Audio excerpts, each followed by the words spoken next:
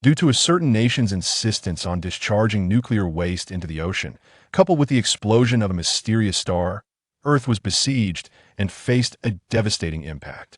Heralding the onset of the apocalypse, Xiao Mingyue possessed a sanctuary beyond the mundane realm, complete with a rural courtyard where she could cultivate crops.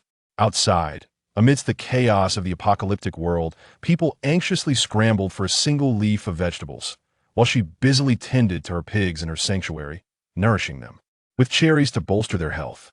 Her adversaries, envious and distraught, pleaded on their knees for her to spare the remnants of her sweet and sour ribs. With a dismissive gesture, she tossed them to the affluent, leaving them to dream of indulging in such delights. Chapter 1. Rebirth. Xiao Mingyue. Today you must donate blood for your cousin.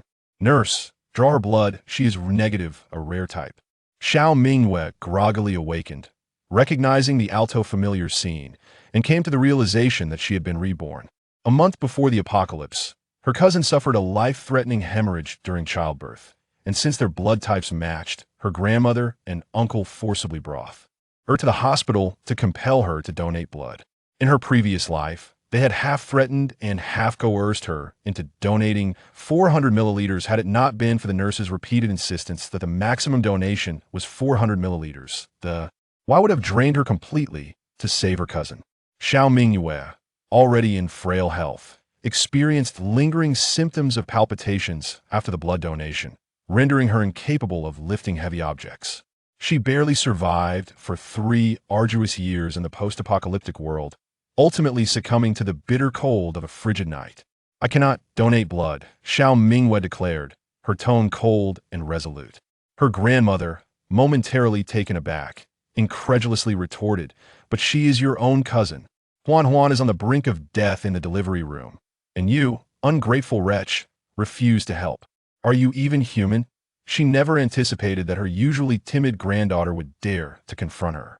Her uncle's face turned a deep shade of anger as he slammed his hand on the table, exclaiming, "My daughter is in dire need of blood. You must donate, or I shall disown you as my NIE." See, Xiao Mingyue's eyes were filled with an icy chill as she stared impassively at her uncle, causing an unsettling feeling to creep into his heart. Their grandmother had always favored her eldest son, showing disdain for the younger one. With her support, the uncle brazenly drained his brother's resources. Xiao Mingyue recalled how her uncle had borrowed their newly purchased home for her cousin's wedding, and then demanded 200,000 when her cousin married. Over the years, her family had been exploited by her uncle's family, and in the aftermath of the apocalypse, they had forcibly taken all her food, leaving Xiao Mingyue to survive on insects and dirty water. Observing the tense expressions on everyone's faces, especially focusing on Xiao Mingyue, her aunt suddenly laughed and attempted to mediate. "Darling, why so fierce? Let's discuss this calmly. Mingyue is timid, don't frighten her." "Now, Mingyue, this is not the time for anger. I implore you, please save your sister. The child she carries is your little nephew. We are family, and if you do not help Huan, I shall be unable to survive." The more her aunt spoke, the more sorrowful she became, covering her face as she wept while glancing at Xiao Mingyue's expression. Xiao Mingyue watched coldly. Her aunt was the most hypocritical and indifferent of them all, even more terrifying than her uncle and grandmother. Xiao Mingyue was quite the recluse, having developed a habit of stockpiling goods. In her previous life, she had instigated her uncle to seize her rations, arguing that as a sickly girl, her days were numbered rather than waste food. It was better to put it to go.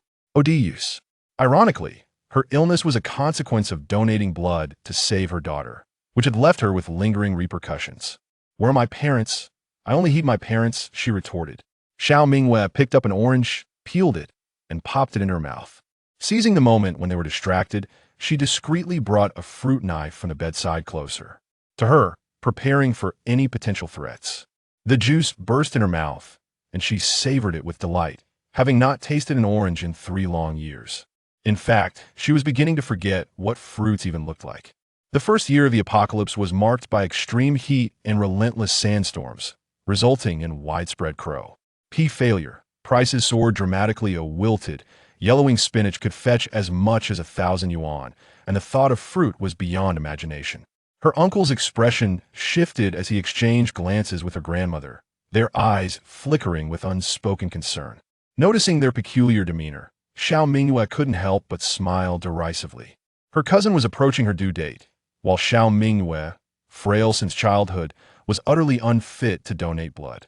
Aware that his brother and sister-in-law would vehemently oppose allowing their daughter to give blood, her uncle had cunningly enrolled them in a month-long tour of Europe. After the onset of the apocalypse, sandstorms swept through Europe, grounding all flights. In her previous life, Xiao Mingyue's parents had gone missing not long after the world fell apart, perishing in a foreign land. These wretches, having indirectly contributed to the demise of her parents, then proceeded to rob her of her sustenance, showing no concern for the survival of a frail girl. Cousin, also of rare blood type, was advised by doctors against having a second child, yet she persisted obstinately. The placenta of the child was positioned too low, posing a significant risk of severe hemorrhage. Thus, the family had already devised a plan to dismiss Xiao's parents, intending to use Xiao Mingyue as a source of vitality. What a nefarious scheme, undoubtedly the clever design of that wicked aunt. Xiao Mingyue gazed at the vile expressions of these individuals and coldly declared, "How splendid! You, malevolent old wretch, are unworthy of being my grandmother." Upon hearing this, the grandmother stood in stunned silence, her eyes wide with shock, momentarily rendered speechless. She could not comprehend how her previously timid and easily intimidated granddaughter had transformed so dramatically in the past. A mere icy glare from her would suffice to instill fear, and Xiao Mingyue would readily acquiesce. Had she been bewitched? Instantly, the uncle's wrath ignited. "Ungrateful wretch, to insult your elders. Today, I shall teach you a lesson on behalf of your father." The aunt hastily recoiled, ceding space to the uncle to strike Xiao Mingyue. With a mocking smile, Xiao Mingyue swiftly raised a pair of medical scissors, aiming them at her uncle's approaching hand just as it swung towards her. Ah! The scissors pierced through the uncle's palm with brutal force. Blood gushed forth uncontrollably, and he writhed in agony, screaming in torment. "Son! Husband!" The grandmother and the aunt rushed to support the uncle, exclaiming, "So much blood! Quickly, summon a doctor." Seizing the opportunity amidst their chaotic commotion, Xiao Mingyue darted towards the doorway of the ward, facilitating her escape. Let those so inclined donate blood today. In its absence, demise is the only recourse. Who compelled her to bear a second child? A double fatality would be most felicitous. I shall certainly pay my respects at her wake. It would be best if that wretched child were never born. He would inherit the selfishness and malice of this family, and his birth would only portend disaster. Despicable wretch! You dare stab your uncle and curse one who wins death? I should have drowned you in the chamber pot long ago. You cursed thing! Go fetch a doctor at once." The grandmother spat venomously. "Go call my father here. You deserve to suffer and die. Dare to strike me, and this is your fate," Xiao Mingyue sneered. The uncle had exerted considerable force, hence the scissors penetrated his palm. Had Xiao Mingyue not retaliated, she would have been unable to withstand the blow. "You wretched girl! If anything happens to Huan today, I shall make you wish you were dead." The hypocritical aunt finally revealed her true colors. Xiao Mingyue raised an eyebrow. "What? You will wish you were dead? I certainly want burned paper money for you." The aunt trembled with rage. Vile thing, the uncle snarled, "They'll kill you." Xiao Mingyue deemed discretion the better part of valor and fled out the door, absconding with the bag of oranges before departing. She ran all the way out of the hospital until she stood panting at the entrance, enveloped in the warm embrace of the sunlight. Xiao Mingyue inhaled deeply. She had truly been reborn. Heaven had answered her prayers. Chapter 2. Jigsaw Puzzle Space, Rustic Farmhouse. On the car ride, to preempt any false accusations from them, Xiao Mingyue placed a call to her father overseas. As soon as the phone was connected, Xiao Mingyue could no longer contain her emotions. She forced herself to regain composure and recounted the events that had just transpired. "What do you mean by bullying? They're seeking my Mingyue's life. Such malice. My Mingyue's health has always been frail. Xiao Qiangsheng, we can no longer endure this." Xiao's mother cried out in fear. Xiao Mingyue felt a warmth in her eyes. The driver glanced at her and consoled, "Dear girl, do not weep. Such relatives are better left behind. If it were me, I would sever ties." Xiao Mingyue ended the call, striving to stabilize her emotions while her mind raced. Indeed, severing ties is imperative. Moreover, they must be made to pay a price. Grandmother had given birth to 5 children, 2 of whom had perished, leaving 3. The eldest uncle, Xiao's father, and the youngest aunt. Whenever grandmother thought of the youngest aunt, she would curse her as a heartless wretch. However, Xiao Mingyue perceived her as a clear-headed and resolute individual. Unlike Xiao's father, who repeatedly softened, allowing grandmother and the eldest uncle's family to exploit him mercilessly. Yet this time, Xiao's father would certainly not allow himself to be treated as a pushover. Grandmother raged into the phone, while the eldest uncle, his hand heavily bandaged, glared with fierce intent. "Mother, you and my elder brother have gone too far. If my brother had not struck Mingyue, how could she have retaliated? You are fully aware of Mingyue's frail health since childhood, yet you force her to donate blood. Do you wish to kill her or drive me to my death?"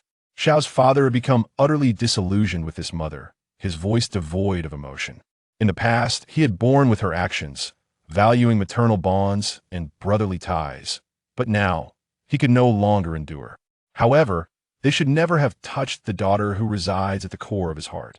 This unfilial child actually dared to hang up on me? The grandmother stared incredulously at her phone. When she attempted to call again, it indicated the number was no longer in service. Xiao's father had blocked her. The grandmother cursed vehemently, referring to him as an ungrateful wretch, completely oblivious to the fact that for many years, it was Xiao's father who had funded her daily expenses. In Huahan community, the quaint villa is nestled in the southern suburbs of the city, boasting a spacious front yard. Previously, Xiao's father had purchased a 3-bedroom apartment in the city outright, registered in the name of Xiao Mingyue. However, upon learning of this, the uncle's family demanded that the apartment be given to their cousin as a wedding residence. The grandmother threw a fit, threatening to resort to drastic measures, and the uncle countered that it would only be a temporary arrangement. Reluctantly, Xiao's father acquiesced.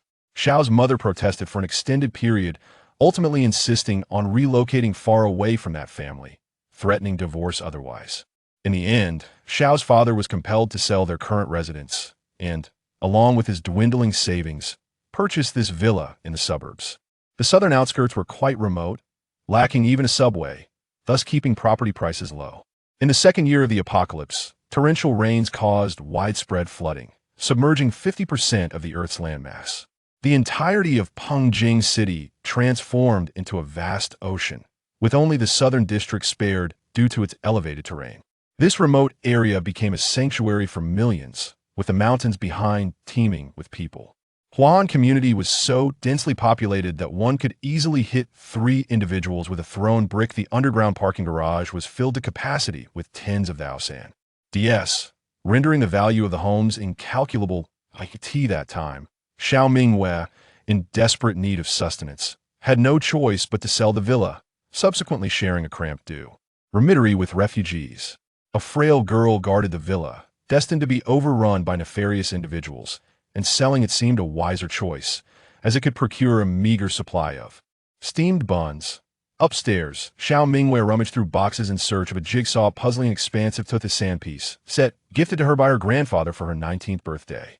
In her past life, when her uncle's family came to seize resources, her cousin had taken the puzzle to entertain her son, only for Xiao Mingyue to later discover that the puzzle so concealed a spatial secret in the aftermath of the apocalypse. While others resorted to consuming rats and foraging for insects to survive, her uncle's family feasted upon fresh vegetables. While others appeared gaunt and lifeless, they remained well-dressed and radiantly healthy. What was even more infuriating was that they had usurped the life that rightfully belonged to Xiao Mingyue, yet they were miserly enough to withhold even a grain of rice from her.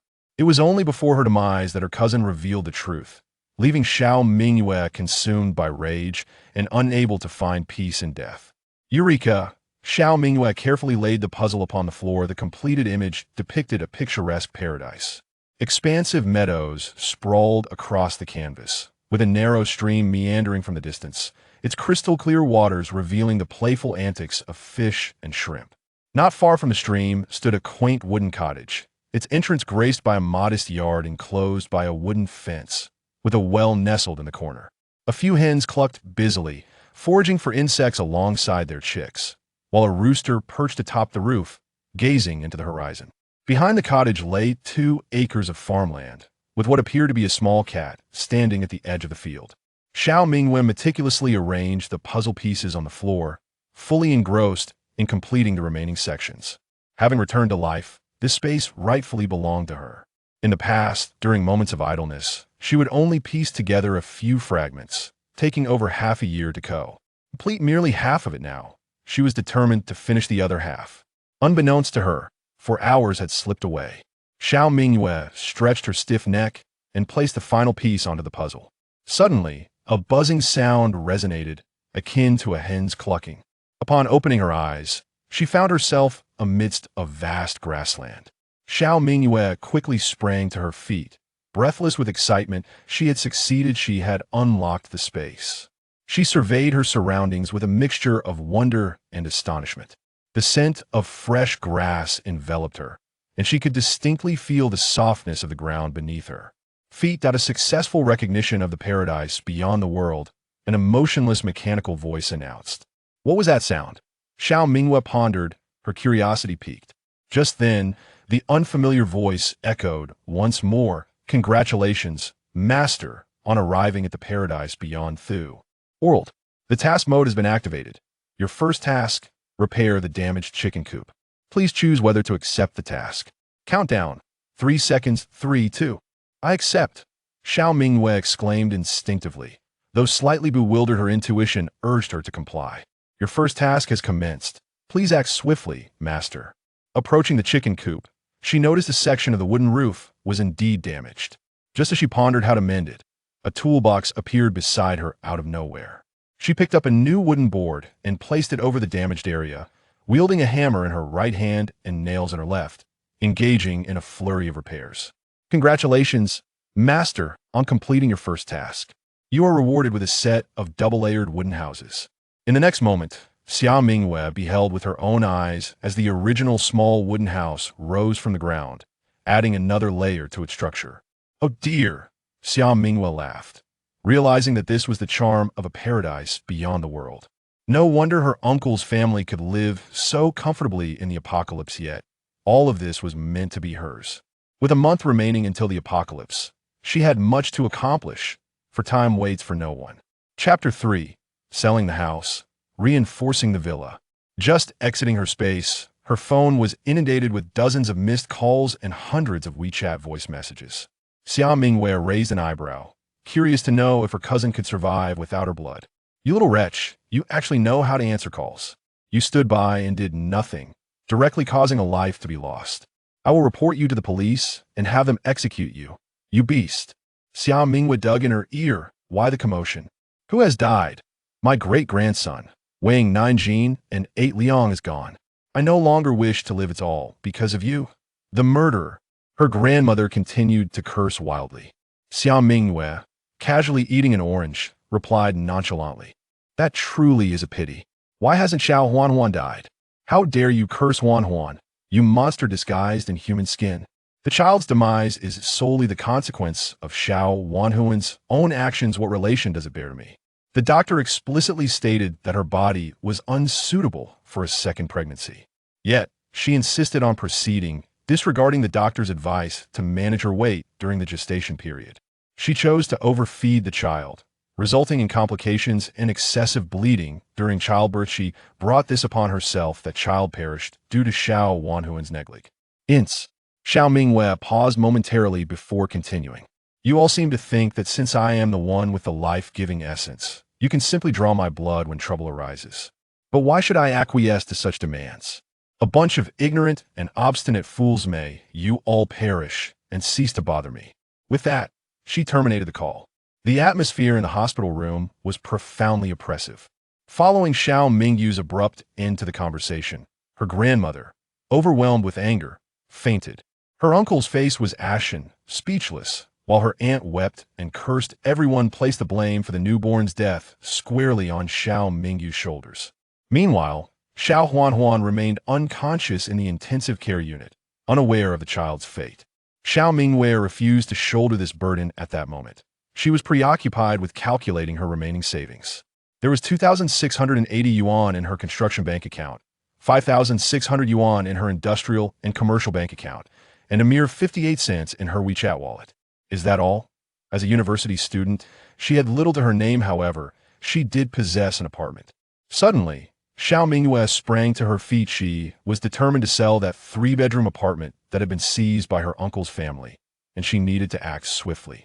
The apartment was situated in the city center, surrounded by comprehensive amenities, including schools, hospitals, and large supermarkets, making it an exceptionally valuable asset.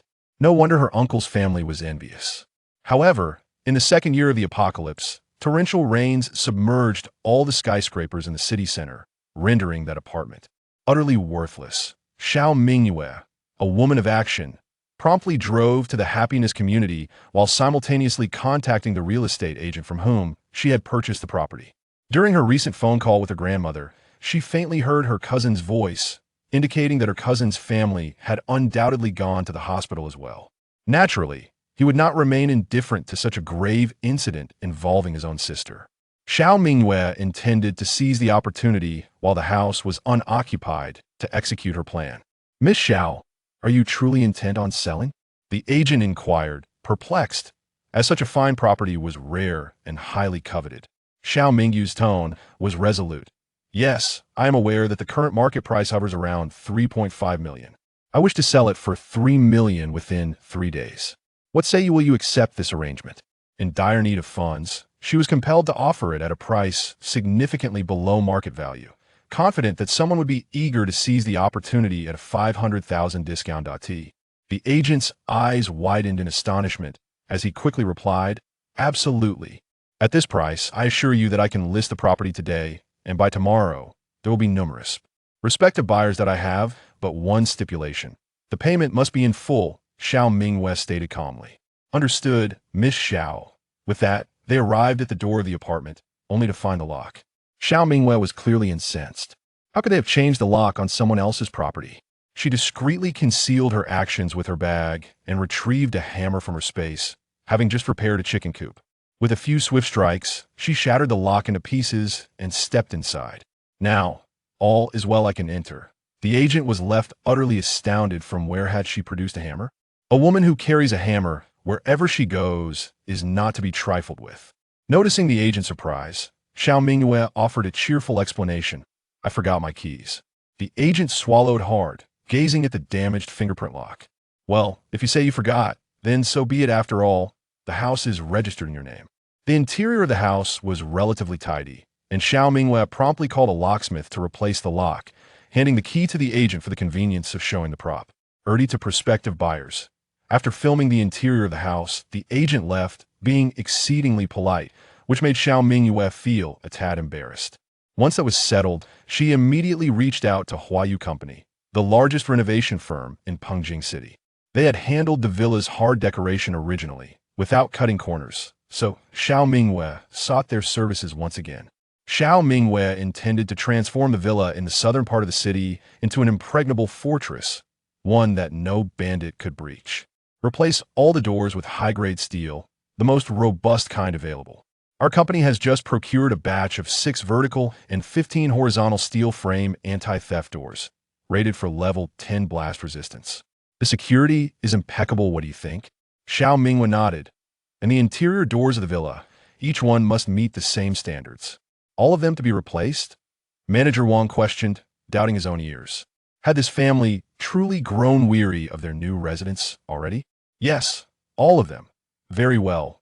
They will all be made of reinforced steel, impervious to violent intrusion, ensuring utmost safety. Many affluent individuals have adopted this option. And as for the windows, let us replace them all with bulletproof glass. Miss Xiao, while bulletproof glass is indeed quite robust, comprising 3 or 4 layers, its application is generally confined to institutions like banks rather than serving as architectural glazing. I would recommend considering specialized tempered glass instead, that I insist on bulletproof glass. Fortify all doors and windows, and install the most impregnable security door available. Cost is no object, Miss Xiao Mingyue asserted with unwavering resolve. In the inaugural year of the apocalypse, the more malevolent aspects of human nature began to surface, with incidents of robbery and vandalism becoming increasingly rampant. The act of committing murder for a mere loaf of bread was hardly an uncommon occurrence. Though somewhat thick, bulletproof glass offers a significantly enhanced level of security, affording Miss Xiao Mingyue a greater sense of safety. She vividly recalled a tragic incident during the second year of the apocalypse, when a family of 3 was brutally murdered in the dead of night during a flood. The matriarch was subjected to unspeakable violation until her death, while the patriarch was forced to witness his wife's torment, ultimately succumbing to 9 stab wounds inflicted during his futile attempts to resist. Even more horrifyingly, their child, not yet 3 years old, was callously thrown from the 15th floor by the marauders, resulting in a gruesome death. What was perhaps most chilling was the indifference of the neighbors, who stood by as mere spectators, offering no assistance whatsoever. Miss Xiao Mingyue's recollection of the event was remarkably clear. The victims were residents of apartment block 13 in the ordinary residential sector, a couple who were both university professors. The Huahan residential complex was divided into a villa district and ordinary high-rise buildings. At that time, Xiao Mingyue had already sold the villa and moved into the underground garage. She heard it from the aunt next door. When societal order breaks down and resources become scarce, the darker aspects of human nature are unleashed. For neither human nature nor the sun can bear too much scrutiny. Miss Xiao Mingyue was determined to prevent such a tragedy from befalling her own household, and thus, she resolved to fortify her defenses to the utmost degree. Chapter 4. Preparing for the apocalypse, I also need to rebuild the walls, raising them by 2 meters and topping them with shards of broken glass, alongside an electrified fence. Xiao Mingyue continued. The original wall was merely ornamental, standing at a mere meter high and constructed of iron railings, incapable of deterring anyone. A person with long legs could easily step over it. Raise it by 2 meters? Manager Wang's voice suddenly ascended in pitch. He gazed incredulously at Xiao Mingyue and jested. Miss Xiao, are you intending to construct a defensive fortress? A 3-meter-high wall, topped with an electric fence and reinforced with bulletproof glass. Xiao Mingyue arched a smile. What, Manager Wang, are you unable to take on this project? If so, I shall seek assistance elsewhere. Manager Wang promptly acquiesced, assuring her, of course we can manage. While the demand for bulletproof glass is not substantial, fortuitously, we have a batch available, originally intended for a bank that unexpectedly canceled their order. I can offer it to you at a 20% discount. As for the walls, as long as the community management permits, we can certainly rebuild them. A 3-meter wall will require reinforcement, but we guarantee it will be constructed robustly, impervious even to cannon fire. That is reassuring, she replied. The community management was relatively lenient, allowing modifications to the walls according to the owner's preferences. Xiao Mingyue had inquired about this after observing a neighboring household's wall renovation. Manager Wang's face brightened with a smile. Miss Xiao, do you have any further requests? Xiao Mingyue chuckled softly. Oh, we are just getting started. There are numerous requests yet to come. I wish to construct a canopy in the yard, entirely enclosing the top while ensuring that sunlight is not obstructed. Manager Wang pondered for a moment. Are you suggesting a sunroom roof? Indeed, a sunroom roof, and I desire it to be the most robust and durable. In recent years, many affluent individuals have opted for sunroom roofs, and our company is capable of delivering such a project. The framework will utilize high-strength aluminum alloy 6063-6, treated with automotive-grade paint through an electrophoretic process. The top will be crafted from the finest polycarbonate panels, transparent like tempered glass, yet considerably lighter and possessing superior impact resistance, as well as UV protection and thermal insulation. During winter, not a single chill will penetrate, maintaining a constant temperature of several degrees within, eliminating the need for heating.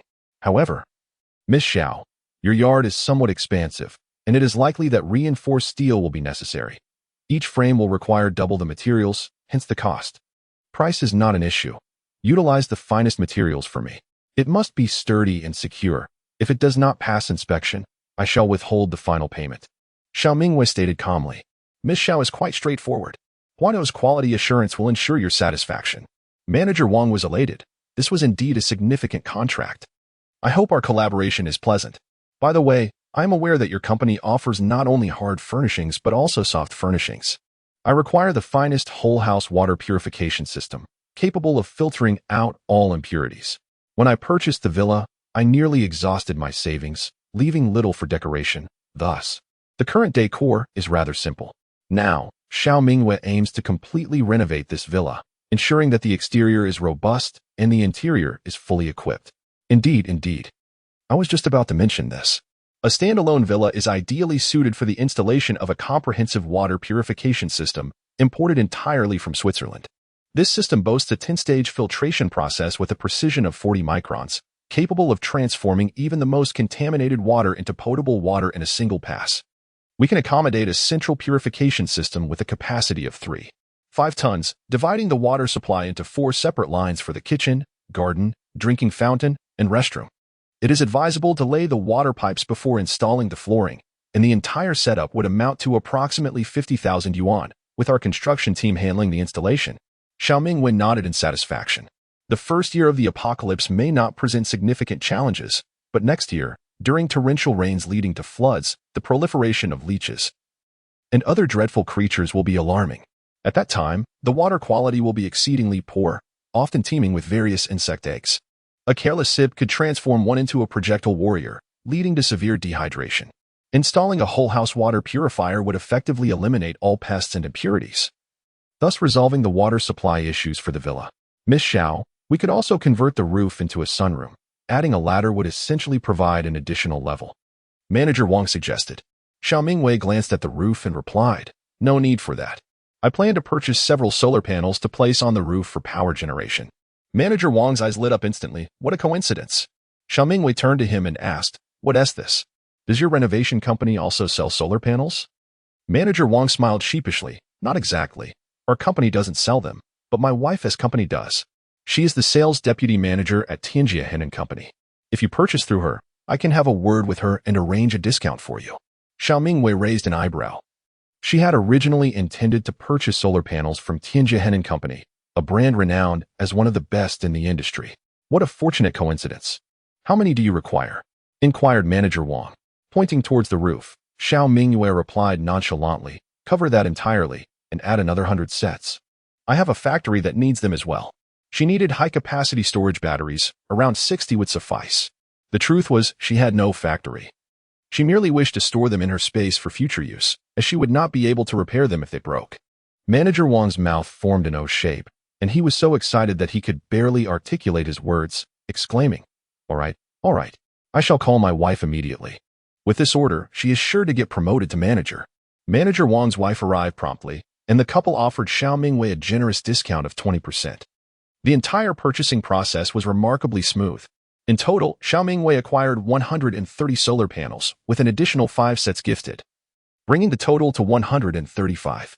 Furthermore, she ordered 60 high-capacity storage batteries, knowing that 5 of these batteries could simultaneously power large appliances in her home. Considering the potential for damage, she decided to procure a few extras. The remaining items were placed in her space, a paradise that too basked in sunlight, as Xiao Mingyue contemplated whether she could channel electricity into it. As for the storage batteries, the capacity from 60 high-power units would be sufficient to sustain her entire villa for over half a year. In addition to the solar panels, she also purchased 4 diesel generators, 5 small wind turbines, and 2 pedal-powered generators. The wind turbine is situated just beyond the confines of the backyard wall, in an area of desolation that goes unnoticed by passers-by. Eventually, connecting it with a single wire will render it utterly perfect. As for the electricity-generating bicycle, it serves the dual purpose of a fitness apparatus and a power generator. During idle moments, one can pedal away, storing energy in the battery for later use. Truly an exquisite solution. In the apocalyptic scenario, electricity is a rare commodity. With the neighborhood receiving barely an hour of power each day, the sweltering heat of the first year claimed many lives, as even a breath could elicit beads of sweat. The entire city felt as if it had been ensconced within an oven. Without air conditioning to alleviate the oppressive heat, each day stretched interminably. When the frigid cold descended, temperatures plummeted to -50 degrees, turning exhalations into frost, and Xiao Mingyue succumbed to that bitter chill. This time, she intends not only to enjoy air conditioning during the sweltering heat, but also to stoke a boiler in the depths of winter, luxuriating in her villa's comfort. Speaking of boilers, she must procure a substantial quantity of coal. Thus, ample electrical reserves are indispensable. This is no matter to be taken lightly. Can it be completed within 20 days? Xiao Mingyue inquired. Manager Wang paused, taken aback. This is indeed an urgent task. 20 days should suffice. It may just take a bit more effort with the wall construction. I will assign additional workers to expedite the process. Installing the solar panels is straightforward. It can be accomplished in a single day, interjected Manager Wang's wife. Xiao Mingyue nodded slightly. Very well. Then, let us collaborate joyfully. You too. After finalizing the plan with the Wang couple, Xiao Mingyue employed her silver tongue, engaging in a protracted negotiation. Every penny is hard-won. Those who fail to haggle are indeed fools. The total cost for the renovation and electrical equipment amounted to 178 million. Xiao Mingyue skillfully negotiated down to 488 million, until the other party refused to concede even a single yuan, pressing against Manager Wang and his wife's price threshold. Xiao Mingyue shamelessly insisted on an additional full-wall stainless steel storage cabinet before finally relenting. She paid a deposit of 200,000, reluctantly swiping her credit card. Fortunate for her high limit, otherwise, she would have been at a loss.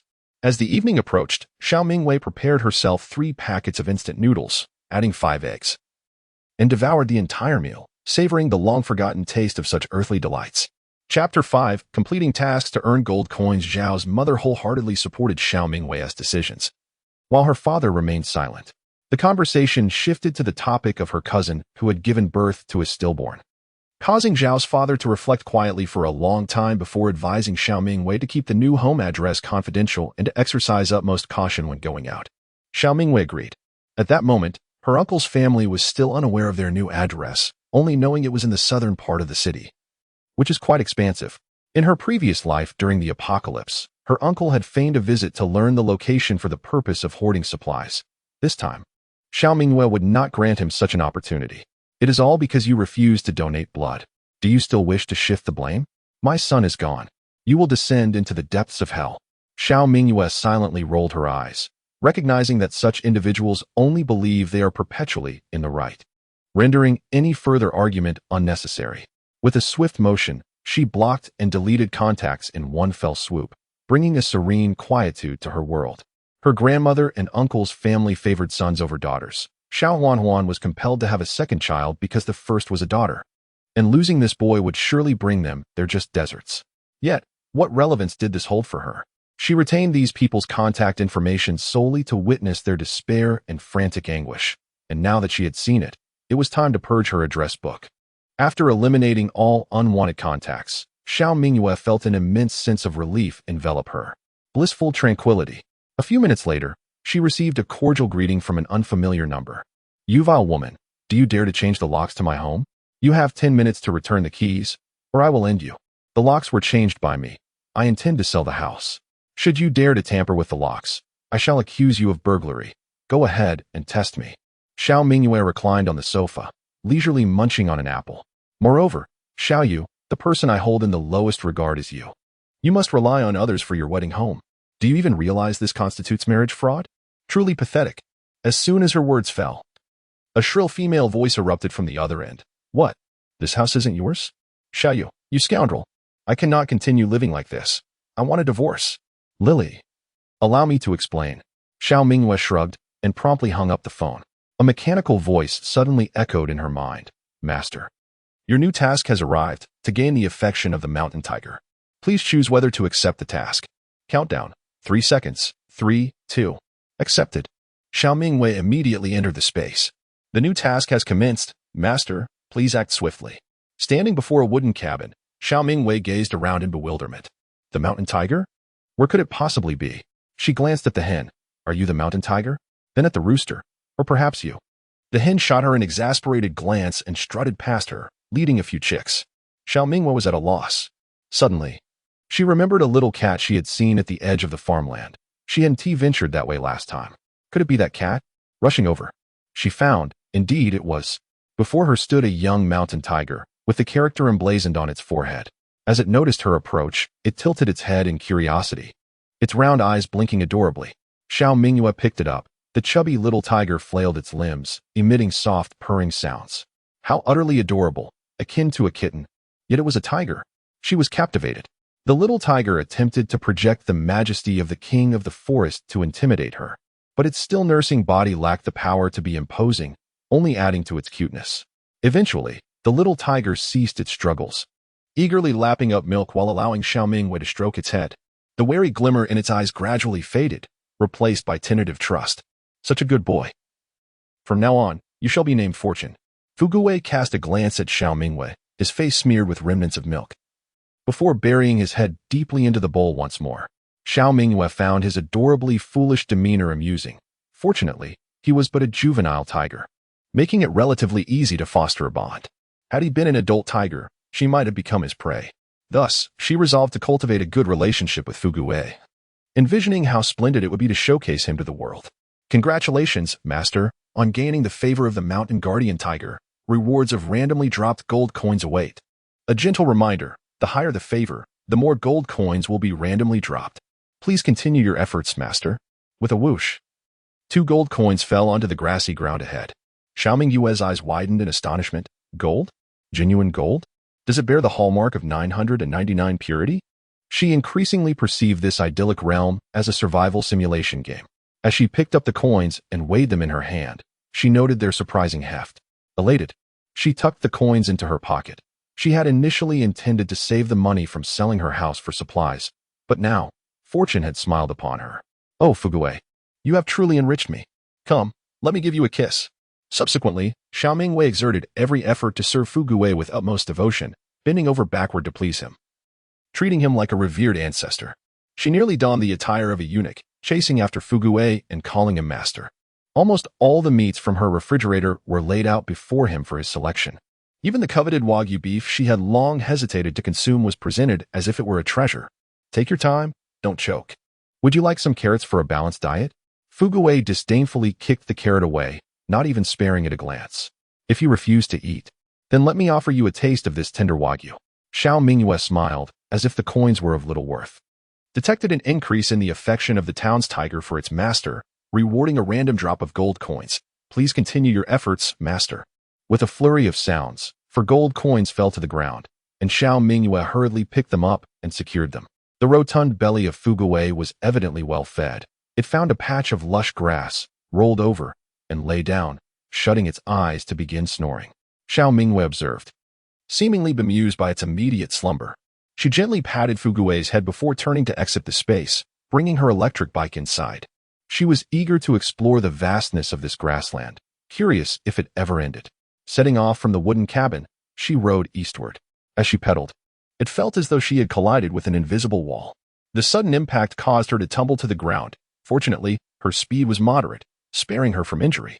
Though the wall was unseen, it was palpable. This must be the boundary of the space, she murmured. Looking around, she noted that it resembled the edge of a jigsaw puzzle, indicating that the space was merely an enlarged version of one. She had anticipated an endless expanse, yet it was still quite substantial, covering at least 200 acres. Upon returning home and tidying up the kitchen, Xiao Mingyue opened Taobao and began a spree of online shopping. Given that Beijing City is located in a subtropical region, the average temperature in winter remains above 0 degrees Celsius. Thus, excessively warm winter clothing is not in demand in the market. Consequently, she had no choice but to purchase extremely cold-resistant down jackets online. Chapter 6. Rewarding the cattle shed and pigsty. Xiao Mingyue sought out several reputable flagship stores, purchasing 10 windproof down jackets rated for -40 degrees, 10 ultra-long winter coats for men, 15 pure wool windproof parkas from Harbin, 20 pairs of thickened down pants suitable for extreme cold, 60 pairs of waterproof snow boots, and 30 pairs of thick cotton shoes from the Northeast. Additionally, she acquired 30 sets of thermal underwear, 20 cashmere sweaters, and 20 winter pajamas, all of the thick variety. Despite their modest price, they proved to be quite warming. She also procured 40 units each of thermal hats, thick gloves, and scarves, while stocking up on cotton socks, amassing a total of 500 pairs. The clothing and footwear were carefully selected to accommodate the sizes of each family member. As the apocalyptic cold descended, with average temperatures plummeting to -50 degrees Celsius, these winter garments would become invaluable. Even though the villa was equipped with heating, venturing outdoors necessitated being fully clad, lest one fall victim to frostbite. It was prudent to have several thick garments on hand as a reserve. The total expenditure on these items exceeded 100,000 yuan, depleting the final limit of her credit card. Once the credit card was maxed out, she turned her attention to Huabei, Jiebei, and Baitiao. In any case, she intended to sell 6 gold coins the following day, which would replenish her finances, allowing her to settle all debts. Despite the impending apocalypse, Xiao Mingyue was cautious about incurring debts with the bank, as the government would later categorize citizens based on their creditworthiness. In this era of big data, any revelation of a criminal record would result not only in the loss of relief provisions but also the forfeiture of property, severing all ties to refugee subsidies. This explains why, amidst the severe riots erupting across various European nations, the nation of Huaxiao managed to maintain a semblance of order during the first year of the apocalypse. After purchasing essential winter supplies, Xiao Mingyue opened a certain wholesale application and procured a vast array of daily necessities: sanitary napkins, tissues, toothpaste, toothbrushes, facial towels, undergarments, shampoo, body wash, conditioner, laundry detergent, and baby cream. The wholesale prices were undeniably appealing. Xiao Mingyue recalled the first year of the apocalypse, marked by severe drought, when even drinking water was scarce, and going months without a bath became commonplace. Her skin had accumulated a thick layer of grime, sticky with sweat and exuding an unbearable odor. Her hair tangled and itchy, each strand a torment. Eventually, unable to endure the relentless itching of her scalp, she made the painful decision to shave her long hair, transforming her youthful beauty into a bald visage. Xiao Mingyue also procured 20 cases of disinfectant, 20 cases of mosquito repellent, 20 cases of alcohol, 20 cases of chlorine disinfectant, 20 cases of insecticide, 20 cases of Dettol laundry disinfectant, and 50 cases of disinfecting wipes, along with 50 cases of portable disinfectant spray. During the plague of insects, her surroundings were inundated with various pests: leeches, bloodsuckers, root-feeding nematodes, and black rot nematodes, all carriers of numerous pathogens that could easily lead to infectious diseases if one was not exceedingly cautious. Whenever she had to venture outside, Xiao Mingyue would wrap herself in 3 layers of plastic, yet she would still find leech larvae wriggling their way into her pant legs. Soon enough, her credit line was utterly depleted. Xiao Mingyue then perused the second-hand market, hoping to find affordable treasures. She observed an individual selling supermarket shelves at a remarkably low price, likely the owner of a nearby supermarket that had gone out of business. After engaging in a conversation with the person and haggling several times, she purchased 21 storage racks, all constructed from high-quality cold-rolled steel, ensuring ample weight-bearing capacity. Among her acquisitions were 9 towering racks, each measuring 2 meters in height and 6 meters in length, along with 11 lower shelves intended for fruits and vegetables. These storage units could be arranged in the vicinity of her wooden cabin, designating a space as a storage room, thereby significantly enhancing her storage capabilities. The seller also mentioned having 2 commercial-grade freezers that he was struggling to sell, which she acquired at an exceedingly low price as well. The total amounted to 16,000 yuan, plus a delivery fee of 200 yuan, with an agreement for delivery at 6:30 the following afternoon. Payment to be made upon arrival. After finalizing the details with the supermarket owner, it was already late at night, and having exhausted her various spending limits, she refrained from online shopping, turned off the lights, and succumbed to slumber. "Master, you have a new task. Draw a bucket of well water. Please choose whether to accept the task. Countdown begins. 3, 2. Acceptance." Early in the morning, she was awakened by the mechanical voice resonating within her space. With drowsy eyes, she entered the realm, regaining her senses. She noted that it was still daytime in this realm, with a pleasant temperature and fresh air, indicating the absence of night. As she contemplated, she approached the well. It was a windlass well, featuring a rotating axle above, enabling her to hoist a bucket of water from the depths. With both hands engaged, she filled the bucket to the brim with well water.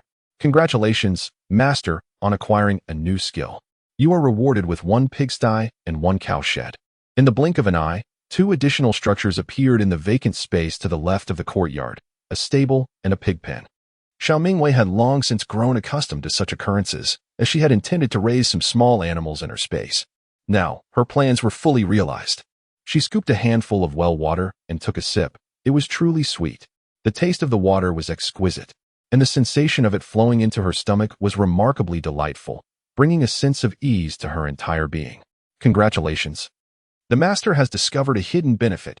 Drinking the clear dew from the well can enhance physical strength." Xiao Mingyue's eyes brightened with excitement as she eagerly anticipated what tasks and hidden rewards lay ahead. Who wouldn't relish the prospect of bolstering their health? She leaned over the bucket, drinking to her heart's content.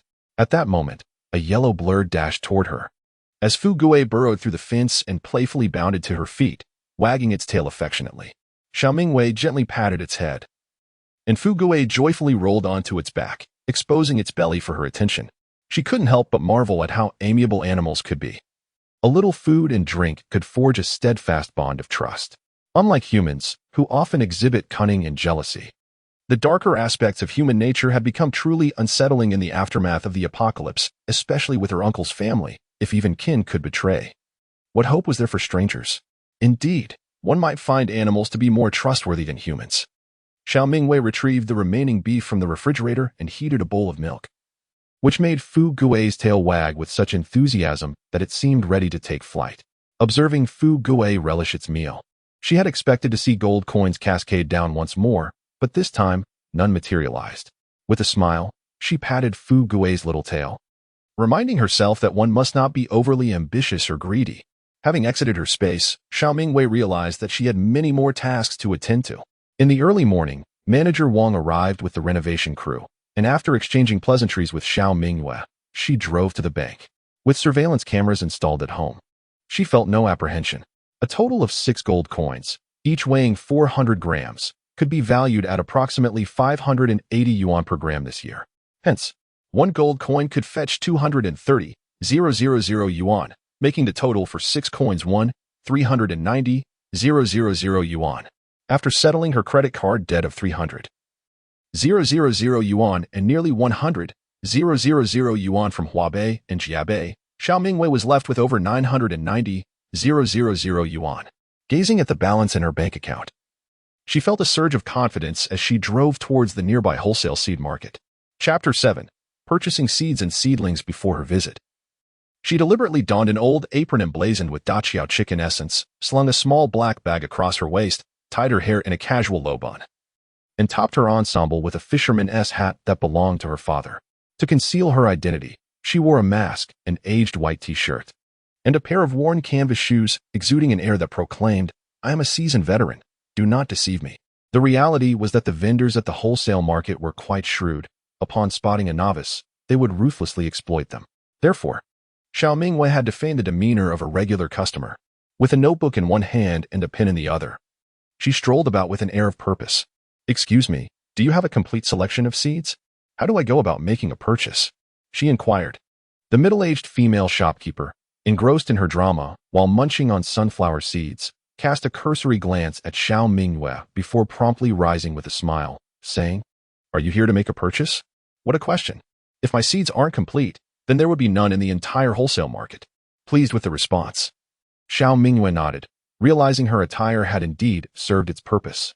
"My family operates a farm, and our requirements are substantial. I only seek high-quality seeds with a high germination rate." Xiao Mingyue picked up a few brown seeds, feigning expertise. The middle-aged shopkeeper's eyes gleamed with shrewdness. "I see you possess discerning taste. Feel free to browse. These seeds are plump and have been meticulously selected.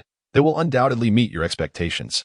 After a brief pause, she continued, "We have common vegetable seeds like Shanghai green, radish, chicken feather vegetable, oil lettuce, spinach, lettuce, eggplant, and so forth. These are our best sellers. Many vegetable growers purchase from me." Xiao Mingyue responded calmly, "That's acceptable. How do you price them here?" "There are both inexpensive and premium options. Shanghai green and similar varieties are priced at 10 yuan per packet, containing approximately 10,000 seeds. Ball lettuce is a bit pricier, around 110 yuan per packet, roughly 10 grams. If you need a large quantity, I can offer you a discount," the middle-aged shopkeeper replied. Xiao Mingyue nodded. "I require various types. Let me start with 30 packets of each to test them. If they are satisfactory, I shall place future orders with you." The shopkeeper's eyes brightened. Her demeanor became even more cordial. "You want each variety? Oh, then I shall give you a 10% discount. You can rest assured about the quality. These are the finest seeds. Look how plump they are. Not a single one is shriveled, ensuring excellent germination rates. 30 packets is no small order, especially since it comprises 30 of each type." The shopkeeper, pleasantly surprised by such a significant order early in the day, couldn't help but reveal her delight. Cucumbers, cilantro, green peppers, purple eggplants, cowpeas, pumpkins, scallions, bitter melons, leeks, celery, white radishes, green radishes, lettuce, Shanghai greens, water spinach, shepherd's purse, amaranth, dandelion greens, and bok choy. The middle-aged shopkeeper, adept and nimble, procured a large plastic bag to fill with these items. Additionally, there were several fruit seeds, including creamy strawberries, cantaloupes, cherry tomatoes, watermelons, and sweet melons.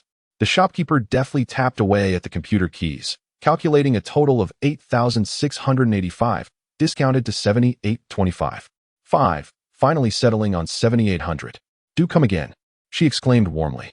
Xiao Mingyue promptly settled the payment, and the generous shopkeeper gifted her 50 lychee seeds and 30 pomegranate seeds, which Xiao Mingyue graciously accepted. She contemplated utilizing the 2 acres of land in her space, which was quite expansive, capable of being divided into 50 equal plots, totaling 100 small rectangles, each designated for sowing vegetable seeds. Should that prove insufficient, she could extend into the adjacent grassy area with minimal effort. However, merely purchasing seeds would not suffice. She also needed to acquire fruit saplings, like those of apple and peach trees, which would be even more advantageous.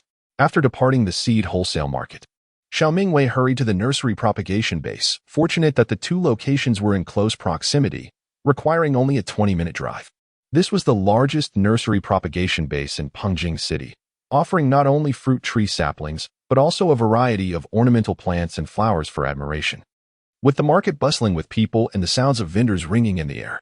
After surveying the area and assessing the situation, Xiao Mingyue procured a substantial number of fruit saplings from various merchants.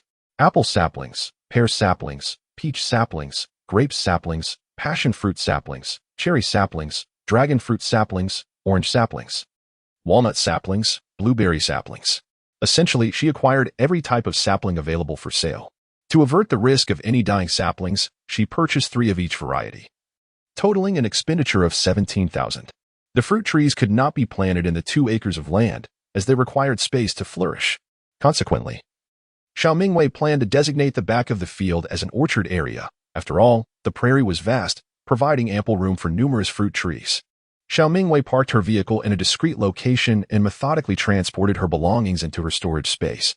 Although she spent the entire morning in a flurry of activity, she felt a growing sense of satisfaction as her supplies increased, bolstering her confidence. Just as she intended to head to the agricultural market, a call from the real estate agent interrupted her thoughts. Miss Xiao, your relatives are blocking the entrance, wielding a knife and threatening those who wish to view the property. They frightened off all potential buyers. The agent lamented, expressing his frustration with such an unreasonable family. I sincerely apologize. Please contact the authorities. There is surveillance at the entrance, and I will cooperate with your investigation. During the previous renovation of the house, her father had installed a security camera. Although the indoor cameras were dismantled by her cousin, the entrance camera remained operational. All right, Miss Xiao, I now understand your reasons for selling the house, the agent replied, his voice filled with resignation.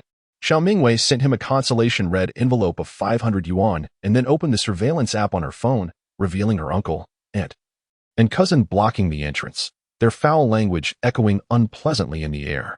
The elder held a knife in his hand, while the real estate agent across from him wore a forced smile, urging him to remain calm. Who dares to enter my home today? I shall fight to the death, he exclaimed. But this is not your home, sir. My client is Miss Xiao Mingyue, and her name is on the property deed. Miss Xiao entrusted me with the sale of this house. I am merely fulfilling my duty. Please, lower the knife, the agent implored. The elder's family, upon hearing the agent's words, erupted with fury. Is Xiao Mingyue intent on destroying our family? Not only did she cause my sister's child to perish, but now Lily is also demanding a divorce. We have lived in this house all along. How can she claim it can be sold at her whim? Shouted the cousin in anger.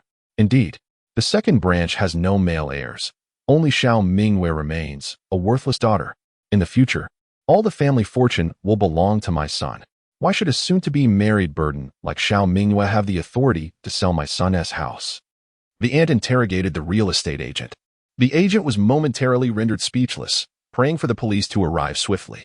The elder's face darkened, a terrifying visage. A string of bad news had nearly driven him to madness. One hand was wrapped in thick bandages, while the other clutched a fruit knife. That wretched Xiao Mingyue has killed my grandson and now seeks to seize my home. I shall see to it that she pays for her sins. I declare today, should you assist that vile creature in selling my house, I shall take you down with her. Dare to test me? He growled through gritted teeth, brandishing the fruit knife. Chapter 8. Police station, please, do not be agitated. I am merely a worker. The real estate agent lamented, his face contorted in distress. This job was truly life-threatening. Fortunately, the police responded swiftly, and the real estate agent accompanied them closely, elucidating the entire sequence of events, particularly emphasizing their threats to inflict harm with a knife and even to commit murder. The officers intended to escort the elderly man and his family to the police station for routine questioning. However, the elderly man glared at the officers with indignation, vehemently accusing them of harboring ill intentions and aiding the wicked. During the scuffle, the knife in the elderly man's hand inadvertently grazed one of the officers' arms, prompting the others to swiftly subdue him and take all three into custody. As they were led away, the elderly woman was too frightened to utter a word, and the cousin, resembling a frightened quail, withdrew into himself, losing all bravado. Assaulting a police officer is a grievous offense, and the elderly man was doomed. Xiao Mingyue put away her phone and drove towards the police station, following the coordinates provided by the real estate agent. Humming a tune along the way, her spirits lifted. Little did she expect that before she could enact her revenge, these individuals had already maneuvered themselves into the clutches of the law. Those who typically reveled in their arrogance were now forced to temper their demeanor in the presence of the police. They had it coming. Upon her arrival at the police station, Xiao Mingyue found only the elderly woman and her cousin, who sat quietly on a bench like frightened chickens. Upon seeing her, the elderly woman glared with palpable resentment, as if wishing to bore a hole through her, while the cousin clenched his teeth in frustration. Yet neither dared to cause a scene in the police station. "Officer, this is the surveillance footage from outside my home. The property is under my name." They initially claimed they were borrowing the place, but subsequently refused to leave, which led to this commotion today. Officer Zhang across the table twitched at the corners of his mouth, muttering "uncle" in disbelief, as he had only recently graduated from the police academy. He rapped the table and stated, "This is their property. What nonsense are you causing?" The elderly woman stood up and asserted, "There are no male heirs in their family. My son will inherit the estate. The house will inevitably belong to him. Otherwise, he will not provide for his uncles and aunts in their old age." Afterward, she pointed an accusatory finger at Xiao Mingyue, yelling, "You wretched creature, how dare you show your face here? Officer, apprehend her. She is responsible for my grandson's demise." "What a heartless wretch!" Officer Zhang interrupted her sternly. "What is going on here? This is a police station, not a marketplace. Speak appropriately." Immediately, the elderly woman fell silent, deterred from further words, yet her gaze remained hostile towards Xiao Mingyue, who feigned ignorance. After all, they wouldn't dare resort to violence in this precinct. Xiao Mingyue composed herself and recounted the events clearly. Upon hearing her account, Officer Zhang rubbed his forehead, stating, "Whether or not someone donates blood is their personal choice. Moreover, dear madam, what era are we in? Who decreed that only males can inherit property?" The elderly woman opened her mouth, at a loss for a rebuttal. After educating her, Officer Zhang turned to the cousin, "And you, being older, should know better. Why are you causing a commotion? What relevance does their property have to you?" The cousin stammered, "That is my future marital home. My wife is threatening to divorce me over this issue." Officer Zhang slammed the table. "That is a house you are borrowing for your marriage. The owner has the right to sell it. You have no authority to obstruct." Xiao Mingyue could not help but applaud, for he spoke the truth. The cousin hesitated. "Then when will my father be released? We still need to visit my wife's family." "Released? Do you know what crime it is to assault a police officer? Violently attacking a police officer who is lawfully executing his duties can result in a sentence ranging from 8 to 10 months for minor offenses. If the attack causes slight injuries, the sentence may extend to approximately 1 year. However, should firearms or controlled knives be involved, posing a serious threat to the officer's safety, the punishment could be between 3 to 7 years. Upon hearing Officer Zhang's words, the elderly woman turned pale and collapsed to the ground, her cousin equally stunned, unable to believe his ears. "Prison? Officer, my husband didn't mean to do it. It was an accident. How could he possibly go to jail?" The elderly woman wept, tears streaming down her face. Officer Zhang, maintaining a stern expression, remarked, "Crying here is futile. We are now awaiting Officer Ouyang's injury report." Xiao Mingyue could hardly suppress a smirk, nearly allowing her schadenfreude to be written on her face. Clearing her throat, she noticed Officer Zhang's gaze upon her and quickly composed herself. "You cannot leave. This is all your fault." Her cousin, with red-rimmed eyes, charged at Xiao Mingyue. Swiftly, she evaded him and took refuge behind Officer Zhang. In a swift motion, Officer Zhang restrained her cousin, pinning him to the table. "What are you doing? Do you also wish to assault a police officer?" Breathing heavily, her cousin roared, "You cannot sell the house. If my wife truly divorces me, Xiao Mingyue, I will take you down with me." Xiao Mingyue, arms crossed before her, retorted, Your uncle is facing imprisonment, and you still think of your wife? How heartless you are! How can the Xiao family harbor such an ingrate? Her cousin was left speechless, while the elderly woman wept uncontrollably, lamenting that she could no longer bear the burden. Xiao Mingyue murmured softly, "If life is unbearable, one might as well perish." Officer Zheng cast a warning glance in her direction, prompting Xiao Mingyue to bite her lip and feign nonchalance. With handcuffs, Officer Zheng secured her cousin to the bench, and he immediately adopted a more subdued demeanor. "You were quite adept at evasion just moments ago," Officer Zheng remarked with a knowing tone. Xiao Mingyue offered an embarrassed smile, thinking how formidable the officer was. Xiao Mingyue turned her gaze toward her cousin. "I am in urgent need of funds and will inevitably have to sell the house. If Annie and you truly have an attachment to this property, why not purchase it yourselves? This house is situated in a reputable school district in a prime location, valued at 3.5 million. As a gesture of familial ties, I am willing to sell it to you for 3.2 million, but I will only accept full payment." She initially intended to sell to affluent buyers, reasoning that they would not mind the price, but her cousin's antics were counterproductive, scaring off potential buyers, rather than deceive strangers. She preferred to take advantage of her own family, as she felt no guilt in doing so. Auntie, incredulous, exclaimed, 3.2 million? You are asking for an exorbitant sum. Where would we find that kind of money? You know very well whether it is worth 3.2 million or not. Otherwise, why would your wife be so insistent on this property? Owning a house in the city center certainly carries weight when discussing with friends. Please consider swiftly. If a higher offer comes in, I shall not wait for you." With that, Xiao Mingyue picked up her bag, preparing to leave. Her cousin fell into silence, recalling Lily's words from the previous day. Gritting his teeth, he declared, "Fine, I will buy it." A property valued at 3.5 million yuan is nearly impossible to acquire. Yet purchasing it for 3.2 million seems advantageous. "Son, that's 3.2 million. How can we possibly gather such a sum?" The elderly woman found herself in a quandary. Her cousin, growing impatient, remarked, "Mother, Lily has just discovered she is pregnant. Do you wish to witness the dissolution of our marriage? Let us liquidate your savings and sell the old house. Surely that will suffice." "Lily is pregnant? I'm about to become a grandmother?" The elderly woman was overwhelmed with joy, momentarily forgetting the impending incarceration of her husband. The prospect of a grandchild took precedence. Such selfishness and coldness within the family. What would the uncle think upon learning this? 3.2 million is indeed exorbitant, given our familial ties. Let us settle on 1 million. We will proceed with the purchase at that price. What need does a mere girl have for such a large sum of money? Hearing such shameless remarks, Xiao Mingyue rolled her eyes and, clutching her bag, strode towards the exit. Not a single cent less than 3.2 million. You have 1 day to deliberate. After that, the opportunity will vanish. The elderly woman's expression darkened, and she cursed, "That wretched child. All she sees is money." Chapter 9. Purchasing grain and condiments, Xiao Mingyue located a nearby restaurant and contemplated what additional items she needed during her meal. In the afternoon, she visited the largest agricultural wholesale market in the southern part of the city, where a plethora of goods was available: grains, oils, dried goods, fruits, vegetables, frozen meats, seafood, and more. Dressed similarly and employing the same persuasive tactics, Xiao Mingyue acquired 5 sets of agricultural tools, including hoes and shovels, essential for farming. The total expenditure amounted to 2,000 yuan. Subsequently, she proceeded to the condiment store, where she procured 20 boxes of soybean oil, 10 boxes of salt, 10 boxes of soy sauce, 10 boxes of vinegar, 2 boxes of Sichuan pepper, 2 boxes of star anise, 1 box of ground pepper, and 60 boxes of white sugar.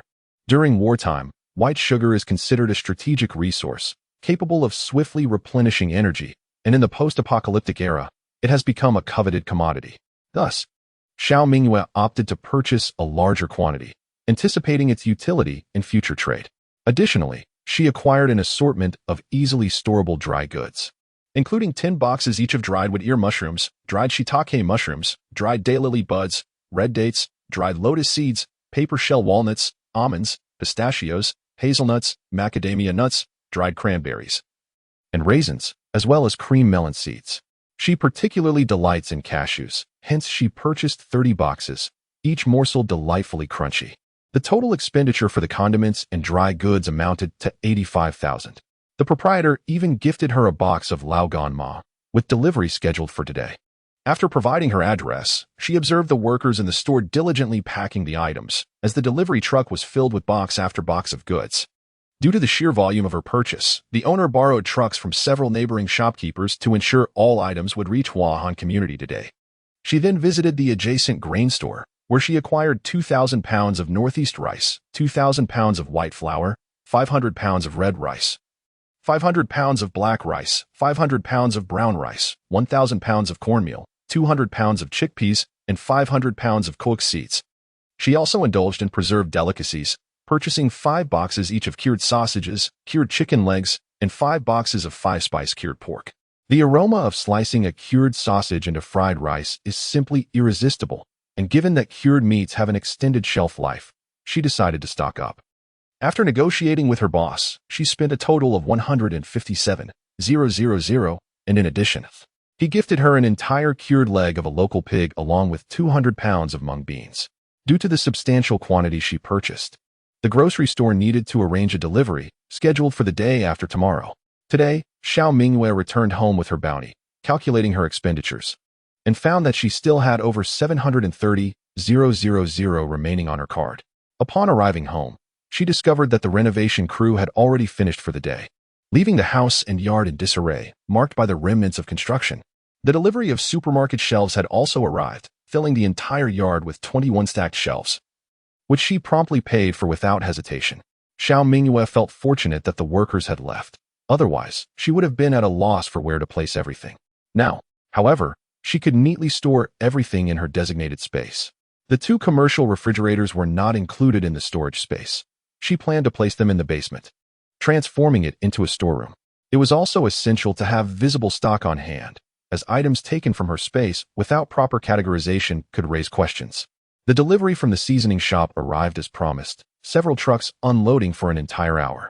Once the drivers departed, Xiao Mingyue swiftly moved hundreds of boxes into her space and followed suit. Rolling up her sleeves, she set to work, positioning the shelves in an optimal layout before considering how to arrange the supplies. With 2 shelves per row and a total of 11 rows, the last row contained only a single shelf. She meticulously categorized and organized the seasonings and dry goods, placing a selection on the shelves for easy access. The remaining hundreds of boxes were stacked neatly beside the shelves on the grass, creating a rather impressive sight. Having completed her tasks, Xiao Mingyue found herself drenched in sweat. Strangely, she felt no fatigue, unlike before, when climbing 3 flights of stairs would leave her breathless. Upon reflection, perhaps it was the refreshing spring water's effect. Exhausted, she filled a 1-liter cup to the brim and drank half in one go, instantly rejuvenating her strength. At that moment, Xiao Mingyue resolved to exclusively drink this spring water henceforth, aiming for a liter a day, believing it would ensure her longevity and enable her to carry rice up 20 flights without breaking a sweat. She dragged a large plastic bag filled with seeds towards the farmland. After calculating the approximate area needed for each vegetable plot, she plunged her shovel into the earth to mark the positions. Just then, a mechanical voice sounded, "Master, your new task has arrived. Till the idle farmland. Please choose whether to accept the task. Countdown begins. 3, 2, accept," she declared. Xiao Mingyue gazed across the expanse of land before her. The 2 acres were substantial, and she wondered how long it would take to till it all. Yet, for the promise of a better life in the post-apocalyptic world, she rolled up her sleeves and got to work. With a thud, a 9-tined rake fell into her hands, crafted from sturdy steel, promising to be quite effective, while the wooden handle offered a lighter alternative to iron. Casting aside her shovel, she grasped the rake and plunged into the field. The tools provided by the space were undeniably superior. Inspired by her efforts, her loyal companion, Fugui, mimicked her actions, using his front paws to help till the soil. For hours passed, and Xiao Mingyue collapsed onto the grass, having tilled the soil of the 2 acres, her hands now adorned with 2 sizable blisters. Xiao Mingyue paid no heed to the blisters on her hands. After enduring immense suffering in the post-apocalyptic world, such trivial discomforts were insignificant to her. Once, in a desperate struggle for food, she fought a man over a half-eaten expired sausage, resulting in a broken arm. Lacking funds for medical treatment, she endured the pain, ultimately sustaining a disability. Thus, these 2 blisters were hardly worth her concern. Countless nights, she huddled in a corner, weeping, questioning why her parents had chosen to travel abroad. leaving her alone to face the cruelty of others. Fortunately, they had boarded their flight and would return home by tomorrow, liberating her from the torment of being an orphan. Xiao Mingyue steadied herself, exhaling slowly to calm her tumultuous emotions. Congratulations, Master, on completing the task. You have been rewarded with a large warehouse. In the blink of an eye, a warehouse materialized for storing supplies. She hurried over to inspect it, estimating its size to be over 1,000 square meters, approximately 50 meters in length and 20 meters in width. The floor was constructed of thick wooden planks to prevent moisture, with windows every 3 meters to allow natural light to filter in.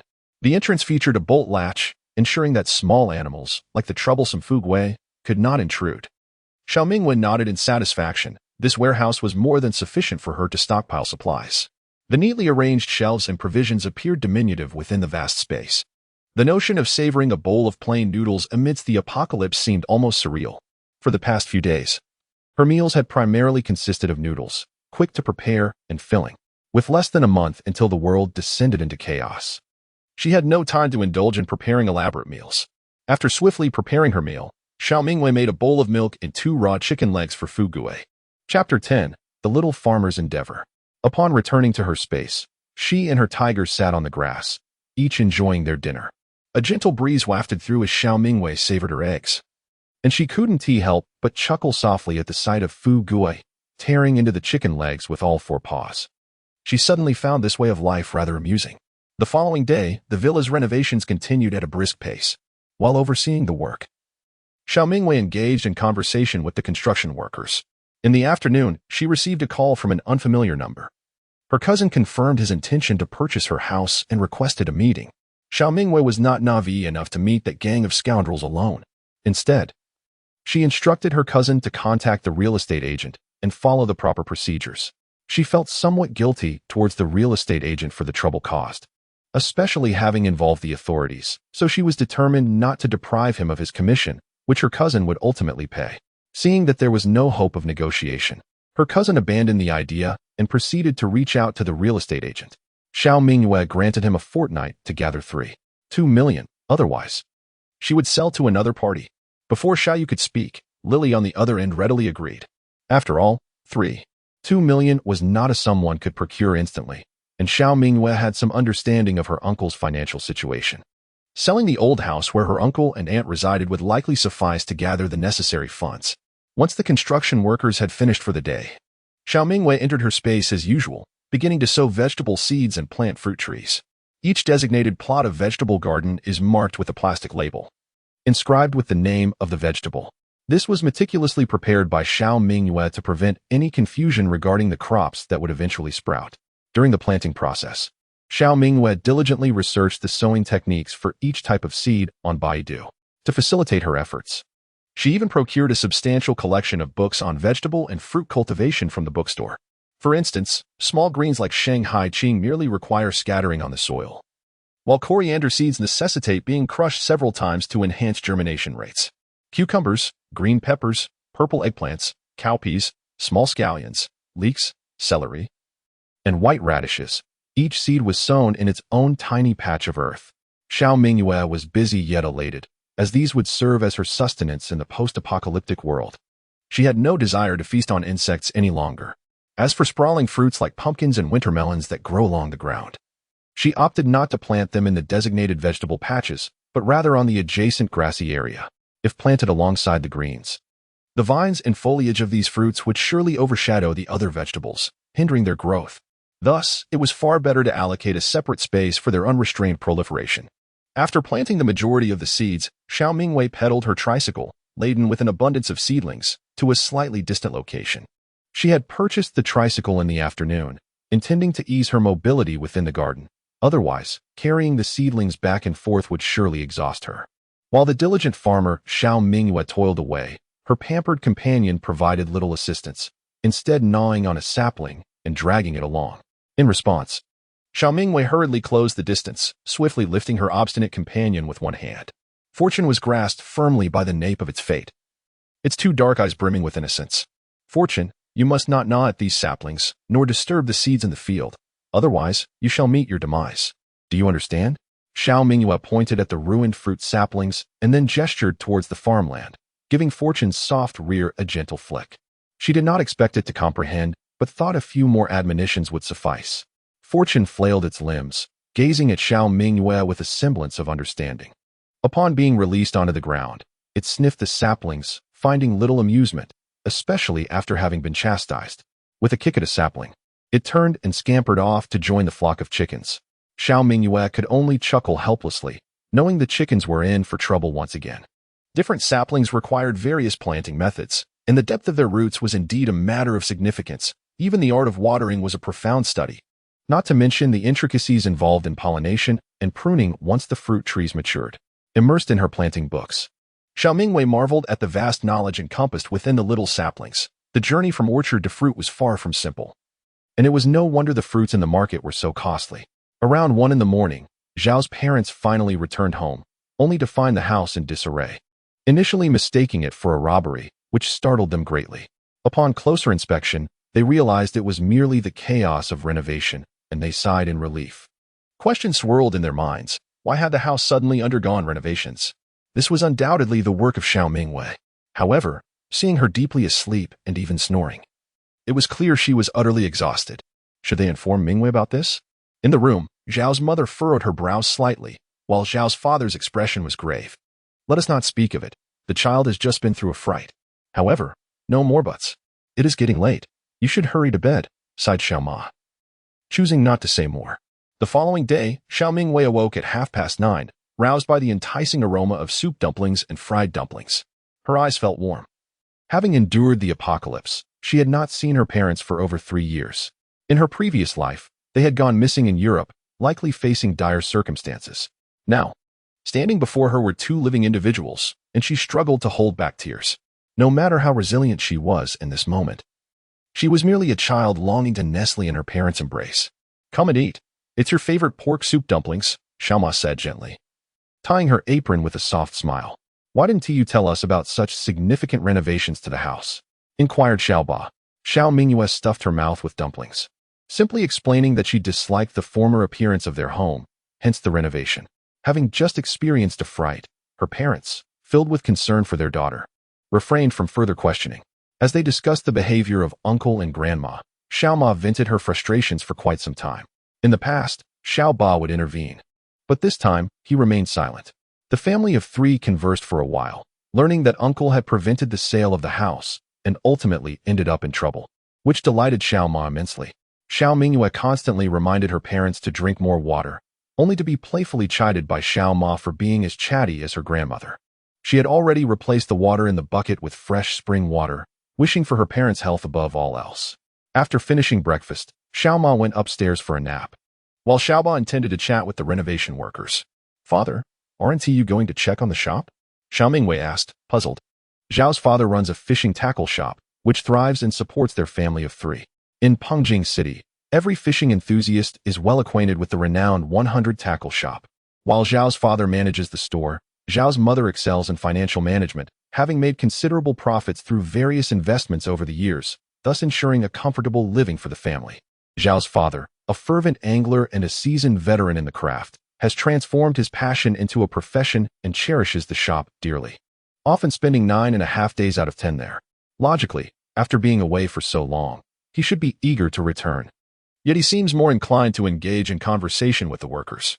His demeanor appears somewhat evasive, particularly with Xiaoli around. The house renovations necessitate someone else's presence, and I could assist in some capacity at home. Oh, Xiao Mingyue did not think much of it. Today, she intended to purchase piglets and calves. Chapter 11. Purchasing piglets and calves. Upon arriving at the pig farming facility, Xiao Mingyue observed many individuals selecting piglets.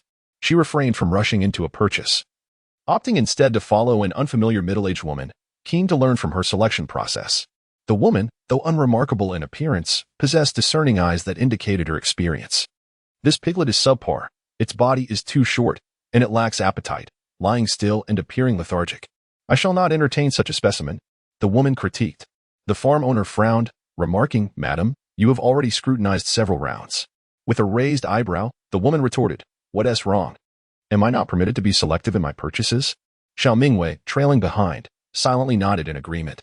No, please continue your selection, the farm owner replied, exasperated.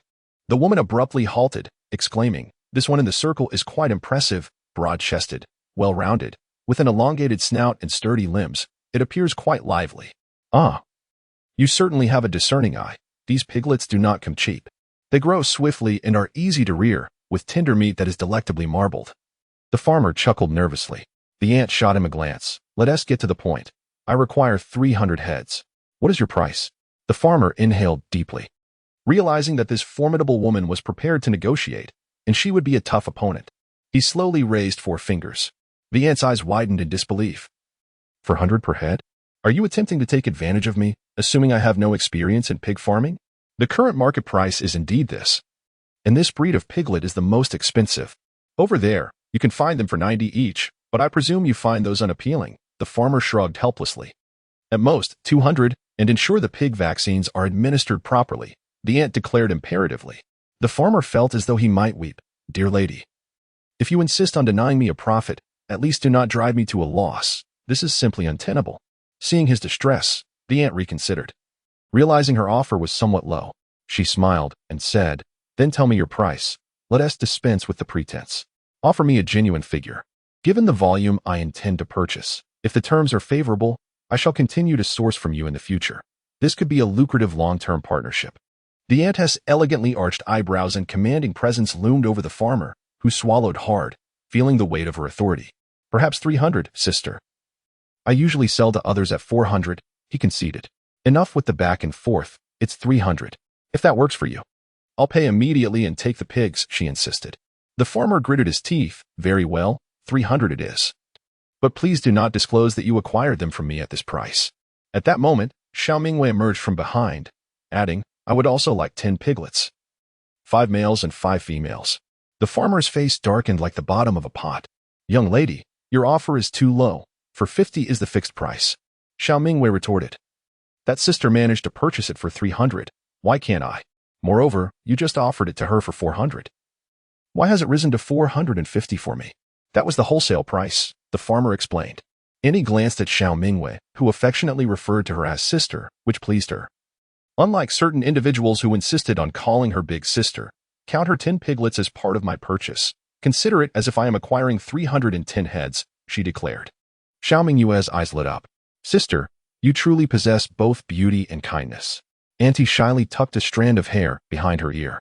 As the saying goes, one cannot be impoverished by eating or drinking. However, one must be shrewd to avoid poverty. The price difference of 150 per piglet amounts to 1,500 for 10. And just imagine how much that could procure in supplies. Saving wherever possible is wise. Moreover, these piglets are of the finest quality. Following Auntie's lead is undoubtedly a sound choice. "This is unacceptable. I would incur a massive loss," the farmer frowned. Auntie chuckled. "We are all pig farmers here. We know the market price as well. She is merely a young girl. There is no need to take advantage of her naivety. The price of pork fluctuates daily. Today's piglets at 300 may not even sell for 200 tomorrow. Wouldn't you agree?" The farmer awkwardly rubbed his nose. All right. Xiao Mingyue exchanged a knowing glance with Auntie, their smiles radiant. To facilitate the transportation of the piglets, Xiao Mingyue had borrowed a truck from the renovation crew. Laying a layer of cardboard boxes in the truck bed and surrounding it with more boxes to prevent any mess. The renovation worker continued to question her ability to operate a truck until Xiao Mingyue presented her B2 driver's license. Previously, her father had encouraged her to upgrade from a C license, indicating that in the future, whenever there was a need to transport goods for the shop, he would rely on his daughter. Xiao Mingyue readily agreed, finding the idea of driving a truck rather appealing. While her mother thought the two were merely indulging in fanciful talk. Reflecting on it now, she was grateful for having upgraded to a B2 license, for otherwise, she would not have been able to transport piglets and calves. All she needed to do was drive to a secluded area and store the piglets in her space, ensuring they would not spend too long in the vehicle and thus avoid any unpleasant odors. After purchasing the piglets, she proceeded to a cattle farm where she acquired 6 calves, 3 male and 3 female. She had initially intended to buy a dairy cow, but was informed that they were not for sale, forcing her to abandon that plan. On her way back, she passed by a market where an elderly man was attempting to sell a goat but had been unsuccessful for quite some time. As meat vendors were not interested in female goats, these 2 small creatures had been with him for nearly 3 years, yet had not produced a single offspring. And now he could not even sell them. Frustrated, The old man kicked the female goat. With tears in its eyes, the goat cried out in distress, while laughter erupted from the bystanders. I'll take these 2 goats, Xiao Mingyue decided, purchasing them at a low price. Since she had a small pasture, how could she not have goats? She planned to fatten them up and later, in the event of an apocalypse, slaughter them for meat. While everyone seemed to prefer the taste of male goats and looked down upon the females for their strong odor, Xiao Mingyue could not discern any significant difference. After all, they were all goat meat. In total, she spent 25,000, leaving her with a balance of 710,000. Upon entering her space, she placed the 10 lively piglets into the pen and the 6 calves into the barn. Both the pen and barn were quite spacious, allowing for ample movement even as the animals grew to adulthood. The farmer delivered an abundance of feed, sufficient to sustain the pigs and cattle for several days. As for the 2 female goats, Xiao Mingyue secured a stake in the vacant grassy area beside the courtyard, tethering them with a 5-meter rope, allowing them ample space for movement while grazing on the grass below.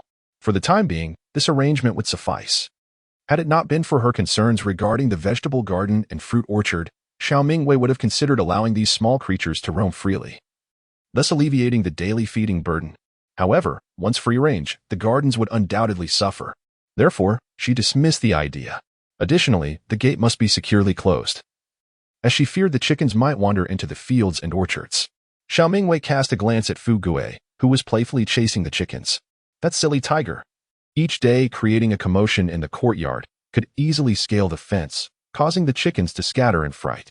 Yet, Fugui posed no threat to them. He merely played. Strangely enough, it seemed that Fugui had grown larger since she first encountered him.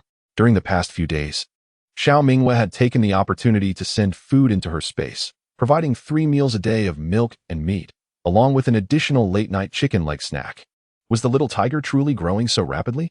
Fugui, Xiao Mingyue called out, and he scampered over eagerly, his eyes filled with anticipation. She produced a packet of beef jerky, a treat she had set aside for herself. Fugui had always consumed raw meat. She wondered if he would accept cooked. He sniffed cautiously, then licked the morsel, his round tiger eyes gleaming with delight. With a resounding awoo, he devoured it ravenously. Even before finishing his own portion, he nudged Xiao Mingyue's pant leg, snatching away the remaining beef jerky. All the beef jerky belonged to it, and the noble and joyful creature rolled about in delight. At times, it would beg for a head pat beside Xiao Mingyue, and at other moments, it would happily gnaw on the jerky. This foolish tiger. Why was it even more content than when consuming raw meat? Xiao Mingyue pondered. Could it be that the noble beast preferred beef jerky? Detected an increase in the mountain tiger's affection for its master, randomly rewarded with fallen gold coins. With a flurry of sounds, 20 gold coins cascaded down. Xiao Mingyue's eyes widened in astonishment. Her trembling hands quivered with excitement as she began to collect the coins. 1, 2, 3, 4, 20. They felt so heavy, almost unmanageable, yet she had to gather them. Oh, noble Fugui, you are like a second parent to me.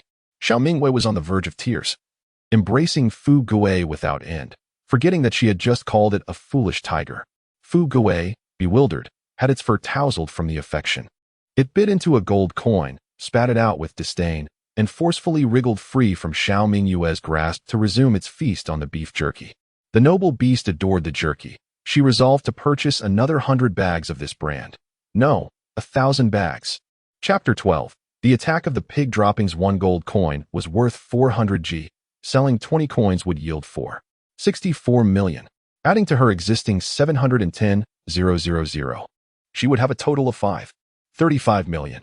Xiao Mingyue planned to exhaust this fortune before the apocalypse struck, for currency would depreciate in the aftermath, and properties would become virtually worthless. Many would sell their homes just to afford food, as grain would become the true currency. All this chaos stemmed from natural disasters. Before the arrival of the end times, she needed to swiftly convert her funds into tangible resources. If Zhao's parents were to discover that their daughter had become a wealthy woman with 5 million, they would surely be taken aback. However, Xiao Mingyue has no intention of revealing this information to them. A commoner is innocent, but possessing treasure can lead to misfortune, should her parents inadvertently disclose this to others. The Xiao family could face catastrophic consequences. On her way to the supermarket, Xiao Mingyue realized that only this particular store stocked the beef jerky she desired. She cleared the entire inventory, purchasing 3 large boxes of the delicacy.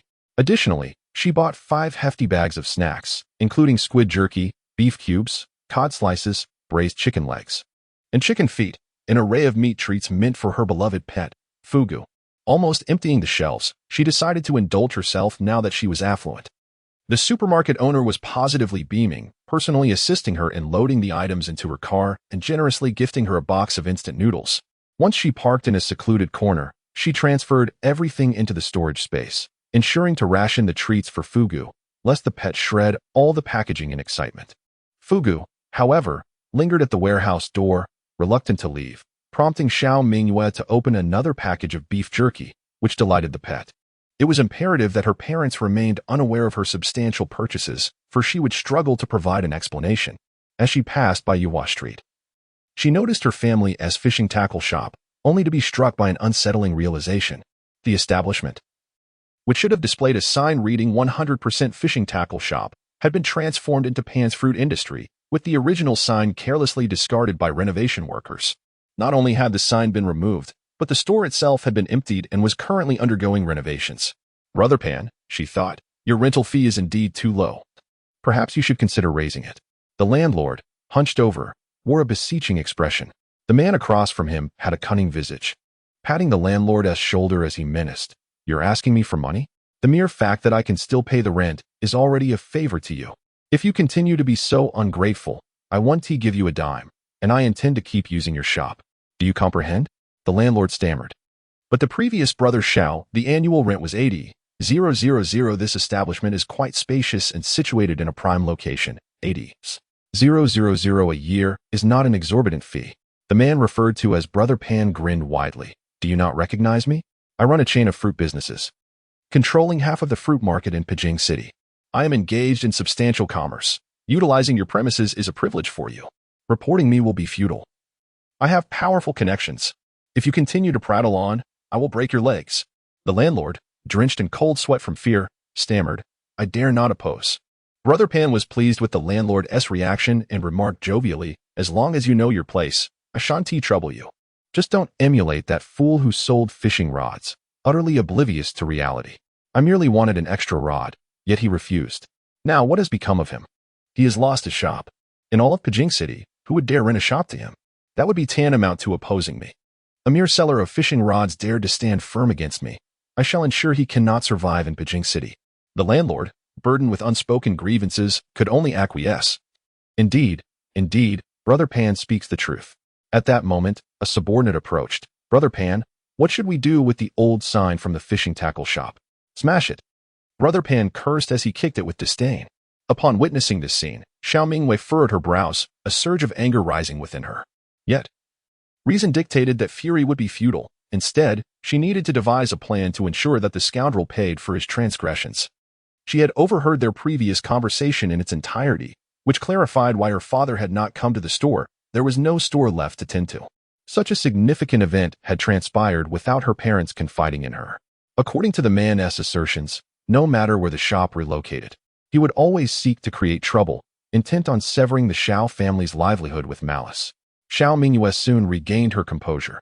After all, with the impending apocalypse, perhaps not operating a store would prove beneficial, as remaining at home might offer greater safety.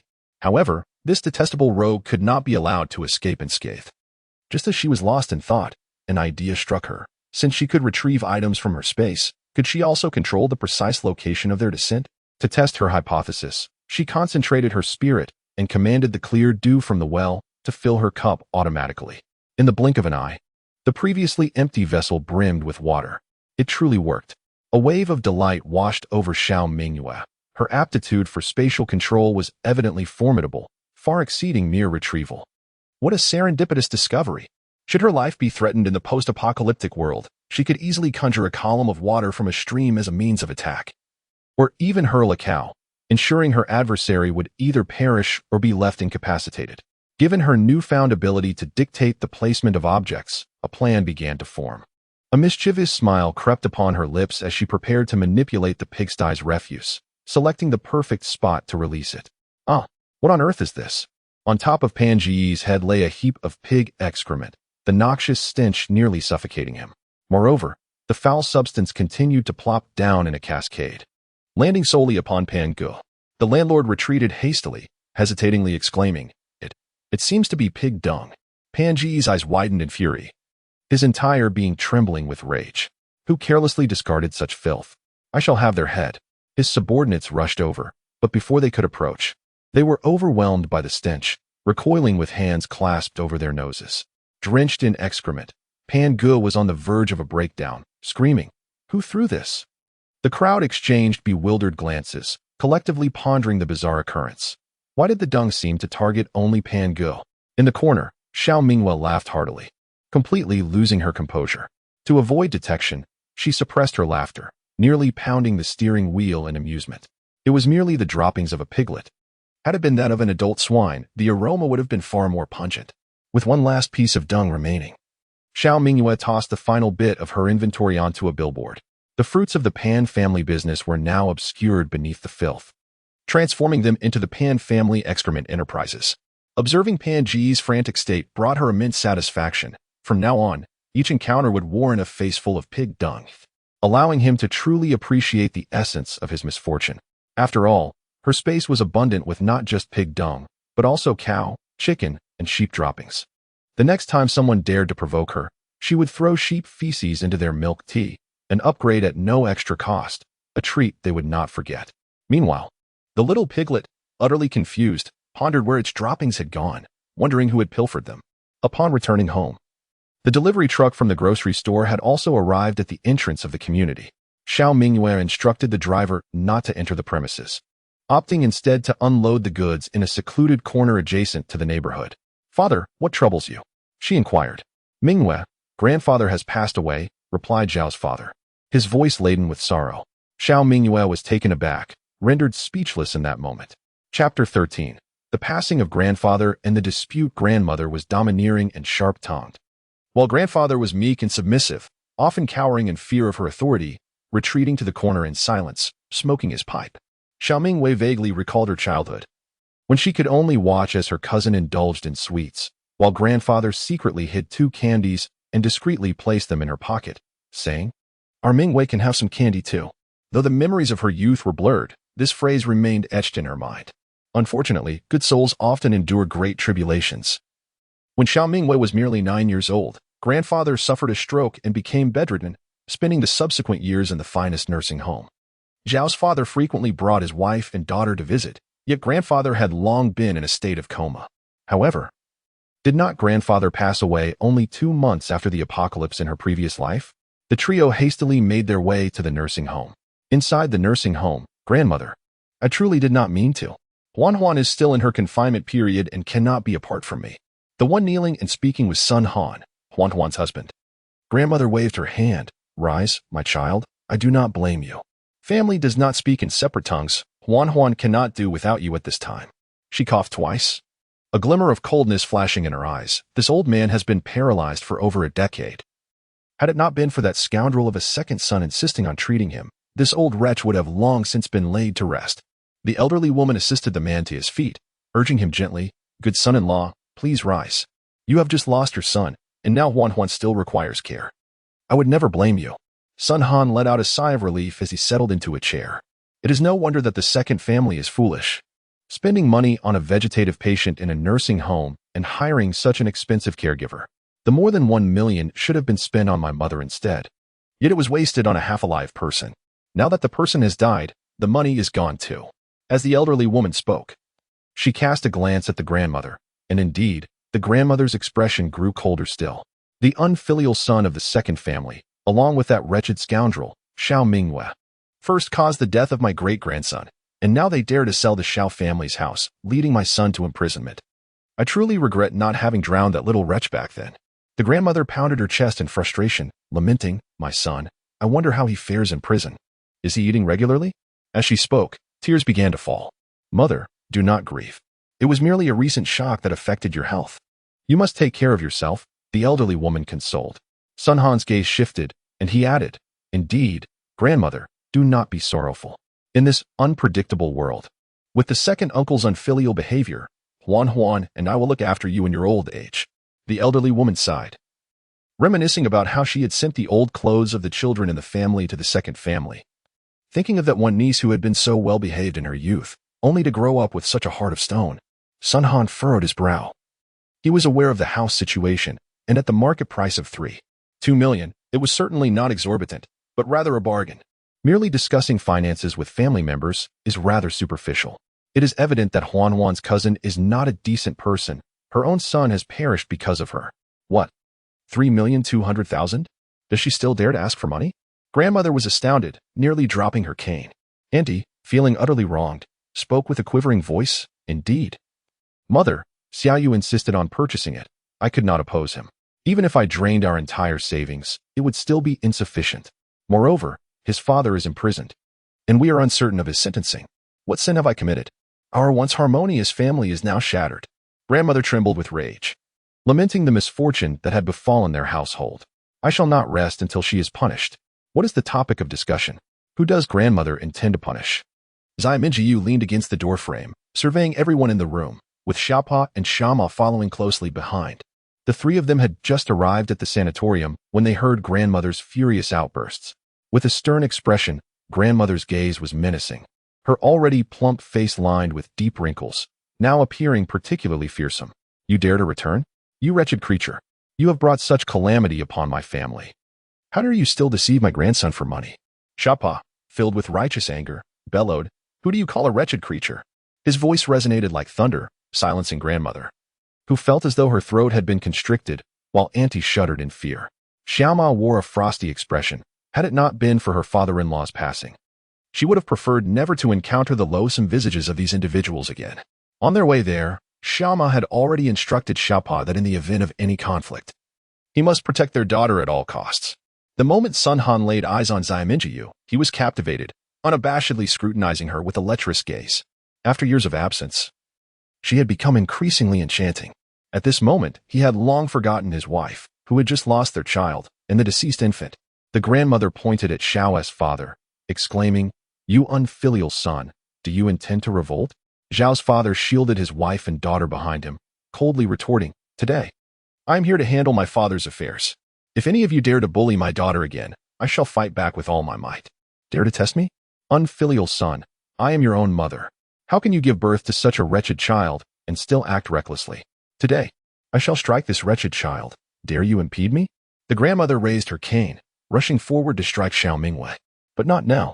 Xiao's father seized the cane, bending it in half with his leg, splitting it into 2 pieces, and then he hurled the remnants onto the ground, generating a resounding crash.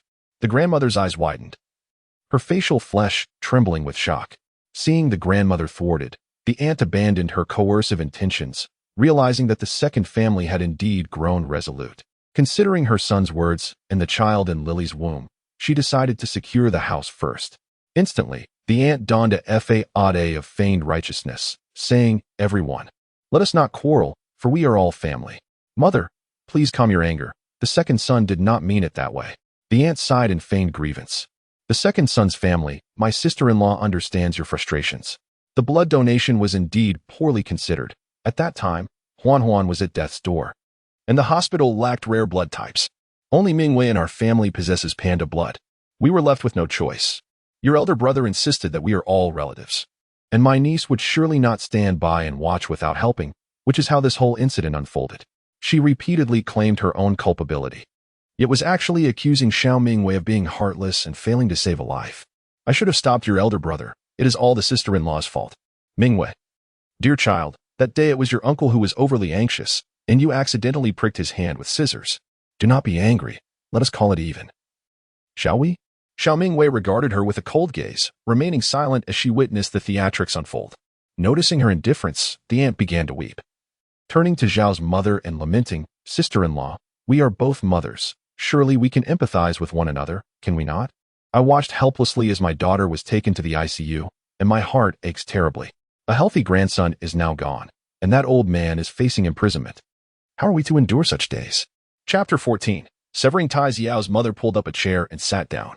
Sister-in-law, are you blaming Mingyue for being cold-hearted and willfully allowing death to occur? Everyone knows that Mingyue has been frail since childhood, often falling ill. Where was your concern for your sister when she was unwell? You are fully aware that Mingyue's health is unsuitable for blood donation. Yet you employed familial ties to coerce her compliance. Is this the demeanor one expects from an elder? Sister-in-law, if anything were to happen to my daughter, what would you offer in recompense? You profess to be one family, yet your actions betray humanity, and you speak of fairness? Your elder brother laid hands on a child. Regardless of his shame, Mingyue acted in self-defense. And you expect me to understand your position? You have driven my daughter to this extent. How can I possibly comprehend your motives? Having voiced her grievances in one breath, the pent-up frustration within Xiao's mother dissipated significantly.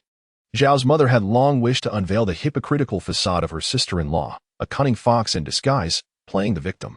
The elder's complexion was a mix of pale and green, her voice trembling as she spoke. Sister-in-law, your words are exceptionally harsh. When did you become so spiteful? You may scold me as you wish, but you must not speak to mother in such a manner. Her advanced age cannot withstand such indignities. After saying this, she turned to grandmother, weeping softly. Grandmother, with a composed countenance, remarked, Look, this is a dutiful and filial daughter-in-law, unlike some who sow discord and create trouble. A true disruptor of the family. Xiao's mother stared incredulously at grandmother, then at the weeping elder, and a smile of disbelief spread across her face. Very well. Since mother believes we are unfilial, let us discuss this matter today. Over the years, has not the daily expenditure and hospital bills of mother been borne by us as a couple? Mother's monthly living expenses amount to 1,500, and 2 years ago, the surgery cost 100,000. We devotedly cared for her in the hospital, tending to her every need, while your family never once visited. Yet you dare to accuse us of ingratitude? For all the minor ailments, did we not generously provide thousands each time? Sister-in-law, have you ever taken mother to see a doctor? Now you cast blame upon us. Do you not feel a twinge of shame? I suspect a significant portion of mother's monthly allowance finds its way into your household, does it not? The elder, embarrassed, averted her gaze, but before she could respond, grandmother interjected. Oh, what is wrong with me spending money? Are you unwilling? What do you mean by your money? That is my son's earnings. Yes, my husband is your son, and he ought to provide for you, but you have more than one son. Why then should all the financial burdens fall solely on our family? Why must we expend both money and effort, only to have you criticize us? Is there no sense of reason? Xiaoma spoke coldly. Grandma glared. Are the two brothers comparable? The second earns more, so he should contribute more. The eldest struggles in life, earning less. What is wrong with you supporting him a little more? You complain about spending a bit of your money, you ungrateful wretches. I shall scold you for your ingratitude. Xiaoma could hardly believe her ears. Is it really so difficult? Indeed, how could the idol ever earn much? Even the son's marital home must be taken from others. Hearing such unreasonable and absurd words, Xiaoma was infuriated. Xiaoba took a deep breath, utterly disillusioned with his mother, lacking even the strength to argue. Enough, stop talking. I have come for 2 matters today. First, to settle my father's affairs. Second, to inform you that if we wish to sell our house, we will. And if you want it, come with the money. If you have no money, spare us the chatter. Also, mother, since you believe my elder brother is flawless while I am utterly lacking, I shall cease providing you with living expenses. Seek care from him for your health. I have fulfilled my filial duties for many years and have nothing to feel guilty about. It is time for my brother to take on his responsibilities. Grandma trembled with rage. You beast in human guise, ungrateful wretch. I would be better off raising a dog than you. Are you trying to let me starve by withholding your money? The aunt, who had been watching silently, finally stepped forward. What do you mean, second son? Your elder brother is currently incapacitated, and we cannot even care for ourselves. Do you wish for mother to suffer? Once her own interests were at stake, she immediately distanced herself from the family, unwilling to spend a single penny. Xiao Mingyue let out a derisive laugh, not intending to let her grandmother suffer. Aunt, why not simply offer your share to grandmother? It is only natural for a daughter-in-law to honor her mother-in-law. What, are you unwilling? A fleeting glint of resentment flashed in the aunt's eyes, quickly replaced by a look of difficulty. Grandmother comforted her, saying, I understand your struggles. It is merely selfishness that exists. You are right, grandmother, Xiao Mingyue replied with a sardonic smile. We are indeed selfish. From now on, you should focus on living well with the aunt and never seek us out again. The grandmother retorted dismissively, if you choose not to seek me, then so be it. I do not lament your absence. The second son, in a moment of cold detachment, declared, if you are so heartless, I shall sever our mother-son relationship. From this point forward, I shall consider you non-existent. Upon hearing this, the aunt was instantly alarmed. If the second son was disregarded, then this old woman would fall under her jurisdiction, wouldn't she? Mother, please do not say such things. How can one sever ties with their son? It is a son's duty to care for his elderly mother. The second son would never abandon you. Please, do not speak in anger. the aunt hastily implored. Xiao's father, his complexion ashen, remained silent for a long while before finally speaking slowly. It appears that mother has never truly cared for me. If she wishes to sever our ties, so be it. The grandmother let out a cold laugh, asserting, without you, I still have the eldest. He is 100 times better than you. Do you dare threaten me with money? I have no need for your wealth. The eldest is the most dutiful and obedient child, far superior to you, the ungrateful. Fine, fine. Zhao's father's eyes were devoid of life, utterly heartbroken. Xiao Mingyue smirked, saying, Grandmother, you have said this. Do not later entangle yourself in regret and denial. Words are but air. Let us formalize this with a written agreement. What a joke. What does it mean for a family to talk about severing ties? The aunt hurriedly intervened. Write it down. Who is this little beast attempting to threaten? Among my 3 children, you are the most bothersome, the second one. Don't even compare yourself to the eldest. You are not even worthy of the married daughter who has turned her back on us. The grandmother scolded fiercely. Upon hearing these words, Xiao Dad nearly lost his footing. For years, he had toiled for this family. While the eldest brother was lazy and the youngest sister had long since cut ties and married far away, he believed he had contributed, if not with merit, then with hardship. Now he realized he was deemed inferior to all. The aunt, seeing that she could not restrain the situation, shot a glare at the grandmother. Has this old woman lost her mind? How could she sever ties with the one who provides? That's 1,500 a month. Without it, there would be no money for groceries. Sun Han had remained silent throughout, feeling that this matter did not concern him. He was even too indifferent to utter a word in defense of his mother-in-law. However, Xiao Mingyue did not miss the insidious glint in his eyes. She furrowed her brows, feeling quite uncomfortable about it. Your shoe is damaged, she suddenly remarked, having noticed the particularly grimy heel of Sun Han's shoe, which had a chunk missing, frayed, as if it had been subjected to intense friction, leaving its mark. Sun Han's expression shifted awkwardly, defensively stating, I accidentally bumped into something. Xiao Mingyue scrutinized him with curiosity, sensing something was amiss, though she could not quite pinpoint what. After signing the severance agreement, the grandmother and aunt departed, abandoning the grandfather's funeral and leaving while still hurling insults. Xiao Mingyue's primary motivation for facilitating the signing of the severance agreement was to ensure that her father, Xiao Ba, could fully recognize the true nature of those around him. Only through profound heartache could he embrace a new beginning, thus preventing any future softness in the face of adversity. Xiao Ba wept bitterly, mourning not only the passing of his father but also the callousness of his mother, and lamenting his own foolishness in selflessly dedicating himself to a family that ultimately regarded him as worthless. In her heart, Xiao Mingyue silently consoled her father, assuring him that retribution would eventually befall those who had wronged them. Chapter 15. A bountiful harvest of vegetables and fruits. It had been 10 days since their last visit to the nursing home, during which time Xiao Ba and Xiao Ma had been preoccupied with the funeral arrangements for their grandfather. The late patriarch left behind few possessions, merely a handful of tattered garments. From the minutiae of organizing the funeral to the burial itself, Grandma had not made a single appearance. The most detestable aspect of her life was marrying a lackluster elementary school teacher, and she refused to attend the funeral altogether. Uncle was imprisoned and unable to attend, while Aunt fabricated an excuse to care for her daughter, and cousin's absence was even more pronounced. The attendees of the funeral consisted mainly of distant relatives, along with a few neighbors and friends. The ceremony for grandfather was notably simple. Xiao Ba wept inconsolably, losing 10 pounds in just a few days, and fell gravely ill once the funeral concluded. Aside from assisting her parents with the arrangements, Xiao Mingyue busied herself with home renovations and the acquisition of various supplies. The interior renovations had been completed, with all doors and windows replaced by bulletproof ones. A comprehensive water purification system had also been installed, which Xiao Mingyue tested to her satisfaction. The surrounding wall had been constructed, requiring a few days to dry thoroughly before it could be painted, after which a sunroom roof and solar panels could be installed. In recent days, the packages she ordered online have been arriving one after another. Fortunately, her parents are preoccupied with matters concerning her grandfather and are not at home. She has been receiving the deliveries, storing the majority in her designated space, while a few are placed in the storage room on the negative first floor, which is visibly organized.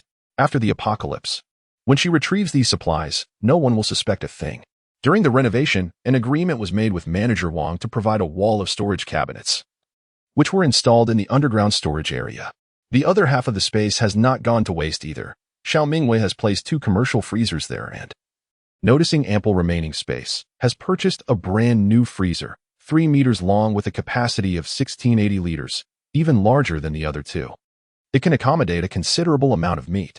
Xiao Mingyue visited the wholesale market to procure a variety of frozen meats, including pork, lamb, beef, and chicken, along with an assortment of seafood and dumplings.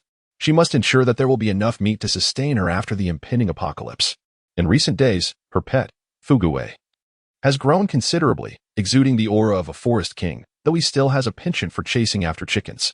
Whenever the family prepares meat dishes, Xiao Mingyue sneaks him a morsel, be it pork belly, fried chicken legs, cumin lamb chops, Peking duck, or black-bone chicken soup. Fugui rolls about in glee, as if gold coins were falling from the sky. It is then that Xiao Mingyue realizes that a tiger does not inherently prefer raw meat. Rather, it lacks the opportunity to enjoy cooked meals. Presenting a piece of raw chicken to Fugui elicits no interest whatsoever. His palate has become quite discerning. She gradually harvested 36 gold coins, which she swiftly sold for over 8 million. Xiao Mingyue often lamented in a rather ostentatious manner that money indeed seems to multiply the more one spends it. What a source of vexation. The conditions of the 2 acres of vegetable plots and orchards were quite extraordinary. She witnessed the seeds sprouting and growing daily, from mere shoots to vibrant green leaves, as if they were thriving at an accelerated pace. Even the saplings in the orchard exhibited remarkable growth, with some already maturing into fruit-bearing trees, beginning to blossom. Xiao Mingyue, slowly coming to realize, understood that the soil within her space was no ordinary earth. The growth rate of plants inside exceeded that of the outside world significantly. The soil in her space was rich in nutrients, requiring no fertilization or watering, as a stream nearby provided ample underground moisture. Xiao Mingyue could effortlessly adopt the role of a carefree overseer, merely awaiting the bountiful harvest. What astonished her even more was that within a mere 10 days, many vegetables had already matured. Varieties such as bok choy, napa cabbage, and cherry radishes were fully ripe, with numerous others nearing maturity, promising an imminent abundance. The lush green leaves were both plump and robust, devoid of any insect damage, and tasted delightfully crisp and sweet when consumed raw. She could hardly believe that she would be able to enjoy her homegrown produce so soon. Despite having taken plenty home, the yield was overwhelmingly plentiful, with harvest after harvest proving too much to consume. Xiao Mingyue could only smile sheepishly, for she could hardly admit that they were her own crops. Due to the excessive yield of her space-grown vegetables, she fed a considerable amount to her livestock, with the pigs, cows, and sheep relishing the feast, growing noticeably plumper. While even the chickens benefited from the surplus, the 2 female goats also gained considerable weight, particularly around their bellies, which swelled noticeably. Despite daily consumption, the vegetables in the garden seem inexhaustible. Xiao Mingyue intends to leave a small patch of each vegetable unharvested to cultivate seeds for the future, alleviating her concerns about running out of purchased seeds. Master, a new task has arrived. Clean the yard thoroughly. Please choose whether to accept the task. Countdown in 3 seconds. She accepted, having learned to respond promptly. Upon entering the space, she spotted Fugui with feathers in its mouth. Beneath it, a hen clucked incessantly, eyes wide with fear and despair. Fugui, have you been tormenting the chickens again? Fugui strolled leisurely around the yard, seemingly in search of its next victim, while the flock trembled in trepidation, unable to bear the sight. Xiao Mingyue opened the fence gate to shoo it away and offered it a packet of dried squid to gnaw on, as long as it refrained from harassing the chickens. Fugui scampered off happily. With hands on her hips, Xiao Mingyue surveyed the disheveled yard, strewn with feathers and droppings, uncertain where to begin her cleaning. She rolled up her sleeves and took up a broom to commence her task. Given the unpleasantness of the chicken droppings stuck to the ground, she fetched a bucket of stream water to wash the yard. After more than half an hour, it was finally spotless. Congratulations, Master, you have completed the task. A beautifully renovated suite is your reward. Renovated? Xiao Mingyue walked into the wooden house, which was no longer empty, but furnished with various pieces, including tea sets, a double bed, carpets, and curtains. Even a toothbrush was present. Everything was crafted from wood, exuding a rustic yet exquisite charm. And she fell in love at first sight. Is this sofa made of rosewood? And this ornament, is it golden silk nanmo? The spacious double bed is crafted from Wangwali wood, and the 3-meter-wide relief mural on the wall is intricately carved from agarwood. The living room, bedroom, tea room, and storage area are all well appointed, and the upstairs rooms are equally furnished. Indeed, it is quite impressive. Xiao Mingyue expressed her satisfaction, feeling that even the lingering odor of chicken droppings was worth it. However, her task was not yet complete. She could no longer tolerate the untidy yard. She gathered several idle fences to enclose the chicken coop, designating a small area for the chickens to roam. This way, they would not scatter droppings all over the yard, making cleanup significantly easier. Xiao Mingyue also left herself a gate, and upon entering the coop, she inspected it for any gaps. After a thorough examination, she felt reassured. The hens were quite productive, having laid numerous eggs today, around 8 in total. The eggs produced in this space are superior to ordinary ones. In recent days, Xiao Mingyue had been discreetly placing the eggs into her family's refrigerator to help nourish her parents. Thankfully, with the space eggs and fresh stew, her father's health was not entirely compromised. After enduring a significant setback, Xiao Mingyue only hoped for her father's swift recovery, so he could greet the impending apocalypse with renewed vigor. Those 8 eggs were just enough to prepare a dish of scrambled eggs with tomatoes for her father. She fetched a basket and began to collect the eggs, much to the discontent of the mother hen, who flapped her wings and pecked at her in protest. Oh dear. Xiao Mingyue quickly raised the basket to shield herself from the hen's advances, hastily gathering the eggs before turning and fleeing. Xiao Mingyue brought a pound of cornmeal and another pound of wheat bran, along with a handful of fresh greens, which she scattered in the chicken coop as compensation, asserting that it was not fair to claim she had taken the eggs without offering something in return. In Chapter 16, The Legendary Lily.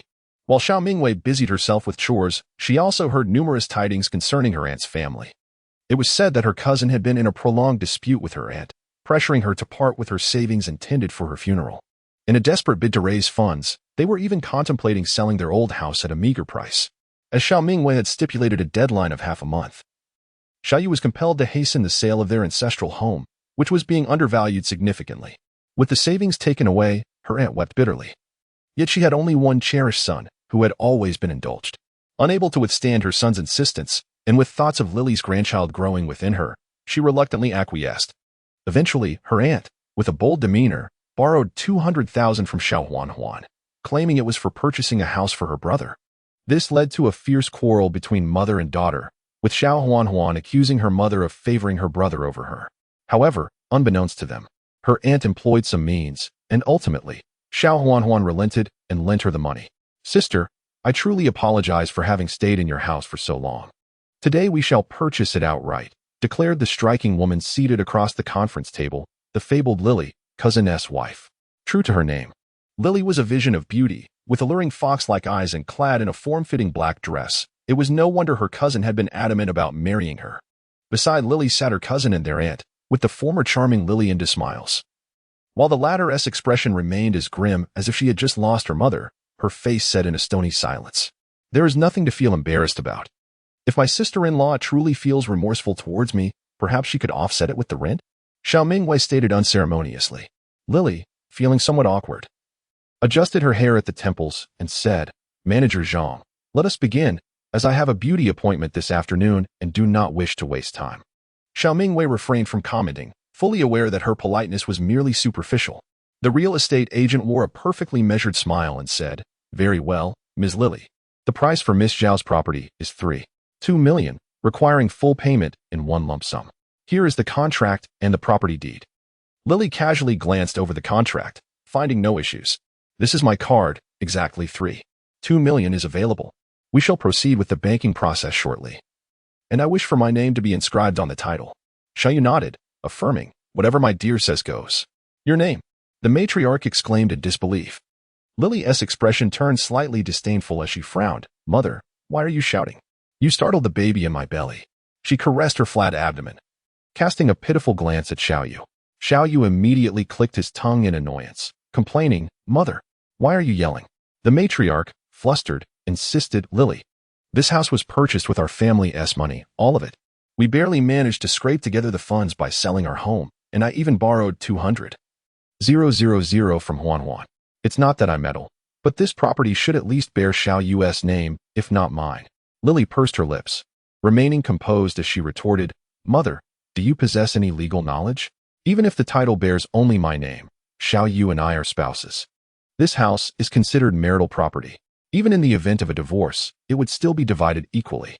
I merely suggested writing my name as a test for Xiaoyu. Furthermore, it was your family that initiated the deception regarding marriage. Go inquire around. Which family weds without a new home? To use another's residence as a marital abode and then be cast out is simply outrageous. I have my dignity. How am I to face others going forward? After saying this, Lily turned to Xiaoyu, her brows furrowed in displeasure. Xiaoyu, in a gentle tone, urged her. Do not be angry. Be cautious for the child. Of course, I will write your name. You are my wife. How could I not trust you? Lily huffed, shaking off his hand, prompting Xiaoyu to be even more attentive.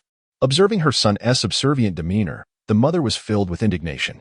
This wretched woman, taking advantage of her pregnancy, treated her like a servant, demanding bird's nest soup and shark fin, lying around all day absorbed in her phone, neglecting even a single piece of clothing. Now, she dares to insist that only her name be on the property deed, as if the life within her entitles her to be a princess. Such shamelessness.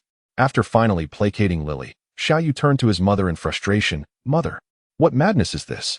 I told you not to come, yet you insisted, making Lily's stomach ache. Are you satisfied now? Yet, she hasn't contributed a single cent towards this house. Have you forgotten your father is still in prison, uncertain of his sentence? Are you trying to drive me to despair? Why must my life be so arduous?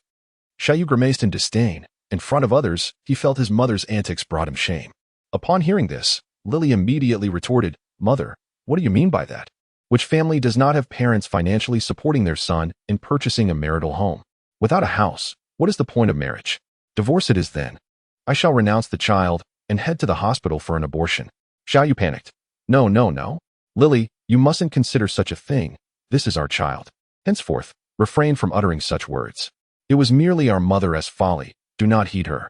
Xiaoyu cast a fierce glare at his own mother.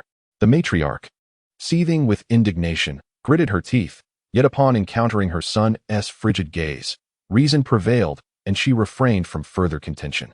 This wretched woman is intent on having the property deed in her name. Should this dispute continue, her son would surely erupt in fury. Mother did not mean it that way. She was merely inquiring. Lily, you carry my grandchild. I should be overjoyed, and it is my fault for speaking without thought. The matriarch feigned a pitiful expression. As anticipated, Xiaoyu ceased his glare and his anger swiftly dissipated. Do not speak recklessly. Listen to Lily. He stated coldly. Mother, you are of advanced age. It would be prudent for you to concern yourself less with our marital affairs. We are well aware of our own circumstances. Lily retorted icily. The matriarch's flesh trembled. Her mouth opened as if to speak. Yet she ultimately swallowed her words, stifling her frustration. Wretched woman, once the child is born, you shall face the consequences. Xiao Mingyue could hardly suppress her desire to applaud. Mother, do calm your temper. My sister-in-law is not entirely incorrect. It is customary for parents to prepare a home for their children. This very house was a dowry bestowed upon me by my own parents. Xiao Mingyue remarked softly, ostensibly mediating, yet in truth, she stoked the flames of discord. In that case, I must extend my gratitude to my sister. Otherwise, I would remain in ignorance. A smile danced in the corners of Xiao Mingyue's eyes. Sister-in-law, there is no need for formality. It is merely my sister's duty. The elderly lady widened her eyes, her expression grotesque as though she had just consumed a fly. Despite her ability to feign composure, her facade crumbled in that moment. She shot a fierce glare at Xiao Mingyue, rendered speechless. Xiao Mingyue arched an eyebrow and urged, let us not waste time. Please sign the contract swiftly, as we still need to proceed with the transfer. The old woman's countenance darkened further. Chapter 17. Scorching heat, ominous signs of the apocalypse. After selling the house, Xiao Mingyue received 3.2 million, and after deducting certain taxes and service fees, she entrusted the entirety of the funds to her mother, who oversaw the family finances. Observing her daughter's maturity, Zhao's mother graciously gifted her 2,000 yuan as pocket money, which Xiao Mingyue accepted without hesitation. Unbeknownst to her mother, her daughter had already amassed a fortune exceeding 10 million, quietly residing as a low-profile millionaire. Xiao Mingyue also laid bare the truth to her parents, revealing her knowledge of the fishing gear store incident. Initially, her father was quite flustered, but Xiao Mingyue encouraged him, stating that if the shop was lost, they could take a few months to rest and start anew. Her father was deeply moved by her words. As days turned into weeks, her father became enamored with boxing, transforming an unused room above into a boxing gym. He practiced for hours each afternoon, exhausting himself physically, which brought him a sense of relief. Engaging in boxing was prudent. After the apocalypse, strength would prove paramount. Xiao Mingyue replaced all the drinking water and food in their home with supplies from her spatial storage, gradually enhancing her parents' health. She now realized that her father had evolved beyond the blindly filial man he once was. He had undergone a remarkable transformation and was now a formidable figure, akin to a modern-day noble. In preparation for the impending calamity following the apocalypse, Xiao Mingyue procured an extensive array of medications, including cold remedies, antipyretics, and pharmaceuticals for the elderly. Additionally, she acquired 8 sets of multi-fuel boilers capable of burning coal, wood, and electricity, ensuring that her villa would remain warm during the harshest of winters. Naturally, she also invested in 200 tons of coal, which significantly drained her finances. Xiao Mingyue secured 2 off-road vehicles, storing them within her spatial realm for future utility. She arranged for the purchase of 500 liters of gasoline and 500 liters of diesel, the maximum allowance granted to her. Concerned that this might prove insufficient, she repeatedly visited gas stations through her spatial abilities, amassing a total of 1,200 liters of gasoline to sustain her through the impending tribulations. On her way to acquire gasoline, she fortuitously encountered Brother Pan, the notorious bully who monopolized the fishing tackle store. He was accompanied by a woman, their intimacy palpable. At that moment, the pig pen still awaited cleaning, with fresh droppings at hand. An absurd spectacle ensued as the heavens unleashed a rain of pig dung, with lumps falling exclusively upon Brother Pan, interspersed with sheep droppings. The striking scene prompted the glamorous woman beside him to scream and flee. Enraged and powerless, Brother Pan surveyed the chaos outside the shopping mall. Meanwhile, Xiao Mingyue hummed cheerfully, distancing herself from the scene of the incident. The renovations of her villa had reached completion, with the sunroom's roof installed. Upon inspection, Xiao Mingyue nodded in satisfaction. It was indeed commendable, insulating, thermally efficient, and robust. The final payment for the renovations was settled by her mother. The solar panels were installed within a single day. Xiao Mingyue instructed the workers to assemble all the solar panels, with each set comprising 4 panels, totaling 135 sets. The villa utilized 30 sets, leaving 105 sets remaining, which Xiao Mingyue secretly stored in her space.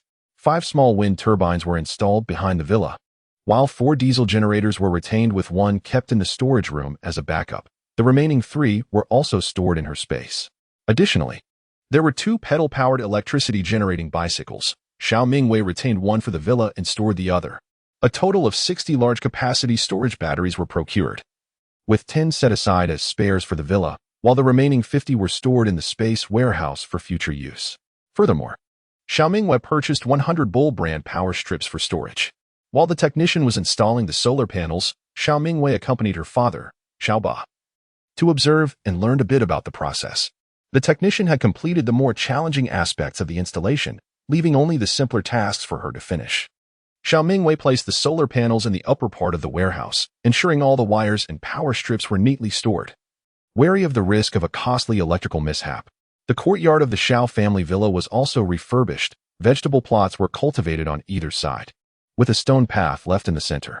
Having grown up in the countryside, Xiao Ba was adept at gardening and raising chickens, spending his time either boxing or tending to the vegetable garden. The soil in the garden was sourced from the mountain by Xiao Ba, but Xiao Mingyue cleverly swapped the hard-earned soil for that from her space. Not only did she exchange soil, but she also acquired 5 chicks from a hen, claiming they were purchased from the market, and kept them in a corner of the courtyard, engaged daily in the tasks of tilling the soil and tending to the chickens. Zhao's father found his spirits considerably lifted. Zhao's mother frequently teased the father-daughter duo, remarking how their once elegant villa had been transformed into a rustic farmhouse, complete with vegetable gardens and poultry. As she reclined on the sofa, she lamented the relentless cold air from the central air conditioning unit. She had intended to venture to the supermarket to purchase a couple of pounds of mackerel, but as soon as she stepped outside, a wave of heat assailed her, swiftly extinguishing her desire to go shopping. The news was broadcasting reports of the recent, unusually high temperatures, advising the public to limit outdoor activities to avoid heat stroke. At that moment, a particular news item captured Xiao Mingyue's attention. A certain nation persisted in discharging nuclear wastewater into the open sea, which could potentially lead to unpredictable global calamities, jeopardizing all of humanity. An additional report announced the sudden explosion of a star system within the Milky Way, with fragments of energy scattering widely, likely affecting our solar system, due to the relentless disposal of nuclear waste into the oceans by that nation. Compounded by the repercussions of the stellar explosion, Earth faced a dual assault, With internal and external crises heralding catastrophic consequences, the apocalypse was imminent. Meanwhile, Xiao's mother continued to complain to Xiao's father about the sweltering heat. Glancing at the scorching sky outside, Xiao Mingyue mused that this was merely the beginning. The temperature was just starting to rise, and the sandstorms had yet to arrive. We have mackerel at home. I'll go fetch it. Where did the mackerel come from? I was completely unaware, Xiao's mother replied, her face a picture of confusion as she accepted the bag. With a mysterious smile, Xiao Mingyue led her parents to the basement. Upon entering, they were astonished, their mouths agape. Good heavens, how much meat is this? And so much grain, are those snow fungus? Why on earth have you purchased so many bottles of disinfectant? Xiao Ma exclaimed as she wandered through the basement in astonishment. Xiao Mingyue smiled silently. This was merely the tip of the iceberg, as the majority of the supplies were stored in her space. She had also procured 5 upright freezers and 5 refrigerators, all filled to the brim with provisions. Now that the space had been electrified, it was essential to set up the refrigerators. Have you been frequenting the basement for this purpose? Xiaoba inquired. Xiao Mingyue nodded affirmatively. Indeed, the basement serves as our family's granary, alleviating the need for constant trips to the supermarket. The storage cabinets were a gift from the renovation crew, while the large freezers were second-hand finds. Not wanting to disturb them amidst the busyness surrounding Grandpa's affairs, she had refrained from discussing it. Such a substantial amount of goods must have cost quite a fortune. Mingyue, where did you acquire the funds? Xiaoba asked. Xiao Mingyue revealed the premeditated excuse she had concocted. Actually, I won $1 million from a scratch-off lottery ticket. But I feared it would be borrowed by Uncle and the others, so I didn't mention it. Mom and Dad? Would you blame me? Though absurd. It was the only rationale she could muster. Upon hearing this, Xiaoba fell silent. He recalled winning 200,000 from the lottery in the past, only for his elder brother to take it as a dowry for Xiao Huan, without even a written IOU, an unreciprocated loan. No, it was my folly before. I have wronged you, he said. Xiaoma felt a sense of relief, recognizing that her husband had come to terms with his past mistakes and that their daughter was becoming more considerate. Without those burdens weighing them down, their family life could only improve. How could we blame you? You've wisely invested your winnings, creating this storeroom for our household and acquiring so many items. This is splendid. On such a sweltering day, there is no need for us to venture out to the supermarket, for our home is well stocked with provisions.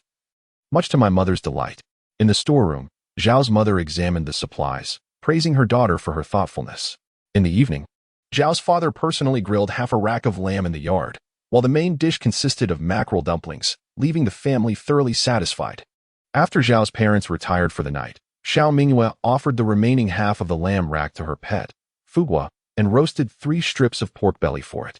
Fugui's physique was growing increasingly robust, and its appetite was astonishing. Having been pampered, Fugui had developed a preference for the delicacies Xiao Mingyue provided, consuming 2 liters of milk at a time, while ignoring the piglets in the pen entirely. This was for the best, as Xiao Mingyue need not worry about Fugui wreaking havoc in the pig pen one day. After spending some time playing with Fugui, Xiao Mingyue harvested a batch of vegetables, fed the livestock, and finally retired for the night. Chapter 18. Grandparents arrived. The community chat group buzzed with excitement as residents engaged in lively discussions. Soon, a message from the 23rd floor of Building 99 appeared. This infernal heat seems to be intensifying. It feels as if we have stepped into a steamer. We can hardly dance in the square anymore, and I find myself compelled to bathe several times a day. From the 6th floor of Building 3, Zhuge Xiaoping chimed in. I dare not turn off the air conditioning. Within mere minutes, I am drenched in sweat. The electricity bill is skyrocketing, and I may soon find it unaffordable to keep the air conditioning running. From the 7th floor of Building 9, Henin's mother remarked, My child is only 2 months old, and I am reluctant to take them outside for fear of heat stroke. The resident from the 23rd floor of Building 9 responded to the mother above. It would be wise to refrain from taking your child out. I left the vegetables I purchased yesterday on the balcony overnight, and they wilted and turned yellow, forcing me to discard them. It is truly perilous for such a young child to be outdoors. Henin's mother replied, Thank you for the reminder, Auntie. In Building 4, on the 10th floor, Wang's IQQ Candy remarked, I have noticed that the water level of the artificial lake in our community has significantly decreased. It is only July, and August and September will undoubtedly be even hotter. We just need to endure these few months. Everyone should be cautious of heat stroke. The express delivery station announced, Dear neighbors, please be informed that the station will be closed during the day. Kindly collect your parcels in the evening, from 7 p.m. to 9 p.m. The daytime heat is unbearable, and we hope for your understanding. Hands clasped in prayer. On the third floor of Building 2, Yo-Yo Beautiful Girl expressed, I completely concur. Every evening when I return from work, I feel as though I might faint from the heat. All I desire is to rush home and turn on the air conditioning. I have 10 packages yet to collect. Wang's IQQ Candy replied, the lovely ladies upstairs have voiced their agreement, so we have no objections. The express delivery station continued. Thank you all for your understanding. Xiao Mingyue casually glanced through the messages. Most were complaints about the sweltering weather. Yet this was just the beginning. The current high temperatures are tolerable. The air conditioning still functions. The water supply remains uninterrupted, and food delivery is available for a premium. Aside from the heat, society continues to operate normally. However, when scheduled power outages commence, the air conditioning can only be used sparingly. And enduring the oppressive heat will become a formidable challenge. Tragically, many will succumb to the heat. Moreover, prices are gradually escalating when sandstorms arrive. The land will face severe desertification, rendering it incapable of yielding crops. A significant reduction in food production will cause prices to soar like a rocket. By then, there will be no wilted vegetable leaves to consume, nor even tree leaves, as the bark would have been stripped bare. Complaints abound now. But the truly arduous days lie ahead. On the 5th of the month, under the moonlight that illuminates my heart, everyone should consider purchasing more Huixiong Zhengqi liquid and mosquito repellent to keep at home, along with other fragrant waters. The mosquitoes have been particularly ferocious these past few days. I have suffered a significant bite. Zhuge Xiaopeng from the 6th floor of Building 3 remarked, the residents of the villa above are correct. Better safe than sorry. The news from Xiao Mingyue quickly gained traction, with new messages appearing incessantly in the chat. She could only offer this reminder, a heat wave was brewing, a potential mosquito disaster. Once the swarms proliferate, a bottle of fragrant water could very well fetch a price of 5,000, and there would be buyers. Xiao Mingyue exited the Huahan Community Owners Group and fetched 2 buckets of water from the space stream to irrigate her vegetable garden. Due to the surveillance at home, she could not be too conspicuous and opted to water her plants discreetly with a watering can. Green shoots had already begun to sprout in the soil. Thanks to the enriched earth from the space, although not as rapid in growth as the vegetables in the space, they were still considerably faster than ordinary ones. And the progress was quite pleasing. Mingyue, come out and see who has arrived. The voice of Zhao's mother echoed from outside. Xiao Mingyue promptly set down the watering can and rushed to greet her visitors.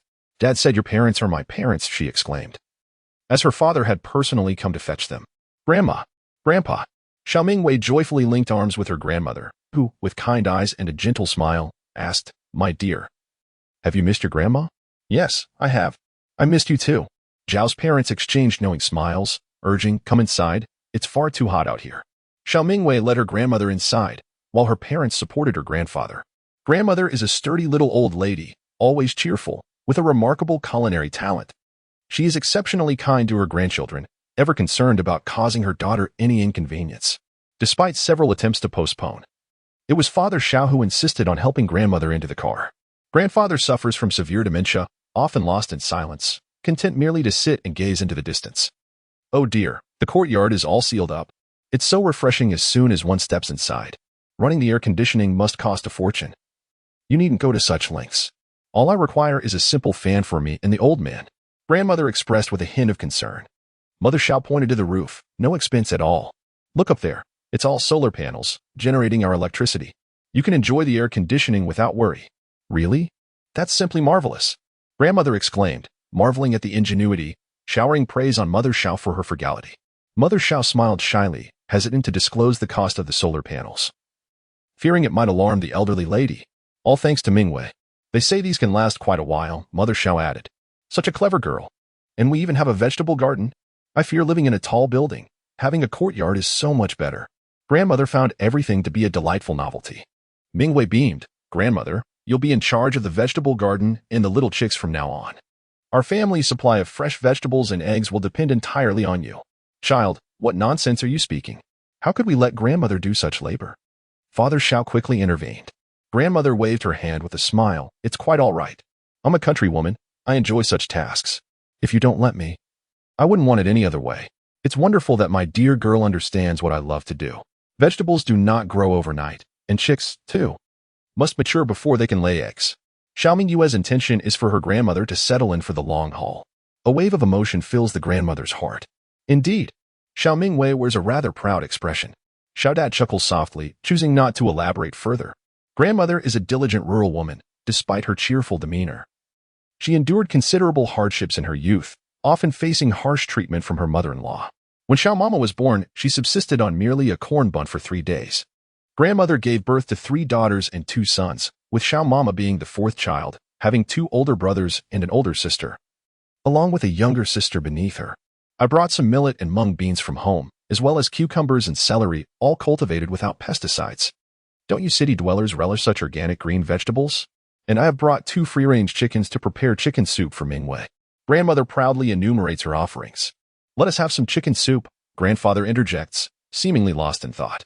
All right, you old man, you can't go without a bite to eat, just like a child. Grandmother responds with exasperation. Xiao Mama interjects with a smile, your second uncle was loading one package after another onto the car. If I hadn't stopped him, he would have even tried to put a piglet on our vehicle. Xiao Mingyue cannot help but reflect on the warmth of this family. No calculations, just mutual consideration. How lovely it is. She is a person who values gratitude and, in the future, will surely lend a hand to her second uncle when the opportunity arises. Grandmother, unable to sit idle, insists on preparing a meal, claiming she wants to nourish her granddaughter properly.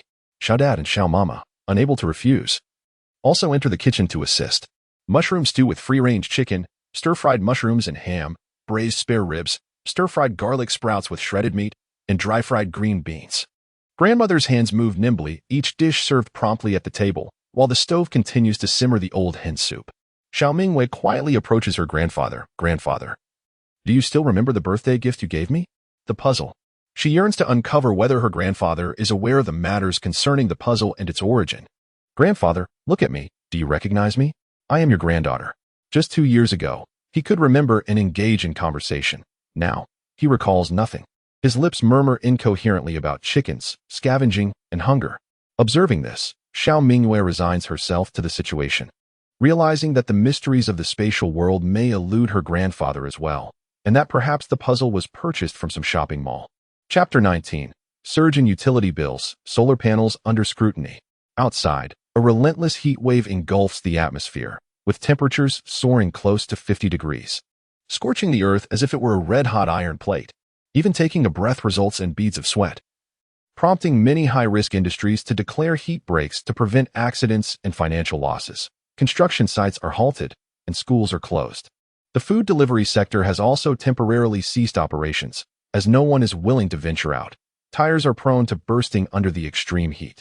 Meanwhile, office workers and public servants remain unperturbed, enjoying the comfort of air-conditioned offices, which allows them to save significantly on their electricity bills.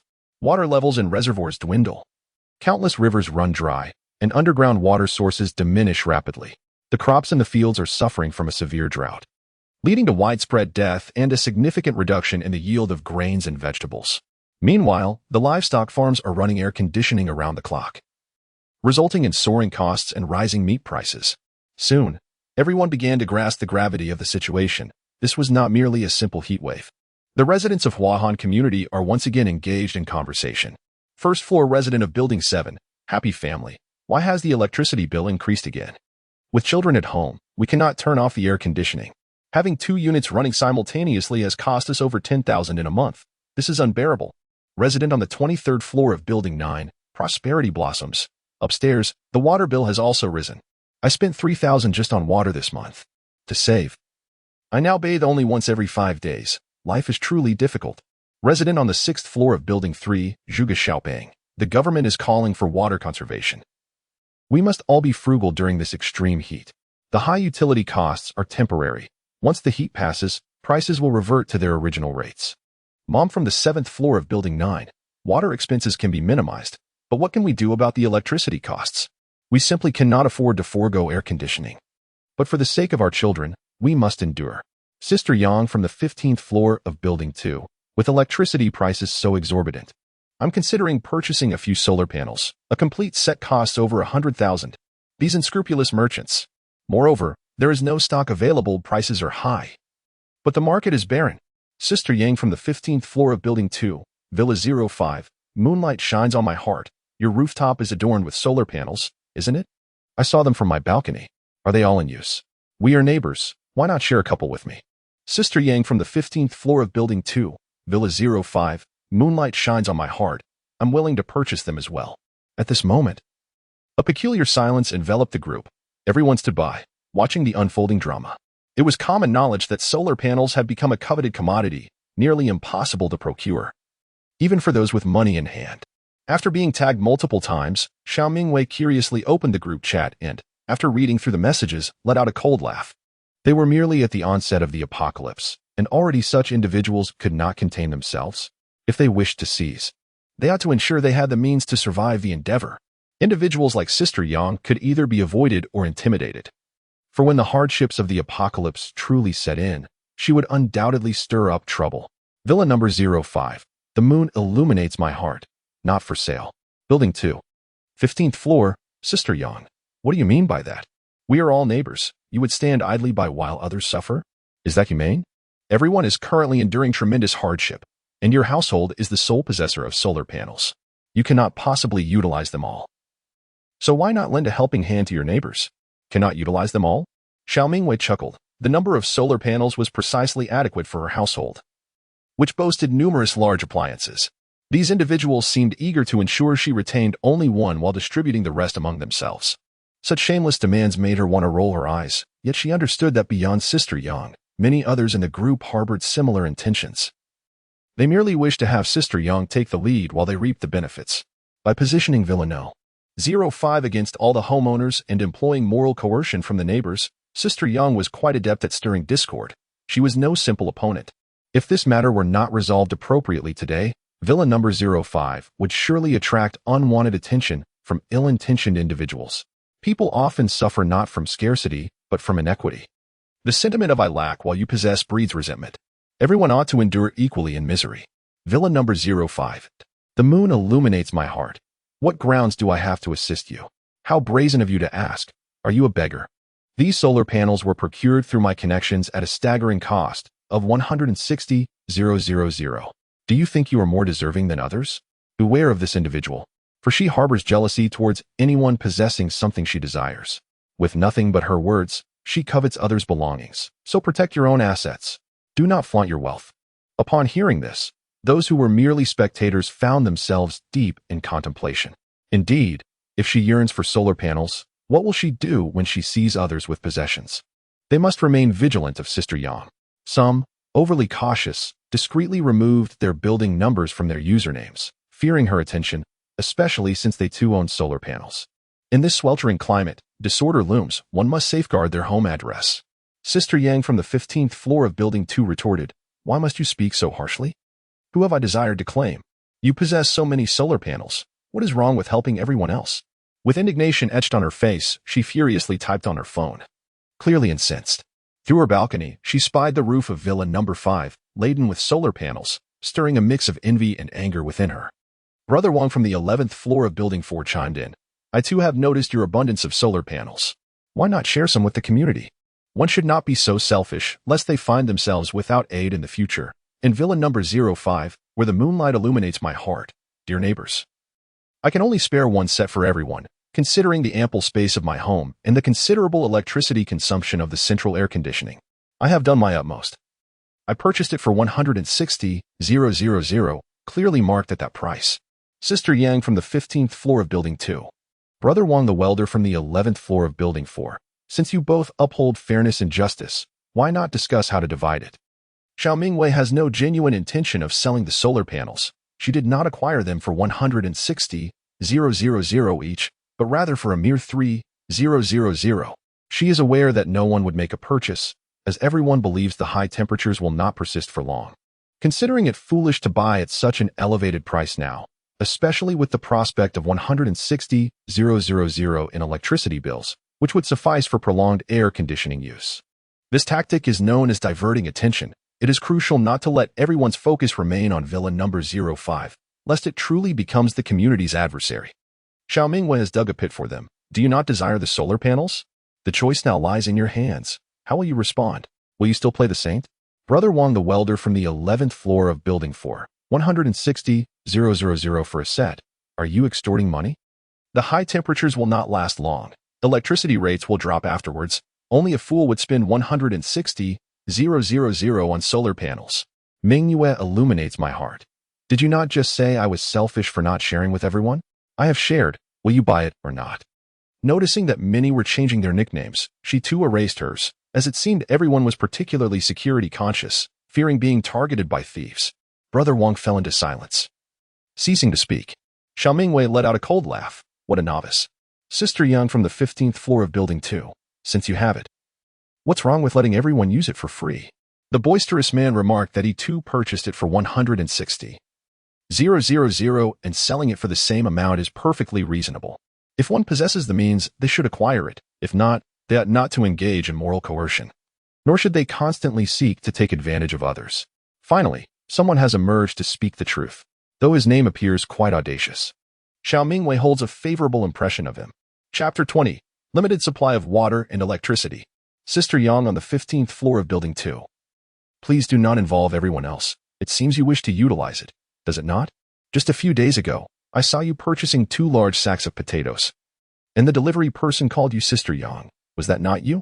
Given the soaring prices of vegetables, why not share with the rest of us? Sister Yang on the 15th floor of Building 2 responded, I had a hard time arranging for these potatoes. Why should I share them with you? The moment those words escaped her lips, she regretted them. Those silently observing the unfolding situation in the group understood her true nature. She clearly sought to use them for free while using everyone else as an excuse. Wang Zai QQ Candy quipped, Sister, you seem rather hypocritical. The boxing champion Tyson from Villa number 5 interjected, and why should I allow you to use my solar panels for free? How shameless. If I see you again, be warned that my fists are not to be trifled with. Zhao's father had spoken, and with his fierce avatar and nickname, no one dared to voice any further objections. Xiao Mingyue chuckled. Her father certainly had a knack for naming, and with his avatar now changed to Tyson, she felt an overwhelming sense of security. Zhuge Xiaopeng cautioned, everyone, let us not quarrel. We are neighbors and should not damage our goodwill. Xiao Mingyue rolled her eyes in silence, thinking how Zhuge Xiaopeng adeptly played the mediator. Yet he had remained silent when it mattered most. A veteran named Wei remarked, Mingyue, 160,000, is it? I will purchase it. There are elderly individuals at home who require a respirator. It is wise to be prepared. Xiao Mingyue was momentarily taken aback. 160,000 could undoubtedly be deemed an exorbitant price. Could it be that someone would actually purchase it? She still had 102 surplus solar panels in her possession. And while she intended to keep a few as spares, selling the remainder was not out of the question.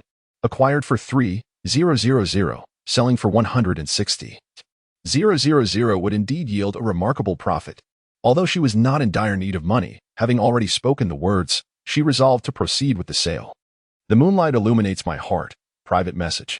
Xiao Mingyue truly sold a solar panel, and they exchanged WeChat contacts. This individual turned out to be a retired soldier. Named Wei Jun.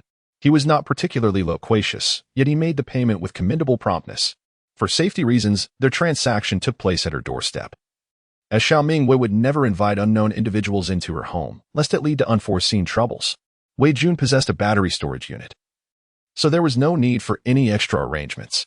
Xiao Mingyue felt somewhat embarrassed, having gained such an advantage, and promised to assist him in any future endeavors.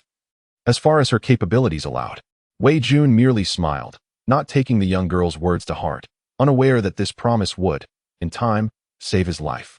Zhao's mother insisted on selling it for an even lower price, concerned about taking undue advantage of him, but was sternly admonished by Xiao Mingyue.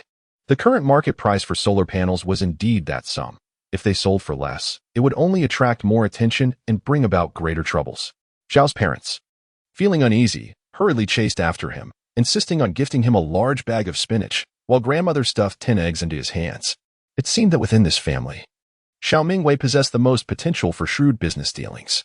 With a playful tone, she teased her father, remarking on his newfound authority. Once he made a statement in the group chat, Sister Yang would not dare to utter a word. Indeed, Zhao's father had undergone a remarkable transformation. Grandmother sighed. Your father is right. The world has become chaotic, and the gentle will be bullied. Villains tend to prey on the weak. And we must let others know that we are not to be trifled with. The electricity costs are exorbitant nowadays. I noticed someone in the community group mention that their monthly bill exceeds 10,000. It's utterly shocking. Fortunately, our household is equipped with solar panels. My daughter is indeed remarkable. In recent days, Xiao's mother has praised Xiao Mingyue incessantly, to the point where her ears have become immune to the flattery. Meanwhile, Xiao's father, watching the news, quietly remarked, "You once claimed that electricity wasn't expensive and questioned the need for solar panels, saying those blackboards were far too costly. What a ripoff." Xiao's mother felt a bit awkward, yet her spirit remained unyielding. "This only proves that my daughter possesses greater foresight than I do. Did you not also find it expensive back then? We are equally matched. Neither of us can claim superiority over the other, for our daughter surpasses us both. It is indeed peculiar. With the relentless heat of consecutive sunny days, the water costs have also been rising, making it increasingly difficult to afford." Xiao Mingyue discreetly glanced at the water tank's location, often surreptitiously adding creek water into it, which is purer than tap water, rich in various minerals, and filtered to eliminate any impurities without concern. The bottled mineral water in their home has long been replaced with pure spring water, which lasts 10 days without being consumed entirely, as someone always discreetly replenishes it. In this context, Xiao's mother's complaints about the high water cost seem somewhat pretentious. Their entire villa incurs only over 400 in water expenses each month, without any electricity costs. If the neighbors were to learn that the mistress is still lamenting about high expenditures, they would undoubtedly be infuriated. As Xiao Mingyue was about to speak, she heard her mother exclaim, "Quick, look at the news. The government has issued a notification." The announcement stated that starting today, water supply would be limited to 2 hours daily from 5 p.m. to 7 p.m., while electricity would only be available from 10 a.m. to 5 p.m. Oh my heavens! The reservoir is nearly depleted. 2 hours of water supply and 7 hours of electricity? Without water, hydroelectric power cannot be utilized. Even the Three Gorges Dam has ceased operations. Every sector is affected, and we are left with coal-fired power generation, which increases operational costs under these scorching temperatures. The heat has persisted for months and is bound to worsen. In contrast to her family's panic, Xiao Mingyue remained remarkably composed. She realized that the supply of water and electricity would gradually diminish until completely halted, ushering in a sweltering inferno. Fortunately, their home was equipped with 2 large water tanks, each capable of holding 0.75 tons, amounting to a total of 1.5 tons. With her occasional discreet replenishments, she felt assured about their water supply. "Quickly, fill the tanks. Thank goodness we have them. Hurry, hurry, the water will be cut off soon." Her father rushed to fetch water. The community chat exploded with messages, refreshing at an alarming rate. "Wangzai QQ candy, power outage. What about the elevators? I live on the 10th floor. Like a dream, I reside on the 34th floor. I have to climb stairs every day to get to work. Why must the heavens torment me so? I might as well perish. Kicking Ultraman, damn it." The utility bills are already exorbitant, and now they impose time restrictions?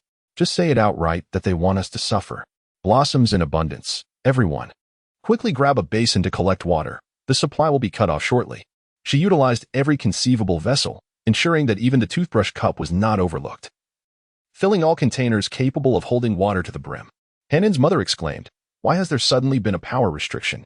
In such sweltering weather, adults can endure. But how can children manage?" The lovely Yuyo remarked, "I must hurry to take a shower."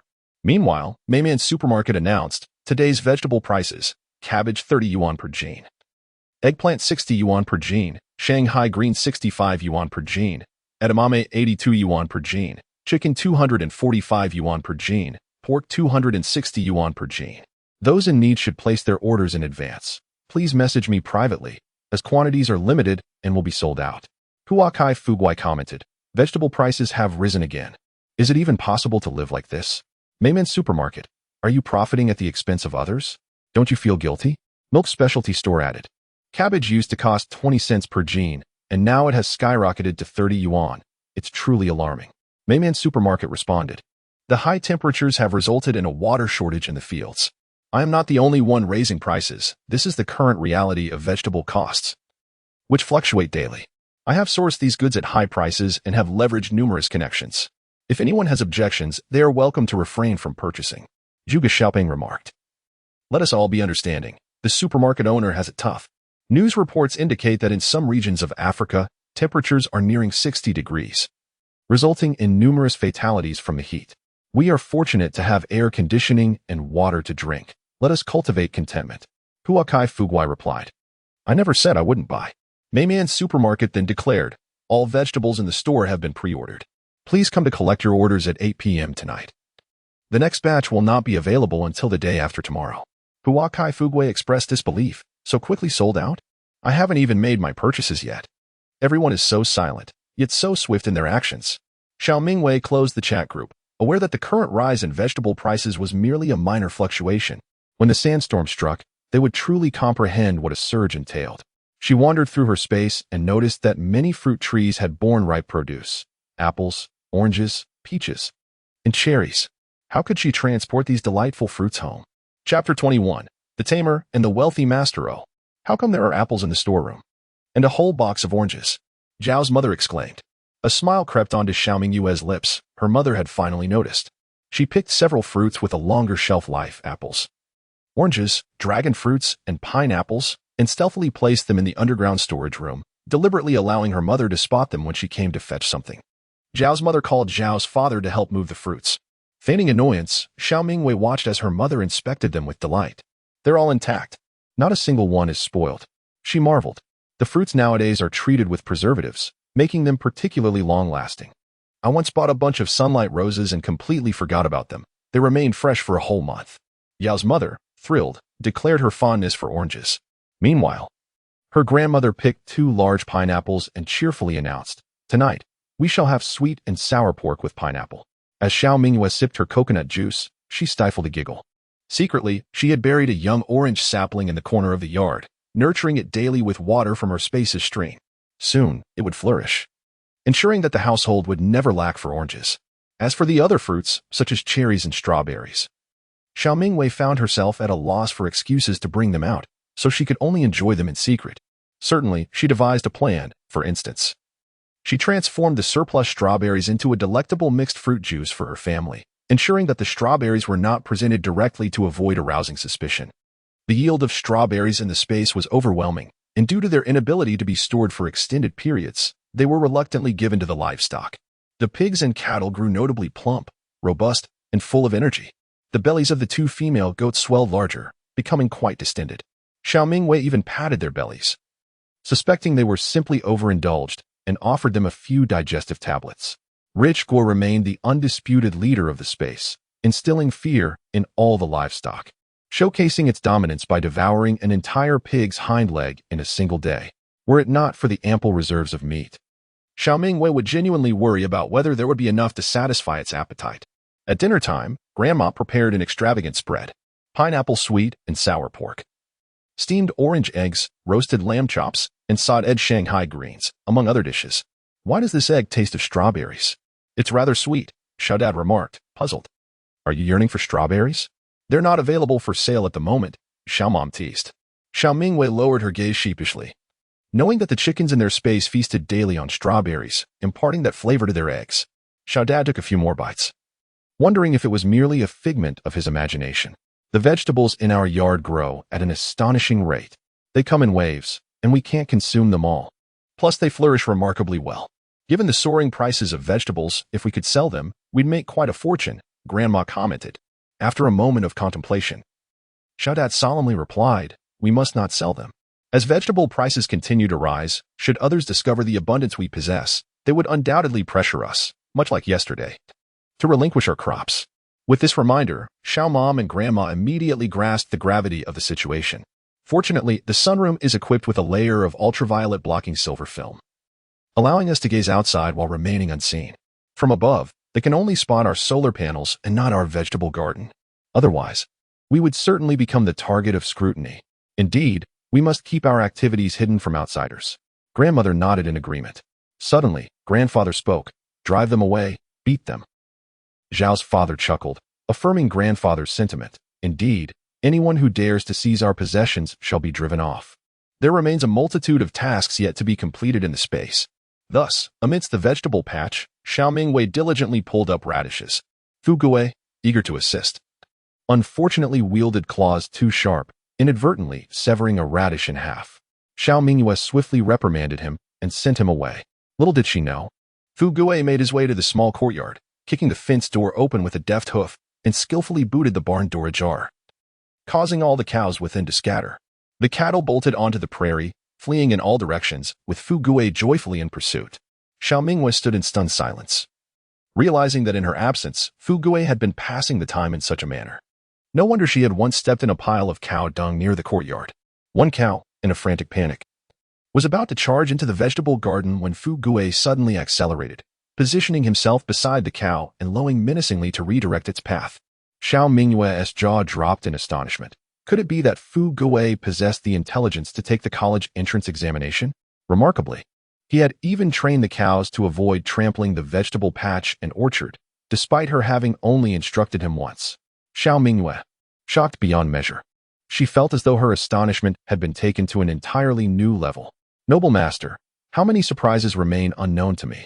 Xiao Mingyue meticulously washed the radishes, severing their tops, and stealthily placed 3 into the storage room. She could not store them all at once. It was prudent to proceed in batches to avoid detection. Damn it! The walls of this household are excessively high. Surely, there is something amiss. A man's voice resounded. Hush, lower your voice. Let us bind 2 long ladders together. Be cautious as you ascend. The speaker was none other than Sister Yang, who had quarreled with Xiao Mingyue the previous day. She had observed Villa No. 05 throughout the day, and under the cover of night, she had come to scout the area, this time accompanied by her husband. There is an electric fence atop. We cannot climb over it. Sister Yang's husband was reluctant to take the risk.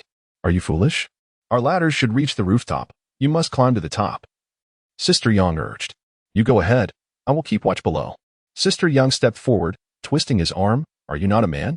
Is it so difficult to steal something? The man's eyes widened. Repeat that. Sister Yang immediately recoiled. Why be so fierce? I am considering our family's welfare. With the soaring electricity costs, if we could acquire solar panels, we could enjoy air conditioning daily without expense.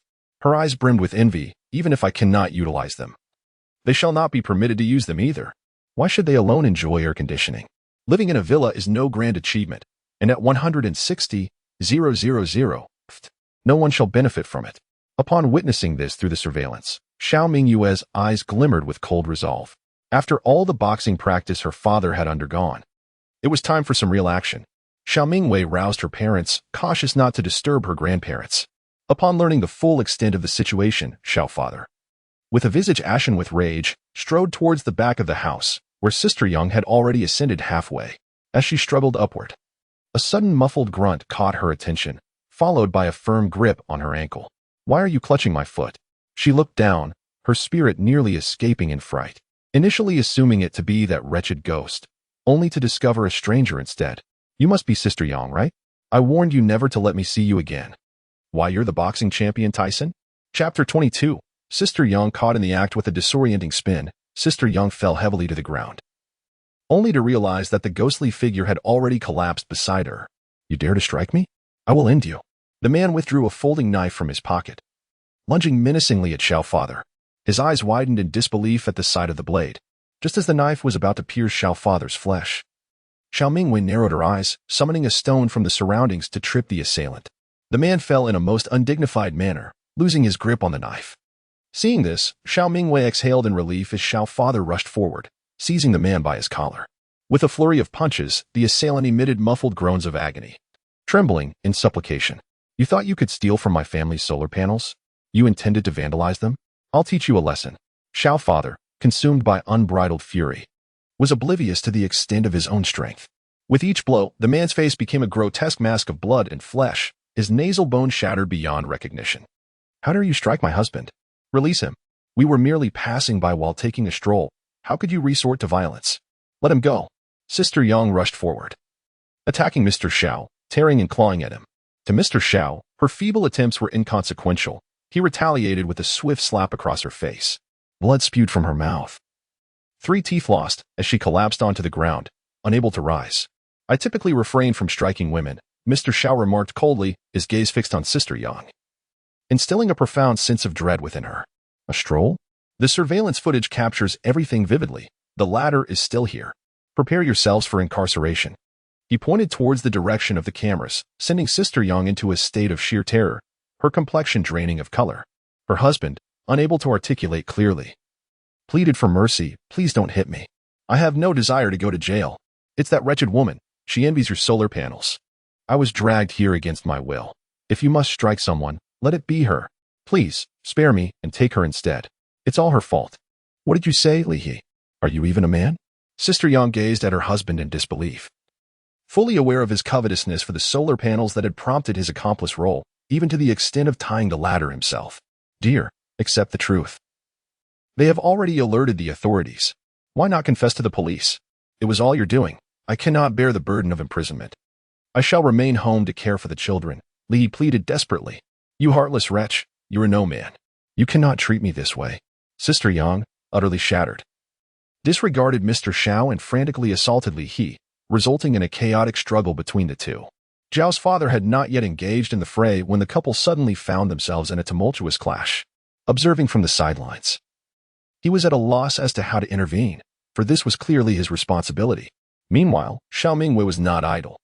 She diligently captured the unfolding drama on her mobile device.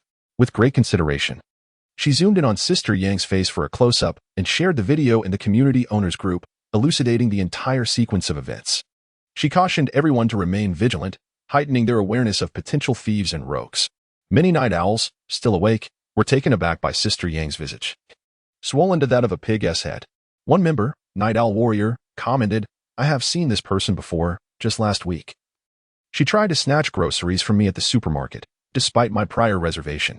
Another, the foot-scratching giant, exclaimed she got what she deserved. Yet, the delicate white flower interjected. That does not justify such violence. It is terrifying. Why not simply escort her away?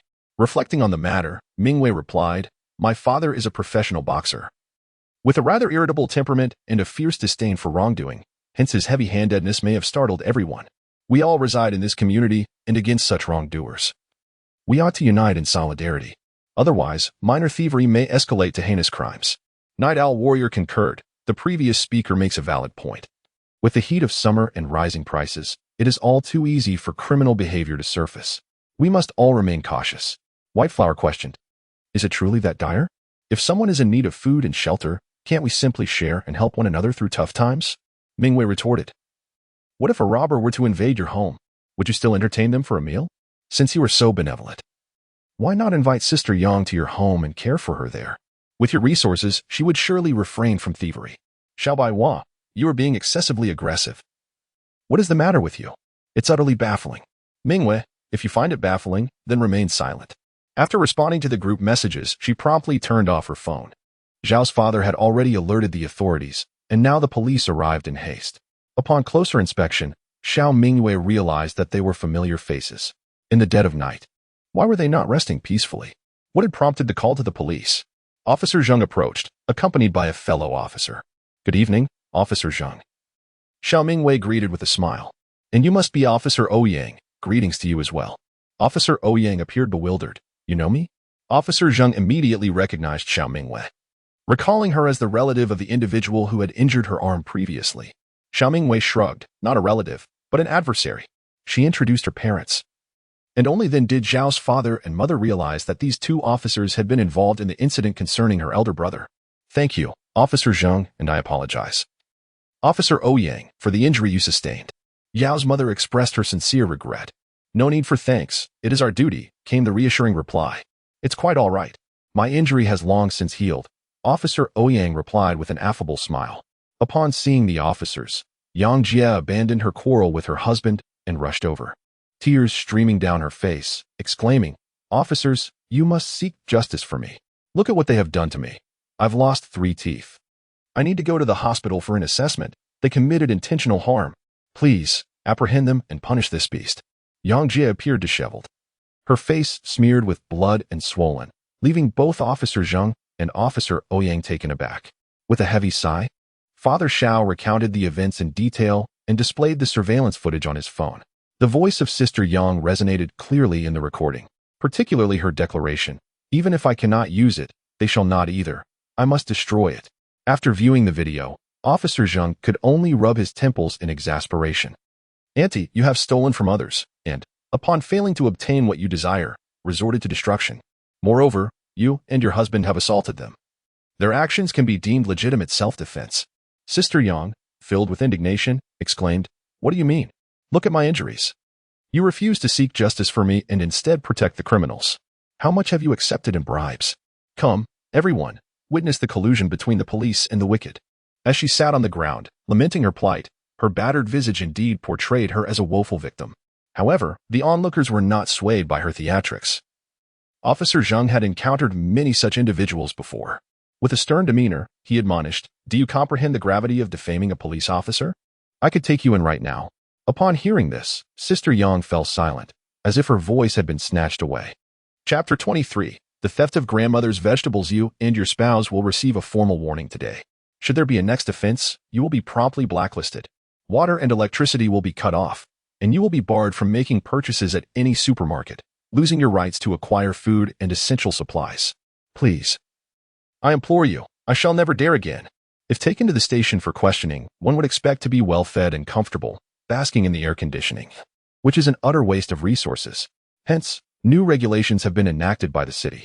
This exemplifies the advantages of big data. This serves to impose stringent constraints on criminal behavior. As long as one wishes to eat, one must obediently adhere to the law. The state will not turn a blind eye. Otherwise, there lies only a path to demise. Xiao Mingyue nodded gravely, comprehending Officer Zhang's insinuations. It is likely that the government has anticipated the prolonged duration of the sweltering heat, not merely a fleeting summer, but an entire year. Officer Zhang, as a public servant, would have been privy to some whispers of gossip.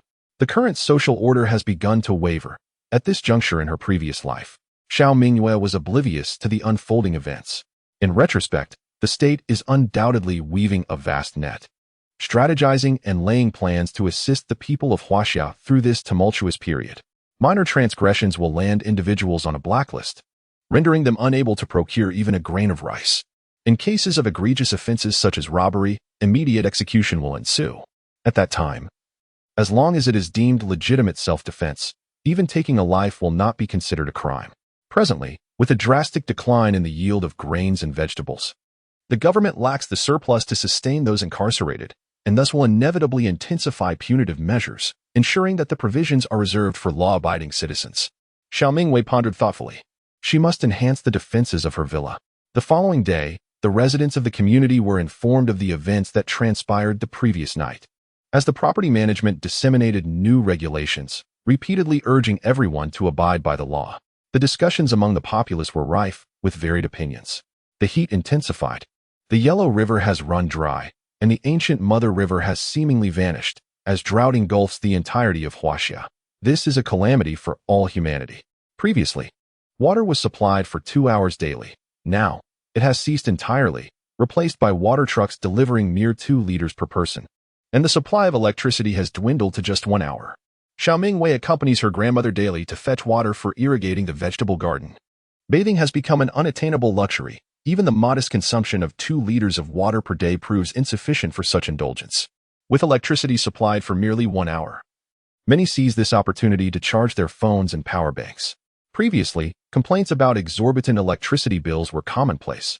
However, such grievances have dissipated, as the ability to enjoy an hour of air conditioning each day is now considered a significant boon. Most workplaces have declared holidays, resulting in a dramatic decline in property prices and a steep fall in the value of fuel-powered vehicles. In stark contrast, the prices of staple foods continue to soar. The government has acted swiftly and decisively, undertaking a comprehensive consolidation of the food and grain sectors, transforming all privately owned food production enterprises into state-owned enterprises. Companies such as Kangshifu, Danhui, Tonger, and Five Squirrels have all been absorbed into this initiative. Those willing to cooperate are rewarded with a ceremonial banner, affirming that collaboration with the state will not lead to disadvantage. Conversely, those who resist face coercive measures under various pretenses, with the outcome dependent on their own choices. It has been reported that the CEO of Shuangpan Bread refused to comply, hoarding 800,000 boxes of bread in anticipation of selling them at inflated prices. Consequently, the police executed a nighttime raid, confiscating all stock. The government is hastening its resource accumulation in preparation for impending natural disasters.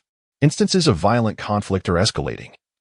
In the Huahan community alone, 3 incidents occurred within a week, resulting in 8 injuries and 4 fatalities, with the police having fatally shot 2 individuals. Since the introduction of new regulations, there has been a marked increase in homicide cases, with instigators bearing full responsibility while those acting in self-defense are exonerated. This has emboldened citizens to safeguard their own lives. In Building 11 of the Huahan community, a robbery unfolded. during which the male resident successfully eliminated all 3 assailants without facing any repercussions after alerting the authorities. The meat filling must be stirred in one direction. Only then will the dumplings be delectable, Xiao's mother advised. Understood, Xiao Mingyue replied, vigorously mixing. As Xiao's mother crafted dumplings, she remarked, fortunately, we reside in a stand-alone villa. Due to the power restrictions, the elevator is out of service. Those who live in high-rise buildings are truly suffering. I heard that several individuals fainted while climbing the stairs yesterday, and upon regaining consciousness, they discovered their groceries had been stolen. What a tragedy. Upon hearing this, both Xiao's father and mother turned their attention to her. The 3-bedroom apartment bought by her cousin is on the 21st floor. And now the prices for high-rise properties have plummeted, continuing to decline. The timing of that sale was indeed fortuitous. After a moment of silence, Xiao's father remarked, it was a good sale. I was just robbed of my groceries. That man snatched my items and knocked me down before fleeing, she exclaimed. Mayman Supermarket had long since abolished its reservation system for grocery purchases due to numerous thefts and altercations. They now only allow in-person purchases with limited quantities. Furthermore, a director Su, dispatched from the city, has been appointed to coordinate the community's normal operations, effectively transforming Mayman Supermarket into a quasi-public entity. Xiao Mingyue hurriedly assisted her grandmother to the sofa. Grandma, are you hurt? I'm fine, but the pumpkin and 2 kilograms of mushrooms I bought were stolen. I spent over 800 yuan. Prices are skyrocketing. That scoundrel. Her grandmother's eyes brimmed with sorrow. Seeing that her grandmother was fine, Xiao Mingyue felt reassured. Her grandmother had spent her entire life being frugal, and for her, 800 yuan was a substantial amount. She would undoubtedly be reluctant to part with it. I've already told you not to buy it. The supermarket's goods are not fresh and are exorbitantly priced. It's not as if we lack food at home. Yao's mother chided. The grandmother sighed. It's simply that I can't get in at night. I thought there would be fewer people during the day.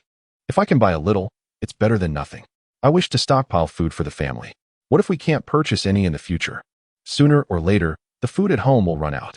She took a sip of water, originally planning to make pumpkin cakes for Mingyue, but now that seemed impossible. Xiao Mingyue turned and fetched 2 large pumpkins from the storage room, astonishing everyone. We have pumpkins. The storage room is filled with various items. If you're looking for something, just let me know where it is, she declared. The pumpkins in the space were large and round, emanating a delightful aroma of pumpkin that was utterly enchanting. A smile finally appeared on her grandmother's face.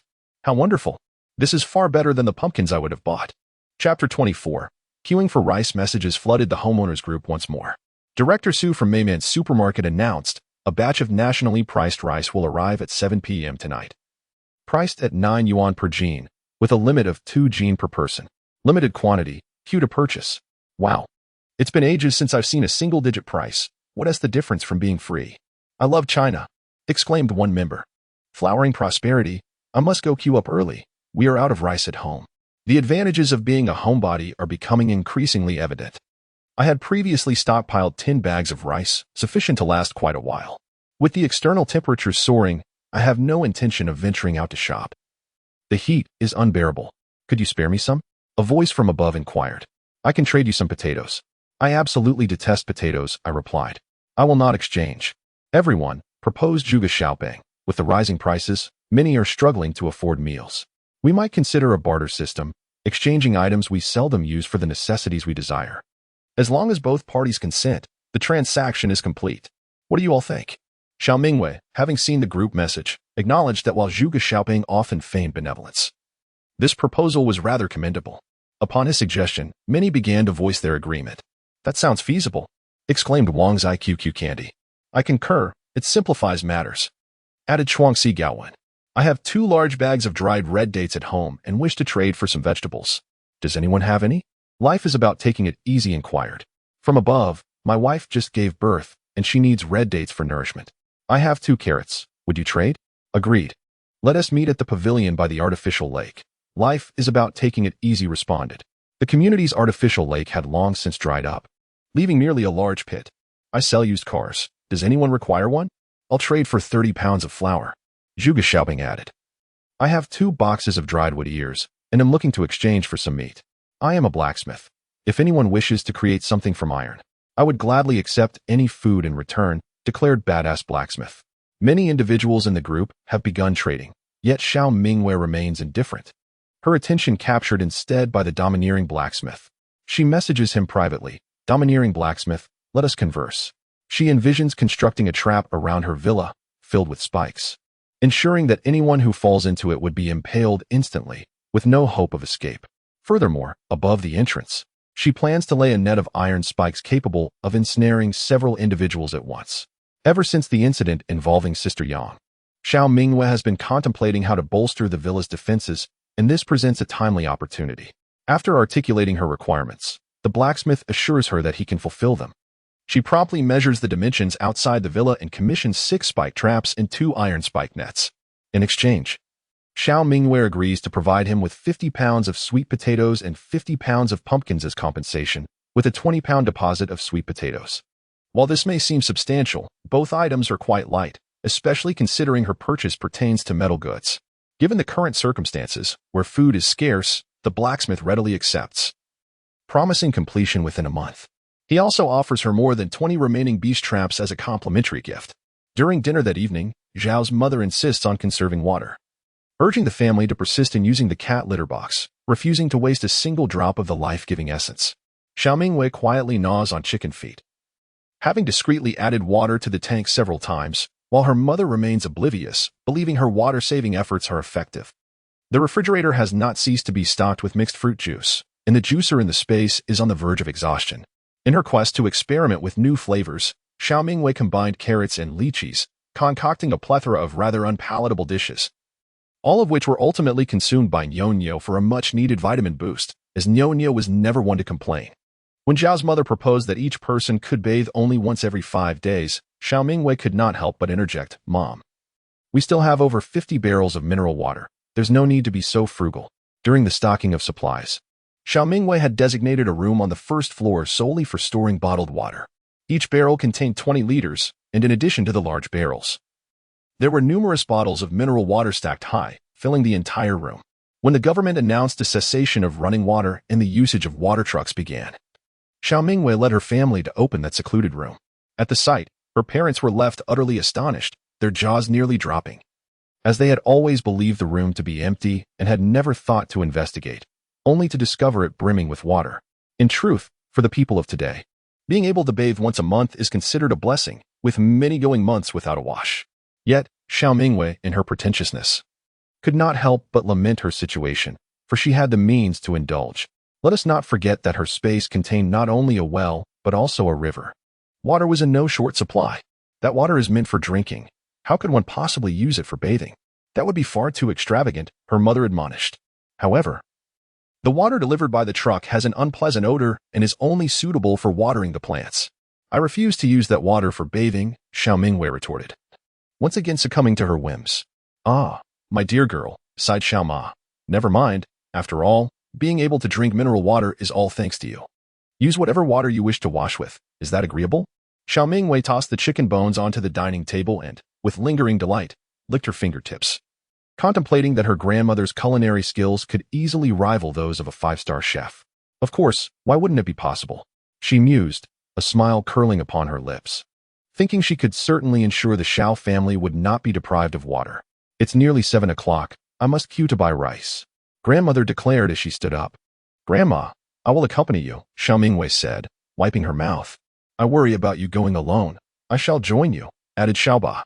At 6:50 in the evening, the three of them stepped outside, greeted by a sweltering wave of heat that made Xiao Mingyue feel as though she had entered a sauna. Before they even reached the supermarket, they could see a long line forming at the entrance from afar, and they obediently joined the queue. They haven't even started selling yet. And look at this long line, it seems endless. Will there be any rice left by the time it's her turn? Grandma murmured. Xiao Mingyue, unable to endure her thirst any longer, retrieved 3 bottles of water from her bag and handed them to Xiaoba and Grandma to quench their thirst. Given the lengthy wait, many people had brought bottles of water to stay hydrated while queuing, lest they perish from thirst during the wait.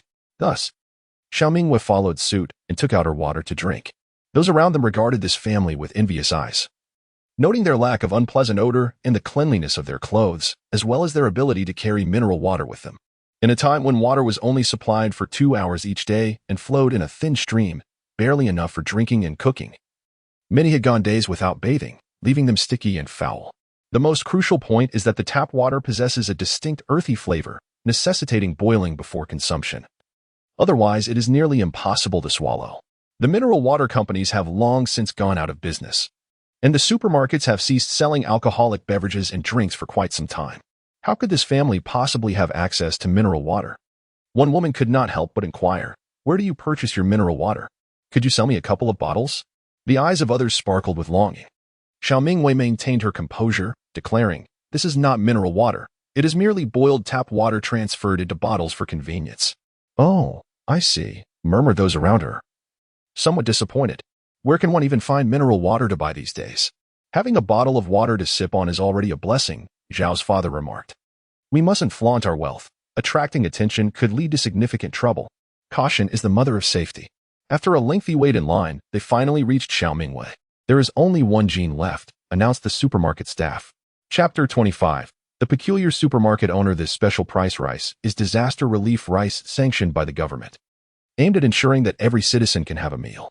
Priced at 9 yuan per gene, it is remarkably affordable compared to today's exorbitant prices, almost akin to being free. Therefore, each person is limited to purchasing 2 genes, and with only 1 gene remaining, Xiao Mingyue is determined to acquire it. "No need to queue any longer," shouted the supermarket owner. "We have waited in line for so long. How can you only tell us now that it is sold out?" One customer protested. "Exactly. Why was this not mentioned earlier? On such a sweltering day, this feels like a mockery." The supermarket owner, a middle-aged man, scowled and shouted, "When I say there is none, there is none. If you continue your incessant chatter, I shall no longer conduct business with you. Go buy your goods elsewhere." Xiao Mingyue retrieved her money, declaring, "I shall take this pound." At that moment, a man suddenly emerged from behind, asserting, "The rest of the rice is mine." Xiao Mingyue frowned and turned to see a shifty-eyed man approaching, who cast her a smug glance as he passed. Suddenly, her grandmother's expression shifted. "Is it you? During the day, you knocked me down and stole my vegetables. Return my vegetables." The man, trembling slightly, sneered dismissively. "Old hag, what are you babbling about? I can't comprehend your nonsense." Xiao Mingyue's expression darkened instantly. "What did you say? Have the courage to repeat that." Recently, her father had been in a foul mood. The man took a step back, feeling cornered, and said nervously, "Are you all together? What did I even say? Move aside, don't block my way to buy rice." He presumed this old woman was alone. Xiao Mingyue let out a cold laugh. "Do you understand the concept of first come, first served? Nonsense about first come, first served. I am here to shop, and I need not queue. Who do you think you are, daring to compete with me for rice? Do you believe I can make it so you can never buy rice again?" The man threatened menacingly. Xiao Mingyue examined him with an expressionless face, finding the situation amusing rather than angering, realizing he was merely seeking a quarrel without cause. Noticing her father's muscular build, the man grew fearful and shouted, "Brother, you save me." The male owner of the supermarket stepped out, challenging, "How dare you cause a ruckus here? Do you believe I want to call the police and blacklist you all, ensuring you can never shop at my store again? With Director Su absent and no government officials to oversee matters, I am the authority here. My word is law. Where were you when the disturbance began? Now you choose to show up?" Xiao Mingyue was familiar with this supermarket owner, having heard complaints in the group about stolen groceries. Not only did he refuse to assist in recovering the stolen items, but he also aggressively chased people away. Moreover, he harbored grudges. Anyone who dared to speak ill of him would find themselves denied service, leaving everyone with a sense of anger they could not express. Before the apocalypse, the supermarket was run by a kind-hearted female owner who often gifted customers with green onions or vegetables. However, shortly after the world fell into chaos, the ownership changed to a male as it did in a previous life. The current male proprietor, unlike the benevolent Miss May, lacked compassion, and at that time, Xiao Mingyue could barely afford food or water, appearing as a filthy refugee. Upon reflection, the sudden disappearance of Miss May seemed suspicious, riddled with unanswered questions. "It's my supermarket, and I shall manage it as I see fit. The remaining rice is mine, and if you continue to disrespect me, do not expect to return to my store." The owner threatened. "Are you frightened now? Let go of me." The man seized by Xiao's father wore a smug expression. The elderly woman trembled, pointing at them. "Do you have no sense of reason?" The male proprietor of the supermarket seemed to have heard a rather amusing jest. When it comes to reasoning, women are adept, yet men only resort to their fists. The one with power dictates the narrative. If you possess the capability, then why not establish your own supermarket? Upon hearing these words, Xiao Mingyue furrowed her brow. sensing a dissonance that eluded her grasp, as if she were on the verge of recollecting something significant, yet always fell short. Suddenly, Xiao Mingyue spoke. Her gaze fixed intently upon the face of the supermarket owner. A fleeting look of panic crossed the proprietor's countenance, but it dissipated swiftly. He raised his voice abruptly. "Mei Man is my wife. She is unwell and resting at home. What concern is it of yours?" Noticing his evident unease, Xiao Mingyue chuckled unexpectedly. "Father, let him be. We won't be able to procure rice today if we offend the owner, and it would render our future quite troublesome." "Mei Zhao's father was taken aback, yet he relented and released his grip. Observing this, the supermarket owner smiled, exclaiming, "At least you have some sense." The shifty-eyed man appeared to revel in his small triumph, insisting on acquiring the specially priced rice. This rice was exclusively allocated by the state, meticulously measured to ensure precision. Each individual was required to present their identification and pay in order to purchase it, a measure designed to prevent unscrupulous individuals from hoarding it. Had it not been for the stringent oversight from above, he would not have bothered spending his money, as it was a trifling sum anyway. Xiao Mingyue cast a deep glance at the supermarket owner before turning to leave. On their way home, Zhao's father grumbled incessantly about the state of affairs. What a world we live in. To be cornered by such petty individuals is utterly infuriating. If it weren't for the fear of being blacklisted, I would have surely taught them a lesson. Grandmother sighed repeatedly, resigning herself to the reality that, as ordinary citizens, they must swallow their grievances, even if it meant enduring a bitter pill. After all, the supermarket owner held considerable influence, and the entire neighborhood relied on his establishment. Who would dare to offend him? Xiao Mingyue remained silent, lost in thought. She recalled a time before the apocalypse when she had visited the Meiman supermarket and overheard Sister Meiman conversing with a customer. The customer, a divorced woman with a child, lamented her struggles, to which Sister Meiman assured her that brighter days lay ahead. At that moment, Xiao Mingyue had been preoccupied with her own concerns about procuring supplies and had not caught the tail end of their conversation. However, she was certain that Sister Meiman was single, a fact that struck her as peculiar. Now, the neighborhood was plunged into darkness, the absence of electricity rendering everything pitch black.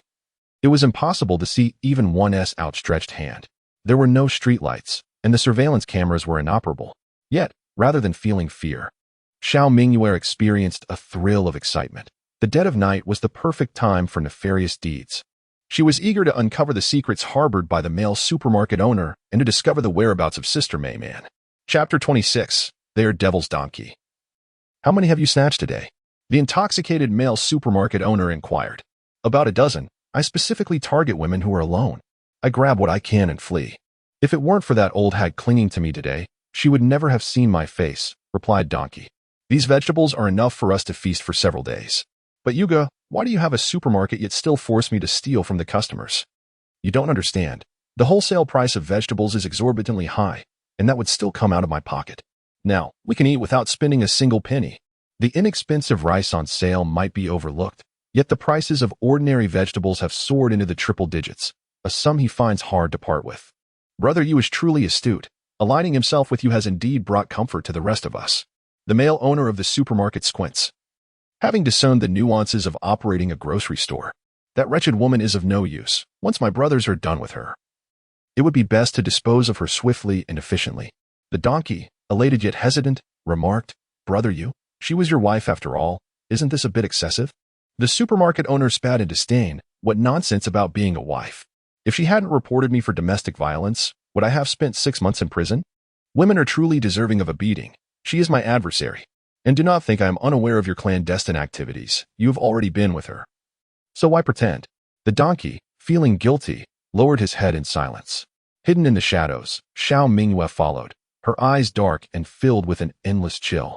Perhaps due to her constant consumption of clear liquor, her night vision had significantly improved. Compared to ordinary individuals, she could see much more clearly, allowing her to evade the notice of the supermarket owner and the donkey. The home of Meiman lay in disarray, with 3 unfamiliar men occupying the brightly lit living room, the air conditioning running, and 2 solar panels placed on the balcony. "Sister-in-law, if you can entertain these gentlemen well today, when brother Yu decides to strike you next time, we shall plead for your mercy. What do you say?" Meiman's expression was vacant, devoid of life. Her tattered clothing offered little cover for her pale body. And as the men gazed, their eyes gradually reddened. "Compared to her, I find her daughter far more appealing. The tender beauty of a 15-year-old girl is truly captivating. Suddenly, one of the men spoke up. Mei Man's eyes finally flickered, her fist clenched tightly. Have you lost your mind? That's Brother Yu's daughter. She must not be harmed. The speaker glanced toward the second bedroom, where a young girl was locked inside, faint pleas echoing from within. Please, I beg you, let my mother go. I will do anything you ask. Please. The girl continued to plead desperately. Bah, what nonsense about Brother Yu. He's out every day. Can he even protect us? The group erupted into laughter, their crude words filling the air, utterly unbearable. At that moment, the door swung open. The third man stammered, in nothing, Brother Yu. Please have a seat. You must be exhausted today. As Brother Yu passed by Mei Man, he kicked her, declaring, this woman is of no use anymore. Just kill her. While it's still dark, drag her up the mountain and bury her. She's a waste of resources. The third man smiled obsequiously, suggesting, at least she's a woman. Brother Yu waved his hand dismissively. If you wish to play, then play, but make sure to kill her afterward. Don't think I'm oblivious. You've already made your move. He surveyed the group, who chuckled awkwardly. Brother Yu is truly magnanimous. No doubt about it. Brother Yu is the best. Now, Brother Yu is a supermarket owner, with no worries about food or electricity. Whatever Brother Yu commands, I shall comply without hesitation, even if it means traversing mountains of blades or seas of fire. The group echoed their agreement. Brother Yu smirked. You, lad, are quite the silver-tongued charmer. He licked his lips. And I observed that there were indeed many attractive women in this community, several of whom lived alone, perhaps even more appealing than this old harlot. Indeed, that troublemaking girl from tonight seemed quite enticing, though her father might pose a challenge. The donkey chimed in. Brother Yu scoffed with disdain. Challenging? How difficult could it be? With so many of us, can we not deal with her father? You'll be the first to step up. The donkey, filled with excitement, exclaimed, Thank you, Brother Yu. Thank you. The others exchanged glances, their eyes brimming with lewd greed. All right, we shall heed Brother Yu's words. Soon, we will drag her to the mountains and bury her. In the secondary bedroom, the young girl pounded on the door, pleading, Dad, please spare Mom. I beg you, don't kill her. It's all my fault. I called the police that day, which led to your imprisonment. If you must kill someone, take me instead, but spare Mom. Brother Yu signaled to the donkey, who went to the secondary bedroom to bring her out. As Yuxinshin emerged, she appeared frantic, rushing to shield her mother, the two of them embracing tightly. Dad, I beg you, even if you disregard the bond of over a decade, remember, I am your daughter. If you kill Mom, how can I possibly live? Death would be preferable. Please, Dad, let us go. We will disappear completely and never return. I implore you, Dad. Yuxinshin wept heartbreakingly, continually pleading. Deep within her eyes lay a tempest of hatred, artfully concealed beneath a facade of helpless sorrow, addressing him tenderly as Dad.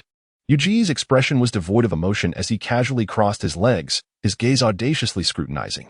Xin must be 15 this year, he remarked. Upon hearing this, Mei Man was engulfed by an ominous premonition, and she exclaimed, You Dajiang, you wretched beast, more loathsome than a pig or dog. If you have the audacity, come at me, you soulless demon. May you meet a terrible fate. In a fit of rage, Mei Man rushed towards Yugo, only to be intercepted by Lao San, who struck her sharply across the face. Silence. Do you wish to court death by speaking to Yugo that way?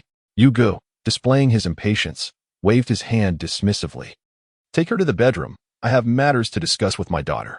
A malicious grin spread across the faces of the onlookers. Mei Man struggled frantically, hurling insults and pleading for mercy, begging him not to harm her daughter, yet Yugo remained unmoved as they dragged her towards the bedroom, despair reflected in her eyes. Yugo turned his attention to Xin, a smirk creeping onto his lips. My dear, one must recognize the times. What good is your allegiance to your mother? Just look at her now. Better to be close to your father, who can provide you with a better life. Wouldn't you agree? Suddenly, Xin laughed. Very well. As long as you spare our lives, I will comply with whatever you desire. Her eyes were resolute, gripping the shard of a mirror tightly, prepared to face this devil in a final confrontation. Yugo was taken aback. Is that truly how you feel? At that moment, the security door was forcefully flung open, and a tiger, half the height of an adult, charged in, baring its teeth menacingly. Its gaping maw, filled with sharp fangs glinting ominously, evoked a chill of terror. Chapter 27, Kill. Although Fortune has yet to reach maturity, his physique has fully developed, even surpassing that of an ordinary adult tiger. Who could have imagined that this formidable beast, which could instill terror with a mere glance, would daily pester Xiao Mingyue for milk, consuming 2 large basins at a time. A tiger? Where did this tiger come from? Yuji's eyes widened in disbelief, his muscles tensed. He wished to flee, yet his body felt like a limp puddle, immobilized. Yu Xinshin, pale with fright, dared not move. The tiger, ignoring her, charged directly towards Yugo, its massive paws thundering on the floor. Help! Trembling. Yugo soiled himself in fear. He could barely utter the word help before Fortune seized him by the throat, crushing it with a single bite, his head drooping lifelessly. Breath extinguished. Meanwhile, those in the bedroom, entangled in their own pleasures, remained oblivious to the commotion in the living room, unaware that their demise was imminent. Yu Xinshin's eyes sparkled with exhilaration, relishing the sight of her enemy meeting a brutal end. It was utterly satisfying. No longer frightened by the tiger, she embraced her fate with calm acceptance, believing that even if the tiger were to end her life, she could at least die with her eyes closed. Without a second thought, Yu Xinshin dashed into the bedroom, only to be met with a horrific sight of blood splattered across the room. Unable to contain herself any longer, she let out a piercing scream. Xinshin, Meiman clutched her daughter tightly as they huddled together. Fortune, having discarded the lifeless body with disdain for its unpalatable taste, let out a low growl and leisurely swayed its tail as it departed, completely disregarding the terrified mother and daughter in the corner. In a secluded corner outside, Xiao Mingyue gently patted the head of Fugui, tucking him away into her spatial realm, while simultaneously rewarding him with 2 large bowls of braised pork. Recently, Fugui had developed a fondness for this delicacy, demanding a perfect balance of lean and fatty meat, with an intolerable excess of fat. In her little courtyard within the spatial realm, Xiao Mingyue set up a large iron pot exclusively for Fugui's meals, which he adored. As the eldest sister, Meiman, resided on the ground floor with her curtains inadequately drawn, Xiao Mingyue had witnessed everything that transpired within the house and had heard every utterance. A profound chill gripped her heart. She was appalled to discover that such beasts existed in this world, meeting such a swift demise. It was an unjust reprieve for them. In her previous life, she had been as filthy as a beggar, devoid of water for bathing, her body sticky and reeking, which had spared her from their predatory gaze. A stroke of misfortune turned to fortune. Xiao Mingyue retrieved several bottles of water and some food from her spatial realm and entered Meiman's home. Meiman, do you have something to eat?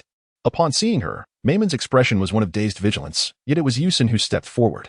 Yusin opened a bottle of water and drank greedily, then bit into some bread with fervor. I have already notified the police. I trust they will arrive shortly.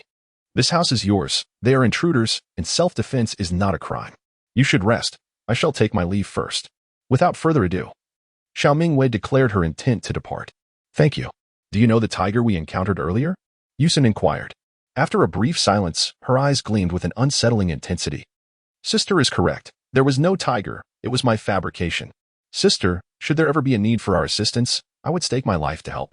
She has always been one to repay grudges and kindness alike. She has not forgotten the warm noodle soup prepared by her elder sister in her previous life. After Xiao Mingyue departed, Meiman devoured her food, tears streaming down her face. Mother, do not be afraid. All of this is in the past. Those beasts have been slain by the tiger. We are saved.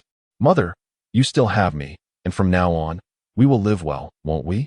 Xinshin spoke gently, wary of upsetting her. Meiman stared vacantly at the lifeless bodies on the ground, and suddenly, laughter escaped her lips, mingled with tears. They are dead? All dead. Good riddance. As Meiman regained her composure, her dazed expression gradually cleared. She grasped Xinshin's hand firmly and declared, the police will arrive shortly. We must secure the scene. That individual was correct. They intended to commit robbery, and we fought back. Where's the knife? Bring me the knife. The wounds inflicted by the tiger are evident. We must quickly disguise them as stab wounds. When Brother Yu's gang arrived, they brought an array of weapons, large cleavers, daggers, crossbows, and electric batons, now proving useful. Excellent. Xinshin promptly rose to fetch the knife. With a face full of fury, Meiman stabbed Brother Yu a dozen times, feeling a slight sense of vengeance. The others followed suit, intensifying the stench of blood within the room. After fabricating the scene, the mother and daughter collapsed onto the sofa. Xinshin remarked that tiger was peculiar. It only attacked those beasts, sparing us, as if it had been trained. Meiman's face was smeared with blood. Xinshin nodded. Once the tiger departed, that sister arrived, bringing us food and water. I suspect the tiger is under her care, yet she seems reluctant for others to know. Since she denies it, we shall remain oblivious. Xinshin, she is the benefactor of our mother-daughter duo. and we must remember this with utmost gratitude. Ah. Mayman unearthed the phone that had been snatched by Brother Yu and dealt him another blow. She first captured photographs of each corpse before accessing the community owner group to compose a message. Mayman Supermarket. Our store will be closed for 3 days. Regular operations will resume the day after tomorrow. When the police arrived, they were taken aback by the horrific scene within, recognizing it as a home invasion. However, they refrained from commenting, instead praising the courage of Mayman and her daughter, even assisting in the disposal of the bodies. Mayman Supermarket. We have just been victims of a home invasion, and all perpetrators have been eliminated. No survivors remain. Let it be known, should anyone dare to provoke us again. Do not blame me for taking your life.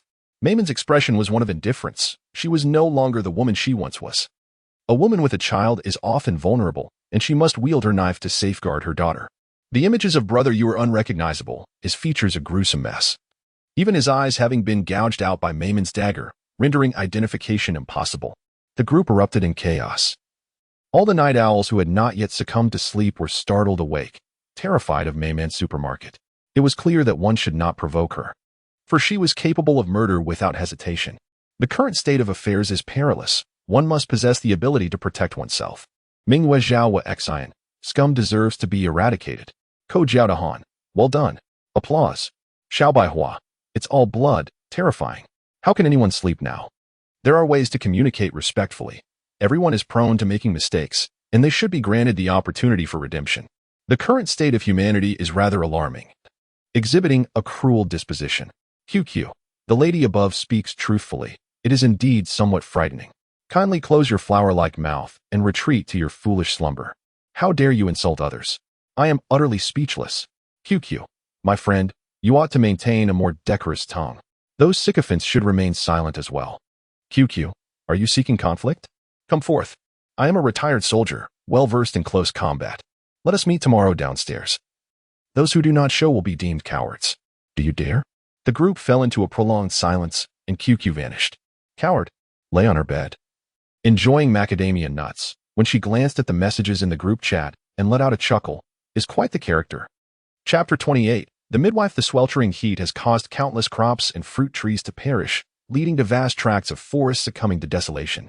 The government has mandated the regulation of water resources, directing them to the most essential areas. Local authorities have responded promptly, issuing numerous notifications prioritizing water allocation for farmers and fruit growers, thereby vigorously supporting agricultural development. Some have humorously dubbed this year the disaster year of Flame Mountain. The state has already deployed its reserve grain and meat supplies, imposing strict controls on prices, resulting in a decline in food and meat prices across various regions, much to the delight of the citizens, contributing to a more stabilized social order. However, the national granaries will inevitably be depleted should the high temperatures persist. It would spell catastrophe for all humankind. Xiao Mingyue remained remarkably composed. At present, the nation is diligently controlling prices. Grains, meats, and other essentials have significantly decreased in cost. However, the prices of leafy vegetables and fruits remain stubbornly high. Yet, as long as one is willing to spend, provisions can still be procured. But once the sandstorm descends, a deluge of yellow sand will engulf the entirety of Huaxia, hastening the desertification process at an alarming rate, rendering it uncontrollable. At that juncture, not only will food be scarce, but even weeds shall cease to sprout. That will be the true inferno on earth. Moreover, let us not forget that prior to the sandstorm, there will be a plague of mosquitoes. Xiao Mingyue regularly ventured into her space to tend to agricultural tasks. Today, she came to harvest fruits. The peaches had ripened splendidly, each one plump and juicy. After a brief rinse in the brook, a single bite revealed a burst of sweetness, juice splattering everywhere. It was time to gather pears, apples, and cherries. Otherwise, the branches were nearly bowing under the weight of the fruit. With deft hands, Xiao Mingyue collected them and placed them into a large basket. Not far off, several calves gazed in her direction, their eyes filled with anticipation and longing, wondering what delicacies their master might bestow upon them today. Yet, they dared not approach, as the formidable Fugui was watching over them. Indeed, Fugui was once again herding cattle. No longer the small milk tiger of yesteryear, he now exuded an imposing presence, his gaze radiating an air of disdain towards all living beings. Towering over Xiao Mingyue, his stature was striking. Recently, Xiao Mingyue had acquired a basket of gold coins, She found herself in no need of money, so she decided to keep them for the time being. The calves and piglets had now grown into sizable pigs and cows. Perhaps due to the unique environment of her space, their growth rate surpassed that of their counterparts in the outside world. Thanks to the diligent care provided by Fugui, each of the animals flourishes with robust physiques, promising a firm and delectable meat. Xiao Mingyue suspects that Fugui regards the creatures in the space as his subordinates. Administering a strict regime, he even oversees the hen's egg production. Whenever the egg yield diminishes, Fugui would threaten and intimidate the chickens by the coop, prompting them to lay a multitude of eggs overnight. Indeed, Fugui proves to be a competent steward. The volume of manure produced by the space animals has multiplied several times, compelling Xiao Mingyue to frequently concoct excuses to venture outside, to dispose of the waste in the desolate land behind the community. She makes a considerable trek each time, anxious that someone might complain about the foul odor. She brings forth a basket of cherries, distributing half to the pigs and the other half to the cattle, alongside watermelons, peaches, and pears, ensuring an equitable share among them. To guarantee a balanced diet for the pigs, Xiao Mingyue has also brought in a substantial amount of freshly dug sweet potatoes, chopped into chunks and tossed into their enclosure. Setting up the barbecue grill, she begins to roast a leg of lamb. The grill rotates slowly and automatically, allowing her to attend to other matters without constant supervision. As she picks up 2 large pomegranates and approaches the chicken coop to feed the hens, she splits a pomegranate and tosses a piece into the enclosure. Suddenly, she hears the long-awaited sound of the system. Host, you have a new task. Learn to assist in childbirth. Please choose whether to accept the task. Countdown. 3 seconds. 3, 2, accept. Who shall I assist? Just then, she hears a series of urgent bleats. It is the 2 mother goats calling out. Rushing over, she finds one of the mother goats in distress, with a kid stuck in her birth canal, while the other mother goat lies on the ground, wailing in anguish. Moreover, an array of tools mysteriously appeared beside the goat. Scissors, towels, hot water, and most importantly, a manual for parturition, evidently provided by the system. The elderly gentleman who sold her the goats had claimed that these 2 could not bear offspring, which led her to purchase 2 pregnant ewes. Xiao Mingyue quickly regained her composure, retrieving disposable gloves and iodine antiseptic, swiftly perusing the manual before commencing the birthing process. She gathered a selection of fresh vegetables, placing them near the mouths of the ewes to replenish their strength, all the while soothing their nerves and observing the movements of the lambs at the birth canal. Fugui lay languidly on the grass, watching from a distance as the mother goat delivered her young. Should she suggest deep breathing? The thought made Xiao Mingyue chuckle. After all, how could sheep breathe like humans, and they wouldn't understand her anyway? Soon enough, the lamb that had been lodged emerged with a slippery slide, still coated in viscous fluid. Once the first lamb was born, the subsequent ones followed suit with ease. Within less than an hour, the 2 ewes had given birth to a total of 6 lambs. Following the instructions in the manual, Xiao Mingyue tended to the mother and her offspring, cleaning the lambs as the mother lovingly licked each one, her eyes brimming with affection. Fugui sauntered over leisurely, its tail sweeping the grass like a steel whip. It sniffed the freshly born lambs, marked their scent, and then turned to leave, as if to say that the master now had 6 more little followers. In light of the ewes' significant contribution, Xiao Mingyue resolved not to slaughter them for meat, recognizing that they would still need to care for their young. 6 lambs were drinking milk as Xiao Mingyue tidied up her belongings and made her way to the stream to wash her hands. Just then, a voice echoed, congratulating her on completing a task and presenting her with a strength-enhancing pill. Please consume it promptly. It will be ineffective if expired. With a swift motion, a small wooden box fell into Xiao Mingyue's hands. The strength pill? She opened the box and indeed found a single pill inside. After a moment of hesitation, she resolved to take it. All the comforts she currently enjoyed were bestowed upon her by the space, and thus, it would not harm her. Not long after consuming the pill, Xiao Mingyue felt a delightful tingling sensation coursing through her limbs, a surge of power enveloping her body. How potent could this newfound strength be?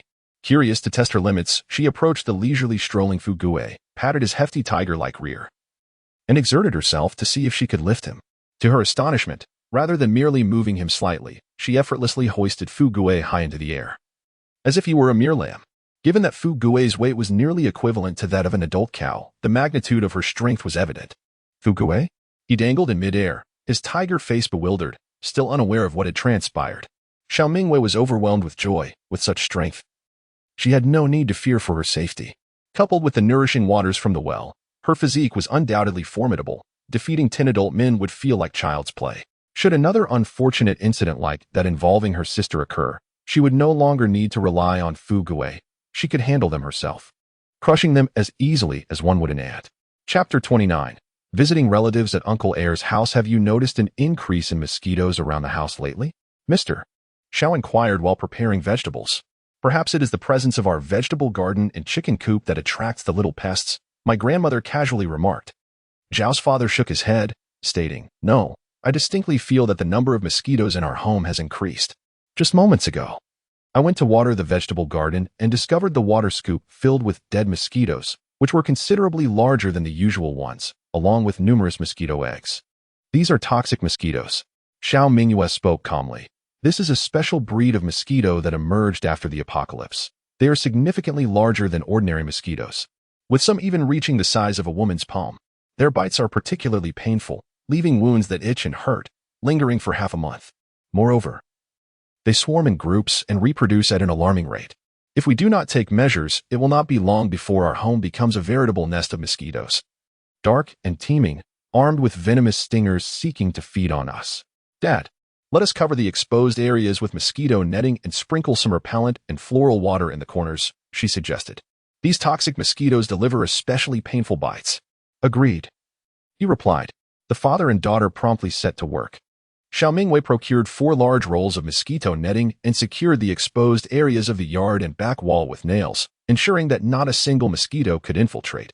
As there were already some mosquitoes in the house, Xiao Mingyue meticulously inspected areas with standing water, discovering that the water tank indeed harbored female mosquitoes laying eggs. And the water trough in the chicken coop was also infested with them. She replaced all the water in the tank, thoroughly cleaned the trough in the chicken coop, and applied mosquito repellent in the hidden corners of the house, spraying floral water in the crevices and along the base of the walls. After a busy afternoon, the father and daughter finally managed to tidy up their home, and not a single mosquito was in sight. Xiao Mingyue finally felt a sense of relief. She understood that this wave of mosquitoes was merely a small-scale probe. A full-blown mosquito invasion was imminent. In just a few days, the sky would be filled with swarming insects, darkening the heavens, undeterred by the heat, capable of even obscuring the sun. Mingyue, your cousin has just given birth, and your grandmother wishes to meet her great-grandchild. Let us visit your second uncle's home, Zhao's mother suddenly announced, prompting the entire family to pay a visit to relatives. Previously, Zhao's grandparents had lived with the second uncle, a quintessential rural man who cultivated potatoes on his land, known for his honest and straightforward demeanor. His wife was equally unpretentious. However, this also meant they would encounter the arrogant family of the eldest uncle. Although the eldest uncle had no significant flaws, his success in business had made him somewhat pretentious, reveling in ostentation. Before their departure, Xiao Mingyue was assisting her father in packing.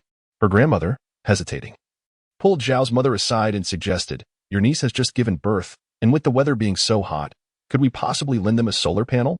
After all, while adults can endure the heat, children cannot, and a woman just out of confinement is particularly susceptible to discomfort. Feeling rather embarrassed, her grandmother was mindful of having received so much hospitality at her daughter's home and now making such a request. Overhearing this, Xiao Mingyue readily agreed. Recalling that she had several solar panels in her possession, lying idle, she saw it as a fitting gift for her newborn nephew. Moreover, the family of her second uncle had always treated her well. During her previous stay, the best provisions were always reserved for her, with her cousins waiting in line behind her. Zhao's mother was filled with joy, continuously praising her daughter for her foresight in purchasing so many solar panels, allowing her to save face in front of her family. The weather was sweltering. It must have been exhausting on the journey, right? Mom and dad, sister and brother-in-law. Please come inside, she urged. Since you're here, you shouldn't have brought anything. At the entrance, Uncle Air, Aunt Air, and cousin greeted them, their faces alight with smiles. It's not hot at all. The car had air conditioning, Xiao Mingyue reassured them. Congratulations, brother Air and sister-in-law, on the arrival of your son. As an elder, I simply must bring gifts for the child. Hello, Uncle Air, Aunt Air, cousin, please come help. There are still many items in the trunk, Xiao Mingyue called out. Oh, we're coming. At that moment, Uncle Da and Aunt Da leisurely emerged from the house. What are you all lingering at the door for? Hurry inside. The sun is truly scorching, Uncle Da remarked. Aunt Da furrowed her brows, lamenting how rural life could not compare to the city. It was hot outside, and the inside was hardly any better. I say, second brother's family, please hurry up with the cooking. I'm nearly starving. Grandmother descended from the car, calmly stating, eldest brother and his wife have also arrived. If you're feeling the heat, you might as well go inside. Upon noticing the numerous items in the car, Aunt Da's eyes sparkled with excitement as she rushed over. Oh my, fourth sister and brother-in-law have brought so many things? Xiao Mingyue replied with a bright smile, Aunt Da. We haven't brought much, just some fruits, vegetables, meat, and eggs. It's all rather trivial, and certainly cannot compare to what Uncle Da and Aunt Da have. Aunt cast a glance and chuckled dryly, remarking, is this what you call bringing little? The prices nowadays are exorbitant. It has been ages since I've seen any leafy greens, let alone meat. Ahem. Uncle coughed a couple of times, interrupting Aunt, exclaiming, what are you doing? This is truly demeaning. You haven't brought much either. With his hands clasped behind his back, Uncle's gaze wandered, intentionally or not, towards the items in the vehicle. Aunt, reluctant to divert her eyes, swallowed hard at the sight of the fruits, having forgotten what an apple even tasted like. Xiao Mingyue couldn't help but smirk, thinking to herself, Uncle is all bark and no bite. So, Uncle, what have you brought? Uncle's expression grew somewhat awkward as he replied, just half a kilogram of good pork. A nice mix of fat and lean. I managed to snag this with great difficulty. We'll stew it later and share it together. He had only brought half a kilogram of pork, intending to boast about having meat at home. But in comparison to the whole pig leg and ribs from the fourth sister's family, it was utterly insignificant. Although the government had released reserve pork to stabilize prices, it merely served to prevent further increases rather than truly lower them. Thus, families that could afford to indulge in meat indeed had something to brag about.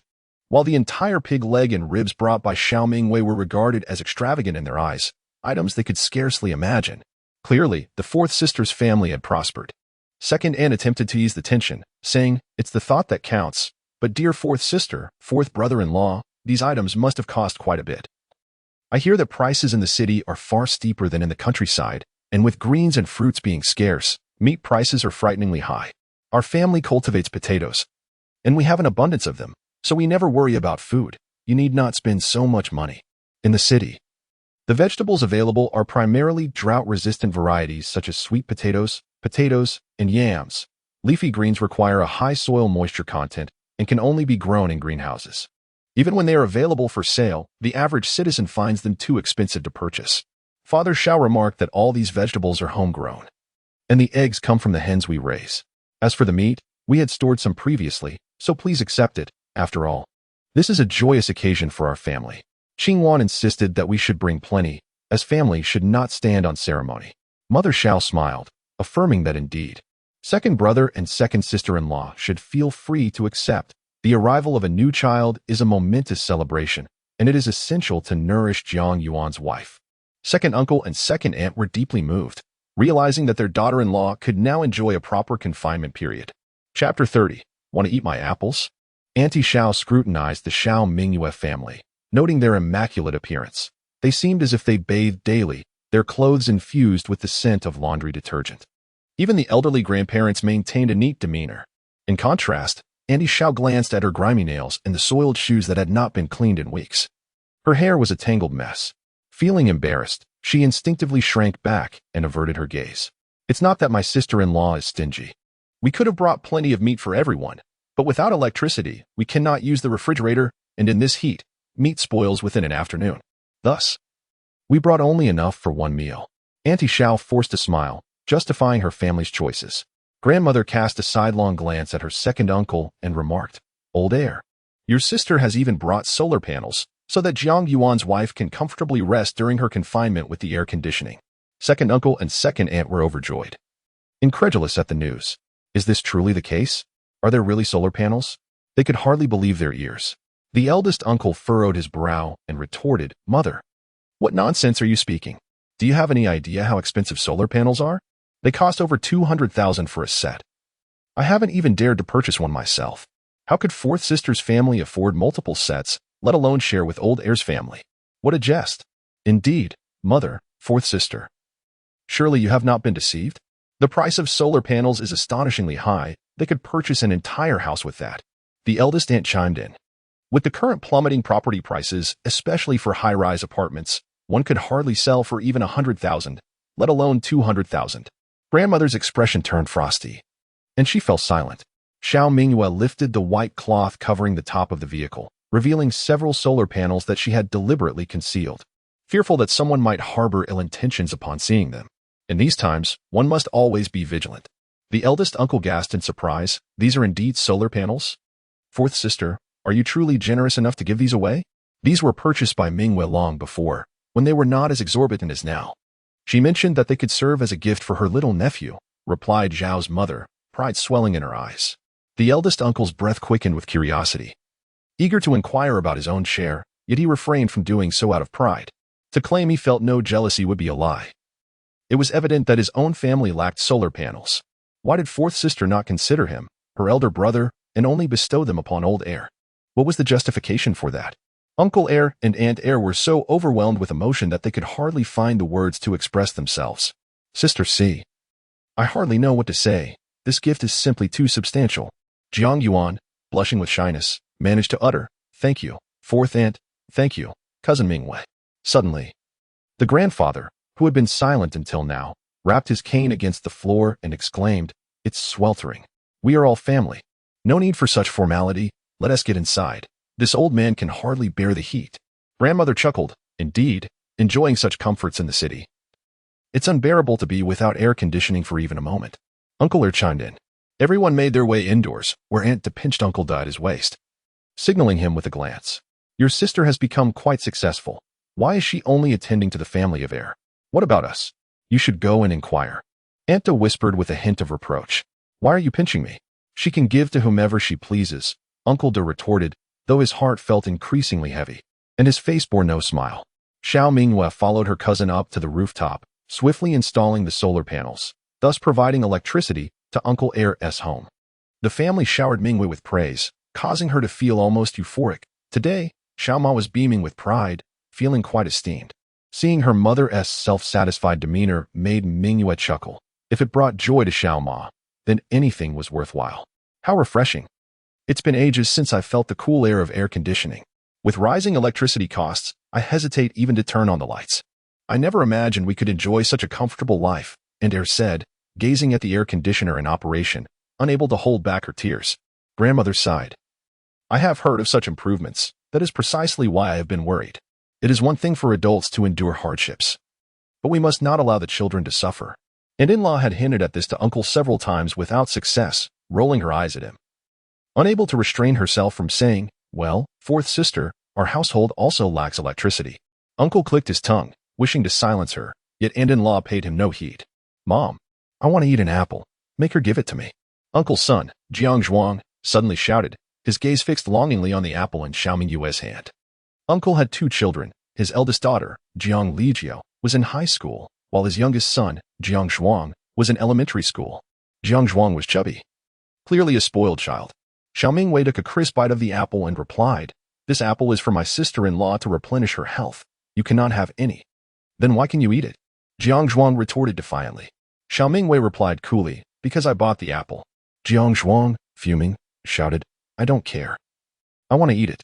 If you dare not give it to me, I'll hit you. Upon hearing this, Zhao's parents immediately turned stern. And Grandma's expression darkened as well, with various reactions from those present. Xiao Mingyue merely raised an eyebrow, realizing that Uncle had indeed spoiled his only son. Not only was he domineering, but he had also learned to use foul language. You little rascal, how dare you curse? You need a lesson. Uncle felt embarrassed. His son bringing him disgrace. And Tin-Law's face was also grim as she smacked Jiang Zhuang on the back of his head. How can you speak to your sister Mingyue like that? And using foul language, where did you learn that? And you, all you do is play on your phone. You better keep an eye on your brother. Jiang Lijiao pouted, yet she dared not speak up, only murmuring softly, what does it have to do with me? From the very beginning, Jiang Lijiao had been fixated on Xiao Mingyue, observing her clad in clean attire and shoes, with a healthy complexion and a spirited demeanor, her hair appearing as though it had been freshly washed and exceptionally smooth. Jiang Lijiao was inexplicably consumed by a wave of jealousy. Why did Xiao Mingyue lead such a fortunate life, seemingly devoid of any nutritional deficiencies, thriving instead? As for herself, she had not bathed in 10 days. With the daily ration of water barely sufficient for drinking, and a portion usurped by Jiang Zhuang, the more she pondered, the more vexed she became. Finding Xiao Mingyue increasingly irksome, grandmother's expression darkened, Eldest, how have you raised your child? They're already using foul language and constantly boasting about city folk. Is this how city people raise their children? Uncle's face flushed with embarrassment, and he scolded Jiang Zhuang harshly. Jiang Zhuang, feeling wronged, thought to himself that this was simply how things were at home. Why was it unacceptable here? It was all her fault. With a seething glare directed at Xiao Mingyue. As if trying to pierce her with his gaze, Xiao Mingyue pretended not to notice, continuing to crunch on her apple. If that boy could speak properly, she would not be so stingy. It was merely an apple after all. However, since he exhibited such lack of upbringing, she resolutely decided against sharing. Jiang Zhuang, torn between anger and desire, felt utterly aggrieved and burst into tears, wailing loudly. What are you crying for? Such a shameful display. Uncle rebuked once more. Chapter 31. The angry Uncle Xiao Ma spoke up. Save some room in your stomach for dinner. This apple was indeed purchased by Mingyue. She calls the shots around here. The vegetables and the chickens in the yard were all decided by her. Even the renovations were managed by her choice of contractors. Xiao Ma is not the type of mother who sacrifices her child for the greater good. She naturally stands by her daughter. Xiao Ma is fiercely protective. Mingyue has truly come into her own. Auntie looked down upon this, but maintained a facade of cordiality, still smiling sweetly. She was contemplating the solar panels, and it was essential to avoid any confrontation. To let a young girl take the lead? What a preposterous excuse. It was merely an apple. Why not just admit to being stingy? Sister-in-law, the solar panels were also bought by Mingyue. We are not knowledgeable about such matters. Mingyue, why don't you explain it to your uncle and aunt? Xiao Ma passed the dilemma on to Xiao Mingyue, refusing to let anyone lose face, especially since it involved her elder brother and sister-in-law. There was a risk that this familial connection could be severed. However, Xiao Mingyue was still just a child. No one would hold it against her, and even if they did, they would find it difficult to articulate their grievances. Xiao Mingyue displayed an innocent smile. Uncle, Andy, I'm truly sorry, but we actually had 2 idle solar panels at home. One was sold to our neighbor for 160,000, and the other was gifted to my newborn nephew. We genuinely do not have any extras. Xiao Mingyue, however, bore a grudge beneath her innocent demeanor, recalling how, in her childhood, her uncle and aunt showed her no affection and even took her candy to give to Jiang Lijiao. In her childhood, she would meander to her second uncle's home to play, where her second aunt would always present her with an array of delectable treats. However, when she visited her eldest uncle's residence, the presence of Xiao Ma was a comfort. In her absence, Xiao Mingyue would be unceremoniously turned away, deemed unwelcome for merely seeking food. Ever since her eldest aunt gave birth to Jiang Zhuang, she had taken to mocking Xiao Ma for cherishing her sole daughter, subtly deriding her inability to bear a son. Xiao Mingyue, not one to possess a forgiving nature, retained vivid memories of every slight from her upbringing. Upon hearing Xiao Mingyue's words, her eldest uncle immediately donned a disapproving expression, and her eldest aunt could no longer feign amusement. How fortuitous it was that the moment I spoke, all was lost. Who could have known that what seemed like a jest bore truth? Leaving nothing for family while selling to outsiders? The eldest aunt remarked with a hint of sarcasm. They had even brought 0.5 kilogram of pork from their own household. And with the fourth family contributing such a bounty of delicacies, surely they ought to indulge sufficiently before departing. Grandmother slammed her hand on the table, commanding, "Sit down. As the eldest brother, you constantly flaunt your business acumen and newfound wealth before the family, yet when prosperity graces you, you have never extended a helping hand to your younger siblings. And now you dare to quarrel with Mingyue? Eldest brother. Do you even embody the role of a big brother or an eldest uncle? The solar panels brought by the fourth family were requested by me, this old woman, with a face full of shamelessness. Mingyue is also concerned about the newborn being unable to withstand the sweltering heat. Hence, she presented the last set of backup solar panels from her home. If the fourth family's panels were to fail, there would be no replacements, as that was all they had left. I reside there daily. How could I not be aware? Grandmother sighed with a mixture of disappointment and exasperation. And you, as the elder sister-in-law, ought to uphold the role of a maternal figure in front of the younger generation. I do not wish to speak ill of you as a couple, yet you both have profoundly disappointed me. What is there to argue over with an infant? Zhao's mother exchanged glances with Zhao's father, her discontent evident. Indeed, elder brother, your words are rather harsh. How can a person of your stature take advantage of my Mingyue? My Mingyue has never benefited from anything bestowed by our uncle. Now it appears he is attempting to demand something from his own niece. The uncle's countenance turned awkward for a moment, and he lowered his head in shame. He stammered, at a loss for words. A glimmer of shrewdness appeared in the aunt's eyes as she forced a smile. Dear mother, please do not be angry.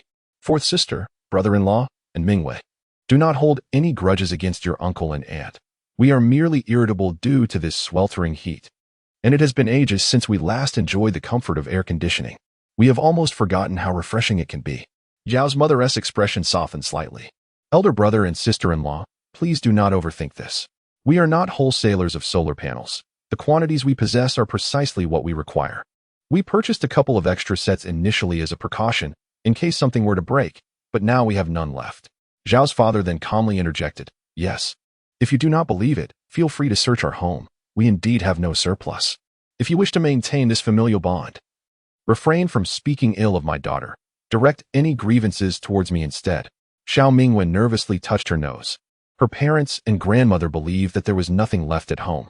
In truth, she possessed an abundance in her space, simply unwilling to share with her uncle, who was so fond of flaunting his possessions. Her uncle chuckled awkwardly, questioning the very nature of such words. After all, we are family.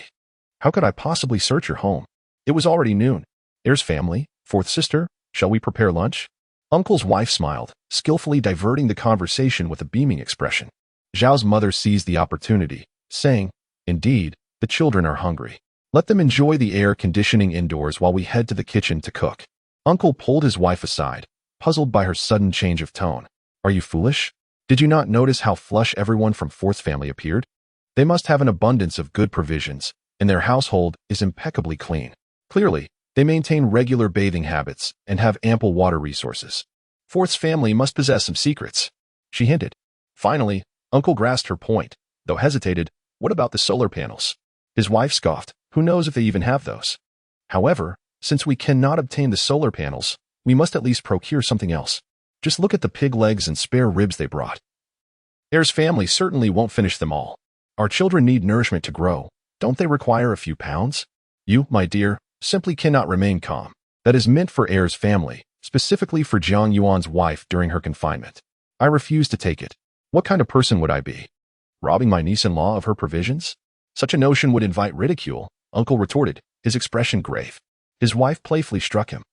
Intending to scold but refraining from raising her voice, can she really consume that much? Do not seek superficial appearances at the expense of substance. For even the children may suffer from hunger and malnutrition. Jiang Lijiao had been surreptitiously scrutinizing Xiao Mingyue, while Jiang Zhuang's gaze was filled with resentment. Xiao Mingyue noticed the sibling stares but chose to feign ignorance. She harbored no fondness for Jiang Zhuang, spoiled as he was, nor for Jiang Lijiao, whose demeanor struck her as overly contrived. In their childhood, Jiang Lijiao had stolen money and, fearing reprimand, had deceitfully implicated Xiao Mingyue, revealing her penchant for lies and manipulation, a trait that had not abated with time. Jiang Lijiao busied herself with adjusting her attire and smoothing her greasy hair, unwilling to be outshone by Xiao Mingyue. Dear Mingyue, why hasn't your boyfriend come? Are you two still together? Jiang Lijiao suddenly inquired. Grandmother gazed at Xiao Mingyue with surprise. My dear girl, you have a boyfriend? Why was I unaware of this? Jiang Lijiao pretended to cover her mouth, feigning a reaction as if she had inadvertently spoken out of turn. My apologies, Mingyue. I had no idea you hadn't informed your family. Xiao Mingyue felt utterly speechless. Jiang Lijiao remained as insipid as in their youth, a true green tea. Indeed, she had once had a boyfriend, but that was a bygone chapter of her life. Had Jiang Lijiao not mentioned it, she might have nearly forgotten about Lu Nanshan. Chapter 32, A Lavish Feast. Xiao Mingyue met Lu Nanshan in a university club, and they had dated for half a year. Their relationship came to light when Jiang Lijiao spotted them during a shopping excursion. In her previous life, before the apocalypse, Xiao Mingyue had ended her relationship with Lu Nanshan, and they had not been in contact since. It was not until the second year of the apocalypse, when flood struck, that a community resettlement worker, feeling pity for the young girl, arranged for her to live on the first floor and even provided her with half a sweet potato. Meanwhile, Lu Nanshan's family was placed on the 27th floor, enduring the exhausting daily climb. By chance, they encountered each other. Lu Nanshan, envious of her first-floor accommodation, attempted to deceive her with sweet words, but ultimately forcefully ousted her from her place, claiming it for himself. Consequently, Xiao Mingyue found herself relegated to the underground parking garage, crammed among thousands of others. She could never forget the fierce visage of Lu Nanshan and the disdainful glances from his family, looking down upon her from their lofty perch. Should she ever cross paths with that scoundrel again, she would not let him escape unscathed. They had long since parted ways. and Xiao Mingyue could hardly muster the energy to spare him a glance. I think Brother Nanshan is quite handsome, and his family is wealthy. He must have many admirers. Her cousin Zhang Lijiao continued to inquire. Cousin, why did you break up? Who instigated the separation? Xiao Mingyue raised her eyes. What do you fancy him? Should I give you his number? You can call him Brother Nanshan. Are you too close? Jiang Lijiao's insinuation implied that Xiao Mingyue had been cast aside. And she was not so naive as to miss that. Jiang Lijiao, feeling embarrassed, waved her hands. No, that is not what I meant. What, then, do you mean? Xiao Mingyue's gaze was frosty. Jiang Lijiao, feeling wronged, pouted. Grandma, look at cousin. She is just so fierce over a casual chat. Enough already, you're not children. Stop bickering. Your sister has come of age, and it is quite natural for young people to engage in romantic relationships. A breakup merely signifies incompatibility. What use is good looks when there are plenty of empty-headed beauties? Grandmother, having lived for such a long time, has seen all sorts of tricks. Jiang Lijiao hesitated several times, her face turning pale with anger. Soon, a variety of dishes graced the table, the feast as bountiful as a New Year celebration. The dishes are all ready. Be careful not to burn yourselves. Cousin Jiang Yuan placed the braised pork elbow onto the table. Xiao Mingyue excused herself to fetch something from the car, but in reality, she retrieved 2 large bottles of cola from her space. Jiang Zhuang's eyes instantly sparkled, fixating on the cola in Xiao Mingyue's hands. However, this time he refrained from shouting, fearing that he might provoke Xiao Mingyue and be denied a drink. Second uncle rubbed his hands together, delighted by the meat, vegetables, and cola, proclaiming it even better than their meals before the heat wave, resembling a festive occasion. Cousin Jiang Yuan brought over a bowl, serving a little of each dish, and even took 2 steamed buns to bring to his wife in confinement. Add a few more pieces of spare ribs. Fugui needs to eat well during her confinement. Xiao's mother assisted by adding more. Jiang Yuan expressed his gratitude, and then took the bowl away. Auntie glanced disdainfully, pondering how everyone at the table wished for a few more ribs. Jiang Zhuang was drooling. Had it not been for his uncle's restraint, he would have lunged at the table. Jiang Lijiao also cast aside her ladylike demeanor, eagerly picking up her chopsticks. Ready to feast. It had been a long time since they had savored meat. They had nearly forgotten its taste, and the presence of fresh vegetables was a delightful surprise. Everyone was nearly intoxicated by the aroma, their eyes gleaming like famished wolves. Both my second uncle and second aunt were utterly tempted, while the Xiao family remained composed. As such delicacies were commonplace in their household, evoking no astonishment. With a cheerful smile, my grandmother urged, do not just stand there in a daze, come and eat. No sooner had she spoken than Jiang Zhuang and Jiang Lijiao eagerly reached for their chopsticks, impatiently grabbing the ribs to savor. So delicious, Jiang Zhuang exclaimed. His words somewhat garbled as he continued to chew, hastily adding 2 more pieces to his bowl, fearful of losing them to others. My eldest uncle frowned, remarking, why do you act like a starving ghost? We often have these at home too. You ought to keep your son in check. At that moment, my eldest aunt, who was busy stuffing her mouth with pork knuckle skin, wiped her greasy lips upon hearing his comment and advised, Zhuang, take your time, don't choke. Just after she spoke, she let out a burp. My eldest uncle shot a glare at the pair, yet his own pace of eating did not falter. In no time, the table was left barren, the dishes devoured with the swiftness of a whirlwind. Even the soup was entirely consumed. So tasty, truly delightful. Jiang Zhuang relished the last morsel of steamed bun dipped in the vegetable broth, licking his fingers with lingering satisfaction. Sister Mingyue, could you pour me another glass of cola? Jiang Zhuang looked at Xiao Mingyue with an ingratiating smile. Just moments ago, he had been quite disrespectful, and now he was addressing her as sister. His eyes squinted together in a grin as he said, I was wrong, dear sister. Could you please pour me just 1 more glass? I beg you. The sight of his pathetic demeanor incensed my eldest uncle, but he was too full to express his irritation. Xiao Mingyue curved her lips into a smile, tossing the remaining half-bottle to him. After all, it was hardly worth much. She had ample supplies in her space and did not see the need to bicker with the child. Jiang Zhuang received it like a treasure, nearly jumping for joy. Though his size made such exuberance impossible, Xiao Mingyue found it perplexing. Despite the prolonged heat wave causing many to struggle for food, he remained so plump. The adults were not inclined to reprimand him. During the meal, Xiao Mingyue scarcely ate, while her parents were only half-sated, as most of the food found its way into her uncle's family's stomachs. Although her grandmother appeared somewhat displeased, she ultimately refrained from voicing her complaints. Evidently, the elder branch of the family was also facing hardships. As long as Xiao Mingyue's parents did not mind, that was sufficient.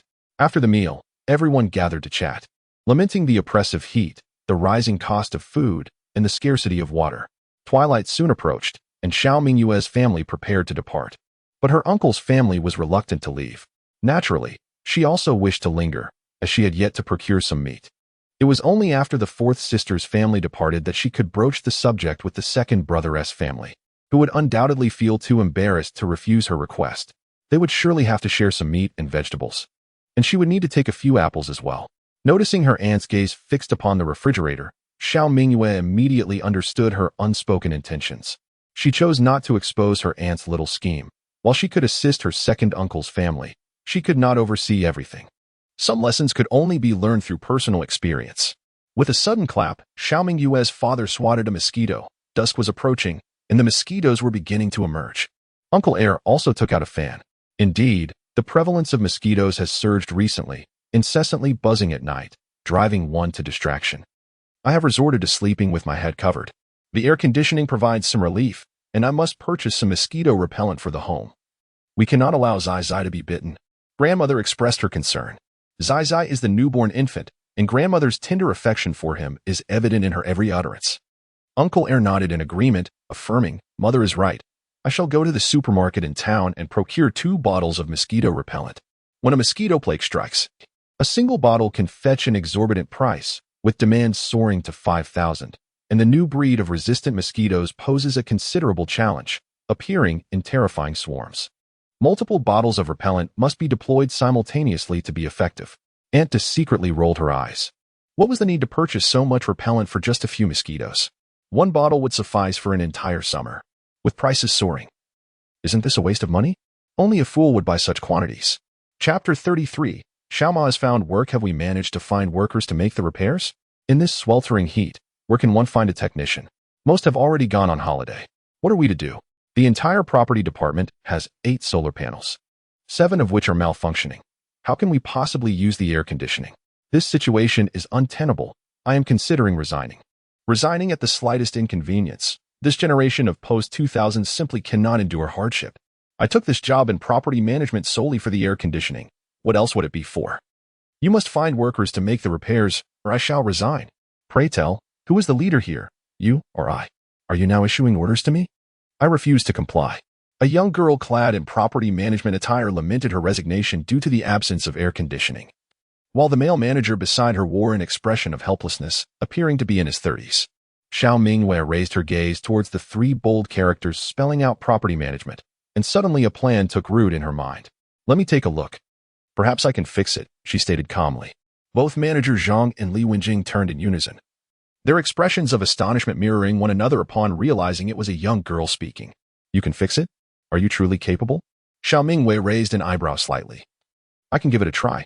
Li Wenjing beamed with delight. If you can indeed repair it, I shall share a cup of ice cream with you. The property refrigerator is filled with the ice cream I stored, though it has now melted. If we refreeze it, it should be edible. Xiao Mingyue chuckled softly, finding the girl quite generous. Only a cup? She extended 2 fingers. I shall have 2 cups. Li Wenjing laughed. All right, 2 cups it is. You must ensure the repair is successful. I entrust my entire fortune to you. There are also 2 pieces of pork belly I have frozen, which I have hesitated to consume. Manager Zhang scrutinized the group, noting their tidy attire and well-groomed hair, indicating they were not lacking in electricity or water. Unlike the average residents who often appeared disheveled, this family was surely exceptional. Perhaps they even possessed solar panels, which would explain their knowledge of repairs. Manager Zhang smiled. Good day, madam. You may call me Manager Zhang. You are a resident of our community, are you not? If you truly possess the ability to repair it, we will offer you appropriate compensation.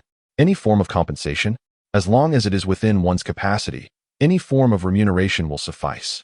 By the way, may I ask your surname? My surname is Xiao. You may call me Mingyue. Father, please assist me. Without further ado, Xiao Mingyue ascended to the rooftop with her father, where they encountered the solar panels. Upon overhearing that 8 panels had malfunctioned, with 7 of them being inoperative, she surmised that the issue likely stemmed from loose screws at the main connection. Otherwise, it would be implausible for 7 solar panels to fail simultaneously. Thus, she felt confident in undertaking this task.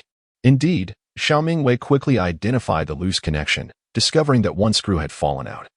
leaving only the nearest solar panel connected while the others were entirely disconnected.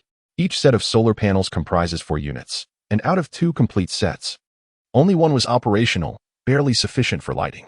It was no wonder they could not power larger appliances, not even the refrigerator, let alone the air conditioner. Grasping the screwdriver and wrench, Xiao Mingyue deftly tightened the connections. Is there power now? She called down to the ground. Moments later, she heard Li Wenjing's jubilant shout. Power is back. The air conditioner is operational. Miss, you are my savior. As soon as Xiao Mingyue descended, Manager Zhang approached with a look of profound gratitude, extending his hand for a handshake, only to be intercepted by her father, who firmly replied, no need for thanks. Taken aback, Manager Zhang expressed his gratitude repeatedly. Thank you both for repairing the solar panels. Otherwise, our property department would have been unable to function. Without air conditioning, everyone would have no choice but to resign. No need to be polite. We are neighbors, after all, and should assist one another. After exchanging pleasantries, Xiao Mingyue swiftly got to the point. By the way, Manager Zhang, are you still in need of staff? My mother has been saying she feels restless at home and wishes to find a job nearby. She often mentions that the property management department seems quite appealing, as it's in our own community, and the leadership is approachable. She has been eager to interview, but fears the competition. Xiao Mingyue's smile was charming, making it difficult for anyone to refuse her request. Xiao Dad looked at his daughter in astonishment. When had his wife ever mentioned such a thing? Meanwhile, Xiao Mom, who had been sitting in the car with the air conditioning on, was equally bewildered. She had merely murmured a few thoughts at home, expressing that the family couldn't remain idle, as they only had expenses without any income. Sooner or later, they would deplete their resources and needed to find a job. Yet, at that moment, Mingyue had been engrossed in watching television and had actually taken her words to heart. Xiao Mom felt a warmth in her heart. Her daughter was even helping her find employment. Manager Zhang was momentarily taken aback. The property management department was not currently in need of staff at all, as the allure of air conditioning drew numerous applicants for every recruitment drive, including many residents from the community who sought to secure positions through personal connections, often facing insurmountable challenges. However, it was not entirely out of the question to create an available position. After careful consideration, Manager Zhang realized that this family was extraordinary. Perhaps bringing someone like her mother on board could yield greater benefits for the department, especially since, in the future, if the solar panels malfunctioned, there would be someone to repair them. After all, her mother would be working there. How could she bear to let her mother endure the heat without air conditioning? Your mother must be exceptionally talented. It would be our privilege to have her join the property management department. Manager Zhang responded with a broad smile, readily agreeing. Xiao Mingyue beamed in return, expressing her gratitude to Manager Zhang. Zhao's father remained utterly perplexed, yet, in the presence of others, he refrained from voicing his confusion. Xiao Mingyue, having lived through 2 lifetimes, possessed a far-reaching perspective. During the second year of the apocalypse, when floods ravaged the land, countless refugees flocked to the southern part of the city seeking refuge. Consequently, the community property management was absorbed into the system, transforming into community placement officers responsible for arranging shelter for the displaced. The status of these officers was not to be underestimated. They carried themselves with an air of superiority, as though elevated above the rest. Many individuals, eager to secure favorable placements, lavished gifts upon the community officers, their smiles growing increasingly crooked from the abundance of flattery. In her past life, Xiao Mingyue had envied those in legitimate positions, for the benefits and privileges they enjoyed were undeniably enticing, and they had access to insider information that placed them 100 times above the average person. Thus, this time, she was determined to secure a position for her mother as a community placement officer. Without connections, one was vulnerable to exploitation, but with a community officer in the family, others would think twice before acting recklessly. Moreover, the timing was opportune. The advantages of property management personnel had yet to be fully realized. If they waited until next year when the floods struck again and all properties were consolidated, gaining entry into the management would be nearly impossible, a feat more challenging than ascending to the heavens. Yao's mother hurried over, greeting, "Hello, Manager Zhang. My surname is Jiang. You can call me Xiao Jiang." With a beaming smile, she introduced herself. Her daughter had successfully arranged matters, and she was determined not to falter. She recounted her university alma mater and the accolades she had received, her eloquence and confidence drawing Manager Zhang's admiration. Manager Zhang had initially presumed that Xiao Mingyue's mother was merely an ordinary middle-aged woman, but to his surprise, she exuded an impressive aura and was a university graduate, eloquent and articulate. Did you even win first place in a debate competition during your university days? Manager Zhang inquired. As soon as Zhao's mother began recounting her glorious past, her pride was palpable. Manager Zhang, feeling quite pleased, remarked, Sister Jiang, next month our company will establish a new position for a mediator. I believe your eloquence makes you an ideal candidate. On behalf of the property management, I warmly welcome you to join us. Thank you, Manager Zhang. Zhao's mother replied with a beaming smile. Chapter 34. The plight of the mosquito plague. Upon returning home, Zhao's father could no longer contain his frustration. If someone needs to find a job and earn money, it should be me. It's sweltering outside, and your mother has delicate skin. How could she endure this? Why didn't you allow me to work at the property management? Yao's father expressed his grievances. Xiao Mingyue, languidly reclining on the sofa, replied, Dad, you're not suited for that job. Property management requires frequent interaction with homeowners. My mother possesses high emotional intelligence and is articulate, making her more suitable. Besides, the property has air conditioning, so it won't be too hot. You're right, daughter. This job is indeed suitable for me, and it's close to home, Zhao's mother affirmed. Zhao's father retorted, so you both are implying that I am foolish? My emotional intelligence is not lacking either. What kind of man stays at home while the women go out to work? He said, visibly irritated. Please don't be upset, Dad. Just tend to the garden and take care of the chickens for now. I will continue to search for suitable job opportunities for you. There will surely be something fitting in the future, Xiao Mingyue said, taking a bite of a pear, her words somewhat muffled. In her heart, Xiao Mingyue already harbored some ideas regarding her father's employment, but she felt that the time was not yet ripe to discuss them. Upon hearing Xiao Mingyue's words, Xiao Dad grew increasingly irate. Grandmother was tending to the chickens when she suddenly exclaimed, Oh dear, Xiao Dad, Xiao Mom. And Xiao Mingyue sprang to their feet and hurried outside, asking, What happened? Grandmother pointed tremblingly at a tree in the corner, towering over them, exclaiming, How can this tree be blooming? Is it a fruit tree? It's an orange tree, Xiao Mingyue asserted with certainty. It must bloom. She has been nurturing it diligently these days, occasionally watering it with the water from the space, ensuring its rapid growth. Xiao Dad and Xiao Mom exchanged glances, delighted. Wonderful. Our family will never lack for oranges again. I must search online to learn how to cultivate an orange tree and what precautions to take. Upon closer inspection, Grandmother joyfully remarked, Indeed, this seedling is familiar to me. It's an apple sapling, and this one must be a tangerine sapling, right? We don't have enough space in our yard for several fruit trees, but we can graft them onto one tree. Fortunately, your grandfather knows how to graft. Xiao Mingyue yawned. I'm going to catch up on some sleep. I'm quite exhausted from the journey. She performed her good deed anonymously, waving her sleeve without taking a trace of cloud away.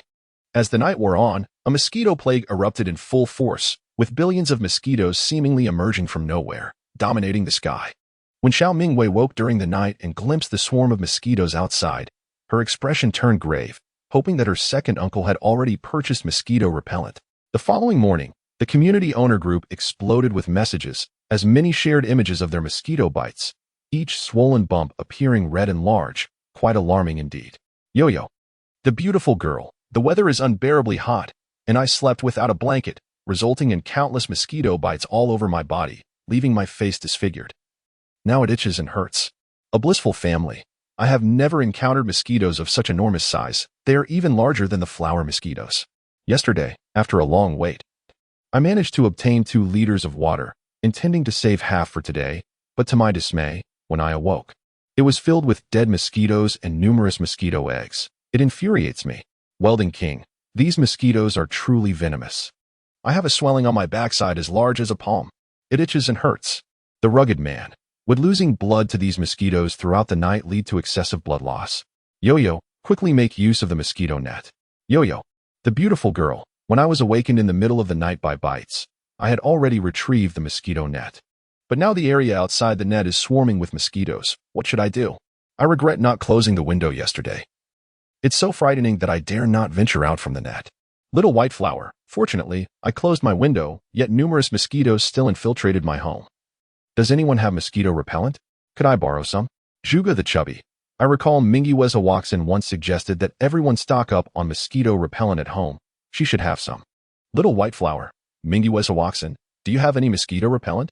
Wangzai QQ Candy. Mingyue Watson, could you lend me some as well? I am on the verge of being devoured by mosquitoes. Flowers bloom with prosperity. Little Beauty, I also need some. The wind cools the behind. 11. I need it too. At the moment this message was seen, Xiao Mingyue was in her room showcasing her pork and scallion-filled buns. She paused, nearly bursting into laughter. This Zhuge the chubby truly knows how to play the good Samaritan with others' belongings. The bright moon illuminates my heart. I have only stockpiled 2 bottles, which are insufficient for my own use. If you require them, I suggest purchasing them at the supermarket. Little white flower, the outdoors is swarming with mosquitoes. How can I possibly go out? Sister, are you holding a grudge just because I misspoke last time? What is wrong with neighbors helping one another? The bright moon illuminates my heart. What? Do you expect me to deliver them to you? Have you learned that from Sister Yang? You truly have the audacity to ask. Setting aside whether I have enough for myself, the supermarket already sells them. Instead of going there, you attempt to morally pressure others. Did you absorb nothing from 9 years of compulsory education? A friendly reminder to everyone, the supermarket surely does not have an excess supply, rather than coveting what others have. It would be wise to hurry to the store. Little white flower, why are you like this? I am at a loss for words. Sister Yang, I did not request anything, just scold her, not me. Wang's IQQ candy, little white flower, there is no point in arguing with such a person. It is futile. I shall head to the supermarket now and bring you a bottle. Beautiful supermarket. The supermarket has 5 boxes of mosquito repellent and 2 boxes of floral water in stock, limited to 1 bottle per person, first come, first served. Xiao Mingyue couldn't help but chuckle. Sister Meiman's words came at just the right moment. She received a private message from Xinxin. Sister Mingyue, my mom said she would reserve 10 bottles of mosquito repellent and floral water for you. Come pick them up when you have time. Xinxin, got it, Sister Mingyue. In truth, Xiao Mingyue has stockpiled more than beautiful supermarket, but her mother taught her to graciously accept others' kindness. This fosters comfort in their hearts and helps to establish enduring relationships. Therefore, Xiao Mingyue only accepted 2 bottles of floral water to apply on her working mother to prevent mosquito bites. As Xiao Mingyue and the Meiman supermarket spoke, the remaining individuals abandoned their petty schemes and hurriedly wrapped themselves from head to toe, rushing to the supermarket to queue for mosquito repellent. However, Xiao Mingyue would not let those who instigated trouble off easily. Mingyue shines upon my heart. Zhuge Xiaoping, the great benefactor, do you have anything else to say? Zhuge Xiaoping replied, do not overthink. I did not mean it that way. Mingyue continued, having encountered many female tea sippers, I have now come across a male one. Zhuge Xiaoping is a true benefactor. Everyone remember this. If you need assistance in the future, seek him out. Since you recalled my previous kind reminder to purchase mosquito repellent, you must have stocked up, right? Xiaobaiwa, why don't you hurry and ask him? The burly man interjected, what the person above said is correct, Zhuge Xiaoping. You surely have a stash, share some with me, will you? Mingyue chimed in, Zhuge Xiaoping is a warm-hearted gentleman. How could he bear to let a beauty be bitten by mosquitoes at home? Rest assured, Xiaobaiwa, he will certainly deliver some to you. Xiaobaiwa responded. The burly man insisted, Zhuge Xiaoping, I want some too. Mingyue retorted, next time you wish to play the Good Samaritan, remember to act on your own behalf, rather than being generous with others' belongings. Mingyue and the burly man exchanged banter, nearly driving Zhuge Xiaoping to the brink of exasperation. As the carefully crafted image he had established in the group crumbled, leaving him so enraged he almost smashed his phone. Chapter 35. Dust storm warning, with so many mosquitoes outside. Perhaps we should skip work? Xiao Ba expressed his concern. Xiao Mingyue promptly turned to the storage room and retrieved 5 outdoor mosquito protection kits, handing 1 set to her mother. Before the apocalypse, she had deliberately purchased a highly professional mosquito prevention kit from Taobao, crafted from double-layered mesh fabric. It featured a mesh covering for the head and a transparent plastic shield in front, providing comprehensive protection from head to toe, leaving not a single opportunity for mosquitoes to invade. Moreover, it had a convenient zipper for easy wear and removal. Darling, are you like Doraemon with an endless pocket? How do you possess everything? Xiao Ma exclaimed in astonishment. Xiao Mingyue playfully winked and reassured. Mom, you can rest assured and go to work. I am your steadfast support. By the way, remember to carry the mosquito repellent for application on your wrists and ankles, and don't forget this portable floral water. Although the property management must have mosquito control measures, the swarms can be unexpectedly fierce. We must be cautious to avoid any bites, Xiao Mingyue advised with concern. Understood. You are quite the chatterbox, Xiao Ma couldn't help but retort. Xiao Mingyue replied, come. I've prepared some snacks for you to take to the office. Grandma presented a delicate bag containing an apple, a packet of sunflower seeds, 2 small loaves of bread, 5 packs of walnuts, 2 bottles of yogurt, and a bottle of mineral water. Xiaoma sighed. Mom, I'm going to work, not on a picnic. Grandma insisted, pushing it into Xiaoma's hands. It's your first day at work. Share some with your colleagues to build good rapport. These items are wonderful. Many people can hardly afford a meal nowadays. We must be discreet and avoid drawing attention, Xiao Mingyue observed after glancing at the contents of the bag, promptly claiming a significant portion. I'll just take the walnuts and mineral water. The rest cannot be taken. Xiaoma expressed her agreement, entrusting the task of taking her to work to Xiaoba. Clad in mosquito-proof attire, Xiaoba opened the door, only to be met by an influx of mosquitoes. Fortunately, during breakfast, he had installed a mosquito net door just 1 meter inside the main entrance, featuring a self-closing magnetic design, a common and practical choice in rural areas. Positioned between the main door and the mosquito net door, Xiao Mingyue had placed 2 plates of mosquito coils, one to the left and one to the right. While the yard was infused with the fragrant aroma of mosquito repellent, a scent that mosquitoes detest, ensuring that any intruders would meet their demise. After Xiaoba and Xiaoma departed, Xiao Mingyue donned her own mosquito-proof attire and followed her grandmother to Mainman's supermarket to purchase discounted rice. Upon stepping outside, her grandmother was startled by the scene, gripping Xiao Mingyue's hand tightly. The sky was filled with swarms of mosquitoes, reminiscent of a disaster film, dark and overwhelming, buzzing incessantly in a terrifying chorus. Moreover, these mosquitoes seemed remarkably intelligent, flocking towards any human presence, clinging to clothing with frenzied intent to draw blood. As Xiao Mingyue observed, a man approached, one hand clutching a bag of rice while the other waved his shirt in frantic gestures. His head was wrapped in a shirt, yet not securely enough, allowing mosquitoes to infiltrate through the gaps, leaving him covered in welts. In agony, the man tore off the shirt and waved it vigorously in an attempt to disperse the mosquitoes, but to no avail, more swarmed towards him, enveloping his head entirely, creating a horrifying spectacle. Grandmother was utterly terrified. Oh heavens, are these mosquitoes intent on biting people to death? The locust plague of 86 was not nearly as frightening. As she reached for the mosquito repellent to assist, Xiao Mingyue grasped her grandmother's arm firmly and urged, Grandmother, please don't go. Allow me to handle this. After all, the individual was a stranger. What if he became envious upon seeing the repellent in her grandmother's hand and the protective gear she wore? One must always be cautious of others. Having consumed a strength-enhancing pill, Xiao Mingyue was more than capable of knocking down an adult man with a single punch. Thus it was indeed safer for her to intervene. With a swift jog, she approached, brandishing the repellent, and sprayed it liberally at the man's head, covering him from top to bottom. Dead mosquitoes plummeted to the ground, while others writhed in agony, no longer displaying their previous arrogance. The surrounding mosquitoes, detecting the scent of the repellent, hastily retreated. Thank you. Once the mosquitoes on the man's face had vanished, Xiao Mingyue finally discerned his true identity. It's you? Wei Jun, covered in welts and with a swollen face, squinted through narrowed eyes, presenting a rather pitiable yet somewhat comical sight. No need for thanks. How is your father? Wei Jun managed a bitter smile. The solar panels are indeed quite effective, yet my father has still passed away. Henceforth, I am left alone, unburdened. His gaze bore a complexity that Xiao Mingyue noticed. Miss Xiao, stockpile food as much as you can. Gather whatever you can. If you have a mosquito net at home, you could capture more mosquitoes. It may prove useful in the future. Wei Jun's expression was grave, and Xiao Mingyue, taken aback, nodded in understanding. All right. I will heed your advice. Thank you for the warning. For the nation's grain reserves were already in dire straits. In her second life, Xiao Mingyue has come to understand many things. With a population of 1.4 billion in China, even the largest stockpiles of grain would eventually be depleted. The government has anticipated the world following the impending sandstorms. Thus, they have proactively called for the capture of mosquitoes to create mosquito cakes. It is believed that within a few days, an official announcement will be made. In China, any species can lead to extinction. Arrogant mosquitoes, prepare yourselves for the dining table. This bottle of mosquito repellent is left for you, as a token of gratitude for sharing this information with me, Xiao Mingyue remarked. Wei Jun waved his hand dismissively. No need for that. With the current mosquito population, I know how difficult it is to acquire repellent. I still have a few boxes of incense at home, which will suffice. I only ventured out to buy some rice, and not wrapping my head properly led to this situation.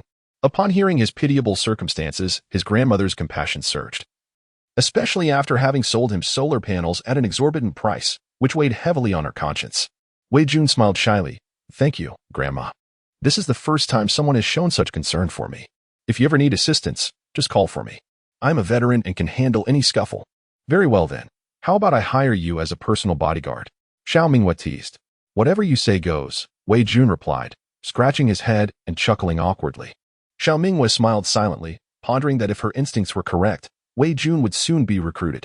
As a veteran, in the aftermath of the apocalypse, the government would undoubtedly prioritize individuals like him to maintain the community's normal order. However, it was peculiar that in her previous life, Xiao Mingyue had never encountered him.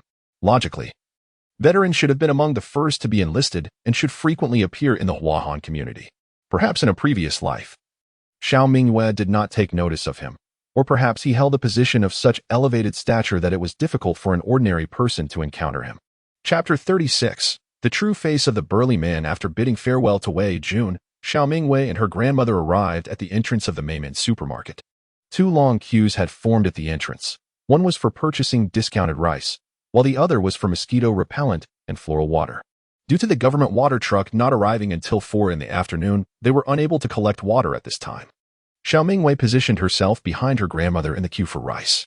Above them, the incessant buzzing of mosquitoes sent shivers down their spines, while those in line employed various unconventional methods to ward off the pests.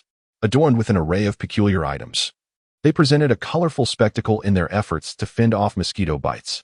Xiao Mingyue observed one individual balancing a plastic basin atop his head, draping a mosquito net over himself, effectively cloaking his entire body. Quite creative, she silently acknowledged him with a thumbs up. Another girl had ingeniously enveloped herself in a large cardboard box, typically used for refrigerators, and moved slowly across the ground, with a hole in the front covered by mesh fabric, allowing for both visibility and airflow. A brilliant idea. Xiao Mingyue found herself rather impressed by this girl. Many others opted for clothing as their defense, disregarding the sweltering heat as they donned long sleeves and trousers, tucking the hems into their socks and retreating their hands into their sleeves, wrapping their heads in garments. Some, however, were not adequately covered, and a few mosquitoes managed to infiltrate their makeshift armor, leaving them in a state of disarray, punctuated by occasional cries of discomfort as they swatted at the insects, often striking their own faces in the process. In contrast to the surrounding individual struggles, Xiao Mingyue and her grandmother appeared far more at ease.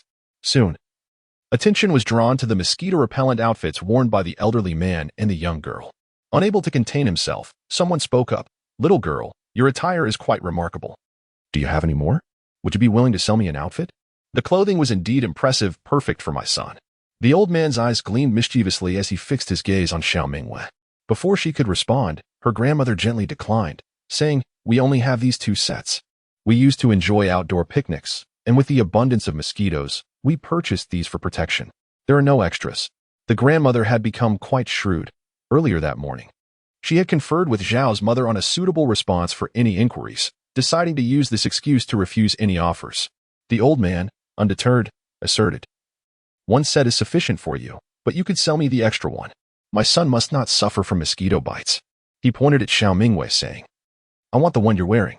The grandmother frowned, reiterating her refusal. "I have already told you, we are not selling." The old man shot her a piercing look, retorting, "What sort of attitude is this? I am speaking to the young lady, not to you, old woman." He then turned to Xiao Mingyue, grinning slyly. Xiao Mingyue narrowed her almond-shaped eyes, a glimmer of coldness flashing within them. His intentions were clearly not genuine. He did not truly wish to purchase a mosquito-repellent outfit. With a swift motion, she yanked the thin veil from the old man's head and coolly remarked, "It's difficult to hear you when you cover your face. Please repeat that." Suddenly, mosquitoes swarmed in droves, rushing towards the old man. He hastily shielded his face with his hands, exclaiming, "It's a swarm of mosquitoes. Give it back to me." Xiao Mingyue raised an eyebrow, remarking that this was the consequence of his indiscreet tongue, since his foul mouth was itching for trouble. He ought to undergo a form of acupunctural therapy, allowing mosquitoes to feast upon his lips. The girl encased in the cardboard box let out a muffled laugh, causing the box to tremble in unison with her mirth. The surrounding onlookers chose to feign ignorance, unwilling to provoke a confrontation, harboring a degree of trepidation towards Xiao Mingyue. The elderly man continued to wail, having collapsed to the ground, enveloped by a swarm of mosquitoes. His words transitioned from curses to desperate pleas, until they became unintelligible, undoubtedly due to his swollen mouth. "Please, I beg you, return it to me." The elderly woman felt a pang of sympathy, but Xiao Mingyue gently patted her hand. choosing to remain a detached observer. For such individuals, failing to impart a harsh lesson would only embolden them, and before long, it would be some innocent girl who would bear the brunt of their misdeeds. The crowd instinctively stepped back as the elderly man struggled to rise, lunging at those around him in a futile attempt to snatch their head coverings. "Give it to me." Yet, others held on tightly, leaving him grasping at nothing. In the end, with bloodshot eyes, he fixated on the large cardboard box. The girl within, less agile than the others, became his target. Just as Xiao Mingyue moved to intervene, a shout rang out. "Don't come any closer. I have a knife." "Who are you trying to fool? Hand over the box." The elderly man lunged forward. Almost instantaneously, a small opening appeared on the front of the box, and a fruit knife shot out. "Ah, my hand!" he screamed in agony. The girl inside clutched the knife, muttering, "I told you I had a knife." She cautiously advanced, pursuing the elderly gentleman while brandishing a knife. "You dare to approach again?" The mosquitoes, upon sensing blood, swarmed towards the old man like addicts drawn to their fix, creating a rather spectacular scene as nearby mosquitoes were irresistibly attracted. Seeing that the moment was ripe, Xiao Mingyue tossed the gauze back to him, thinking a lesson would suffice. After all, it would not do to cause a fatality. "You wait. My son is a person of great significance. He will not let you off." Before leaving, he glared at Xiao Mingyue with an intensity that could almost kill. "He wouldn't seek revenge on us, would he?" the grandmother worriedly inquired. Xiao Mingyue reassured her, "Fear not. We are not defenseless." The cardboard girl, having hurt someone for the first time, was visibly shaken, her fear evident. Xiao Mingyue tapped on her cardboard box, finding her quite cool and charming. She nearly laughed at the sight of her pursuing the old man with such fervor, grateful for her high threshold for humor. The cardboard girl grinned. "You're pretty cool too. And you were amazing just now. Your fierce words were truly impressive. By the way, I'm Yi Xiaoming." Xiao Mingyue hesitated briefly before introducing herself. "I am Xiao Mingyue." Yi Xiaoming's eyes sparkled. "Your name is Mingyue? How lovely. Is it the same Mingyue that lights up my heart in the group? It's an honor to meet you." "And you are?" Xiao Mingyue inquired, acknowledging her presence. "I'm the foot-picking giant, remember? Sometimes we team up to confront others, don't you recall?" Xiao Mingyue suddenly realized, exclaiming in surprise, "You are the foot-picking giant. Did you not mention that you were a soldier? I have always assumed you were male." Yi Xiaoming whispered, lowering her voice. "It's to protect myself. If I don't call myself a burly man, won't I be seen as an easy target? Ever since I adopted the persona of a burly man, no one dares to provoke me. They speak to me with utmost politeness, even using honorifics, fearing that I might retaliate." Yi Xiaoming felt a swell of pride in her cleverness. Xiao Mingyue chuckled, imagining the fury that would ensue if certain individuals were to discover this. She and Yi Xiaoming got along splendidly, their personalities meshing perfectly. Xiao Mingyue had not anticipated that a simple trip to purchase discounted rice would lead her to forge a new friendship. The supermarket staff, clad in basic mosquito-proof attire, discreetly slipped a black bag into Xiao Mingyue's hands when no one was watching. Inside were 2 bottles of floral-scented insect repellent. In a secluded corner, a group of men encircled Xiao Mingyue and her grandmother, leering at them with malicious intent. Among them were a pair of women clad in mosquito protection gear. One of the men, referred to as Wei Gu, stepped forward. He wore a beekeeper's hat, but it could not conceal the gruesome scar that marred the right side of his brow. "You must be the ones who injured my father, right? You even tore off his headscarf, leaving him vulnerable to mosquito bites. How do you propose to settle this score?" Xiao Mingyue shielded her grandmother behind her. "How do you intend to settle it?" The girl remained surprisingly composed. At that moment, another man approached from behind. Wei Gu cast a cold glance at Xiao Mingyue. "My father is severely injured. The medical expenses will amount to at least 500,000. Don't blame me for not warning you. My associates are not to be trifled with. Offending us won't be resolved even by the police." Xiao Mingyue, with her arms crossed over her chest, replied nonchalantly, "Is that all?" Wei Gu was taken aback, licking his lips as he said, "This is the first time I've encountered a girl with such strong composure. The others I've met would have wet themselves after just a few words." His eyes gleamed with lewdness. He was not unattractive, with delicate skin and a youthful appearance. "If you are wise, follow me, and I promise you will enjoy a life of luxury." "What do you say?" Xiao Mingyue scoffed, recognizing the resemblance to her father. "The apple truly does not fall far from the tree. You wretched scoundrels. I will call the police on you." The old man became flustered. "Who are you trying to intimidate?" "Exactly. The police are too afraid to touch us. On such a sweltering day, they would rather stay in the station enjoying the air conditioning. Only a fool would venture out." The men behind him erupted in laughter, as if they had heard the grandest of jokes. Wei Ge, losing his patience, asked, "Have you made your decision? But first, you must bow to my father in apology before I can consider taking you. Do you understand?" Xiao Mingyue narrowed her eyes, noticing the black tattoos on the necks of two men, recalling news she had seen a couple of days prior, and her heart began to race with realization. "If I am not mistaken, you are part of the Black Dragon Gang, aren't you? A group of unruly miscreants has spontaneously organized, engaging in heinous acts of pillage and plunder, having committed several crimes in the southern district of the city. The police have been relentlessly pursuing them. A tragic incident occurred in the neighboring community, where an entire family of 4 was brutally exterminated. The parents were killed on the spot, and the 2 sisters mysteriously vanished. This atrocity was perpetrated by the Black Dragon Gang." Xiao Mingyue, without a doubt, understood that in chaotic times, a woman lacking self-defense capabilities would merely become a plaything for devils, subjected to their whims and degradation. Thus, if those sisters were still alive, they were likely in the clutches of such individuals. "Ah, you are aware of these matters. You truly are the woman I have chosen," Wei Ge remarked with a hint of excitement, relishing the thought of subduing intelligent women who resisted him, as it provided him with a sense of accomplishment. "We are the Black Dragon Gang. The term gang is rather unflattering, is it not?" He laughed. "The police do not pursue us out of fear. They dare not provoke us." "Indeed," chimed in the other men, basking in their perceived glory as if they were engaged in something noble. "No wonder your father spoke of you as someone destined for greatness." "I now understand," Xiao Mingyue said meaningfully. Wei Ge grinned widely, declaring, "I am indeed a man of great deeds." Grandmother tightly grasped Xiao Mingyue's sleeve, whispering, her expression one of resignation to fate. At her age, death held little fear. She had lived her life to the fullest. However, her Mingyue could not perish. At just over 20 years old, her bright youth should not be extinguished by such scoundrels. Xiao Mingyue felt a pang of sorrow in her nose. "I have a plan. Grandmother, do not fear." Grandmother believed that Xiao Mingyue was comforting her and said, "Good child, listen to your grandmother today. You must obey my words." "What are you mumbling about?" Wei Ge reprimanded. Xiao Mingyue raised a faint smile. "I will agree to all your conditions, give you 500,000. My people are also yours. But you must release my grandmother." "Really? I appreciate your understanding." Wei Ge laughed heartily. The other men joined in, celebrating Wei Ge's newfound beauty, their laughter ringing harshly in the air. No.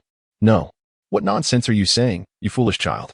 Grandmother pleaded, pulling at Xiao Mingyue, tears streaming down her face. But how could she be at ease? "You old hag, are you leaving or not? If you don't, I'll kill you right here," Wei Ge said impatiently. "Go."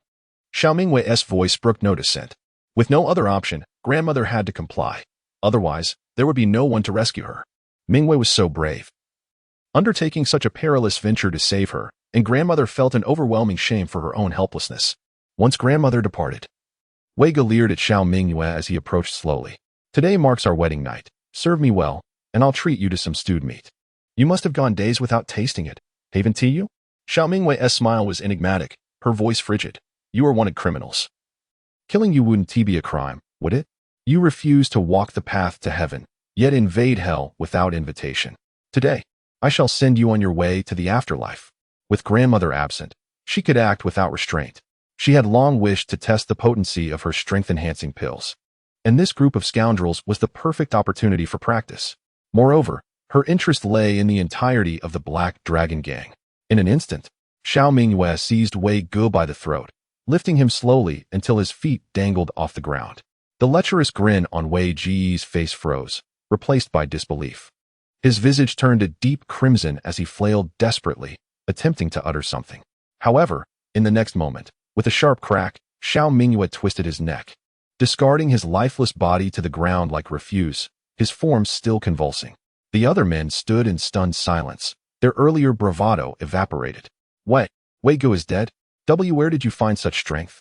This is madness." Xiao Mingyue's expression remained impassive, exuding an aura of terror. Who shall be next? A guest, perhaps? This group, steeped in malevolence, treated women as mere playthings, subjecting them to heinous acts. Even 100 deaths would scarcely suffice. They sought to flee, but escape was futile. In mere 5 minutes, Xiao Mingyue had dispatched 6 individuals, leaving one crumpled on the ground, weeping and begging for mercy. This was no mere woman. She was a ravenous demon, a merciless fiend. Please, don't kill me. I, too, was coerced. Without joining the Black Dragon Gang, my fate would be sealed. Spare me your excuses." Enough with the prattle. Take me to your lair, to meet your so-called leader. Otherwise, you shall share their fate. Do you comprehend? Xiao Mingyue grasped him by the neck, lifting him effortlessly as one would a chick. Having committed murder, she knew she must eradicate every last vestige of threat, lest it return to haunt her. She speculated that Wei Gu was merely a minor leader of the Black Dragon Gang, questioning how such a dim-witted individual could ever aspire to be the boss. Furthermore, why would his father personally venture out to purchase discounted rice? I understand. I will take you there. Please do not kill me. The man was nearly paralyzed with fear. How many members are there in your gang? Chapter 38.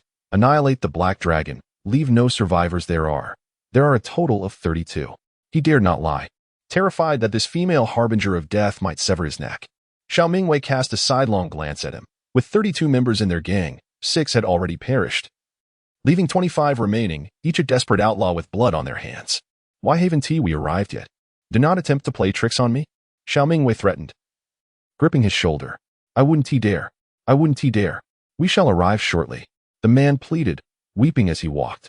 After what felt like an eternity, they entered a neighborhood not far from Huahan, arriving at a secluded villa. This villa was also among your spoils, correct? Is the homeowner still alive? The man stammered, unable to respond, and Xiao Mingyue understood. The homeowner was likely beyond salvation. Let us go inside. She tugged him forward. Li San, what is going on? Why have you brought a beautiful woman? Remarked a man in black, eyeing Xiao Mingyue appreciatively. She is quite attractive, far better than the others inside. By the way, where are Tianwei and the others? Xiao Mingyue scanned the room, counting a total of 18 individuals in the spacious living room. At the center sat a middle-aged man adorned with tattoos, his fierce countenance suggesting that he was the leader of this group. Where are the other 5? Xiao Mingyue inquired. Li San trembled like a leaf, his face paling as he stammered. I dare not. She is a devil. She will kill. The leader narrowed his eyes, keenly sensing something amiss. That woman, what is your origin? Who captured you? Xiao Mingyue smirked. Origin? I am your ancestor. Fugui, eliminate them. No sooner had she spoken than a massive tiger, appearing seemingly from nowhere, charged forth, baring its fangs. The leader's eyes widened in horror. He had barely drawn his pistol and was yet to pull the trigger when Fugui seized his head in one swift bite, sending it rolling to the ground. The notorious gang leader, who had terrorized the southern part of the city for months, met his demise in an instant, leaving not a single parting word. Old tiger. Help. The screams within the room were relentless, limbs strewn about, and blood splattered everywhere. Nearby, Li San was paralyzed with fear, while Xiao Mingyue observed coldly. She was not foolish enough to confront this band of desperate criminals alone. There were too many of them, and it was better to let Fugui take the lead. Having already witnessed the impressive efficacy of the strength-enhancing pill, she was quite satisfied and chose not to engage directly. Li San, utterly terrified, lost control of himself, wetting his trousers. Xiao Mingyue looked down in disgust, swiftly resolving his fate before striding towards the spot where the leader had just sat. Her keen eyes caught the motion of the leader reaching into his pocket. There lay a revolver, which she examined with great satisfaction. Fugui quickly completed the task at hand. In the face of the tiger's overwhelming power, the room full of humans were nothing more than lambs to the slaughter, swiftly dealt with. You have worked hard, my noble companion. Shortly, I shall prepare a nourishing stew of 10 chickens for your well-being. Xiao Mingyue gently stroked the head of her companion, Fugui, before placing him into her spatial realm. Unyielding, she continued her search, discovering 10 bullets on the leader's body, and proceeded to examine the other corpses. After thoroughly inspecting all the bodies, she turned her attention to the rooms, leaving no drawer or shadowy corner unchecked. While searching the rooms, she encountered 3 men deep in slumber, each adorned with the same black dragon tattoo upon their necks. Nearby, on the bedside table, lay a collection of unidentified white powder. No wonder they were in such a deep sleep. Even Fugui could not rouse them. It was best for them to perish in their dreams. Silently, Xiao Mingyue dispatched them without a sound. There remained 2 more individuals. As she searched the room, she remained vigilant, wary that they might be lurking in the shadows. This band of fugitives could not have thrived for so long with only a single handgun. Indeed, she discovered a safe in the master bedroom upstairs. With deftness, she swiftly opened the safe, revealing 3 handguns, approximately 200 bullets, and 2 landmines. Additionally, there was a crossbow, accompanied by a quiver containing 10 arrows. Xiao Mingyue stored these weapons in her spatial realm for future self-defense, as this was the true purpose of her venture today. She had come solely for these firearms and ammunition. In her previous life, She had heard tales of the Black Dragon Gang. The news had reported their possession of firearms. The moment Tian Wei revealed his identity, she had set her sights on acquiring weapons. The societal order would only grow increasingly chaotic, and cold weapons were far inferior to their hot counterparts. With firearms in her possession, Xiao Mingyue would greatly enhance her sense of security, allowing her to feel more at ease. As she was about to descend the stairs, Xiao Mingyue heard the sound of a woman weeping from a nearby room. She leaned closer, pressing her ear against the door to listen intently. Within, there were not only the sobs of a woman but also the anxious gasps of a man, indicating that the remaining two were inside. Donning a mask and sunglasses, Xiao Mingyue forcefully kicked open the door and quickly took cover against the wall. Bang! Bang! Bang! The 3 gunshots elicited a scream from the woman inside, who curled up in fear, trembling uncontrollably. "Come out, you coward!" The man, in a state of panic after missing his shots, rushed out in search of his adversary. In an instant, Xiao Mingyue struck, swiftly snapping his neck and seizing the firearm from his grasp, eliminating the other man inside. These 2 men were drenched in sweat, their eyes wide with terror. They were evidently 2 frightened souls, lacking both courage and cunning, cowering in the room instead of facing the world. With such a feeble mindset, they were unsuited for any criminal endeavor beyond that of mere lackeys. Indeed, a gang composed of untrained thugs could hardly pose a significant threat, offering no challenge whatsoever. With their demise, you were now free. In that room were 12 young women, 8 completely nude, 3 clad only in tops, and 1 fully dressed. Xiao Mingyue, feeling a pang of compassion, ventured out to fetch a bounty of water and food, distributing it among them, though she was careful to keep her face hidden from view.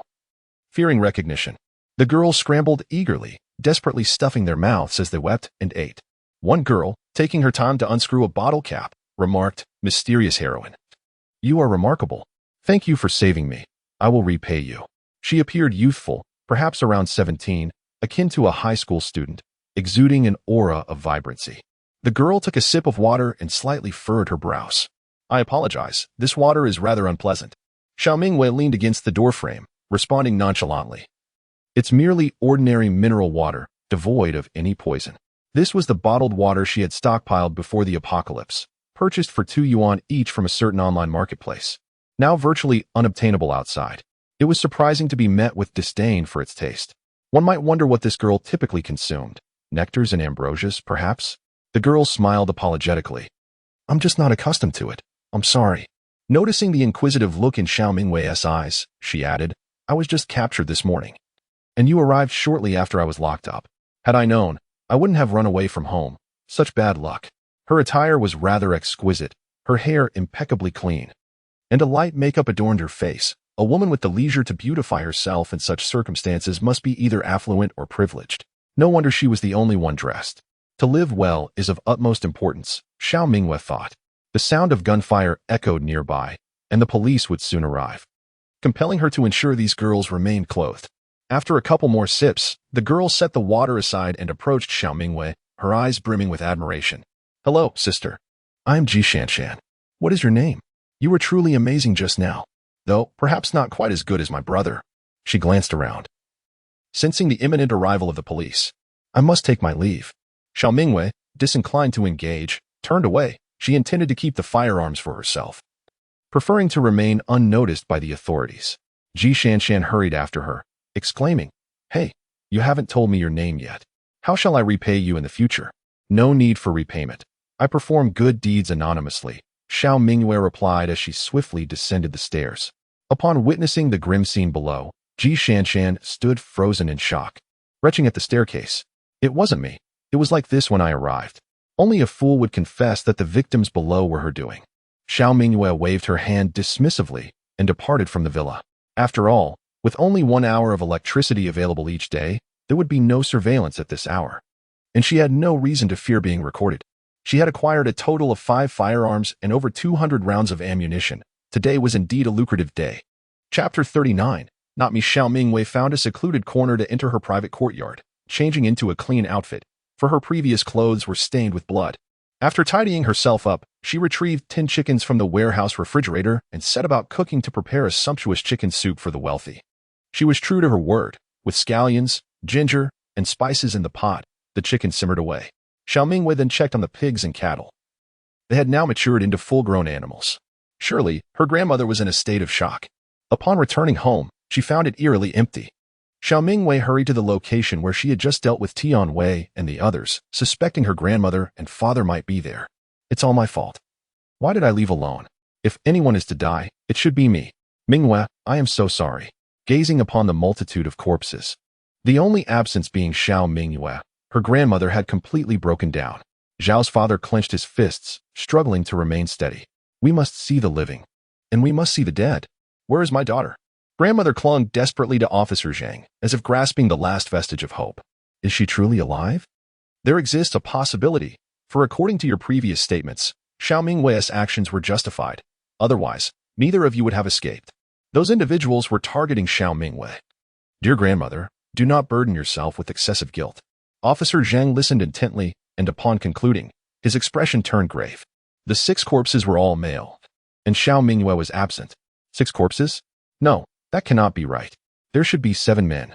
Grandmother suddenly exclaimed. 7. Officer Zhang furrowed his brow. I understand now. It was that individual who committed the murders. Where has he taken my Mingyue? Officer, I beseech you, please save my granddaughter. Zhao's father, tears streaming down his face, lamented that he had merely accompanied Xiao's mother to work, not accompanying Mingyue to the supermarket, leading to such a devastating calamity. He was filled with regret, unable to accept this grim reality. And how could he break the news to Xiao's mother? Father, grandmother, you are here. Xiao Mingyue greeted them with an air of normalcy, startling both her father and grandmother. Mingyue, you're alive. This is wonderful news. If anything were to happen to you, your father would not survive either. Xiao's father, a towering figure, cried like a child, tears and snot mingling. I am alive. What is the matter? Noticing the absence of anyone at home, I ventured out to find you. Xiao Mingyue was utterly perplexed. Officer Zhang approached, relieved to see her unharmed.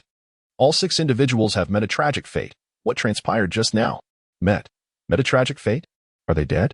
Upon seeing the lifeless bodies on the ground, Xiao Mingyue gasped in shock, her small face instantly turning pale. You don't know? Officer Zhang inquired. After a long silence, Officer Zhang felt an inexplicable sense of unease. As if something was amiss, yet he could not articulate it. How did you manage to escape from those several adult men? Officer Zhang pressed further. I was part of the track team in high school, so I run quite fast, and it seems they were not familiar with our neighborhood. Which is why they couldn't catch up to me, Xiao Mingyue replied with composure. Is that so? Officer Zhang remarked. These 6 corpses were all strangled. The assailant possessed immense strength, as evidenced by the shattered bones in their necks. The time of death should be within the last 2 hours, reported an officer nearby. Understood. Officer Zhang nodded. The grandmother held Xiao Mingyue tightly, relieved that her cleverness allowed her to escape quickly. Otherwise, she too would have been strangled. What kind of person possesses such strength? It's terrifying. We must be exceedingly cautious when going out in the future. We should not have engaged in a dispute with that old man. What old man? Officer Zhang asked. The father of the leader of this group. He wanted to buy our mosquito repellent gear and spoke unpleasantly when Mingyue refused to sell it to him, causing quite a scene. That's why he sent his son to teach us a lesson, the grandmother murmured. I see, Officer Zhang interjected. Wait, Ms. Xiao Mingyue, I have more questions for you. Please cooperate with the investigation. Xiao Mingyue gazed at him. Officer Zhang, you don't truly believe I am responsible for their deaths, do you? As a mere girl, how could I possibly possess the strength to sever another's neck? Indeed, Officer Zhang, my daughter is quite terrified and in need of rest, interjected Zhao's father. Officer Zhang considered this, realizing that not even an ordinary man would possess such strength to execute a fatal blow in a 1 versus 6 scenario. It must have been a trained brute with professional combat skills. Have you encountered any peculiar individuals? He inquired. Xiao Mingyue shook her head. No. Well, you are fortunate. In the future, refrain from venturing out alone. It is prudent to have a man accompany you, Officer Zhang advised.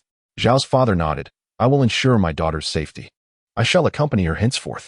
Thank you, Officer Zhang, Xiao Mingyue said, a barely perceptible smile gracing her lips.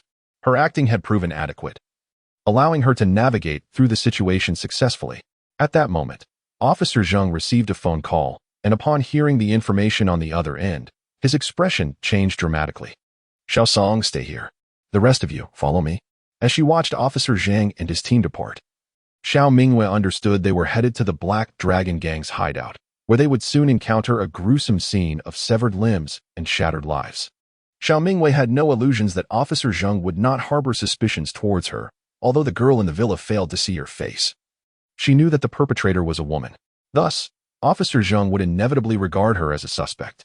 Yet, what did suspicion matter? Did he possess any evidence? On what grounds could he claim she was the murderer? As for the origins of the firearms and ammunition, that bore no relation to her whatsoever. Upon returning home, grandmother remained apprehensive, incessantly murmuring her concerns. Father Xiao declared that henceforth, he would accompany her whenever she ventured out. Xiao Mingyue merely concurred, her words significantly diminished. Father Xiao assumed she was simply frightened. In her past life, she had witnessed countless corpses, those who perished from starvation, exposure, or violence. Initially, the sight of a corpse instilled fear within her, but eventually, she grew desensitized due to the sheer volume of death she encountered. However, this was her first experience with murder. Her demeanor today was far more composed than she had anticipated. In her previous life, Xiao Mingyue suffered alone, enduring relentless bullying. Now, she possessed the fortitude to unemotionally snap an enemy's neck. Chapter 40. Xiao Mingyue, please be discreet. In the afternoon, Xiao Mingyue entered her space once more, where the chicken soup simmered to perfection, filling the air with its savory aroma. The wealthy enjoyed their meal heartily, leaving not a drop of broth behind. Xiao Mingyue transformed into a humble farmer, toiling diligently in the fields.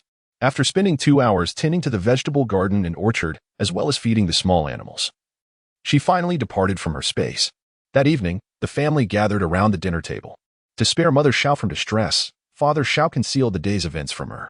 The dinner spread was indeed lavish. Is this to celebrate my first day at work? Mother Xiao inquired with a smile.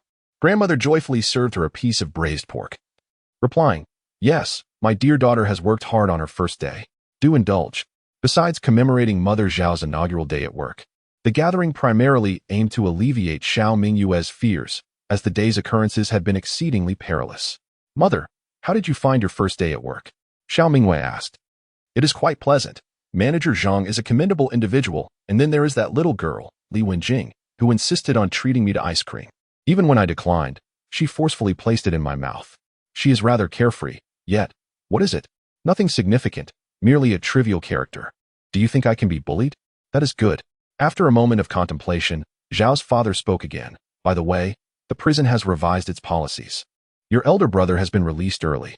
So soon? Zhao's mother exclaimed in surprise. Xiao Mingyue took a bite of the spicy chicken and asked, Father, how did you find out? She had almost forgotten about her uncle.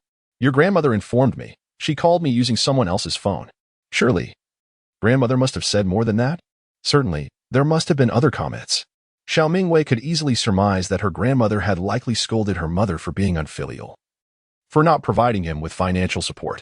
Given the severe heat, life must be difficult for her uncle's family. And it was likely that grandmother was not faring much better either. Xiao Mingyue scoffed disdainfully. When they severed ties, grandmother had patted her chest, claiming she would not rely on Zhao's father. Yet, merely months had passed, and she could not resist reaching out to him. Was it that her eldest daughter-in-law was no longer attending to her? Or was it that her eldest grandson, Xiaoyu, was being ungrateful? Zhao's father sighed with a wry smile. Just the same old remarks. Whatever unpleasant things she had to say, you need not concern yourself with. Does she need money? Xiao Mingyue asked directly. Zhao's father fell silent, and observing his reaction, she understood perfectly well. It seemed grandmother intended to demand support while remaining proud, perhaps even under her uncle's influence. Grandmother remained silent during the meal, as it was a matter concerning others, and it was not appropriate for her to comment. Nor could she advocate filial piety. Every family has its own burdens to bear. Suddenly, the doorbell rang, announcing the arrival of Officer Zhang. I wish to speak with Xiao Mingyue privately, he stated, his expression inscrutable. Very well, I will converse with you. Xiao Mingyue replied as she entered the police car with Officer Zhang. Without preamble, Officer Zhang delved into the subject. You have heard of the Black Dragon Gang, haven't you? This morning, their stronghold was raided, and the 6 individuals who sought to harm you have all perished, leaving no survivors. The scene was one of horrific carnage, with bloodied, severed limbs scattered about as if torn apart by wild beasts. Several victims were strangled to death, their necks broken just like those 6. Xiao Mingyue sat in the passenger seat, her mind elsewhere, leaning back against the seat. She had seen reports of such events in the news before. It was indeed a significant development. Officer Zhang scrutinized her expression intently. Aren't you surprised? The surviving girls claimed that a woman rescued them. And it was also a woman who committed the murders. What are you implying, Officer Zhang? Xiao Mingyue glanced at him. They mentioned hearing a tiger's roar. And the Black Dragon Gang's firearms have mysteriously vanished. Do you know that woman? His words were nearly a direct accusation. Xiao Mingyue curled her lips into a faint smile, locking her gaze with Officer Zhang's as she slowly replied, I do not know her. I am unaware of anything. They held each other's gaze for a long moment before Officer Zhang suddenly smiled, narrowing his eyes slightly. Miss Xiao, you are quite formidable and remarkably astute. Officer Zhang is quite impressive, achieving the rank of captain at such a young age. Among the survivors, there is a girl named Ji Shanshan, who has conversed with someone and should be able to identify that person's voice. You may not be aware, but Ji Shanshan is the daughter of the Ji Group, and she is currently clamoring to find her benefactor. The Ji Group stands as the leading enterprise in Beijing City, with a diverse array of industries, including real estate, fuel, new energy, agriculture, and more. Essentially, whatever you can conceive, the Ji Group has its hand in it. One could say that the Ji Group shoulders the economic development of Beijing City. Xiao Mingyue stifled a yawn. Officer Zhang had come solely to relay this information. You are quite the gossip. If there is nothing further, I shall take my leave, as I am feeling rather drowsy. She opened the car door to exit. Xiao Mingyue, keep a low profile and avoid drawing attention. Officer Zhang suddenly raised his voice. Captain, are we just letting her go? She appears quite suspicious. And Miss Ji's description of height and build closely matches hers. Officer Jean, seated in the back, inquired. Yet, what evidence do we possess? Who would believe that a single woman could eradicate an entire criminal organization? The forensic team reported that those individuals were killed by a ferocious beast. And tiger fur was discovered at the scene. How fantastical! How could a tiger be involved? Are there even tigers in the nearby mountains? It is possible that the members of the Black Dragon Gang were unfortunate enough to be ambushed by a wild tiger, and that woman merely took advantage of the situation. That is exceedingly unfortunate. In all my years here, the local residents have never mentioned the presence of tigers. The sweltering heat has wreaked havoc on the ecosystem. The tiger may have either wandered from afar or escaped from a nearby zoo. A notice should be issued to alert the local residents to exercise caution regarding wild beasts. And what of the discarded handgun and ammunition? Surely, that woman must have picked them up. Should we not search her residence? Search? Do you possess a search warrant or any evidence? What shall we do then? In the happy community, Lily's pregnancy is evident. Xiaoyu stands at the bedroom door, lowering his voice. Could you please be quieter? My parents are outside. Lily retaliates with force. I will be loud. What of it? An elderly woman leans against the door, her hair shorn to a buzz cut due to lack of water for washing, and Lily recoils at the unpleasant odor. Lily, what are you making a fuss about now? Our entire family runs up and down every day to fetch water and buy food for you.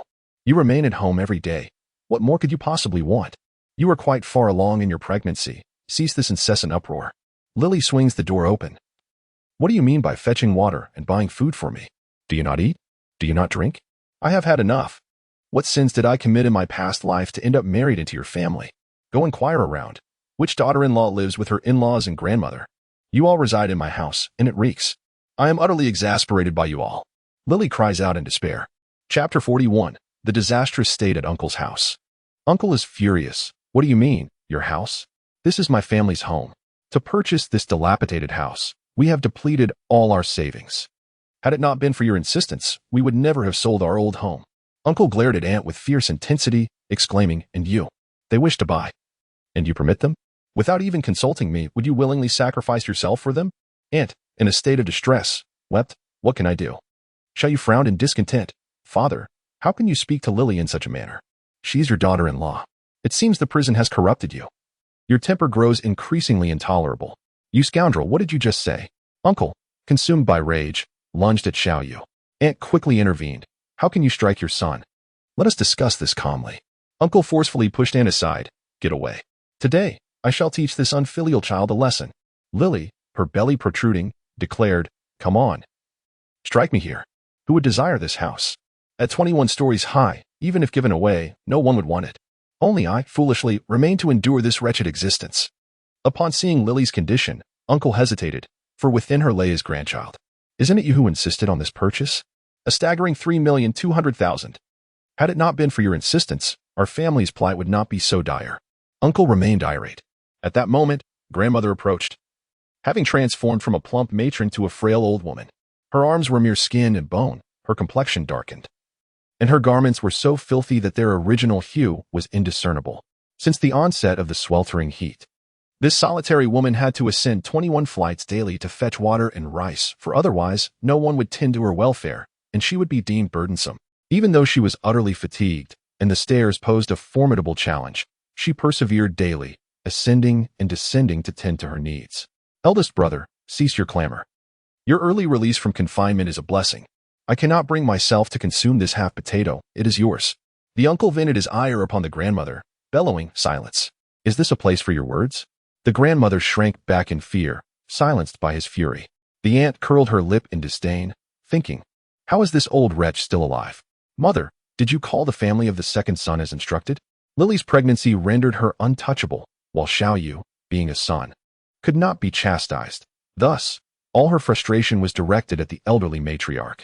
Recently, she had grown increasingly intolerant of the grandmother, wondering how the sweltering heat had failed to extinguish her life. In the past, the family of the second son contributed 1,500 yuan monthly, lending her some semblance of worth. But now she was merely a burdensome relic, consuming and squandering resources. The grandmother nodded repeatedly, feeling as though she had ingested bitter herbs, her heart heavy with unspoken sorrow. Ever since severing ties with the family of the second son, the eldest son's wife had treated her with increasing disdain, their previous filial piety now a distant memory. The grandmother had protested, raised her voice, and issued threats, yet the aunt dismissed her entirely, shouting for her to leave. Eventually, the grandmother ceased her outbursts. After all, she needed to coexist with her eldest son's family, and leaving was not an option. Thus, she bore her grievances in silence, gradually losing the courage to retort against the aunt. Impatiently, Xiao Yu urged, Grandmother, do hasten to request money from the second uncle. It is all that wretched Xiao Mingyue's fault, selling us the house at an exorbitant price. Now it's worth barely 100,000. Whoever desires it may take it. Demand a refund from her. Yes, it's all that scoundrel's doing. I suspect she was aware of the impending decline in property values and intentionally deceived us. Ani chimed in.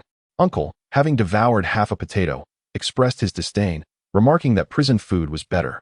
Now, tell me, what did you say to the second son? Grandmother timidly began. I told him, you've been released from prison, Lily is pregnant again, and I have to climb the stairs every day to buy discounted rice. Our lives are difficult. I asked him for money. And what did the second son say? Did he agree to give you anything? Auntie immediately pressed. He said that I was the one who severed ties with him first, and then he hung up. Grandmother's voice dwindled to a whisper. Auntie rolled her eyes in irritation, exclaiming, You can't even manage to ask for some money. What use are you? Uncle's eyes blazed with fury as he shouted, Have you lost your mind? Why would you sever ties with him? Who will help us now? I ask you, who will provide the funds? Mother, do you still expect me to support you in your old age? Look at how our family is faring. There is no surplus grain for you to eat. Go seek the second son. Oh, dear, I don't even know where he lives. How can I find him? Grandmother bowed her head, enduring the scolding, her voice dwindling like a child who has misbehaved. Go wherever you must. Knock on every door in the southern part of the city. You will surely find him. Uncle replied coldly. Lily frowned in mild disdain. Her father-in-law, already known for his irritable temperament, had grown even more cantankerous after his release from prison, resembling a firecracker ready to explode at the slightest provocation. It appeared she could no longer endure this chaotic existence. Such a tumultuous life was hardly bearable.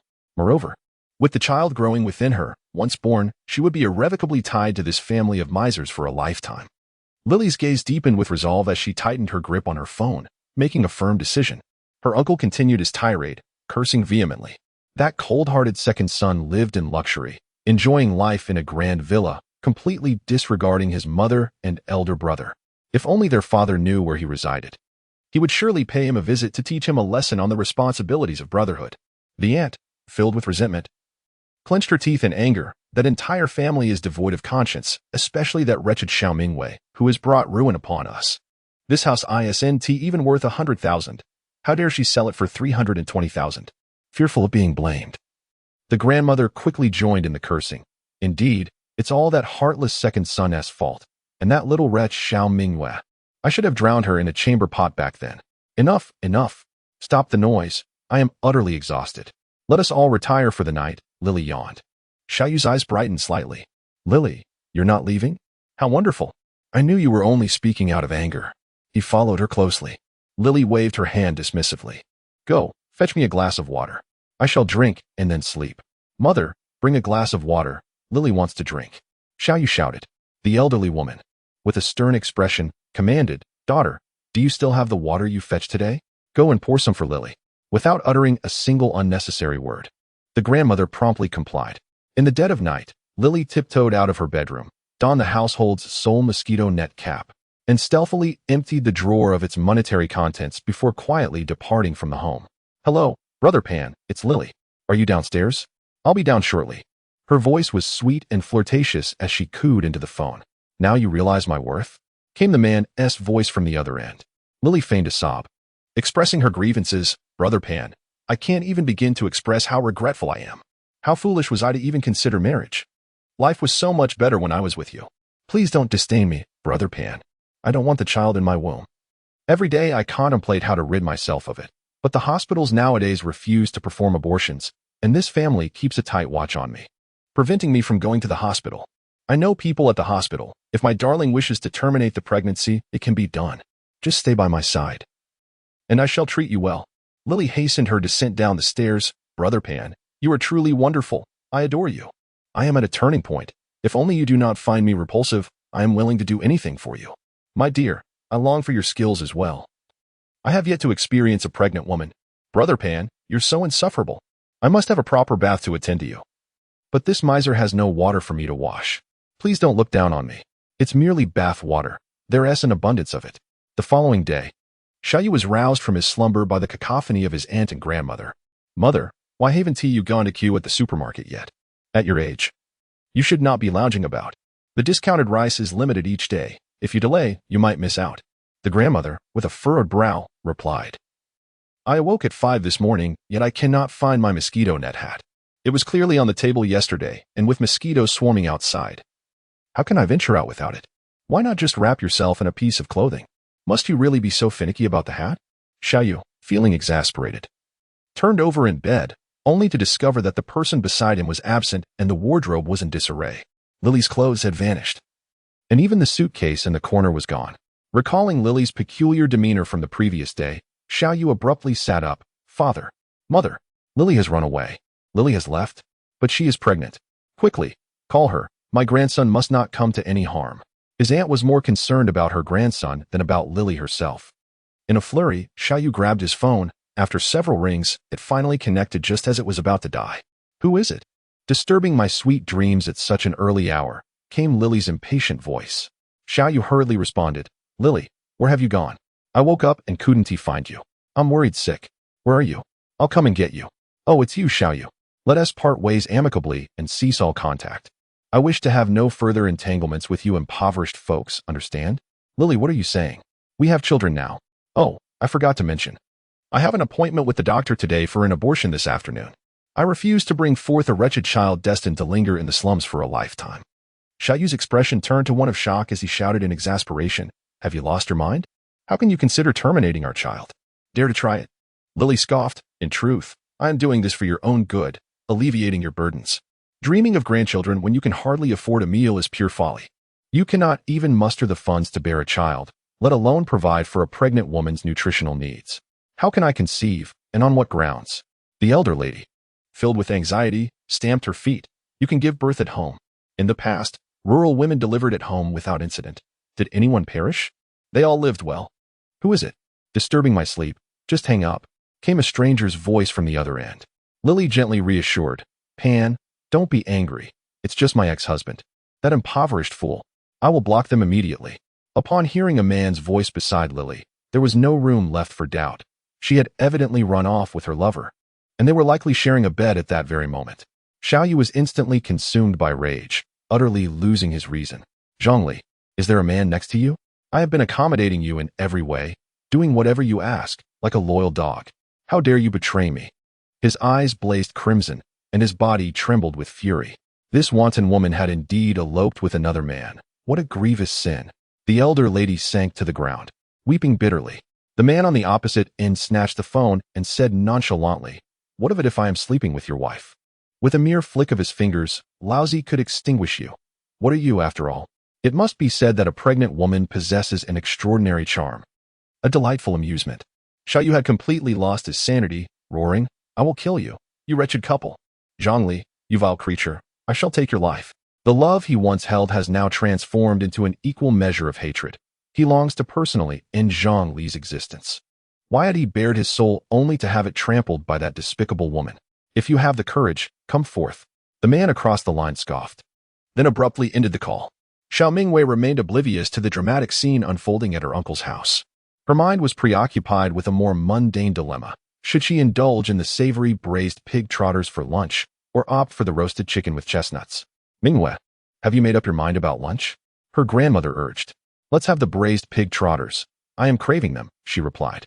Grandma, please prepare a couple more vegetable dishes. We cannot feast on meat every day. Look at me. I've already gained weight. Xiao Mingyue entered the kitchen, playfully clinging to her grandmother. Her grandmother chuckled in agreement. All right. I shall stir-fry some greens and prepare a cold spinach salad. Go to the garden and fetch some spinach. Sure. Xiao Mingyue squatted in the vegetable patch, gathering a small handful of spinach, then retrieved a generous bunch from her space and delivered it to her grandmother. Mingyue, there's a group selling floral water. Should we buy some? Her father inquired. Unbeknownst to her, Xiao Mingyue was gradually becoming the backbone of the family, as every matter seemed to require her input. But it's so inexpensive in the group. Only 400 per bottle. Are we really not buying any?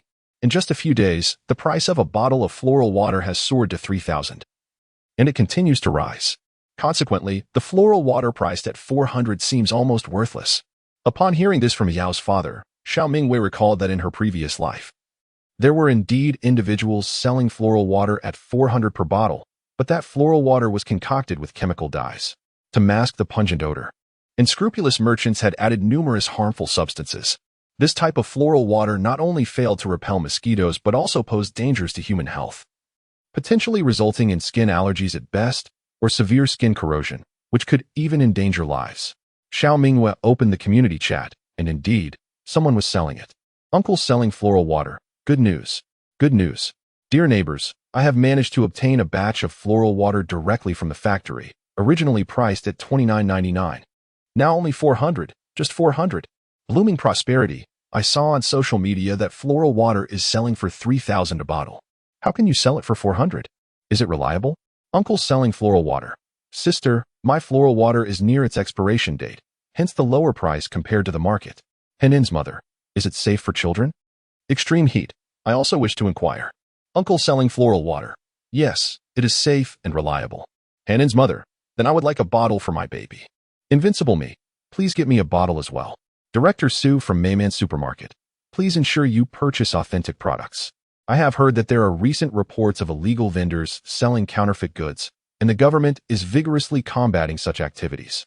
Next week, Mayman Supermarket will receive a shipment, including 10 boxes of mosquito coils, 10 boxes of mosquito repellent, and 10 boxes of floral water, all priced uniformly at 200, with a limit of 1 bottle per person. Director Su of Mayman Supermarket. The government is currently mobilizing all factory inventories and working overtime to ensure that citizens have access to mosquito repellent products. Please trust in the state. Together we shall overcome this challenge. As a representative of the government, Director Su commands considerable trust from the public. Even among those who may not entirely agree, there exists a modicum of respect for him. This is precisely why Xiao Mingyue sought out Mayman Dajie to request his assistance in speaking on behalf of the community. Chapter 43. The National Mosquito Control Campaign. If Xiao Mingyue were to speak hastily, it would only create adversaries and potentially incite public ire. At this juncture, she must remain discreet and avoid drawing attention to herself. It is conceivable that, in the aftermath, she would be criticized for her silence, leaving her in an untenable position. Thus, she refrains from voicing her concerns, as Director Su is the most suitable individual for this matter. Hannah's mother. I see, then I shall refrain from purchasing for now. I await the stock from Mayman Supermarket. It is crucial to be cautious for my child's sake. Junwo Wudi. I too shall abstain from buying. Uncle selling mosquito repellent. Mayman Supermarket Director Su. What do you mean? I have sold hundreds of bottles. On what basis do you claim my products are counterfeit? Mayman Supermarket Director Su. Everyone, please be vigilant in distinguishing counterfeit goods. Always procure authentic products from legitimate channels and avoid purchasing overpriced mosquito repellent from WeChat groups or social circles. The next batch is government-approved stock, with prices regulated by the state, so there is no need for concern. Cannot gather. I trust Manager Su. Sky Overlord. Director Su speaks the truth. I shall purchase next week. Over 200 is quite reasonable. Wang's QQ candy. Oh no, I just bought a tray of mosquito coils at a high price. Uncle selling mosquito repellent. Mayman Supermarket Director Su. Who do you think you are? I exclusively sell genuine products. Be cautious, as I may take legal action against you for defamation. A burly man remarked. The vendor of mosquito repellent. Are you not acquainted with Director Su? He is a government official assisting at the Mayman Supermarket. There is hardly anyone in the Huahan community who does not know him. Wang Chengzheng added. Indeed. How could one be unaware of Director Su? Henin's mother interjected. Why resort to foul language? It is quite inappropriate for the children to witness such behavior. Mingyue Zhaoxin speculated. Perhaps he is not a resident of our community. Xiao Mingyue subtly hinted at something. The burly man retorted. Uncle selling mosquito repellent. How did you gain access to our community group if you are not a resident? You must be a fraud. This Auni exclaimed. So you are a fraud. Fortunately, I did not make a purchase. Scoundrel, leave at once. The deceiver, furious and humiliated, felt his impending transaction thwarted, his teeth clenched in anger. The uncle selling mosquito repellent replied. Dare to hinder my livelihood? Who do you think you are? Note, the uncle selling mosquito repellent was expelled from the group chat. Sister Jiang from the property management department stated, apologies, dear homeowners, the individual has been removed. Director Su is correct. I urge everyone to purchase authentic products. Xiao Mingyue silently gave a thumbs up. Sister Jiang from the property management department was indeed Zhao's mother, and she had become well acquainted with the operations of the property management. All was perfectly resolved. Look at the television. The government has issued a notification. Zhao's father pointed at the screen. Notification, dear citizens. Please visit your local community center to collect mosquito nets. Starting today, we encourage everyone to actively catch mosquitoes. For every pound of mosquitoes collected, you will earn 1 point. 10 points can be exchanged for 1 pound of grain or half a liter of water. Let us take action. Due to the power being available only at 4 in the afternoon, the majority of people were unable to watch television, and the residents of the community remained unaware of this announcement. However, it wasn't long before both the property management and the Mayman Supermarket simultaneously disseminated the notification, causing an instant uproar in the community group. Mayman Supermarket. The mosquito nets have arrived. Please queue up to collect them and actively capture mosquitoes. A blissful family of 4 inquired, is there a charge for the mosquito nets? Mayman Supermarket. They are free of charge for collection. The joyful family responded, what are we waiting for? We have an abundance of mosquitoes at home. We've already disposed of half a basin of dead ones in the sink. Dead mosquitoes can even be exchanged for food. This is simply marvelous. I shall go collect one immediately. The group erupted in enthusiasm, resembling a lottery win as everyone hurried downstairs to claim their mosquito nets. Ever since the surge in temperature, a sense of joy had finally graced their faces. Wei Jun was indeed correct. The government had finally issued a notice to combat mosquitoes. The mosquito net was essentially a bamboo stick with a circular net affixed to it, and given the density of mosquitoes outside, capturing them was hardly a challenge, requiring merely a bit of effort. Each household devised unique strategies, with all members participating. Many resorted to repurposing the sheer skirts worn by women in summer, cutting them down, balancing small basins atop their heads, and tying them around their necks. This not only protected against mosquito bites, but also allowed for unobstructed vision. With ample space between the skin and the netting to alleviate concerns about mosquitoes penetrating the fabric with their venomous stingers, many others soon followed suit. Before long, the area beneath the community was teeming with mosquito catchers, adorned in eccentric outfits, swatting at the air, capturing mosquitoes, crushing them underfoot, and collecting them in the free plastic bags provided by Mayman Supermarket for ease of weighing. Some expressed dissatisfaction with the size of the mosquito nets, finding them insufficient for capturing large quantities, and opted to use their own mosquito nets, with each person holding an end and dashing towards areas swarming with mosquitoes. After completing a lap, one can capture quite a number of mosquitoes. The net is densely populated, far more efficient than using a mosquito trap for those without a net. Some have even resorted to using bed sheets. Once the bags are filled, they form a queue at the supermarket to weigh their catch. The weight is immediately converted into points, conveniently accessible on their mobile devices. Such is the convenience of big data. The once dreaded blood-sucking mosquitoes have now transformed in their eyes into points that cost nothing, and despite the discomfort of bites, they endure the pain to catch more. Beginning today, the nation of Huaxia officially launches a campaign for the collective capture of mosquitoes, with the state uniformly collecting the submissions, although some find this peculiar. The prevalent sentiment is one of exuberance. After enduring high food prices for so long, the prospect of exchanging mosquitoes for food is simply delightful. In the community group chat, a voice emerged, "Aunt who struggles to make ends meet. It's so hot outside. Why exert myself to catch them downstairs? I'm on my period these days. So I'll place my sanitary pads in the guest room and open the window. Soon enough, a swarm will come in, and I can catch them right at home." Night Owl, EW, and that's disgusting. Using sanitary pads to attract mosquitoes? And who struggles to make ends meet. I live on the 28th floor. I'm too lazy to climb up and down. What's wrong with catching them at home? How clever of me. Everyone can do as I do and lure mosquitoes indoors. Breezy commentator, "Aunt, you're amazing." And who struggles to make ends meet? Of course, I'm quite smart. Dominant elder, "Hey, beautiful lady upstairs. Could you spare me a used sanitary pad? I'd like to learn your method for catching mosquitoes." Aunt who struggles to make ends meet. "You old pervert. How disgusting. Get lost and ask your mother instead." Upon seeing the messages in the group, Xiao Mingyue proposed, "Let us acquire a mosquito net as well." Although their household lacked neither food nor water, it was prudent to conform to the collective, as the vast data dictated, in order to avoid any unwarranted troubles. Having learned from past experiences, Zhao's father was utterly reluctant to allow Xiao Mingyue to venture out alone. Should he discover that those individuals had been slain by her hand, he would surely faint from the shock. With nothing pressing to attend to, Xiao Mingyue reclined on the sofa, scrolling through her phone. The oppressive heat rendered the entertainment news scarce and the atmosphere quite dull. Soon, a message popped up in the community group chat. "Help. Is there anyone with a car who can rescue my daughter? I applied Uncle Qian's floral water on her, and now her skin is swollen and red. She has fainted. Is there any kind-hearted soul willing to take her to the hospital? I promise to repay you. I am begging everyone." Chapter 44, Taking Meng to the Hospital. My heavens. Thankfully, I did not purchase it. I knew it was counterfeit. I am at a loss for words. I truly cannot comprehend the mindset of those who seek to gain at the expense of others.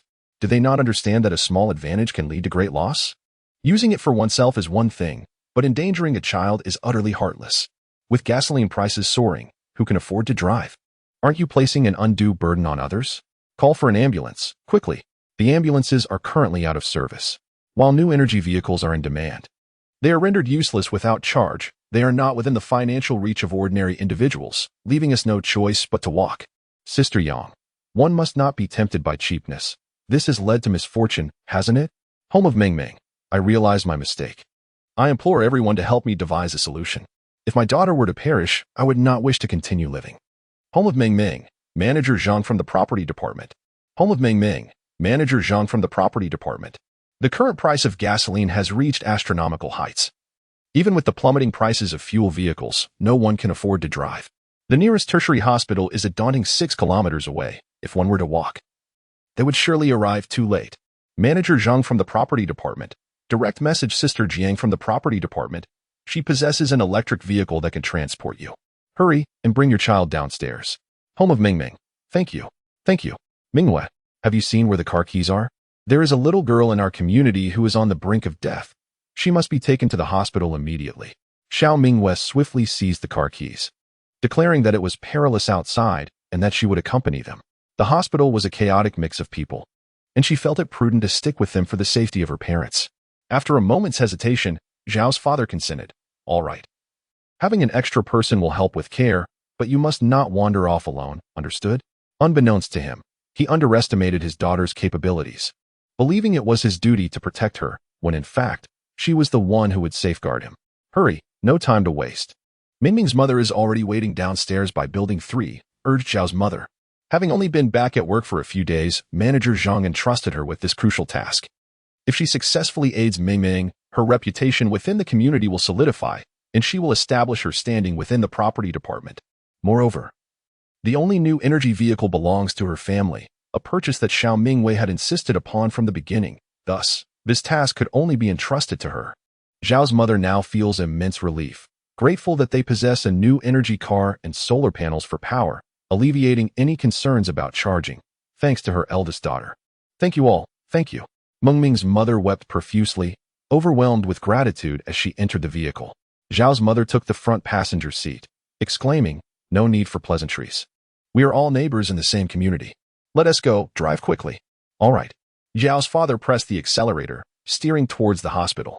Xiao Mingyue occupied the backseat, suggesting, "Let her lie down. It will be more comfortable." Ming, now 4 years old, nestled her upper body onto Xiao Mingyue's lap, while her legs rested on her mother's side. "I cannot thank you enough. This is truly kind of you." She felt overwhelmed, as if in a dream. Sitting in the car, it was only then that Mengming's mother had the opportunity to observe the interior and the family. The vehicle was immaculate, exuding a subtle fragrance of floral air freshener, quite pleasing to the senses. More importantly, the air conditioning was running, providing a refreshing coolness she had not experienced in a long while. The three of them were impeccably dressed, their sleeves neatly tailored, even their hair appeared tidy, and their skin was radiant. In stark contrast, she glanced at herself. Her clothes were faded beyond recognition, her nails caked with dirt, her hair unkempt, and she carried an unpleasant odor. Her lips were chapped and flaked. Feeling a wave of self-consciousness, Mengming's mother shrank back, acutely aware of her own scent. "The child is dirty. Let me hold her," she said awkwardly. She noticed that the white t-shirt worn by Xiao Mingyue had been soiled by Mengming. Xiao Mingyue smiled gently, assuring her that it was of no consequence. Mingming's mother was profoundly moved, tears streaming down her face, filled with regret. If given another chance, she would rather face any consequence than purchase substandard floral water for Mengming to use. Xiao Mingyue lowered her gaze to Mengming, whose eyes were tightly shut. The reason she had Mengming lay her upper body on her was to control the flow of water, allowing her to rinse the injured area. The inferior floral water was concocted using industrial-grade water, which was harsh on the skin when left to linger, necessitating thorough rinsing with copious amounts of clean water. Given the prevailing high temperatures and widespread water shortages, it was likely that the hospital had limited supplies. Hence, it was prudent for her to act first, cleansing Mingming's back before the doctors attended to her. Xiao Mingyue raised her right arm, lifting Mingming's clothing, feigning a gentle breeze while, in truth, she concentrated her energy to direct the water flow, repeatedly washing Mingming's back. The used water, tainted with harmful chemicals, would never be reused, ensuring that the contaminated water would not pollute the clean water within their vicinity. Due to Zhao's father's swift driving, no one noticed anything amiss. The roads were nearly deserted, allowing for an unobstructed journey, and within mere minutes, they arrived at the hospital. Inside, it was a veritable sea of people. Patients filled every corner, while doctors and nurses rushed about, scarcely pausing for breath. Had they also used the inferior floral water? In recent days, a multitude of patients had arrived at the hospital, all afflicted by the same cause. Just look at them. They were all suffering. The doctor quickly discerned the reason for Mingming's ailment. Mingming's mother nearly collapsed to the ground, pleading, "Doctor, I implore you, save my daughter." The doctor sighed. The hospital's saline solution had been depleted. If only there were clean water to rinse, it would suffice. Yet the hospital's water supply was also critically low, although the state had specially allocated several truckloads of water for the hospital's use. It was still insufficient given the multitude of patients. What could be done? Mingming's mother was utterly despondent. Suddenly, the doctor observed Mingming's back with a look of confusion. It appeared devoid of any residue from inferior floral water and was remarkably fresh and clean. "Have you washed her?" he inquired. Beside him, Xiao Mingyue touched her nose, affirming, "Of course it's clean. I rinsed her thoroughly, a full 9 times, leaving no trace whatsoever." Mingming's mother shook her head. "No. The water we received yesterday has long been used up. We haven't collected any today, and there is no surplus at home." This was indeed puzzling. The doctor scrutinized further. Zhao's father suddenly slapped his forehead. We have half a bottle of water left in the car from when I last drank. Let us fetch it for the child to rinse." "Quickly, go get it," urged Zhao's mother. Mingming's mother dropped to her knees, overwhelmed with gratitude for their family's immense kindness. "I truly don't know how to express my thanks. Water has become invaluable now, and you are willing to share it for Mengming's cleansing. I am so grateful. I would do anything for you in return." Zhao's mother hastily helped her up. "What are you doing? A life must be saved at all costs. Please, get up. We will take care of Mingming. You go settle the payment and collect the medicine. I will watch over her." Zhao's mother felt tears welling up. Having children of her own, she could deeply empathize with Mengming's mother's plight.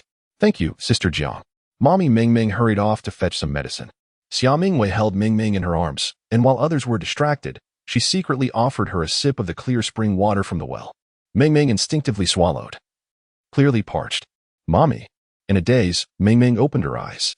Chapter 45, the heart-winning Xiao mother. Mingming's mother embraced her tightly, weeping. "Mingming, You finally awakened. Do you know how scared you made your mother? Mingming turned her gaze towards Xiao Mingyue and softly said, Sister, thank you for giving me water to drink. Xiao Mingyue smiled and gently patted her head, remaining silent. The child, still a bit muddled from her slumber, had inadvertently confused the water, as Mingming's mother pointed out.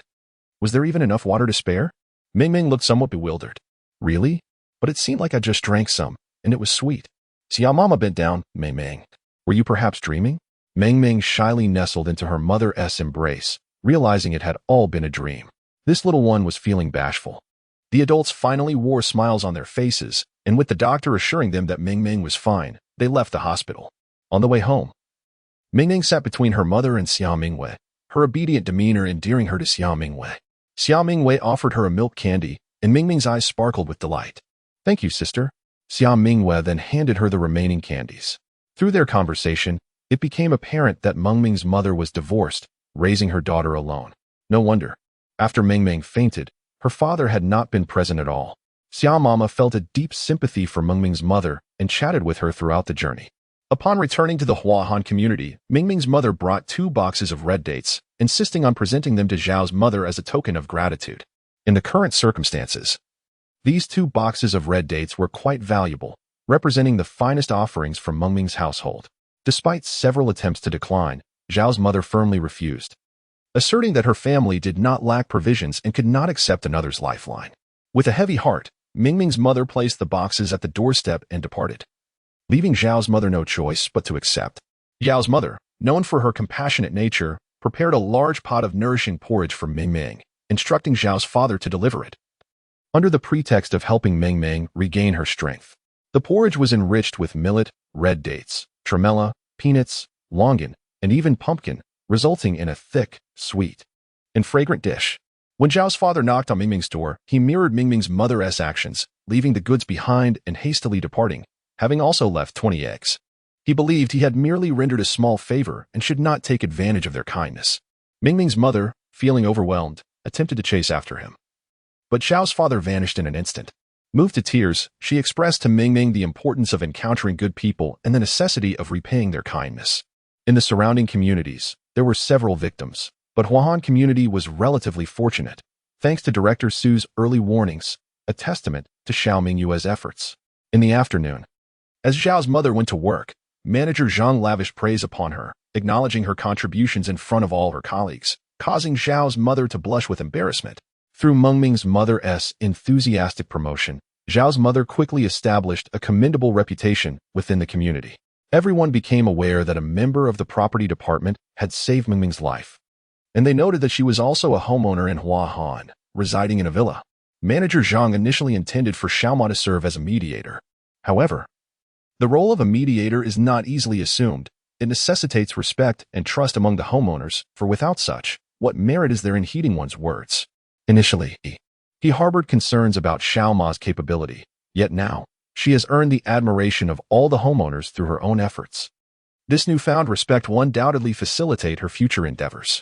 Furthermore, in recognition of Xiaoma's courageous actions, the property management department has made an exception by waiving her internship period, promoting her directly to a formal employee with significantly improved benefits compared to those of an intern.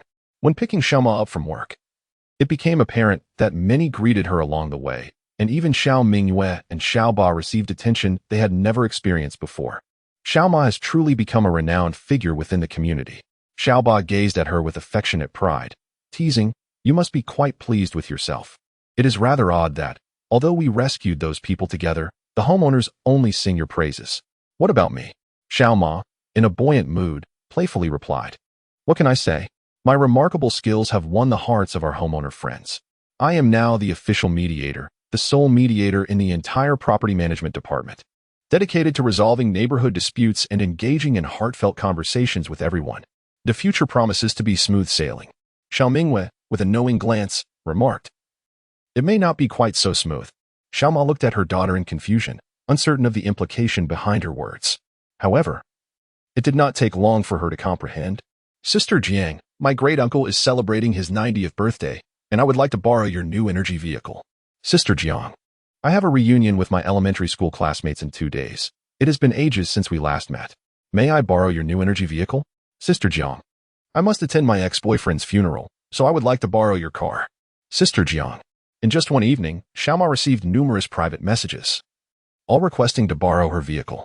Though presented as a mere request, it was evident that many sought to exploit the situation, intending to enjoy a free ride.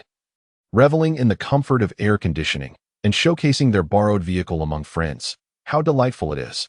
Some were even more audacious, directly suggesting that since your family has an abundance of electricity, why not run a wire to my home so we may share the power? After all, you are part of the property management and ought to serve the residents. How can these individuals be so shameless? The electricity in my home and my car are of no concern to them. Xiaoma was infuriated. Xiao Mingyue, calmly gnawing on chicken feet, remarked, "Have you all forgotten about Sister Yang? There will inevitably be those who wish to take advantage." She had anticipated such an occurrence. Fortunately, most residents are reasonable, with only a small fraction possessing the audacity to cause trouble. Yet it is precisely these few brazen individuals who can create difficulties for her family. There are always petty people in the world. Since they are unavoidable, one must confront them with resolve, either by addressing their antics or instilling fear. Xiaoma sighed. What should I do? Am I to rescue someone and inadvertently assist the wrong person? Xiao Mingyue sipped her juice, which was refreshingly cold and delightful. You haven't tea rescued the wrong person. Such situations are bound to arise sooner or later. Mother, once you step into the role of a mediator, these matters are inevitable. So you must prepare yourself mentally. Firmly refuse requests. Unless it is a life-and-death situation like Mingming's, no vehicle should be lent out. Otherwise, once this door is opened, our vehicle will truly become a communal asset, inevitably inviting an endless array of troubles. Just tell them that although our household possesses solar panels, the electricity generated is insufficient to charge the new energy vehicle. If we were to charge the car, the air conditioning would have to be turned off, which would be uncomfortable for the two elderly individuals at home. Therefore, unless absolutely necessary, we will refrain from using the car. I am not a fool, and I definitely will not agree to this. I will heed your advice, said Xiaoma. Chapter 46. It turns out there Xiao Mingyue set down the bone in her hand and added, "We must not let outsiders know about our ample electricity supply, as this will only breed jealousy." The incident with Sister Yang serves as a cautionary tale, does it not? Although our solar panels are visibly installed above and can be seen by the surrounding high-rises, we cannot be overly ostentatious. If we frequently lend the car to others, it will become apparent that our household possesses an abundant supply of electricity. Grandma nodded in agreement, affirming, "Indeed, Mingyue is correct. Lending the vehicle to others will not only go unappreciated, but they may even criticize you behind your back for showing off. I will refuse them immediately." Xiaoma's expression was grave. Xiao Mingyue wiped her hands and remarked, "If we refuse in this manner and they remain persistent, simply state that the car is registered in my name, and as your daughter, I do not consent. Should they continue to pester us, we must not hesitate to confront them vigorously. In this day and age, strength is often the prevailing argument." Xiaoma chuckled. "Truly, you are my daughter. Your thoughts are remarkably thorough."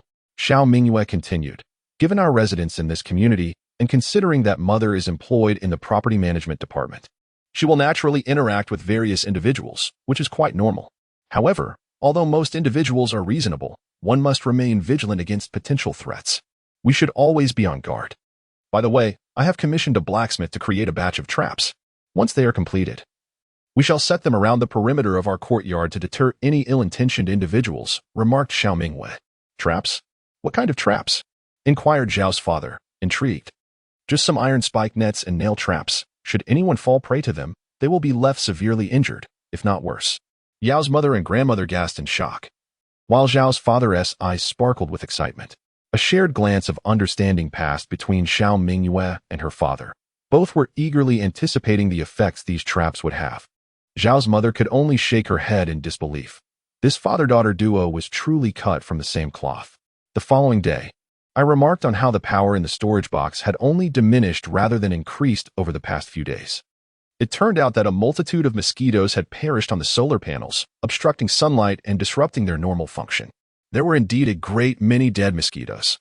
Zhao's father grumbled as he gathered them together. "Be careful, Dad," shouted Xiao Mingyue from downstairs. After cleaning up, Zhao's father hoisted a large bag of dead mosquitoes and said, "Look at this bounty. Let us head to the Mayman supermarket and exchange them for some points. We shouldn't let them go to waste." "All right, I'll accompany you," Xiao Mingyue replied. The father and daughter set off, donning their mosquito-proof attire and joined the queue at Mayman's supermarket to weigh their catch. As they stood in line, they overheard a young couple ahead of them voicing their complaints. It is truly exasperating. My dear friend is getting married the day after tomorrow. And when I asked to borrow Sister Zhang's car, she flatly refused. Do you know what she said?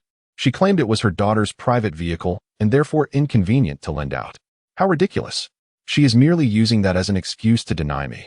If I were the type to hold grudges, I would have reported her to the property management long ago. Their slogan is to serve the owners.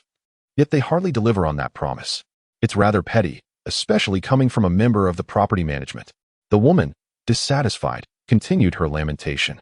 Despite her initially delicate beauty, her expression bore traces of arrogance and stubbornness, marring her lovely visage. My dear, do not let such a person upset you. It is not worth your health. The man beside her consoled. Yet, her anger remained palpable. How can there be such a person? Many in the group praise her as a good Samaritan for rescuing that little girl. At first, I thought she was genuinely kind-hearted, but her true nature is utterly disheartening. Oh brother, I feel so sorrowful. My best friend since middle school is getting married the day after tomorrow. How should I attend? She leaned against the man, tears welling in her eyes. The man, feeling a pang of sympathy, was filled with a sense of justice. He took out his phone and tagged Sister Jiang in the group chat. Wang's IQQ Candy. Sister Jiang from the property management, is your car truly that precious? Others have mentioned urgent matters, yet you refuse to lend it? Wang's IQQ Candy. Is it only when someone is in tears that you find joy? You only know how to play the Good Samaritan in the group chat? Wang's IQQ Candy. Sister Jiang, stop pretending to be oblivious. Xiaoba was furious and ready to confront her, but Xiao Mingyue firmly restrained him, signaling him to remain calm and observe the situation. While listening to the conversation between the two individuals, Xiao Mingyue felt an uncanny familiarity in the woman's manner of speaking, frequently interjecting phrases like speechless and I am at a loss for words. It wasn't until Wang's IQQ Candy spoke in the group chat that she was able to ascertain the identities of the pair. The woman was none other than Sister Speechless, the delicate Xiaobai Hua. It seems that Wang's IQQ Candy, the devoted admirer, has finally ascended in status. How intriguing. Xiao Mingyue narrowed her eyes, curious to see if there were any new messages in the chat, eager to discover what others might say. Zhuge Xiaoping, if it is truly an urgent matter, one ought to lend the car to the person in need. Happy family of four, but one cannot morally coerce another. It is their car. And whether or not to lend, it is entirely their prerogative. The young man's words are rather harsh. What sort of urgency could there be? Mama Han Hang, indeed. What urgency could possibly justify this? Wang's IQQ Candy, is it not urgent when a best friend is getting married? My girlfriend is currently in tears, and my heart aches for her. I have never encountered someone so selfish. Letting go. This is hilarious. I thought it was a matter of life and death. What significance does a friend's wedding hold? Wang's IQQ Candy, do you not have friends? Is a best friend's importance so trivial to you? Fool need not be clever. Yet, if she possesses a car, what harm is there in lending it to others? I too was denied when I asked to borrow her car. Has the staff of the property management department become so arrogant? Sister Yang, precisely, what difference does it make whose car it is to borrow? Pacific side, go ahead and file a complaint with the property management. Wang's IQQ Candy, I am grateful to all who have spoken out in support. I hope Sister Jiang from the property management recognizes her mistake and acknowledges her error. Property management Sister Jiang letting go. What does my friendship status have to do with you? It seems you merely wish to borrow her car to show off. In the household of adorableness, Sister Jiang is a good person. If there were truly an urgent matter, I believe she would not hesitate to lend a hand. Some individuals seek to take advantage, only to be rebuffed, leading to their indignation. Social bandit, I personally concur with the sentiments expressed above. Sister Jiang is indeed a kind-hearted individual. The last time I fainted from a fever on the street, it was Sister Jiang who provided me with antipyretic medication and a glass of water. Water is precious nowadays. Who would offer it to a stranger? Fool need not be clever. If she is so benevolent, why is she unwilling to lend me her car? It seems all pretentiousness. I perceive you have all been deceived by her. Across the Pacific, exactly. She clearly owns a vehicle. On what grounds does she refuse to lend it to us? We are all homeowners. She cannot show favoritism. If she can lend to others, then she should extend the same courtesy to all. Zhuge little fatty. I believe that the property management staff should serve the homeowners. Sister Jiang is a good person, and I hope she continues to be so. We do not wish for anyone to feel disheartened. Fool need not be clever. Indeed, as a member of the property department, she lacks the right to refuse a homeowner. If she continues to exhibit such unprofessionalism, I will report her. causing her to lose her job. Across the Pacific, I support this. Let us see if she dares to maintain her arrogance. Clumsy giant, do you think being a homeowner makes you exceptional? Sister Jiang is also a homeowner, residing in a villa. I stepped away for a moment to swat mosquitoes, and to my surprise, the group chat is so lively, it truly makes me laugh out loud. Zhuge little fatty, we are merely discussing. I have no ulterior motives. Across the Pacific, she is primarily a property department employee. Clumsy giant, what do you owe her? Wang's IQQ candy, are you being reasonable? We all reside in the same community, it is only natural to assist one another. The quarrel in the group chat escalated, and Wang's IQQ candy's expression soured to the utmost. How distasteful. In the group, these foolish individuals pretend to be virtuous. May they perish. Wang's IQQ candy embraced the waist of the little white flower, who wiped her tears and smiled, saying, "Brother, you are truly wonderful. I am fortunate to have you." Chapter 47. A blow for a blow. Boxing King Tyson remarked, "Electricity is now a precious commodity. Who has the surplus to charge electric vehicles daily? Even if there were, why would private car owners lend them to you?" Boxing King Tyson, Sister Yang, are you seeking another beating? Haven't you learned your lesson yet? Sister Yang, I said nothing. It was all them, not me, not me. At home, Sister Yang shivered. It was rare for Boxing King Tyson to speak in the group, and now he had resurfaced. After that injury, she had been bedridden for quite some time before recovering, the pain still vivid in her memory. She couldn't provoke him, but she could avoid him. Zhuge Xiaoping interjected, "That is not the way to phrase it. Mutual assistance is a traditional virtue of the Chinese people. Since Sister Jiang is a member of the property management department and possesses the ability, it is not unreasonable for her to help the neighbors." Boxing King Tyson, do you also seek a beating? Zhuge Xiaoping. Property manager Sister Jiang addressed the homeowners, "Dear friends, I have already made my stance clear in the group yesterday and do not wish to reiterate. Over the past couple of days, I have received numerous requests to borrow cars, each with its own peculiar justification. Let me be frank with you all. Feel free to file complaints. It does not concern me. I truly do not lack this meager salary. Property manager Sister Jiang. Moreover, assisting you is an act of kindness, while not doing so is merely fulfilling my responsibilities. Since we are to support one another, it is only fair that you also extend your help to me. There is no rationale for me to be the sole contributor without any form of reciprocity. I regret to inform you that I am not so magnanimous, and my household does not possess any surplus electricity. We are all acutely aware of the exorbitant cost of electricity these days. I hope certain individuals will recognize the importance of boundaries and refrain from creating an unpleasant situation." Property manager Sister Jiang. Lastly, I extend my gratitude to the neighbors who have spoken on my behalf. Your support has made me feel the warmth of community. Xiaoma's remarks were entirely unreserved. If one does not stand firm at this juncture, then when will one? This is not merely a matter of being stingy. It is a concern that some may become accustomed to borrowing, treating the vehicle as communal property, showing no regard whatsoever. What will happen if it gets damaged? Furthermore, if I lend it to one person, others will inevitably request the same. Consequently, the electricity consumption will surge, disrupting the normal power supply of my villa. If, at that point, my air conditioning and refrigerator become unusable, it would truly be a case of suffering in silence. May Gonkai show Robao, I completely empathize. If it were me, even if my home had an abundance of electricity, I would be unwilling to lend my beloved vehicle to a stranger, who, besides oneself, would cherish your car? A car and a spouse are not to be loaned out. Social bandit. I once lent my car, and that individual drove under the influence, resulting in an accident. To my dismay, my car was rendered completely inoperable, with a wheel missing. He refused to compensate me, and we battled it out in court for an extended period. It is such a trivial matter to lend a car. I would never consider lending mine. Liberate yourself. I understand. In fact, there are several households in our community that own vehicles. I have observed this myself.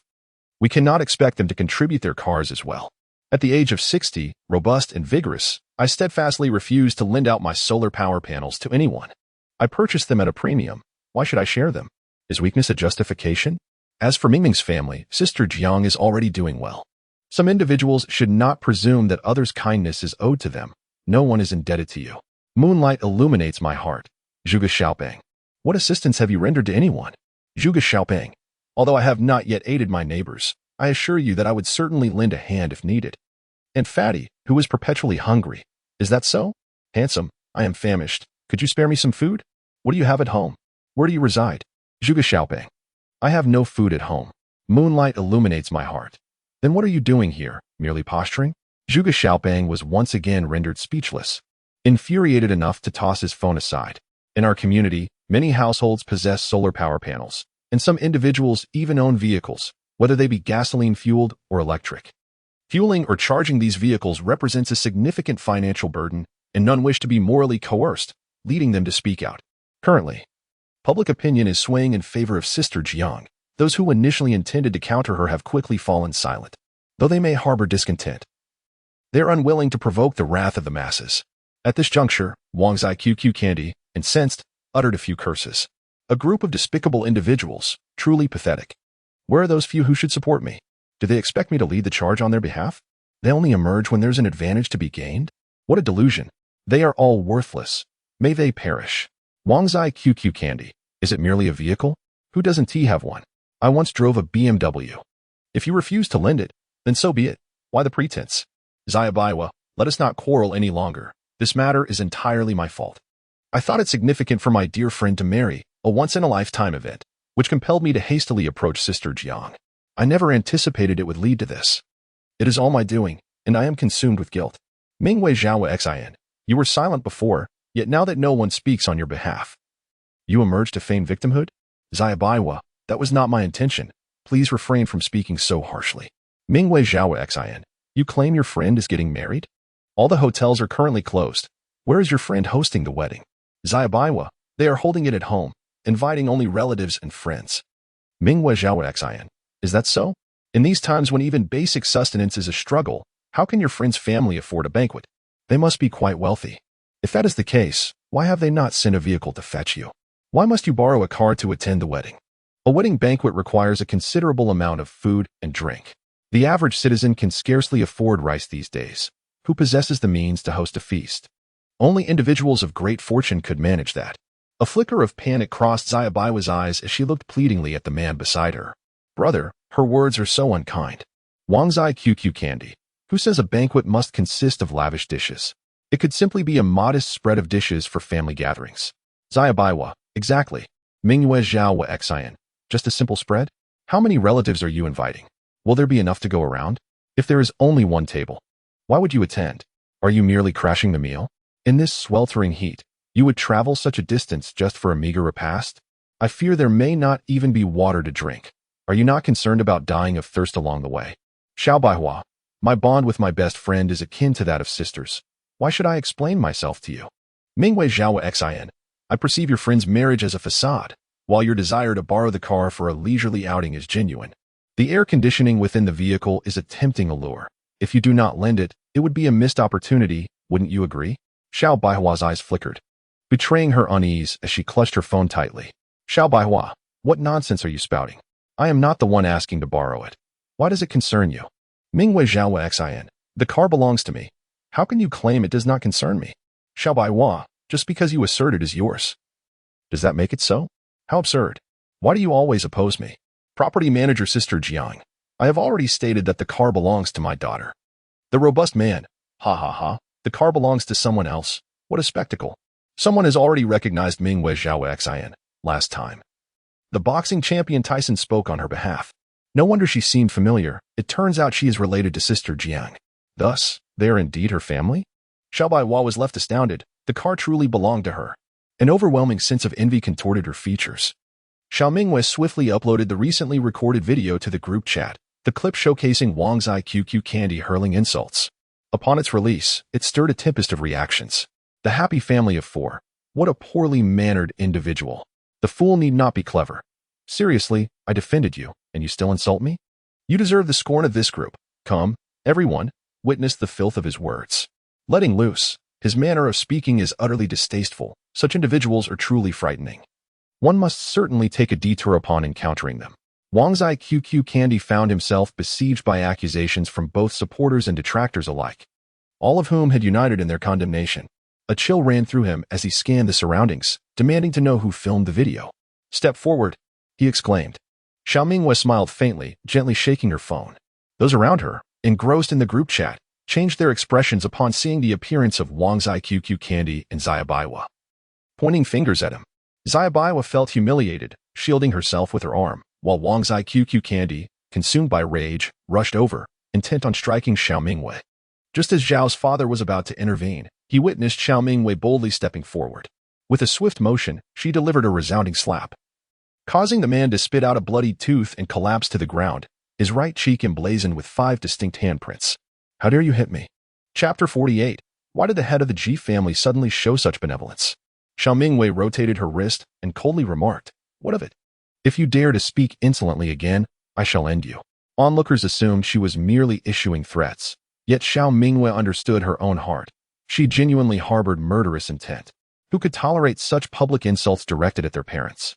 This slap had long been a repressed desire of hers. "What are you?" Slap. "Ah. How dare you hit me?" Xiaobaiwa, pale with fright, screamed in disbelief. Xiao Mingyue regarded her with icy disdain, stating, "Should you wish to borrow my car again, remember to ask me." Xiaobaiwa's eyes widened as she pointed at Xiao Mingyue, exclaiming, You are the Mingyue who illuminates my heart in the group?" Xiao Mingyue raised an eyebrow, finding her not entirely foolish. "I abhor being pointed at. Do you wish to be struck as well?" "I don't want to. Please. Don't hit me." Those who only dare to boast online become instantly timid when faced with reality. Xiao Mingyue delivered a swift kick to the man on the ground. "Hey, your girlfriend abandoned you. Do you still wish to be her tool?" Such words, laced with venom, cut deep. The man's facial muscles trembled violently. His eyes filled with agony and hatred. He longed to curse, yet no words escaped his lips, for half his face was swollen beyond recognition. Xiao Mingyue snapped a photograph and shared it in the group chat. "Moonlight reflects my heart. Everyone, cease your scolding. I have already taught him a lesson. My hand shall spare no insolent tongue. Remember this." The group erupted in chaos. A burly man chimed in, "Goodness, that looks painful. It should be. By my mother." "This is the price of boasting," another exclaimed. "Those young folks are too reckless. A lesson is well-deserved," remarked a robust 60-year-old. "That was my fault earlier. I spoke without thinking. Please, don't take it to heart," someone else added. The group members were taken aback, suddenly wary. It seemed that the Jiang family was not to be trifled with. Her husband was formidable, but her daughter was even more so, each a force to be reckoned with. Henceforth, they resolved to avoid provoking them. Their threats were not mere words. Wang Zaiqu Candy struggled for some time before finally rising to his feet. After casting a fierce glare at Xiao Mingyue, he could no longer endure the peculiar looks of those around him and stumbled away. The intent behind Xiao Mingyue's actions was clear: to make an example. The current state of societal order, while not entirely chaotic, was still maintained by the deterrent of blacklists. People could still receive their daily rations, barely enough to survive, but it was evident that the situation would only deteriorate. When the floods came next year and everyone flocked to the southern part of the city, true chaos would ensue. It is no exaggeration to say that the activities of the Black Dragon Gang will soon become commonplace in the coming year, when survival itself becomes a challenge. Who still adheres to the law? In the throes of extreme hunger, the darker aspects of human nature are unleashed to their fullest extent. Robbery, murder, and heinous acts become commonplace, all cloaked under the guise of entrepreneurship in the pursuit of a better life. Even if one retreats into the confines of their home, they are not spared. Indiscriminate killings ensue, striking down anyone in their path. Initially, it is the affluent neighborhoods that bear the brunt of this violence, as the assailants assume that the residents of such estates are undoubtedly wealthy and possess ample provisions. Thus, Xiao Mingyue must establish a formidable reputation before the storm strikes. For the benevolent are often preyed upon, and the wicked tend to target the weak and vulnerable first. If they dare to approach, let them come. We shall see who possesses greater fortitude. Zhao's father, filled with concern, inquires, "Mingyue, does your hand hurt? Why did you take matters into your own hands? If anyone were to strike, it should be me." Amused, Xiao Mingyue chuckles at the irony, despite being the one who dealt the blow. Her father's concern for her well-being suggests otherwise, as if she were the victim. "I am fine, but he is in quite a predicament. How is it that your strength has grown so formidable, enough to knock out his teeth with a single slap?" Zhao's father finally realizes something is amiss. "I cannot explain it. Perhaps my strength has increased due to overwhelming anger," Xiao Mingyue offers as an excuse. Just then, their turn arrives, and she lifts the mosquito to weigh it. Zhao's father still harbors suspicions about the peculiarities of the situation, feeling that his own strength has also increased. Observing Xiao Mingyue weighing the mosquito, he ultimately refrains from voicing his thoughts. "Xiao Mingyue? You must be Xiao Mingyue. I often hear Xinxin speak of you." Suddenly, a man's voice resonated, prompting Xiao Mingyue to turn in its direction. A middle-aged man appeared, adorned with gold-rimmed glasses and a smile gracing his face. How should one describe his appearance? Quite dignified, he exuded the aura of someone employed in a government institution. Are you Director Su? Xiao Mingyue ventured. Testing the waters. Director Su's eyes sparkled with intrigue. Have we met? Xiao Mingyue replied with a gentle smile. I have heard of you. But given your demeanor and the setting of Mayman's supermarket, it must undoubtedly be you, Director Su. You possess quite the discerning eye, young lady. I have matters to discuss with you. Please, step inside. Certainly. Although uncertain about the reason for Director Su's summons, Xiao Mingyue complied. She exchanged pleasantries with her father before following Director Su into the office of Mayman's supermarket. Upon entering, a cool breeze greeted her, courtesy of the air conditioning. Miss Xiao, I am immensely grateful for your previous alert. That batch of substandard floral water has caused considerable harm, claiming over a dozen lives. Had it not been for your warning, the residents of Huahan community would have faced dire consequences. With a shift in tone, Director Su regarded Xiao Mingyue with curiosity. However, how did you ascertain that the floral water he sold was counterfeit? Xiao Mingyue maintained her composure. It was merely a conjecture. At the time, the price of floral water had skyrocketed to over 3,000. It seemed implausible that such low-priced floral water could be genuine. Thus, I suspected it to be fake. Yet, I never anticipated that he would possess the audacity to sell harmful chemically concocted liquids, inflicting such devastation upon so many. Reflecting on it now, it truly was a close call. Director Su fell silent for a moment, seemingly contemplating the veracity of her words. It is as it appears. I express my gratitude on behalf of the government for your vigilance. Xiao Mingyue smiled faintly, responding with courtesy. Thank you, she accepted with composure.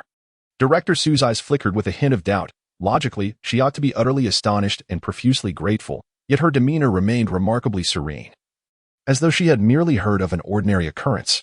After all, water has become exceedingly precious, with bottled water scarcely obtainable, monopolized by certain individuals, leaving the common populace bereft.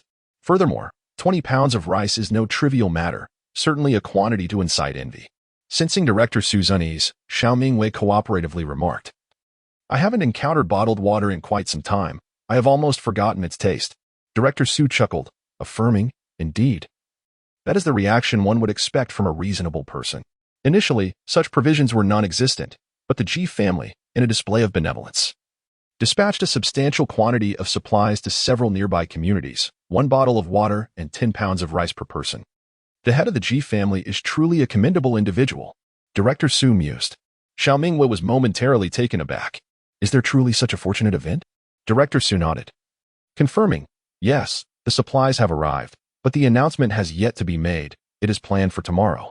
After a brief pause, Director Su murmured, however, it is rather peculiar that the Ji family stipulates that only women may collect the supplies, and they must be aged between 18 and 30. It is quite strange. Could it be that the head of the Ji family is overly protective, unwilling to see young women suffer? Chapter 49. Ji family head Ji Wensi. Brother, do you think this will lead us to that woman? The speaker is Ji Shanshan, one of the girls saved by Xiao Mingyue in the lair of the Black Dragon Gang. In a mountain villa, Ji Shanshan, adorned in an exquisite princess gown, languidly savors her luxurious ice cream, her thoughts lingering on the cool, audacious sister. Last time, you were fortunate. If you dare sneak out again, I shall break your legs. The man, with striking eyebrows and piercing eyes, exudes an air of indifference as he reclines on the sofa, casually sipping his premium coffee, embodying sophistication. He is Ji Wensi, the head of the Ji family. Ji Shanshan waved her hands repeatedly, her eyes brimming with innocence. I wouldn't dare. The outside world is far too perilous. It's unimaginable that people would resort to murder and robbery for mere food and water. How terrifying. Why don't they just purchase what they need? If her words were to reach the ears of those outside, they would surely be incensed. How could a pampered young lady, raised in luxury, comprehend the struggles of ordinary citizens? However, Ji Shanshan is not being pretentious. She genuinely fails to understand. Ji Wensi cast her a fleeting glance, disinclined to enlighten her. Brother, you have no idea. She is truly formidable. The day she arrived, it was with a single shot, by Yubiu. Moreover, her mental fortitude is exceptional. She even distributed a plethora of food to everyone. I suspect she must be a special forces soldier. I long to see her again. I am utterly in awe. You have already mentioned this numerous times, Ji Wensi replied, somewhat exasperated. Ji Shanshan slapped her thigh, realization dawning upon her. Oh, did we offer too meager a gift? Just a bottle of water and 10 pounds of rice. Who would bother to claim that? What if she becomes too lazy to retrieve it? Wouldn't that mean all my efforts were in vain? The maid beside her underwent a subtle change in complexion. This ethereal being, seemingly untouched by the tribulations of the mortal world, appeared oblivious to the hardships that lay beyond, setting aside the allure of a bottle of mineral water. The rice in question was no ordinary grain. It was premium Thai jasmine rice, undeniably enticing. Only a fool would refuse such an offer. What do you think, Fusa? Ji Shanshan turned to her companion. Is it true? What if word gets out and others label me as stingy? That would be utterly humiliating, Ji Shanshan fretted. You are overthinking it, a deep, magnetic voice interjected. At that moment, the secretary knocked and entered. Master, the new batch of cultivation bases has been established. The botanical experts have been arranged, and Director Zhu is en route. Would you like to conduct an inspection? Ji Wenxi replied with an affirmative hum. The impending sandstorm makes the wind resistance of the bases crucial. Please proceed with the arrangements. Understood, Master. I will arrange for your transportation immediately. The secretary turned and exited. Xiao Mingyue realized the intentions of the Ji group. They were attempting to lure her out of hiding. However, she dismissed the matter, as she had no intention of collecting food. It was better to avoid unnecessary trouble. Besides, she had several handguns stored away, which should remain inconspicuous. Moreover, she was not in need of food. The last harvest had yet to be consumed, and the next batch would soon ripen. The peach tree bore hardly a trace of green leaves, its branches heavy with succulent peaches. More astonishingly, she had planted 3 trees of each variety, resulting in nearly 200 fruit-bearing trees of various types, all laden with bountiful produce, a truly magnificent sight to behold. To speak of the abundance in the vegetable section is an understatement. A single pumpkin vine can yield over 20 pumpkins, each one large and round. Perhaps it is the soil of this enchanted space, but the yield is astonishingly high, to the point where Xiao Mingyue feels a twinge of anxiety about how to consume it all. What a predicament! Though uncertain of the process, she decides to agree to the unfolding events. Very well, dear master, please bestow a name upon your shop. A display akin to a screen materializes before Xiao Mingyue, leaving her in awe of such marvels. Oh, space, what other surprises do you hold that I am yet unaware of? After careful contemplation, she devises a name she deems fitting, Moonlight Farm. Congratulations, master. The Moonlight Farm shop is now successfully launched. Please select a beautiful design for your delivery box. After much deliberation, she chooses a blue packaging adorned with moons and stars, perfectly complementing the name of her establishment. The design for the delivery box has been finalized, master. Please list your products. Xiao Mingyue selects several fruits and vegetables in surplus, meticulously entering the product names. A box of strawberries priced at 9,000 yuan. A box of lychees at 8,000 yuan. Fresh large watermelons at 5,000 yuan. Fresh large winter melons at 5,000 yuan. A box of sweet potatoes at 5,000 yuan. 2 bunches of celery at 6,000 yuan. These prices are remarkably reasonable.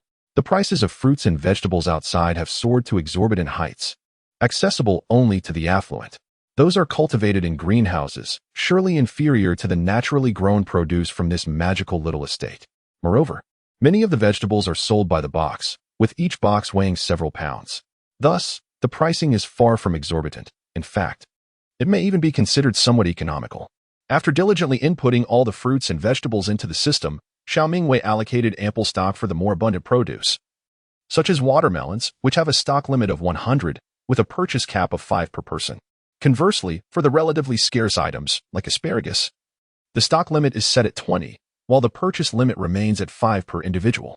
Xiao Mingyue also ensured there was enough for her family and livestock.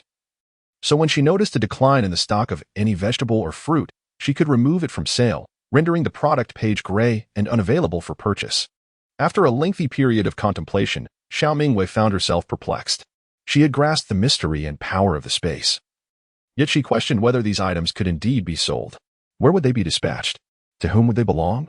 Could it be that they were destined for extraterrestrial realms, where perhaps aliens partake in sustenance? Her imagination soared, leading her to believe that anything was possible, for the little courtyard was simply extraordinary. The mechanical voice resonated once more. Congratulations, master. Your moon farm has been launched. Please manage it diligently. As the screen before Xiao Mingyue faded away, normalcy returned. She was once again bewildered, pondering how to manage this venture and where to begin.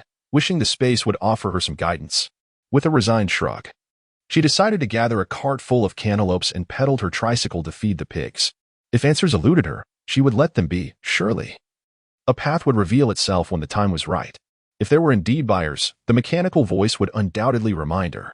In the pigsty, 10 pigs have fully matured into adulthood, grunting and snorting daily, their bodies large and plump, consuming a staggering 90 pounds of food in a single meal. Such voracity necessitates the presence of a vegetable garden and fruit orchard. Otherwise, it would be impossible to sustain them.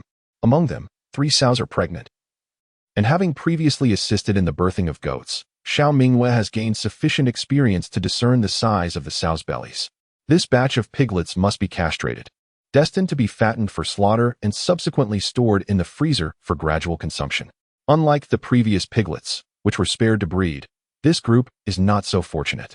Chapter 50. The Moonlight Farm officially launched. Adjacent to the pigsty, the cattle barn stands empty. The cows and lambs have been herded by Fugui to graze on the lush grass of the prairie, which is abundant in nutrients, providing an endless supply of fodder. Moreover, Xiao Mingyue frequently treats them to fruits, ensuring the cows thrive splendidly. This is largely thanks to Master Fugui. Otherwise, Xiao Mingyue would have to forage for hay to feed the cattle, but now, the entire prairie serves as a sumptuous banquet for them. After spending a considerable time in her space, Xiao Mingyue fed the chickens and collected numerous eggs before roasting a large beef thigh for Fugui. Feeling weary, she took a brief nap in the bedroom of her small courtyard. The room had been meticulously arranged, with silk bedding that enveloped her in comfort.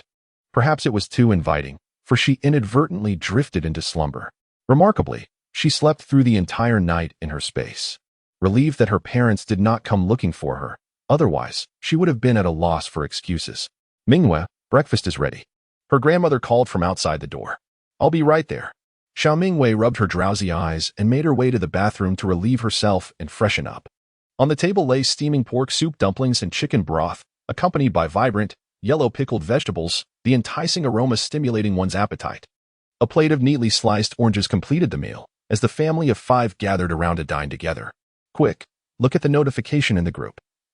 Director Su announced that women aged 18 to 30 can collect supplies, which include a bottle of mineral water and 10 kilograms of Thai fragrant rice. Xiao Ma's voice suddenly rose in excitement. Grandma smiled with squinted eyes. How wonderful. The government's policy is truly commendable, just in time for Mingyue to claim her share. Yes, I'll go shortly, Xiao Mingyue replied nonchalantly. If she expressed her reluctance to collect the supplies, Grandma would undoubtedly insist, questioning why one would refuse something free. It was better to agree initially, conforming outwardly while discreetly resisting, thus avoiding unnecessary argument. Xiao Ma, visibly upset, exclaimed, "This is outrageous. Why should only women aged 18 to 30 be eligible? Isn't this discrimination against middle-aged women?" Xiaoba chuckled, attempting to soothe her. Perhaps the next batch will include those over 30. There's no need to fret. Well, at least our family has one quota. Those without any are practically beside themselves with frustration. Just look at the group chat. It's a constant stream of messages. In the chat, some expressed gratitude while others vented their frustrations, and a few even threatened to report the situation. Questions arose directed at Director Su, querying why men were excluded, why the elderly couldn't collect, why children were barred, and why pets were not allowed to partake. A group of irate men, seething with envy, accused Director Su of gender bias, clamoring to report him to the authorities, leaving Director Su utterly speechless. Director Su candidly stated that this was a requirement from the G family group regarding the distribution of supplies, and if anyone had objections, they should address them directly with G family group. Seeing that their outbursts were in vain, those individuals could only retreat, for Director Su's standing was evidently formidable, and they dared not escalate the situation further. Xiao Mingyue observed this with a smile, remaining silent. In these times, doing good deeds is no easy task, and one must possess a certain sharpness alongside kindness. As she was savoring her chicken soup, her phone suddenly chimed with a notification. Ding. You have a new order. Please process it promptly. At that moment, her curiosity was piqued. This was the first order from Moon Farm, and she wondered how to proceed. Should she package it? How would it be shipped? Who was the recipient? All these questions awaited her exploration. Upon entering the space, the screen that hung in midair reappeared, revealing that the buyer was identified as 8397420, seemingly a string of system-generated gibberish. He had purchased a box of purple eggplants and had already made a payment of 7 yuan. Furthermore, the delivery address for 839-7420 was number 11, Jade Villa, Longshan Street, Yunhua District, Beijing City. When she saw this delivery address, Xiao Mingyue was momentarily taken aback. It was not an alien buyer but a living person, a wealthy individual from Beijing City. Xiao Mingyue suddenly comprehended that Moon Farm was an online store, and she was the proprietor, with the products aimed at real people in the physical world. However, how would the delivery be executed? Who would handle the express shipping? The express delivery industry had long been halted, though filled with uncertainty. Xiao Mingyue reasoned that the space must have a solution. It undoubtedly possessed its own methods. When faced with the option of whether to package the order, she chose affirmatively. Suddenly, a milky white halo appeared on the ground, within which lay a blue delivery box inscribed with the words Moonlight Farm in an elegant font. Xiao Mingyue gathered a bounty of eggplants, long and robust, and filled the box with 8 of them. As it was her inaugural transaction, she generously added 2 sweet and juicy snow pears before clicking the shipment button. The milky white halo flickered, and the delivery box brimming with purple eggplants vanished in an instant. Pondering this, Xiao Mingyue realized the operation was straightforward. 7,000 renminbi has been credited, automatically converted into 7 puzzle coins. Congratulations, esteemed owner, on successfully completing your first transaction. Please endeavor to accumulate more funds. Initially, the number of puzzle coins was 0. Now it had transformed into 7. Xiao Mingyue's curiosity piqued as she wondered what could be acquired with puzzle coins. However, the icon of the puzzle store was grayed out, indicating her level was insufficient.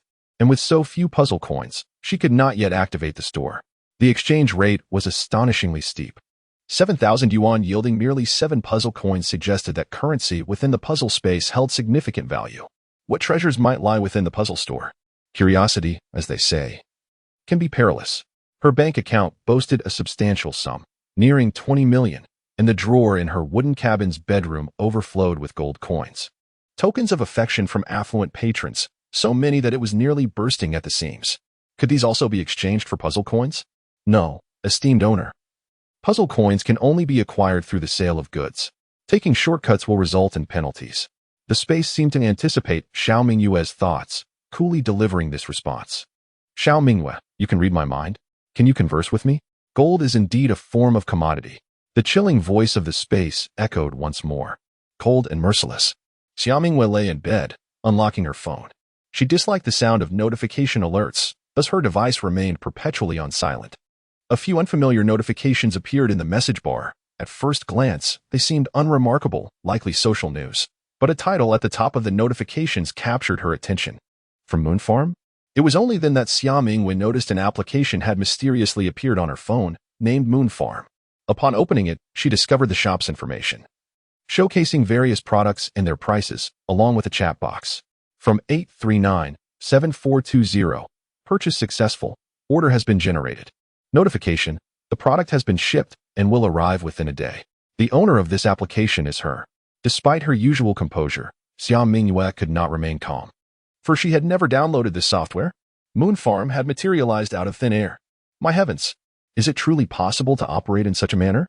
She exclaimed in astonishment. 10 minutes later, she gradually accepted this reality, marveling at the formidable capabilities of the puzzle space. Once she had calmed her emotions, Xiao Mingyue leisurely descended the stairs, contemplating how to manage her shop.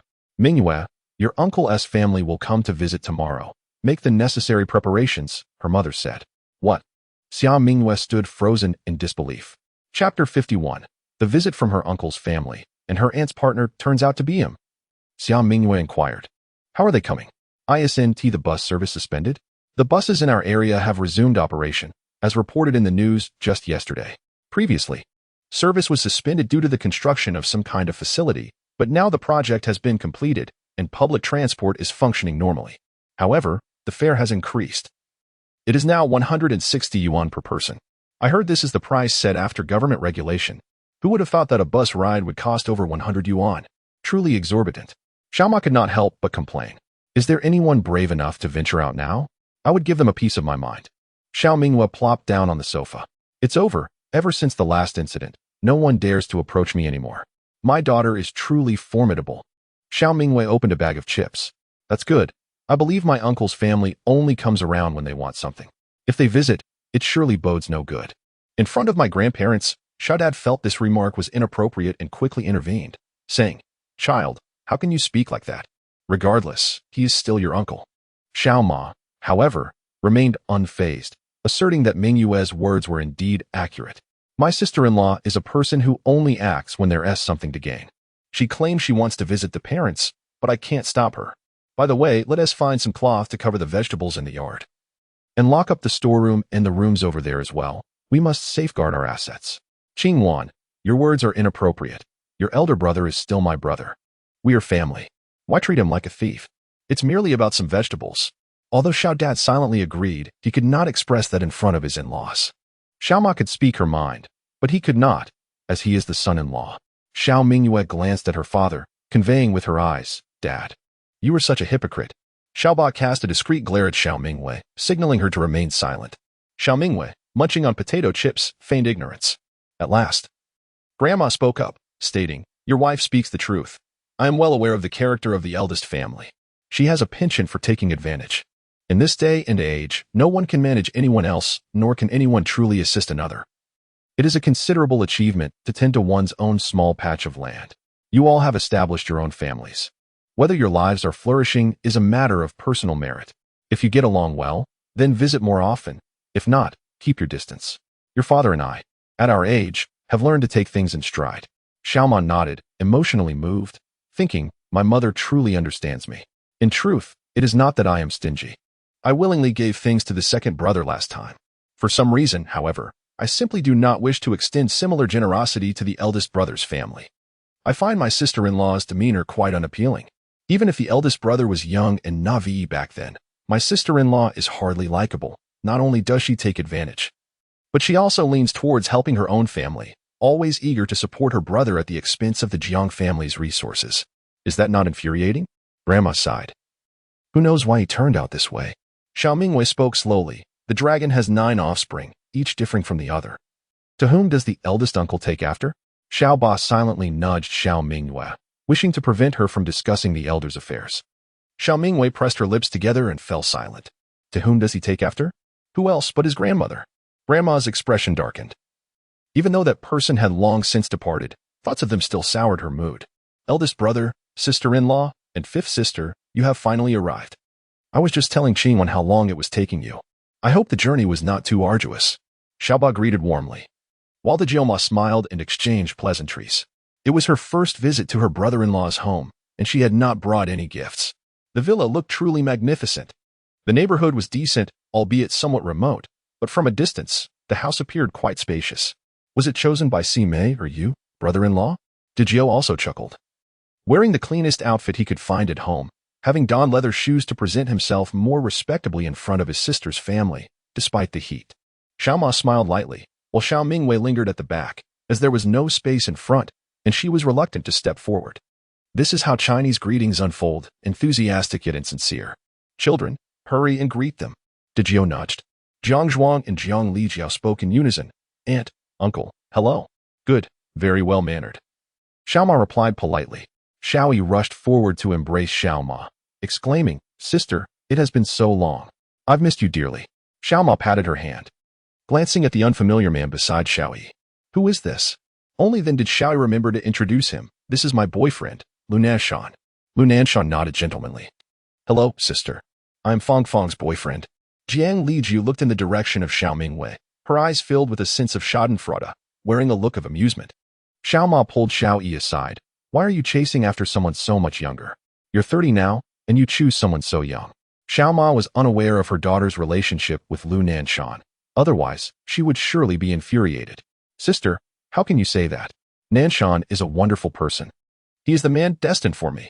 Auntie murmured in dissatisfaction, while Zhao's mother, feeling helpless, lowered her voice, saying, "You say that about every partner. He is different from the others." Auntie retorted. At that moment, Xiao Mingyue peeked out from behind, asking, "Auntie, who have you brought along? Please introduce me." Upon seeing Xiao Mingyue, Lu Nanshan's composed demeanor abruptly stiffened, becoming exceedingly awkward. How could he possibly encounter her here? Xiao Mingyue gazed at him with a smile that held no warmth, her eyes glimmering with a chilling intensity. She was almost overwhelmed by the urge to eliminate him then and there. Auntie, oblivious to the peculiar tension between them, cheerfully exclaimed, "Mingyue, This is Auntie's boyfriend. You may call him Uncle. Auntie, a freelancer, had previously thrived as a beauty blogger online, earning a considerable sum, living a carefree life. However, she possessed one fatal flaw. She was in the advanced stages of love brain. Not even the legendary Hua Tuo could save her. It seemed Lu Nanshan had latched onto Auntie. Lu Nanshan awkwardly greeted Xiao Mingyue. Hello. Lu Nanshan, have you broken up with Su Xiaokui? Xiao Mingyue scoffed, dismissing any pretense. Her words striking with startling audacity in front of everyone. Just 3 days after their breakup, the scoundrel hastily announced his relationship with the English department's belle, Su Xiaokui. If one were to claim he had seamlessly transitioned, Xiao Mingyue would never believe it. The moment she saw it on social media, she felt as if she had swallowed a fly. Just because Su Xiaokui's father held a position of power within the school, Lu Nanshan had ingratiated himself like a lapdog. He truly had some skill. With his handsome visage and flowery words, he managed to win her over. Upon reaching a higher branch, Lu Nanshan directly kicked Xiao Mingyue aside without offering any explanation, leaving her infuriated to the extent of losing 8 pounds in a month. Chapter 52, a tour of the Xiao family courtyard, akin to Lu Laolao's entrance into the Grandview garden. Lu Nanshan visibly began to panic, stammering, I. He feared that Xiao Mingyue might expose his secrets. While he felt trepidation, he couldn't help but wonder if Xiao Mingyue's sorrowful gaze indicated that she still harbored feelings for him, deliberately trying to capture his attention. Do you know each other? Zhao's father inquired, astonished. Annie furrowed her brow slightly, the name Lu Nanshan sounding familiar, though she couldn't quite place it. Xiao Mingyue smirked slightly, implying, oh, we know each other. We attended the same school, and were even in the same club. Who in our school doesn't know about Lu Xueshang's illustrious deeds? Lu Nanshan chuckled awkwardly. I've long since parted ways with Xiaokui. We ended things amicably. In the past, I was rather immature, so let us not dwell on it. Now that I've encountered Fang Fang, I've come to understand what destiny truly means. He gazed affectionately at his aunt, who blushed slightly, exclaiming, how embarrassing. There are so many people here. Jiang Lijiao suddenly interjected. So, are you implying that your previous relationships were with unsuitable partners? One could say that, Lu Nanshan replied dismissively. At this, Jiang Lijiao laughed, casting a provocative glance at Xiao Mingyue, deliberately trying to unsettle her. Xiao Mingyue narrowed her eyes, forcing a smile as she retorted. I imagine Lijiao is quite pleased to see Lu Nanshan today, especially since you once had a crush on him. What? How could Lijiao possibly know your aunt's boyfriend? Xiao Dad and Xiao Mom wore expressions of utter astonishment, while uncle and aunt were equally taken aback. The little aunt was left speechless, and Lu Nanshan appeared thoroughly bewildered, rendering the atmosphere unbearably awkward. Jiang Lijiao's face flushed crimson, akin to the hue of liver, as she desperately clarified, I did not. The thoughts of the young girl had been unveiled before the public, with the subject present, leaving her humiliated and wishing to vanish into the ground. Is that not the case? Have I misremembered? Xiao Mingyue inquired softly, observing the skeptical gazes of her parents. Jiang Lijiao felt a surge of panic. You must have remembered incorrectly. I do not know my aunt's boyfriend. Xiao Mingyue feigned regret. Oh. It appears I have indeed made an error. I must refrain from speaking carelessly in the future. Wouldn't you agree, sister? Indeed. Jiang Lijiao forced a smile, one that resembled more of a grimace than a grin. Her fury reached its peak, yet she dared not exhibit it. Xiao Mingyue let out a scoff, dismissing her as a novice daring to provoke her foolish indeed. Xiao Mom, with a smile, sought to ease the tension, suggesting it was merely a misunderstanding and urging them to stop standing outside in the sweltering heat, inviting them into the house where it was cool. Uncle shot Jiang Lijiao a glare before stepping through the door with a chuckle, prompting her to shrink her neck and quietly follow behind. Wow, it's so refreshing in here, even cooler than on the bus, Anne exclaimed. Uncle nudged her with his elbow, indicating she should refrain from being so undignified. Feeling somewhat embarrassed, Uncle raised his voice. Be quiet. What are you doing at your 4th and S place? Our home is in a high-end community. It's perfectly fine. Lu Nanshan's eyes widened in astonishment as he scrutinized the villa. Initially, he had presumed that Xiao Mingyue hailed from an ordinary family, only to discover that she was concealing a hidden fortune. Had he known, he would have refrained from suggesting a breakup, opting instead to maintain a semblance of intrigue. The uncle observed quietly, even before entering the main house, the refreshing coolness of the air conditioning wafted from the yard, which was impressively spacious. He pondered how much electricity such a place must consume in a single day. Additionally, a subtle fragrance of floral mosquito repellent permeated the air, creating a pleasant atmosphere. And remarkably, Not a single mosquito could be found within the premises. What a vast yard. So this is what a villa looks like. He reflected on his own residence on the 5th floor. Though not excessively high, the daily ascent and descent proved exhausting, incomparable to the comfort of a detached villa. As the uncle continued to observe, feelings of inferiority surged within him, prompting him to straighten his posture in an attempt to mask his admiration and feign composure. "Sister, why is there plastic sheeting on the ground?" the uncle's wife inquired, pointing at the peculiar sight. Xiao's mother casually concocted an excuse. "During the renovation, some materials were left here, and now we can't find any workers, so we decided to leave it as it is." "Is that so?" "Oh, and their SA tree." The uncle's wife was captivated by the orange tree. The fragrant mosquito repellent masked the scent of vegetables, and the tightly secured plastic sheeting concealed their presence beneath. Additionally, the chickens from the coop had been relocated to the upper rooms, with the doors closed, ensuring excellent sound insulation. Outside, one could hear no clucking at all. The orange tree stood tall, its branches abundant with foliage, and Xiao's mother had chosen not to cover it. This particular orange tree had been grafted, incorporating varieties of apples, tangerines, and pears. It was thriving, albeit without any fruit as of yet, giving it a rather peculiar appearance. Uncertain of the tree's identity, yet its vitality is quite robust, thus it remains. Xiao's mother is convinced that they would not recognize this tree, after all. Her elder uncle is unfamiliar with even the most common crops, so it would indeed be remarkable if he could identify it. The elder aunt, filled with envy, could not help but exclaim, "How delightful it is to have such a cool courtyard. The soil retains moisture so well, unlike the trees outside, which have succumbed to thirst. This entire sunroom roof must have cost a fortune to construct, hasn't it? My fourth sister, you truly spare no expense." The main house's door is left ajar, allowing the air conditioning to waft into the courtyard. Imagine the electricity bill. "It appears that your husband has done remarkably well, spending with abandon," Xiao's mother humbly replied. "All credit goes to Mingyue. It was only by selling a house that we could afford to renovate this villa. Mingyue handled everything herself, and thanks to the solar panels, our electricity costs are negligible." "You sold a house? The high-rise in the happiness community?" the elder aunt inquired eagerly. Xiao's mother nodded slightly yes. "It was sold before the heat wave hit. The funds from the sale were entirely consumed by the renovations, which have indeed been substantial. It pains me to part with money, as it feels as though it evaporates like mere paper." She subtly feigned poverty, indicating there were no funds left for borrowing. The elder aunt gasped. "You are truly fortunate to have sold it in advance. High-rises now have become nearly worthless, and even giving them away would yield no takers." This was also Mingyue's idea. That property was under her name, and she made the decision. It seems that Mingyue possesses a genuine foresight. Xiao's mother could not help but boast about her child's exceptional qualities. "Mingyue, how remarkable she is. How could she possibly anticipate the arrival of high temperatures? In the past, who would have thought to purchase solar panels?" The tone of the aunt is dry and devoid of warmth, barely concealing her envy.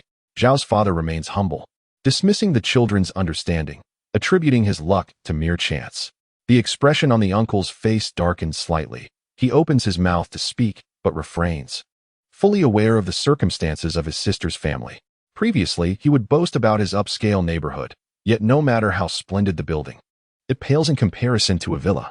Jiang Zhuang's eyes are wide with astonishment, akin to Lu Laolao entering the Grandview Garden, pondering how splendid it would be if this were his home. If only he had a bit more audacity, perhaps he could remain here? Jiang Lijiao clenches her fists, her heart brimming with jealousy. Why does Xiao Mingyue deserve to reside in a grand villa? Why does she enjoy such a privileged life? She has donned her cleanest attire, yet it pales in comparison to the simple elegance of Xiao Mingyue's pristine white t-shirt.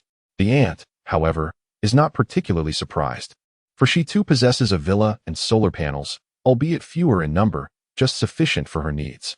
She is a bona fide, single wealthy woman, perfect if only she could shed her romantic obsessions.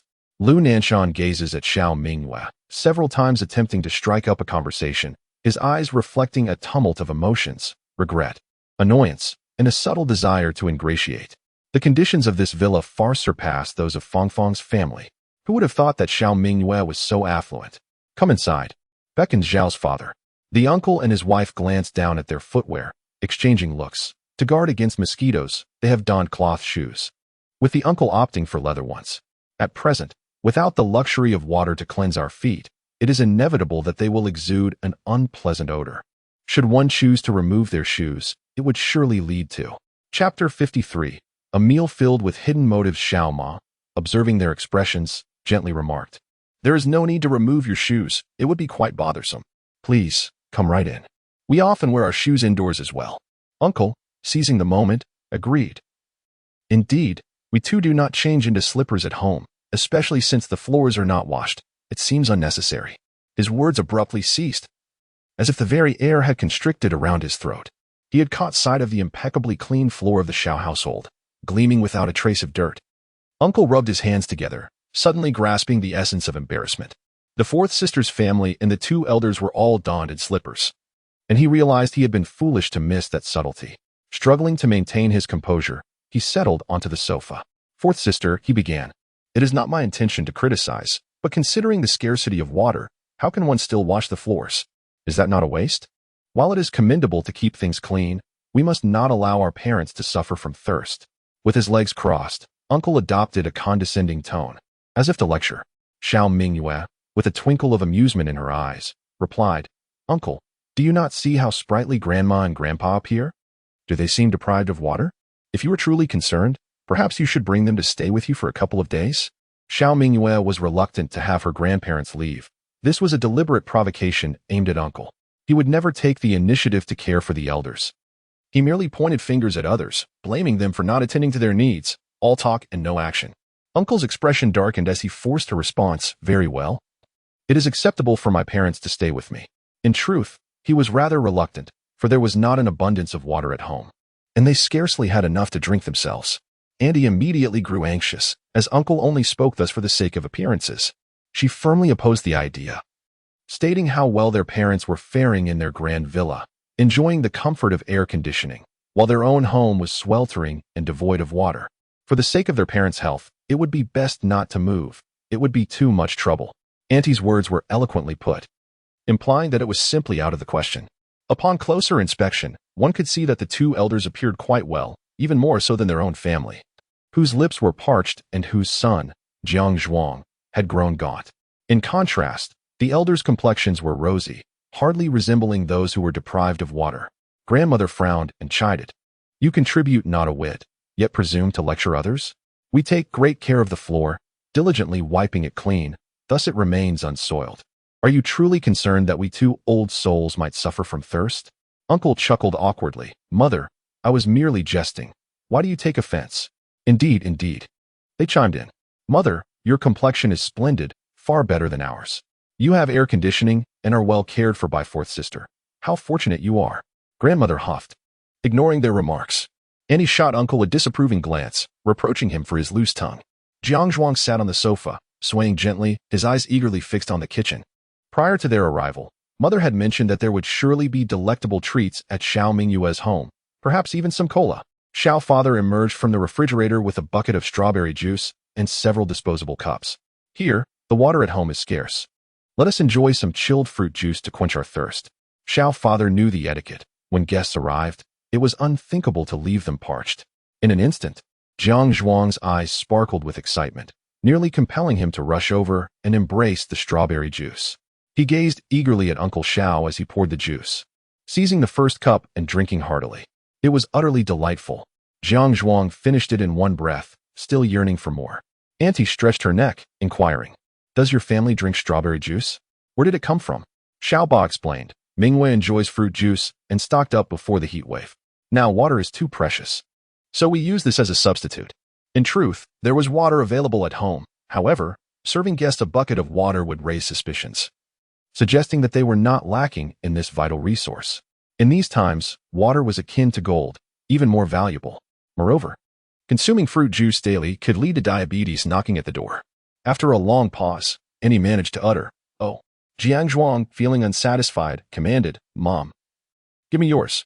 Andy playfully pushed him away, admonishing, "No manners. Go ask your sister." All the while, she was nearly parched, yearning for the refreshing taste of strawberry juice. Hearing this, Jiang Lijiao quickly finished her juice, almost choking in the process. "Sister, give me yours." She coughed. "Why didn't you say so earlier? I just finished mine." "You did that on purpose. Are you looking for a beating?" Jiang Zhuang glared, infuriated. "But there is still plenty left, such a large bucket. Why fight with your sister?" Grandmother chided lightly, and poured Zhuang another cup of juice. Xiao Mingyue smiled silently, as the family believed the juice to be a stockpile from the pantry, while in reality, it had been secretly prepared by her, extracted from strawberries stored within their spatial realm. Fortunately, whenever my parents or grandmother require something, they send Xiao Mingyue to the storeroom to search, as they are unable to find it themselves. This provides her with an opportunity to manipulate the situation. Lunanshan has been quietly observing Xiao Mingyue before leaving home today. He made a special effort to groom himself and washed his face, appearing more presentable than most. Yet, in comparison to Xiao Mingyue, he felt utterly inadequate. His hair was greasy and his body sticky, only improving slightly upon entering the air-conditioned space. In contrast, Xiao Mingyue was impeccably clean, indistinguishable from her state before the sweltering heat. What truly defines a wealthy individual? One who lacks for nothing, particularly water. Lunanshan took a sip of juice, his eyes widening in surprise at its delightful flavor, further solidifying his resolve. As everyone engaged in conversation, Xiaoma glanced at her phone and abruptly stood up. Oh my. Someone in the group said there's been a brawl at the Mayman supermarket. Goodness, what could this possibly be about now? Grandma inquired. Auntie's eyes lit up. Fourth sister. The security in your community seems quite poor. Is it common for fights to break out? It appears that such remote areas in the southern part of the city are lacking. One must be wary of dangers. Unlike our neighborhood, where no one dares to fight for fear of being blacklisted. Xiaoma disregarded her comment and continued, it's still due to the welfare benefits for women, an old man, envious of the women receiving a bottle of water and 10 pounds of rice, couldn't obtain any for himself and resorted to violence, injuring someone in the process. Xiao Mingyue also opened her phone and exclaimed, oh, isn't that a familiar face? The elderly man in the video was the very one who had previously clamored to purchase her mosquito repellent set. His son was an ambitious entrepreneur, yet his venture had barely taken flight before it tragically faltered, resulting in his demise at her hands. Director Su had already reported the incident to the authorities, and the old man had been placed on a blacklist. His future days were bound to be dismal. Yao's mother sighed in lamentation. Annie looked on wide-eyed. What? Women can receive a bottle of water and 10 kilograms of rice. Then why are we just standing around? Hurry and go claim it. Li Jiao should go too. Uncle also rose, intrigued by this stroke of fortune. Xiao Mingyue replied softly, claim what? Only girls aged 18 to 30 from our community are eligible. And you all do not qualify. Annie immediately wilted, feeling as though a piece of her flesh had been sliced away, her words laced with indignation. Why is that? The rules of your community are exceedingly strange. Isn't there anyone to protest? Why can't those over 30 receive anything? That is merely the benevolence of the G family group. It is a privilege to receive anything at all, and they have the discretion to bestow it upon whomever they choose. Our voices hold no sway, Xiao Mingyue noted. Having already claimed her share, one must not be too greedy. Gratitude should always dwell within one's heart. Grandmother remarked leisurely. Annie pouted, harboring thoughts of why their community had not received such generosity from any group, feeling exasperated that all the good fortune seemed to befall the family of the fourth sister. Her eyes darted around, filled with curiosity to explore the fourth sister's home, to see what provisions they possessed, yet she felt too bashful to voice her desire. Every door was firmly shut, leaving her hesitant to pry open and investigate. As noon approaches, Mother, let us prepare the meal. Allowing the elder brother and sister-in-law to enjoy some television in the living room, suggested Zhao's mother. Very well, today I shall showcase my culinary skills, the grandmother readily agreed. Uncle nudged Aunt, indicating she should not just sit idle, but also lend a hand. Aunt immediately sprang to her feet, exclaiming, how can I let you do all the cooking?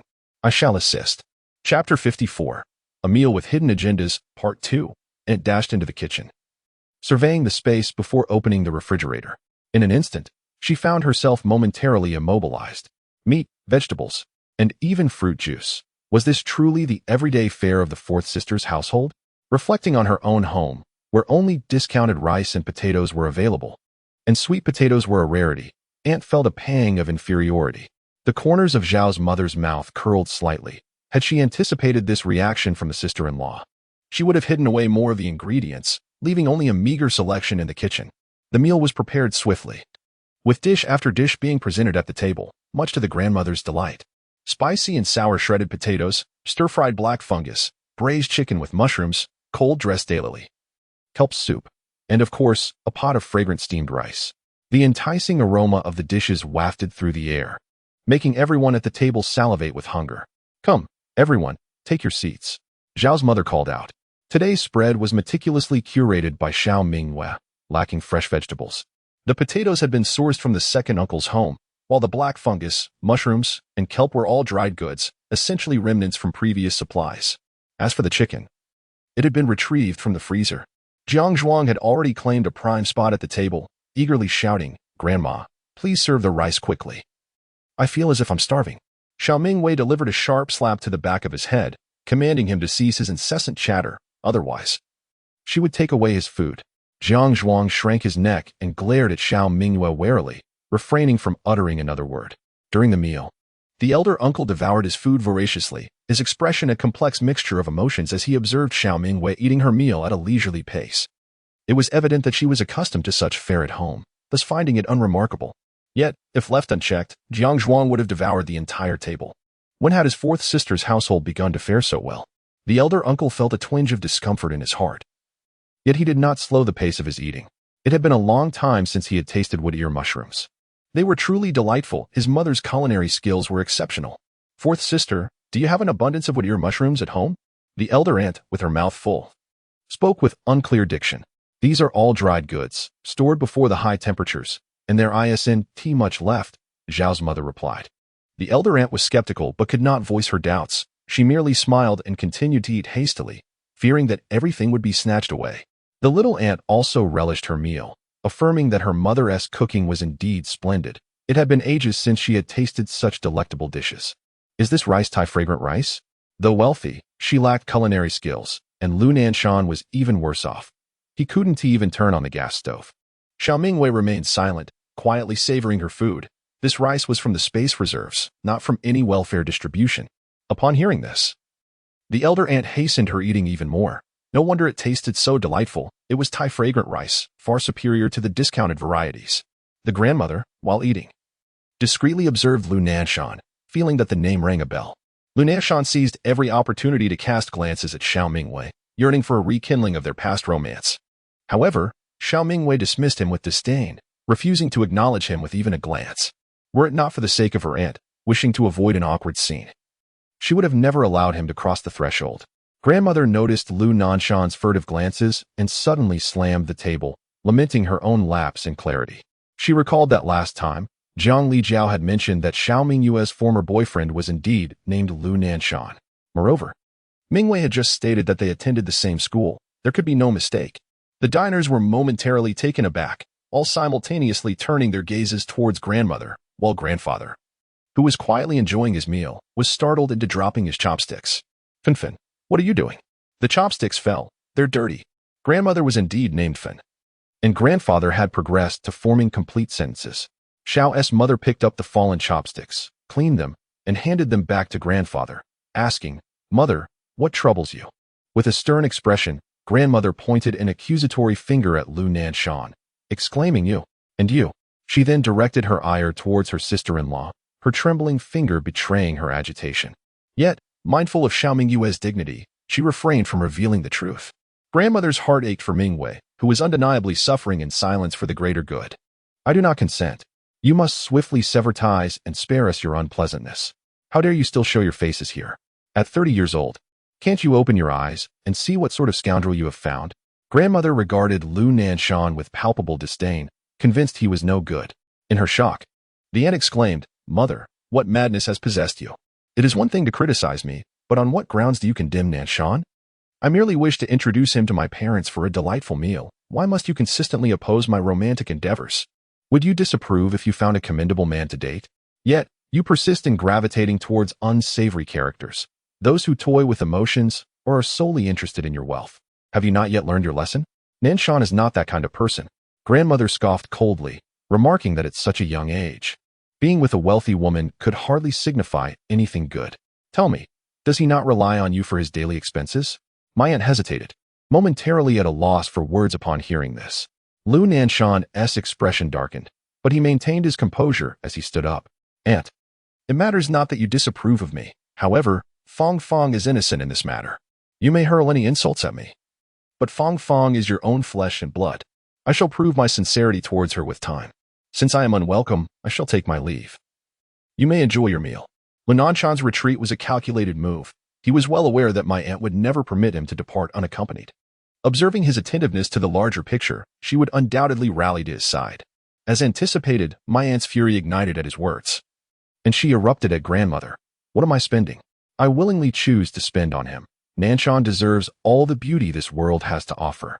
Mother, if you will perpetually view me with disdain, then I shall take my leave. Nanshan, we are going.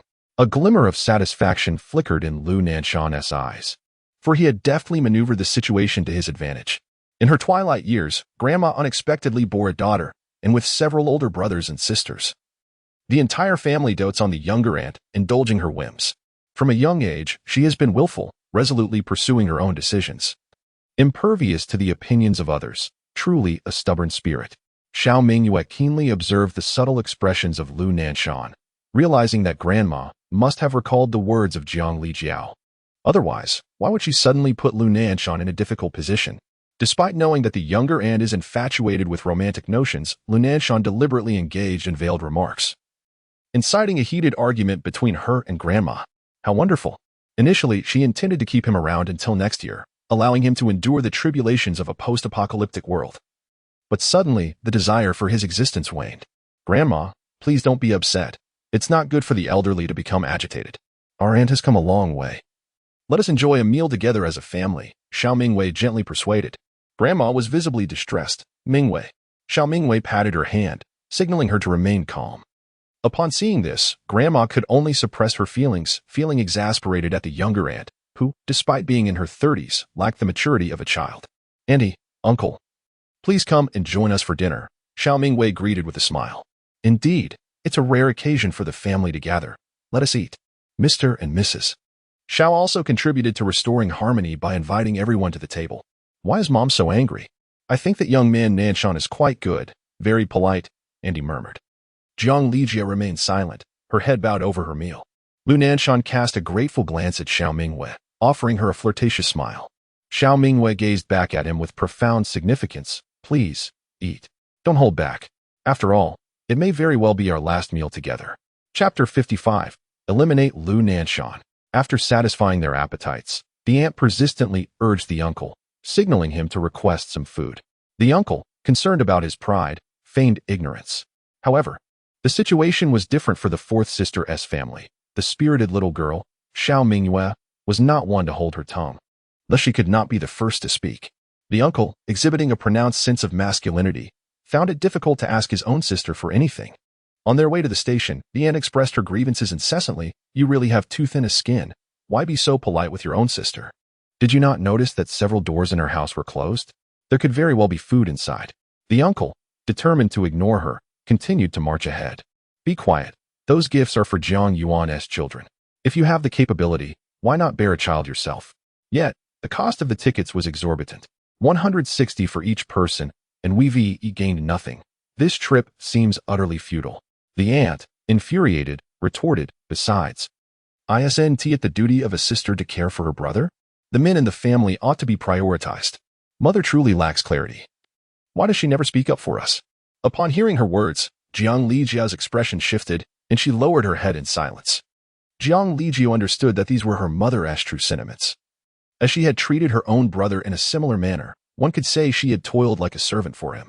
This was also the lesson she imparted to her own children. The uncle's face darkened. This meal, with its meat and vegetables, is sufficient. What can you buy for 640 yuan nowadays? Not even a handful of greens. A single cabbage costs 2,000 yuan now. It was merely a meal. Yet Annie was far from satisfied, her heart brimming with frustration. She shouted at Jiang Zhuang, who clutched the mosquito coils tightly, an item he had specifically requested. Initially, he had wished for more, but the mere sight of Xiao Mingyue instilled a paralyzing fear within him, rendering him speechless in the face of her gaze. Why do you keep criticizing your son?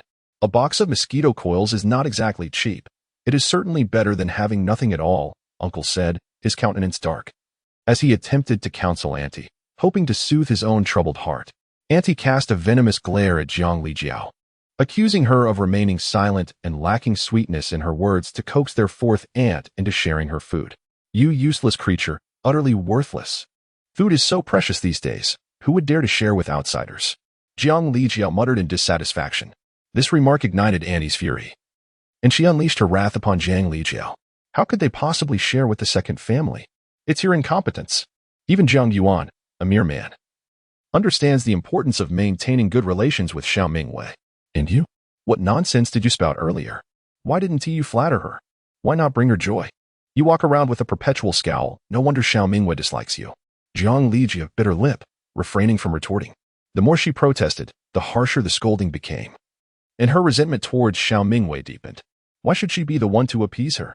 Uncle, overwhelmed by the commotion, exclaimed, "Enough. Aren't you afraid of growing parched with all this chatter? Save your breath." Only then did Annie reluctantly cease her tirade, for she truly felt parched. Lu Nanshan smiled gently, assuring, "I am perfectly fine, my dear. She is your mother. Even if she were to scold me or strike me, I would not furrow my brow." His aunt embraced his waist, exclaiming, "You are truly wonderful. I wish to offer you the finest treasures in this world." Lu Nanshan tenderly ruffled her hair, replying, "Silly one. You are the greatest gift this world has bestowed upon me. By the way, we must swiftly invest in that project from last time. Otherwise, we shall miss this opportunity." His words flowed effortlessly, a testament to his charm and skill in persuasion. Upon hearing this, his aunt was nearly moved to tears, eager to transfer money immediately to bring him joy. Suddenly, Lu Nanshan's phone chimed, and upon glancing at the message, a smile broke across his face. "I shall accompany you to retrieve it." His aunt hesitated, dismissing it as merely a lighter, unworthy of attention. "No, my dear, that is a birthday gift from you, and it holds more significance than anything else." With a beaming smile, Lu Nanshan affirmed, "Excellent." He reveled in the delight of having a woman vying for his affection. In a secluded corner of the Xiaojia villa, he mused, "Mingyue, I knew you harbored feelings for me. It is truly wonderful. The moment I realized you still loved me, I felt that even death would be worthwhile. I have always held you dear in my heart. You are my true love, my moonlight. It is your aunt who clings to me. How could I possibly be attracted to someone so much older? You wouldn't be upset, would you?" Upon encountering Xiao Mingyue, Lu Nanshan hurriedly poured out his emotions. Leaning against the wall, she listened with an air of indifference. "Did you encounter anyone upon entering the community?" she suddenly inquired. Encountering several individuals, all preoccupied with swatting mosquitoes, none paid attention to me. With my mosquito net in place, it was certain that no one would catch a glimpse of my face. "Fear not, my dear." He assumed that Xiao Mingyue felt shy, apprehensive about their clandestine affair being exposed. Xiao Mingyue smirked and beckoned, "Follow me. I have something to discuss with you." She led Lu Nanshan towards the desolate land, heading in the direction of the back mountain. Eagerly, Lu Nanshan trailed behind, believing that Xiao Mingyue intended to embark on an exhilarating romantic escapade with him. Initially, she had no intention of swiftly eliminating that despicable man, but his incessant prancing before her left her with no choice. "Revenge is a virtue I hold dear," was Xiao Mingyue's unwavering principle. Ding! A new message appeared on the phone, originating from the Moonlight Farm store. 839-7420. The eggplants and pears are delightful. Could you share your farm's address? Why is there no shipping address? Moonlight Farm, we cannot. 839-7420. Very well, then. Master, you have a new order that requires your prompt attention. 839-7420 has purchased a box each of chrysanthemum leaves, spinach, bok choy, baby cabbage, winter melon, tomatoes, loofah, strawberries, lychees, apples, grapes, mangoes, peaches, watermelons, and cherries. The mechanical voice echoed for a full 5 minutes, leaving Xiao Mingyue's mind swirling with thoughts of one box after another. Had this string of numbers encompassed everything available for purchase at Moonlight Farm? 900,000 yuan has been credited, automatically converted into 900 puzzle coins. She was eager to open the puzzle shop and discover what treasures lay within. Presently, she possessed a total of 907 puzzle coins, yet the shop's icon remained gray, inaccessible. It seemed her level was still insufficient. The torment of curiosity gnawed at her. After dutifully feeding the little creatures, Xiao Mingyue exited her space and was greeted by a barrage of messages on her phone from 839-7420. Chapter 56. The Murder Trap. 839-7420. Boss, considering the quantity I've purchased, can't you offer a discount? Moon Farm. No discounts. But I will gift you a box of free-range eggs, entirely natural, something you won't find elsewhere. 839-7420. I am even more curious about your farm's location. It seems you have every kind of vegetable and quite a few tropical fruits. Your farm must be vast. Moon Farm. No need for probing. You buy. I sell. Money for goods. Let us not complicate matters. 839-7420. Boss, I believe you should be more accommodating to your major clients. Are you not concerned about returns or negative reviews? Moon Farm. Apologies, but once payment is received, returns are not accepted. Negative reviews are inconsequential. It is up to you. 839-7420.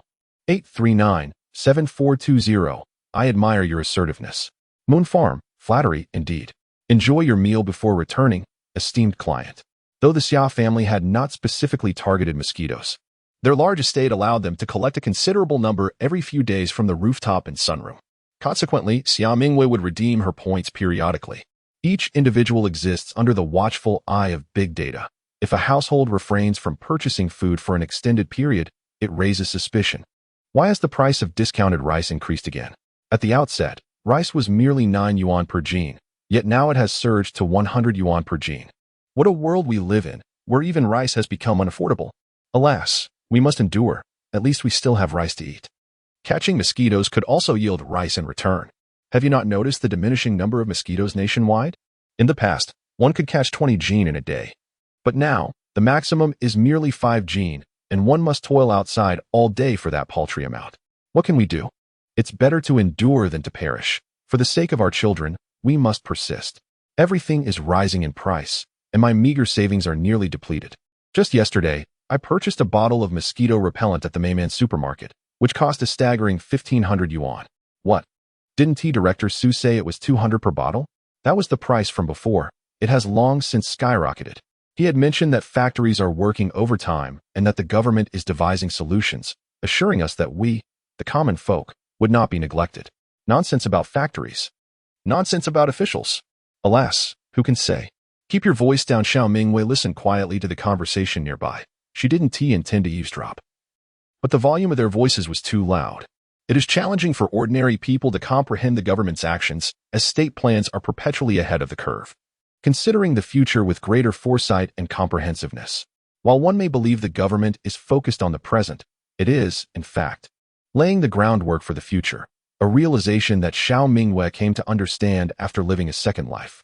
The rise in the price of discounted rice indicates that the national granaries are nearing depletion, and soon, the consumption of mosquito cakes on a large scale will commence. Previously, mosquito repellent products were priced at 200 yuan per batch, utilizing the entire national stockpile during the peak of the mosquito crisis, providing the populace with a sense of reassurance. However, even with factories operating tirelessly, producing these repellent products has proven insufficient for the needs of the entire nation, making price increases an inevitable reality. Alongside purchase restrictions to ensure that everyone has access to these vital products. Given the current severity of the mosquito infestation, being able to obtain mosquito repellent is already a considerable achievement. A significant portion of the globe is engulfed by this crisis. Reports suggest that in South Korea, the supply chain has collapsed, with all stocks of mosquito repellent monopolized by conglomerates, leaving ordinary citizens to endure the hardship. This is merely the first year of an apocalyptic scenario, and numerous countries have already begun to vanish. Even powerful nations in the West, such as France, the United States, and Germany, are embroiled in ongoing conflicts. Only the nation of Huaxiao remains quietly gathering strength, preparing for a prolonged struggle. It is essential to remember that Huaxia has implemented a significant initiative against the mosquito crisis, a nationwide mosquito capture campaign, mobilizing the entire country to catch mosquitoes, which will drastically reduce their numbers until they no longer pose a threat. Furthermore, the captured mosquitoes serve as a reserve for future famine, providing sustenance for the populace of Huaxia for an extended period. This strategy is a key reason why Huaxia has survived intact even in the years following the apocalypse. As Xiao Mingyue was lost in thought, her phone suddenly rang. It was the blacksmith calling. Miss Xiao, the order you placed with me last time is ready. Do you have time at 5 p.m.? I can deliver it to you. How about 7 p.m.? I will be available then. Please deliver it to the small path by the pavilion south of Artificial Lake. I will wait for you there. The secluded path of the gazebo is particularly suitable for transactions, and it is conveniently close to home. Most importantly, Xiao Mingyue preferred not to conduct business at her doorstep, as it would be difficult to explain the origin of the over 100 pounds of grain should her family catch sight of it.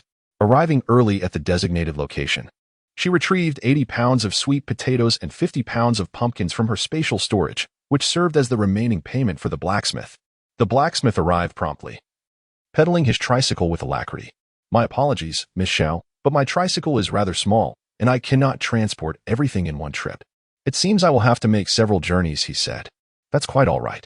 Please go ahead. I will wait for you here, she replied. Xiao Mingyue lightly touched the sharp edges of the spike trap, narrowly avoiding a cut on her finger. She was quite pleased with its effectiveness and willingly settled the remaining payment. After loading the food onto the blacksmith's tricycle, she, noticing his sweat-drenched brow, generously offered him a watermelon, discreetly retrieved from her spatial storage. Currently, watermelons on the market were selling for over 4,000, and one needed connections to acquire them, which made the blacksmith exceedingly delighted. At 7 in the evening, darkness enveloped the surroundings, ensuring that no one was aware of the nature of their transaction. Clad in a mosquito-repellent outfit with her face concealed, Xiao Mingyue was unrecognizable, deliberately avoiding any unnecessary trouble, which was why she had chosen this hour for their meeting. Thank you, Miss Xiao. I shall take my leave now, the blacksmith said, covering the grain with a fertilizer bag as he set off with a full load. Demonstrating his caution, only after everything was securely arranged did Xiao Mingyue call out for her father. Why are you not coming inside, Mingyue? Is there something amiss? Nothing at all. The blacksmith has delivered the goods, Mingyue replied, pointing to the iron tools on the ground. Xiaoba looked in the direction of the departing blacksmith on his tricycle, then crouched down to examine the merchandise closely. His eyes gleamed with excitement. These are splendid. When shall we commence digging the traps? Mingyue chuckled. Let us dig right away. There is no time to waste. Very well. The father and daughter decided to act immediately, seizing shovels to begin excavating pits. They planned to dig on the left side of the villa, the right side, and behind it, creating long, narrow trenches, each to house 2 spike traps. They also needed to devise a protective mechanism above each pit to prevent accidental injury to the innocent. Xiaoba constructed a triggering device that would alert them if anyone stepped on it. The switch had to be manually activated for the trap to collapse. Additionally, there were surveillance cameras mounted atop the walls, allowing them to monitor any movements outside their home, making it evident whether an intruder was present. In no time, the traps on one side of the villa were completed, but there was still work to be done on the other sides. Xiaoma joined in to assist. Under the cover of darkness, when no one was paying attention, the family toiled relentlessly to excavate the pits. While working, Xiaoma voiced her grievances to Mingyue. However, Mingyue's expression darkened, and she chose to remain silent. Oh dear, my back cannot take it any longer. I must head up for a drink of water. Mingyue, do not overexert yourself. Take a break if you are weary, and we shall continue tomorrow. Mother, I am not tired. I am merely a bit thirsty. Please fetch me a bottle of water. Why must I assist you? I shall get it for you right away. Mingyue, a male corpse has been discovered in our neighborhood. The police have arrived. Xiao Mingyue was momentarily taken aback. What? Chapter 57. Is the planting department really that impressive? Upon overhearing the conversation, Zhao's father hurried over with a shovel in hand. His curiosity piqued. Who? Where's the body?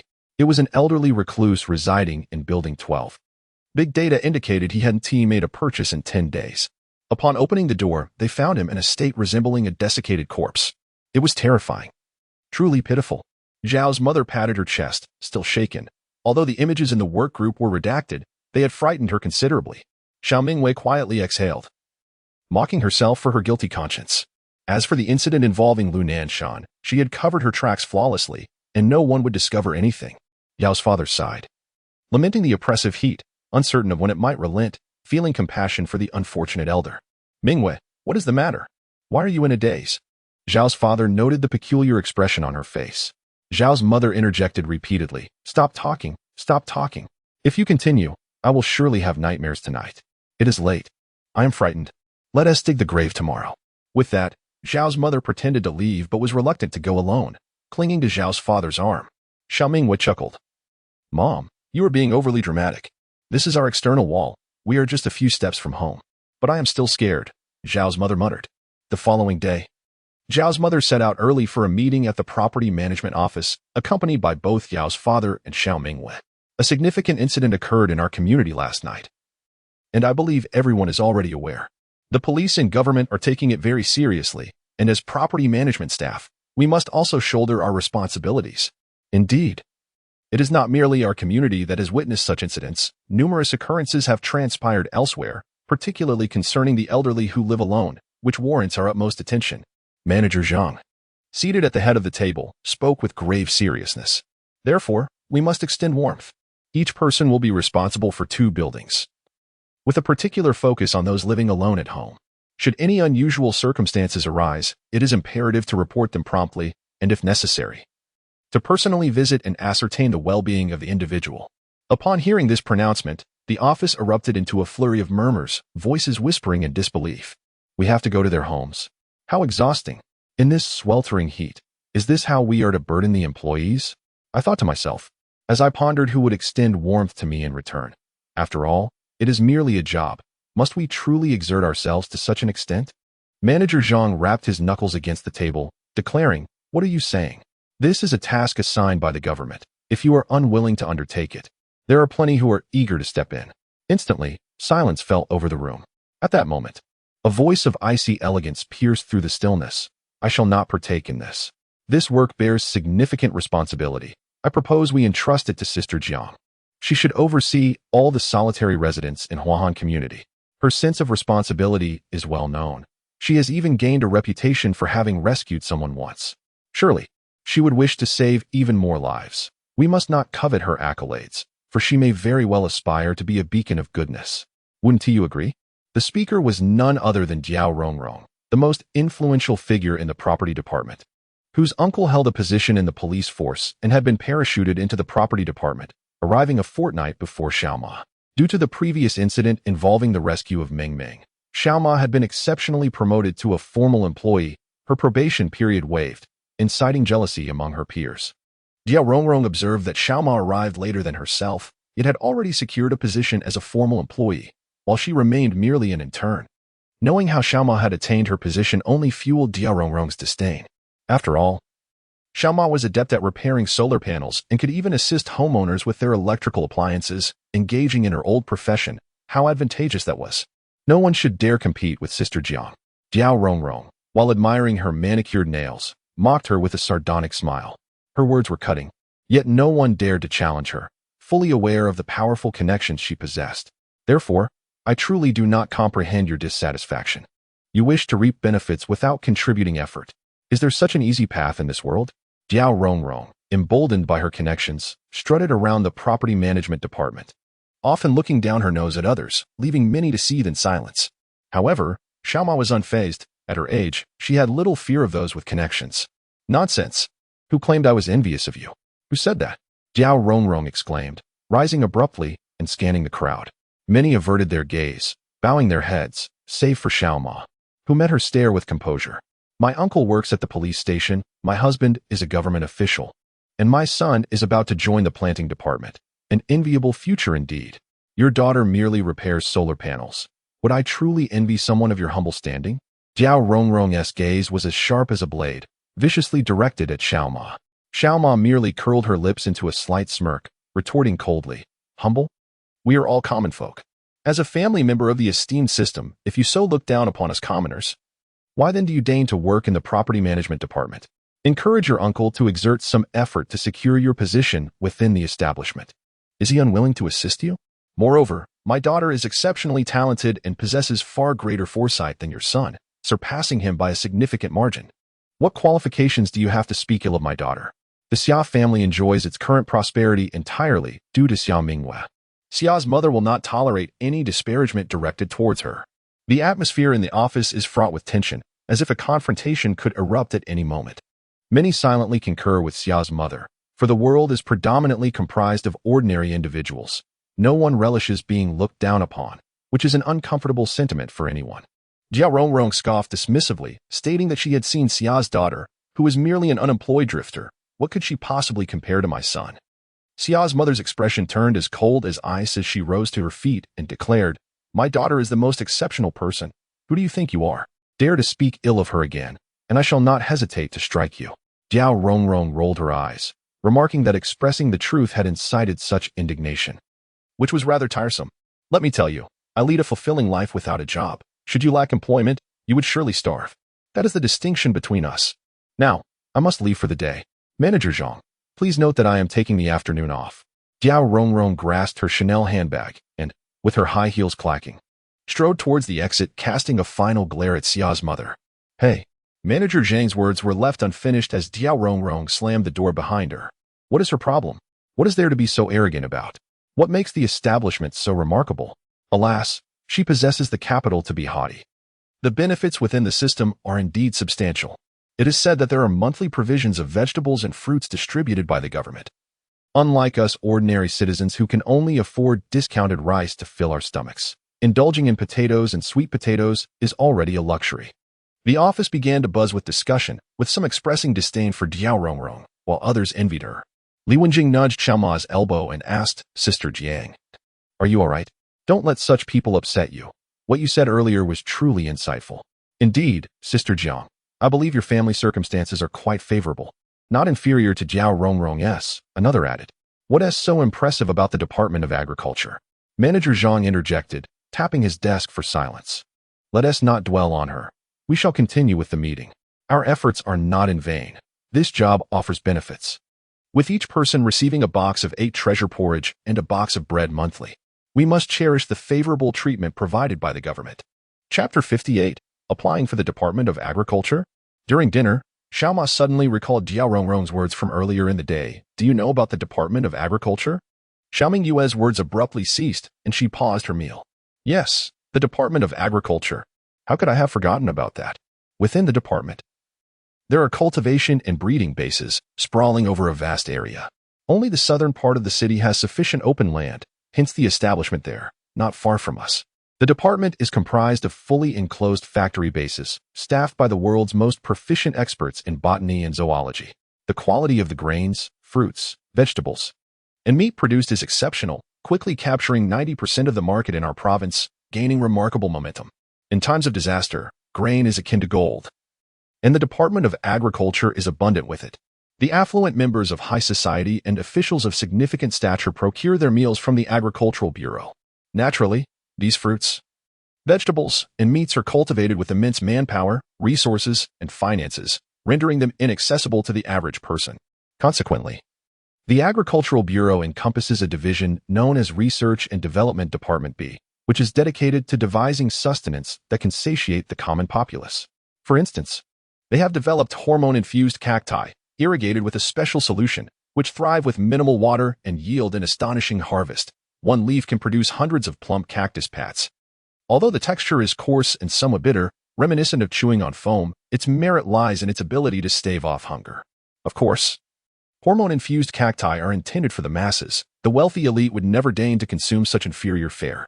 The affluent possess 90% of the societal wealth, allowing them to remain well-fed and warmly clothed in the aftermath of calamity, while it is the ordinary citizens who endure hardship. It is believed that soon, cacti will flood the market, alongside mosquito cakes. In a previous life, Xiao Mingyue had even interviewed at the Agricultural Bureau. The benefits were commendable, with rice served at every meal and occasional fruits as well. She had applied for a labor position, but they deemed her too frail and lacking in strength, ultimately declining her application. Curious, Zhao's father inquired. I seem to have heard about this before. What prompted you to bring it up? Meanwhile, Zhao's mother, idly prodding her rice with her chopsticks, replied, Oh, it's nothing. I just heard a colleague mention today that her son is about to start working at the Agricultural Bureau in a civil service position. How wonderful it would be if our daughter could join the Agricultural Bureau. With her capabilities, she could easily attain the position of deputy director. Xiao Mingyue's eyes sparkled with delight as she replied, Mother, you truly have high hopes for me. Zhao's mother, with a serious demeanor, asserted, I believe my daughter excels in every aspect, possessing countless virtues, far surpassing her brother. Meanwhile, Zhao's father, peeling shrimp, jested, I support this notion. I shall cast my vote for Mingyue. What is a deputy director? She should aim for the directorship. After a moment of contemplation, Xiao Mingyue spoke earnestly, Father, the Agricultural Bureau has already been established and will soon be recruiting a significant number of employees. You should apply for an interview. I recall you studied agriculture in college. The position of planting worker offers decent remuneration. Zhao's father expressed surprise. Me? Yes, you should go, she affirmed. Zhao's mother was overjoyed, exclaiming, Indeed. How could I not have thought of this? After all these years running a fishing tackle shop, I nearly forgot your college major. Plus, you have always enjoyed gardening. It is a perfect fit. The Agricultural Bureau is indeed a fine choice. But who will take your mother to work in the future? Who will protect you when you go out? I am quite concerned for your safety. Xiao's father hesitated. Father, you need not worry about us. I can accompany mother to work, and I am more than capable of protecting myself. I possess considerable strength. Have you forgotten? Xiao Mingyue encouraged, still somewhat hesitant. Zhao's mother commanded decisively, it is settled then. Finish your meal and prepare your resume. But it is the Agricultural Bureau, a key government project. Talented individuals from the entire city are vying for positions. What are the chances I will succeed in the interview? Xiao Ba had long contemplated seeking employment. Yet he harbored some trepidation. Xiao Mingyue curled her lips in a knowing smile, saying, there is no need to prepare a resume. The vegetables we cultivate in our yard serve as the finest testament to our capabilities. Simply pack them into a cardboard box and take them along. It will surely suffice. Brother, it has been several days. Why has that enigmatic heroine yet to make an appearance? Could it be that those beneath her have failed in their duties? Lacking adequate promotion? Ji Shanshan perused the tablet, which displayed the faces of every eligible woman entitled to benefits, accessible only through facial recognition. Regrettably, none matched. Ji Wenxi remarked nonchalantly, you mentioned she was wearing sunglasses and a mask at the time. Could it be that you simply did not recognize her? That is impossible. Although she concealed her face, her unique aura is unmistakable. I would certainly recognize her. Just look at these individuals. Each one appears emaciated and malnourished. Getting overly excited over a mere bag of rice. They are leagues apart from the heroine, Ji Shanshan asserted, lifting her tablet. At that moment, the study door swung open, and a roguish man entered, his peach blossom eyes gleaming with mirth. Sister Shanshan, do you not comprehend? This indicates that she is not in need of sustenance and dismisses your paltry offerings. Ji Shanshan frowned slightly. Fatty, what brings you here? Fu Kailang's lips twitched, his expression distinctly uncomfortable. I have told you repeatedly not to call me by that childhood nickname. Just look at my 8-pack abs and my graceful demeanor. Those two words bear no relation to me whatsoever. Ji Shanshan replied with a teasing oh. So, what brings you to my home, fatty? Fu Kailang expressed his grievances. Boss, look at your sister. She seems intent on driving me to my wit's end. With a face full of indignation, he complained to Ji Wenxi. Ji Wenxi raised his gaze, urging him to address the matter at hand. Without further ado, Fu Kailang clapped his hands and declared, everyone, come in. Soon, dozens of individuals entered in succession, each carrying trays laden with an assortment of items, either vegetables or fruits. Behold the bounty I have brought. Surely, it surpasses the produce from your cultivation department. Fu Kailang boasted with pride. Ji Wenxi narrowed his eyes, now intrigued. He approached the trays and delicately pinched a lychee between his fingers, its plump form exuding a rich, fruity fragrance. Where did you procure this? He inquired. Fu Kailang wore a mysterious smile as he replied, I stumbled upon a shopping app a few days ago. It was a store called Moonlight Farm. Initially, I thought it was a scam, so I decided to invest in a box of eggplants out of sheer boredom. Ji Wenxi raised an eyebrow, and then, to my surprise, it actually arrived, and the quality was exceptional. Honestly, I have never tasted such delectable eggplants in my life. Though perhaps that also speaks to my family chef's skills. And then, realizing it was genuine, I purchased nearly everything in the store. Can you guess what happened next? Chapter 59. The Mid-Autumn celebration is heating up. Ji Wenxi furrowed his brow. Are you performing a comedic routine here? Spares the suspense. Fu Kailang blurted out. I received everything yesterday, in less than a day. Look, these are all the items I purchased from that online shop. Aren't they delightful? Ji Shanshan remarked as she popped a cherry into her mouth. At the moment when the juice burst in her mouth, a look of sheer enjoyment spread across her face. Indeed, they are quite exquisite and so sweet. But have all online shops closed down now? How can there still be stores operating, not to mention delivery personnel? Fu Kailang replied with a hint of excitement. What is peculiar is this. There are no delivery personnel. The goods come to your doorstep on their own. Have you lost your mind? Are cherries capable of running to your house? Ji Shanshan responded incredulously. Listen to me, each box contains a wheeled machine, akin to a robotic vacuum cleaner. It must be human-operated, remotely controlled to deliver the goods to your door. I sent someone to follow those machines to discover the shipping origin, but they lost track. The location where they lost them happened to be a blind spot for surveillance. Isn't that strange? Ji Wenxi fell silent for a moment. There aren't many large farms in Beijing City. We should investigate further. Also, look into the source address of the website to determine its origin. Fu Kailang grew even more animated. That's the most bizarre part. I've checked the website address, and it's completely untraceable. Moreover, it appeared out of nowhere and cannot be taken down. Boss, do you think this moon farm is competing with you? The forces behind it must not be underestimated. Perhaps a significant figure is involved. Boss, have you made any enemies out there? This has to be premeditated. And their ambitions are considerable.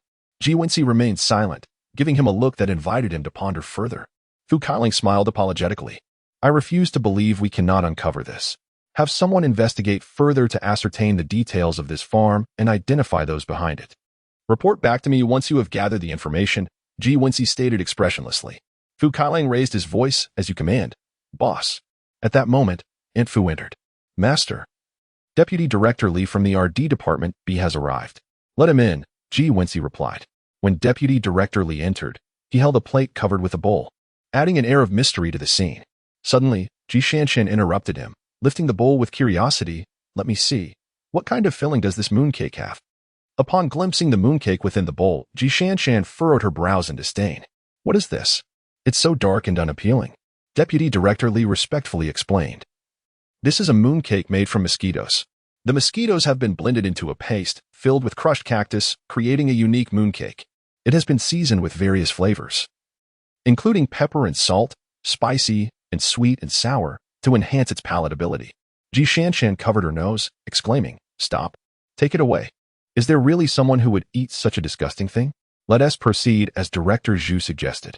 Wensi waved his hand, signaling for them to leave. As the Mid-Autumn Festival approached, various communities busied themselves, following the government's directive to hold festive celebrations to soothe the public spirits. The residents rejoiced with excitement.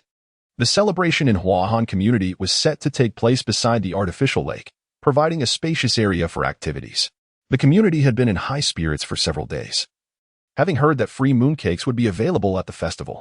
In recent days, while shopping at the Meiman supermarket, Xiao Mingyue observed the joyful expressions of many individuals, all eagerly anticipating the upcoming Mid-Autumn Festival celebration, hoping to indulge in a sumptuous feast. In her previous life, Xiao Mingyue shared this enthusiasm, only to later uncover the unsettling truth. Initially, she was oblivious to the fact that the mooncakes were made of mosquitoes, as their dark appearance concealed their true nature. When hunger struck, she resorted to consuming these mosquito mooncakes, finding temporary relief after a few bites. It was only later that she discovered their true composition, which left her so disgusted that she couldn't eat for several days. Yet, starvation was not an option. Eventually, she grew desensitized to the sight of mosquito mooncakes, consuming them with the same nonchalance as one would enjoy sesame pancakes, even licking the remnants from her fingers. The thermos she carried did not contain water, but rather her grandmother's homemade tomato and egg soup. In a work group chat, someone inquired about who was savoring braised pork in the corridor, tempting everyone around. Naturally, Zhao's mother chose not to confess, feigning ignorance. Meanwhile, Zhao's father had meticulously prepared himself for an interview, joining an extensive queue at the personnel department of the planting bureau, where the crowd was so vast that it could hardly be overstated. Others clutched their resumes, their expressions tense as if they were about to take an exam. Only Zhao's father, burdened by a hefty box, attracted curiosity from onlookers. When someone asked what was inside, he merely deflected with vague remarks. Brother, carrying such a large box. Aren't you tired? I'm Su Dalong. Just call me Dalong. Care for a rice ball? My wife made it specifically for me. And it even contains a piece of roasted sweet potato. She worries I might go hungry. As Su Dalong spoke, he extended a rice ball towards Zhao's father. The vigilance in Xiaoba's eyes softened somewhat. No, I'm not hungry. Food is precious now. You should eat it yourself. Su Dalong ceased his polite refusals and devoured 2 rice balls, letting out a burp. Perhaps out of sheer boredom, he struck up a casual conversation with Xiaoba. I came from the north of the city. It's quite a distance. The ticket cost me several hundred. Why on earth does the planting office have to be established in the southern part of the city? It's so remote down there, just wasteland. And there are mountains too. Who would come here to develop it? I've heard they build a few residential communities nearby. Only a fool would buy a house here. By the way, brother, where does your family live? Xiaoba replied nonchalantly, I reside in a nearby community. Silently, he added, just like the fool you mentioned. Oh. Pardon me, brother. I was just speaking thoughtlessly. The South is great. Look, the planting office has been established here. It's a major project supported by the government. The future development prospects for the South are quite promising. How did you have such foresight when buying a house? Chapter 60. Xiaoba's successful interview and employment at the planning office. Xiaoba chuckled softly. You certainly have a silver tongue. You would make an excellent salesperson. Su Dalong scratched his head, confessing, to be honest, I used to work in real estate sales, but I studied plant production before. so I thought I'd try my luck. Just as Xiaoba was about to respond, he suddenly noticed a group of people. They bypassed the queue and directly entered the recruitment area, appearing not to be staff members. What are those people doing? Xiaoba inquired, pointing in their direction. Those individuals, too, have come in search of employment, yet they need not endure the rigors of an interview.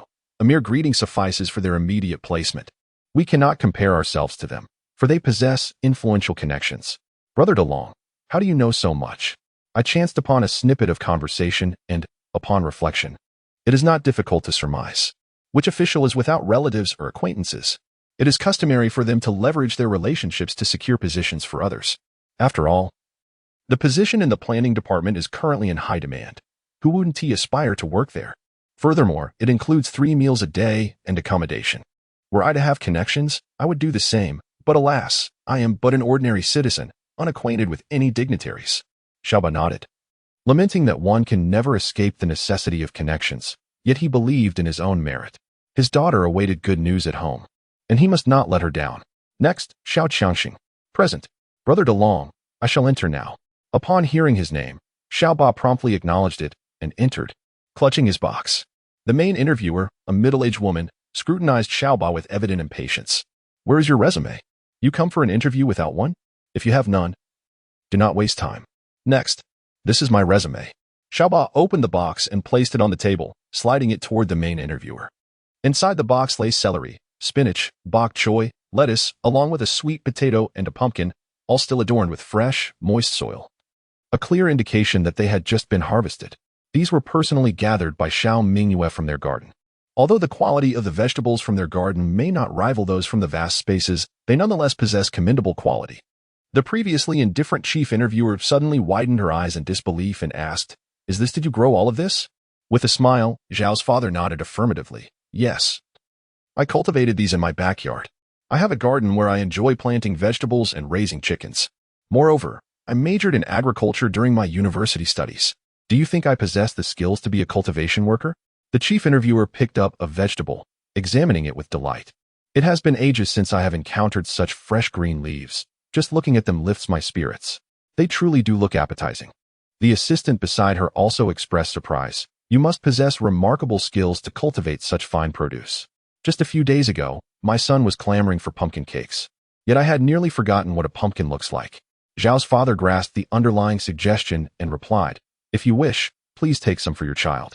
My daughter also enjoys pumpkin cakes. The chief interviewer, her demeanor softened, smiled, and responded, Oh, that would be rather embarrassing. Zhao's father's smile was perfectly timed. I have plenty at home. It's merely a handful of vegetables. Consider it a welcoming gift for your child. Should he desire more in the future, I will select the sweetest pumpkin for him. The chief interviewer, her earlier aloofness dissipating, smiled broadly, her eyes nearly disappearing with joy. She marked a check on her paper, stating, Your cultivation skills are impressive, more straightforward than your resume. I will show this box of vegetables to the leadership, so it won't be returned to you. We will all be colleagues moving forward, so there is no need for excessive formality. I am the team leader of the HR department. You may call me Sister Nyo. Welcome to the cultivation division. Sister Nyo discreetly signaled her assistant to take the box downstairs. She certainly would not hoard everything for herself, as there were superiors to consider. However, it was permissible to take a portion for herself. Grateful for Sister Nyo's assistance, Xiaoba emerged from the interview room, still in disbelief, the smile on his lips betraying his joy. He quickly dialed Xiao Mingyue to share the good news, simultaneously requesting her to come and pick him up. Son, do you think we will succeed in the interview? Inquired the voice of his long-absent uncle. Who would have imagined that the planting department would be established in the southern part of the city? How splendid it would be if it were located in our area. By the way, that scoundrel of a second uncle also resides in the south. Should I ever lay eyes on him, I would not hesitate to make him pay dearly. The uncle exclaimed with palpable ire. The mere thought of that unscrupulous wretch ignited an insatiable thirst for vengeance within him. Xiao frowned in distaste and replied, What is the point of mentioning him? Speaking of my second uncle reminds me of that, vile Xiao Mingyue. She swindled all our family assets with a worthless property, leaving my family in ruins. I vow to avenge this betrayal. I shall not rest until I do. The uncle gritted his teeth, about to respond, when he suddenly spotted a familiar figure. Look, doesn't that person resemble your second uncle? His eyes widened in shock, pointing in a certain direction, his finger trembling slightly. Xiao followed his gaze, but found it too distant, obscured by the mosquito netting he wore. I can't see clearly, he replied, shoving the resume into his uncle's hand. Dad, please hold your place in line. I'll go over and take a look. If he truly is my second uncle, then it is indeed a case of fate drawing enemies together, and he must not be easily forgiven. He ought to repay his debts. As Xiao Mingyue drove, she was on the phone with her father. Hello, Dad, I will be there shortly. Please wait for me at the entrance. How did the interview go? Will I receive a notification in a few days? No need to wait a few days. I passed the interview. Isn't your father impressive? It was all thanks to that box of vegetables. My clever daughter caught the interviewer's attention. Their eyes nearly popped out at the sight of our produce. They even mentioned how their son loves pumpkin, and I told them, if your son likes it, then take it. Stop right there. Xiao Dad's eyes narrowed as he instinctively grabbed the hand of a man and executed a shoulder throw. When Xiao Mingyue arrived, she saw a figure lying at her father's feet, writhing in pain and cursing under his breath. Upon closer inspection, Xiao Mingyue gasped, Xiao? Chapter 61. The useless Xiao, what will you use to kill me? Xiao Mingyue approached, arching an eyebrow. What a coincidence, Xiao, to encounter you here. Why are you lying on the ground? Is it comfortable down there? The scorching sun hung high in the sky, and the earth felt like a searing iron plate. Xiao soon could not endure it any longer, struggling to rise. He wore a sinister smile, his face etched with hatred. What a narrow path for enemies. My grandmother was right. All of you are treacherous and ungrateful. You have ruined my family. Are you satisfied now? Xiao Dad's expression darkened. Xiao, I have watched you grow since childhood. Mind your tongue. Xiao spat disdainfully. Clean? After all the sordid deeds you have committed, you dare to criticize my words as unclean? What disgraceful acts have I committed? Xiao, take a moment to reflect upon your conscience. Where do you think all your tuition and living expenses over the years have come from? You even asked me for money when you were dating. And who provided the bride price for your marriage? Now you turn your back on me, and I haven't even asked you for money yet. Xiaoba's face turned ashen with fury. Xiao sneered, Uncle, I truly detest your hypocritical facade, as if everyone else owes you something. Are you expecting people to remember your trivial favors for a lifetime? Spare me your moral coercion. I am not susceptible to your manipulations. You. Xiaoba trembled with rage, utterly astonished that the nephew he had watched grow up had transformed into a complete ingrate. Xiao Mingyue's lips curled into a faint smile. Trivial favors? Then perhaps you should repay them. If you still have the energy to prattle on, it seems life is treating you quite well. Xiao Mingyue scrutinized Xiao from head to toe. His clothes were soiled beyond recognition, his head shaved bald, and he appeared emaciated, resembling a refugee. She had nearly failed to recognize him moments ago. Xiao clenched his fists. Are you deliberately mocking me? Look at you both, dressed immaculately, exuding an air of elegance. Arriving in a car, how ostentatious. Yet this life should belong to our family. Witnessing the pristine attire of Xiao Mingyue and Xiao Ba, along with their glowing complexions, filled Xiao with intense rage, igniting a desire for vengeance within him. These were rightfully his. Even that car was meant to belong to him. Yet, you are fully aware of how your fortunate circumstances came to be. Without the 2 million I provided for the house, how could you be enjoying your current good fortune? I tell you, Xiao Mingyue, you must return that 2 million to me in full today, or I shall not let this matter rest. Xiao shouted, panting heavily. The house was something you insisted on purchasing. We exchanged money for property in a legitimate transaction. Who could have anticipated such a plummet in real estate prices? It can only be said that your misfortune is of your own making. The state of my family's affairs is none of your concern, and your own circumstances are equally your own doing. Do you understand? Xiao Mingyue, lacking the patience to engage in this futile argument, found it utterly nonsensical. The oppressive heat was unbearable. Having emerged from the car, she was drenched in sweat. Suddenly, Xiao became agitated, lunging towards Xiao Mingyue with the intent to harm her, but was swiftly subdued by Xiao Dad, who pinned him to the ground. What are you doing? Xiao Dad reprimanded. Xiao struggled wildly, yet could not break free. He was now so thin that he was no match for Xiao Dad. What am I doing? I want to kill her. Let me tell you, Xiao Mingyue, I have nothing left to lose. I am unafraid of consequences. Do not push me. For if you drive me to desperation, I am capable of anything. Xiao Mingyue crouched down, looking down at him from a position of superiority. Wretched fool, return my money. Xiao bellowed. Xiao Mingyue fixed him with a cold stare and suddenly grasped his neck. Kill me? I am curious to see how you would accomplish that, Xiao. You have always been nothing but a coward. Empty threats are easy for anyone to make. Now, with just a slight exertion, your fragile life could be extinguished. Come on. Do it. In the past, my grandmother and uncle always drained her family of resources, most of which were bestowed upon Xiao. Thus, he naturally believed that all of the Xiao family's assets belonged to him, assuming himself superior to others, when in reality, he was merely a worthless leech, living off others and consumed by impotent rage.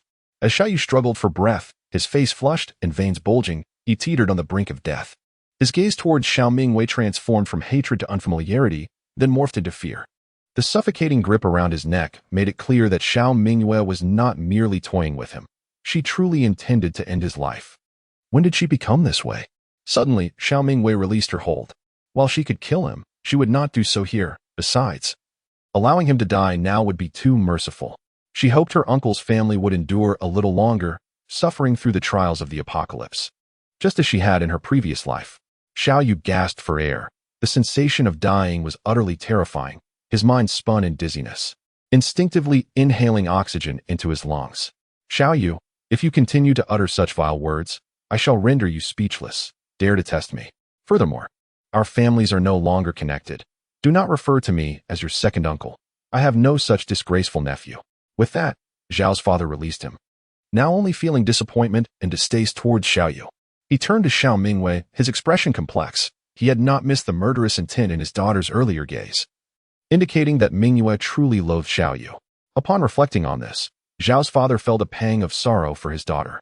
He lamented his past weakness, realizing that his inability to safeguard Mingyue had left her devoid of a sense of security, compelling her to don metaphorical armor to protect herself.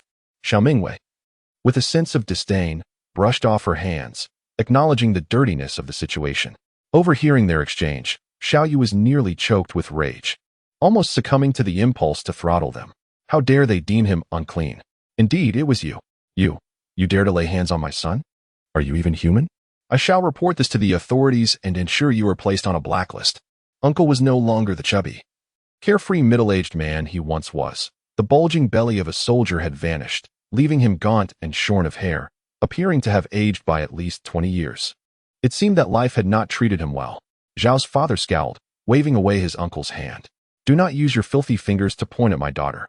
In disbelief, Uncle gazed at Xiao's father, questioning whether this was truly the obedient and understanding younger brother he once knew, who now dared to confront him. As your elder brother, I command you to apologize to your nephew. Chapter 62. Diao Ronron's malice exposed as usual. Uncle assumed the authoritative demeanor of the elder brother, ordering Xiao's father to heed his words. He had long used his status as the eldest to dictate Xiao's father's actions. But the present Xiao's father was no longer the man he used to be. Xiao's father nodded curtly, casting a cold glance at his uncle before turning to leave. Unwilling to relent, Uncle pursued him, demanding, "How dare you walk away? Return my money." Xiao's father unceremoniously shoved him to the ground, declaring, "Stop your incessant nagging, elder brother. It is you who owes me, not the other way around. You always demand sacrifices from me under the guise of being the elder brother. But do you exhibit even a modicum of the dignity expected of your position? If you continue your incessant prattle, do not blame me for my lack of courtesy." With a fierce glare directed at Xiao, he turned and departed. Xiao recoiled slightly, too intimidated to utter a word. Observing Xiao's father in this manner filled Xiao Mingyue with a sense of relief. She had initially feared that he might relent, but it was evident now that he had indeed changed. As Xiao Mingyue and her father drove away, they left behind the disgruntled expressions of her uncle and his son. What misfortune it was to encounter them. Xiao's father maintained a sullen demeanor, downing a bottle of mineral water in one go, which slightly improved his mood. It was indeed a scorching day. She had felt parched even while waiting in line for the interview. Judging by their appearance, they too seemed to be there for the planting department interview. Xiao Mingyue remarked calmly. Her father expressed disdain. They dare to attend an interview? One has not even completed elementary school, and the other is from a third-rate college. Do they truly understand agriculture? I would not even hire such indolent individuals for menial tasks. Xiao Mingyue chuckled softly. Father, do you harbor a strong dislike for Uncle's family now? At the scene of the altercation, her uncle pointed in the direction of the departing figures, his eyes brimming with envy. Do they even have a car? Xiao coldly interjected. Father, did you see that just now? Uncle Air and Xiao Mingyue's attire clearly indicates that they are not lacking in food or water. And they even possess a car. Their family is living a prosperous life, while ours suffers. Such an injustice is unfathomable. Where did they acquire their wealth? It must be from the funds of that house. Indeed, I have an exceptionally misguided younger brother who has ensnared his own elder brother in a web of deceit. Previously, I believed him to be a decent person, but now I am utterly disillusioned. I should have reprimanded him earlier. So he understands the significance of an elder brother's role akin to that of a father. Uncle was fuming, witnessing the prosperity of Xiao's family, which pained him more than death itself. He summoned all the family members, urging them to call immediately your mother, your grandmother, and your sister, all to come to the southern part of the city to confront Xiao Qiangxing. It is imperative to bring your grandmother, to cast her at their doorstep. Such unfilial creatures, let us see whether they dare to neglect their elders. Just as Xiao picked up the phone, an important question struck him. But Dad, we don't even know where Uncle Air lives. How can we find him? Uncle S. tirade halted abruptly, and in frustration, he exclaimed, how could I overlook this detail? We should have followed them just now. They drove away, and we have no means of transportation to follow, Xiao pointed out. Uncle sighed heavily. Are we to allow that family of miscreants to continue their carefree existence? If necessary, we shall report this to the authorities and seek their assistance. Xiao disagreed, asserting that the police would not concern themselves with such trivial matters. As the father and son pondered their means of retaliation against Xiao Mingyue's family, a strange female voice suddenly interjected. Do you know those two individuals from just now? The two turned towards the sound, revealing a resplendent middle-aged woman, exquisitely adorned. Who are you? The elder inquired, perplexed. With a playful smile, Jiao Rongrong replied, I happened to pass by and inadvertently overheard your conversation. You must be relatives visiting from the south of the city, correct? The father and daughter you mentioned are surnamed Xiao. I am acquainted with them, as I used to work alongside his wife. The elder's eyes instantly sparkled with excitement, eagerly asking, where do they live? In the Huahan community, she continued. I share a close relationship with Jiang Qingwan. They reside in a villa area, living quite comfortably. By the way, what is your connection to their family? Jiao Rongrong's face beamed with delight, her eyes gleaming with a sense of schadenfreude. Ah, Jiang Qingwan, having such overbearing and impoverished relatives must be quite burdensome for her. Feigning surprise, Jiao Rongrong exclaimed, oh dear. The elder and his son exchanged glances, their expressions radiating uncontainable joy. Upon hearing this, Jiao Rongrong felt even more pleased. Is that so? How truly unfortunate for them. No matter the circumstances, one must not neglect their elderly. The elder sighed, lamenting, what can I say? I have a brother with a heart of stone. You mentioned that you and my sister-in-law are colleagues. Where does she work? At the property management office in the Huahan community, Jiao Rongrong clarified. Remember, it's the Huahan community. They live in a villa, but I cannot recall the exact building. You will need to search for it yourselves. Fearing they might misunderstand, she reiterated her words several times. Thank you. We are truly grateful. You are indeed a wonderful person. The elder and his son expressed their heartfelt thanks. Jiao Rongrong beamed radiantly. No need for formality. Jiang Qingwan's relatives are my relatives as well. It's only right to lend a hand. Beside a BMW, a young man urged her onward. She had not anticipated such a delightful surprise. Indeed, her visit was not in vain. Mother, what is there to discuss with those impoverished people? Are you afraid of catching fleas? The mere sight of them disgusts me. Her son remarked disdainfully. Jiao Rongrong leaned back casually in her chair. Let's just chat a bit. Xiao Wang, drive on. A villa? What right do they have to reside in a villa? Xiao gritted his teeth. The elder uncle wholeheartedly concurred. Indeed, the villa should belong to us. Quickly, make a call to inform the family. We are heading to Huahan community at once. Are we still going for the interview? What nonsense. Did you not hear what that plump woman just said? Your second uncle's family is living quite splendidly. If we ingratiate ourselves with them, we shall have no worries about food and drink, and we need not toil like this. The elder uncle's eyes brimmed with animosity as he fixed his gaze on the direction where Xiao Mingyue had departed. Chapter 63. The elder uncle's family comes knocking. Grandmother pleads for forgiveness during dinner. Xiao father and Xiao mother recounted the events of the day.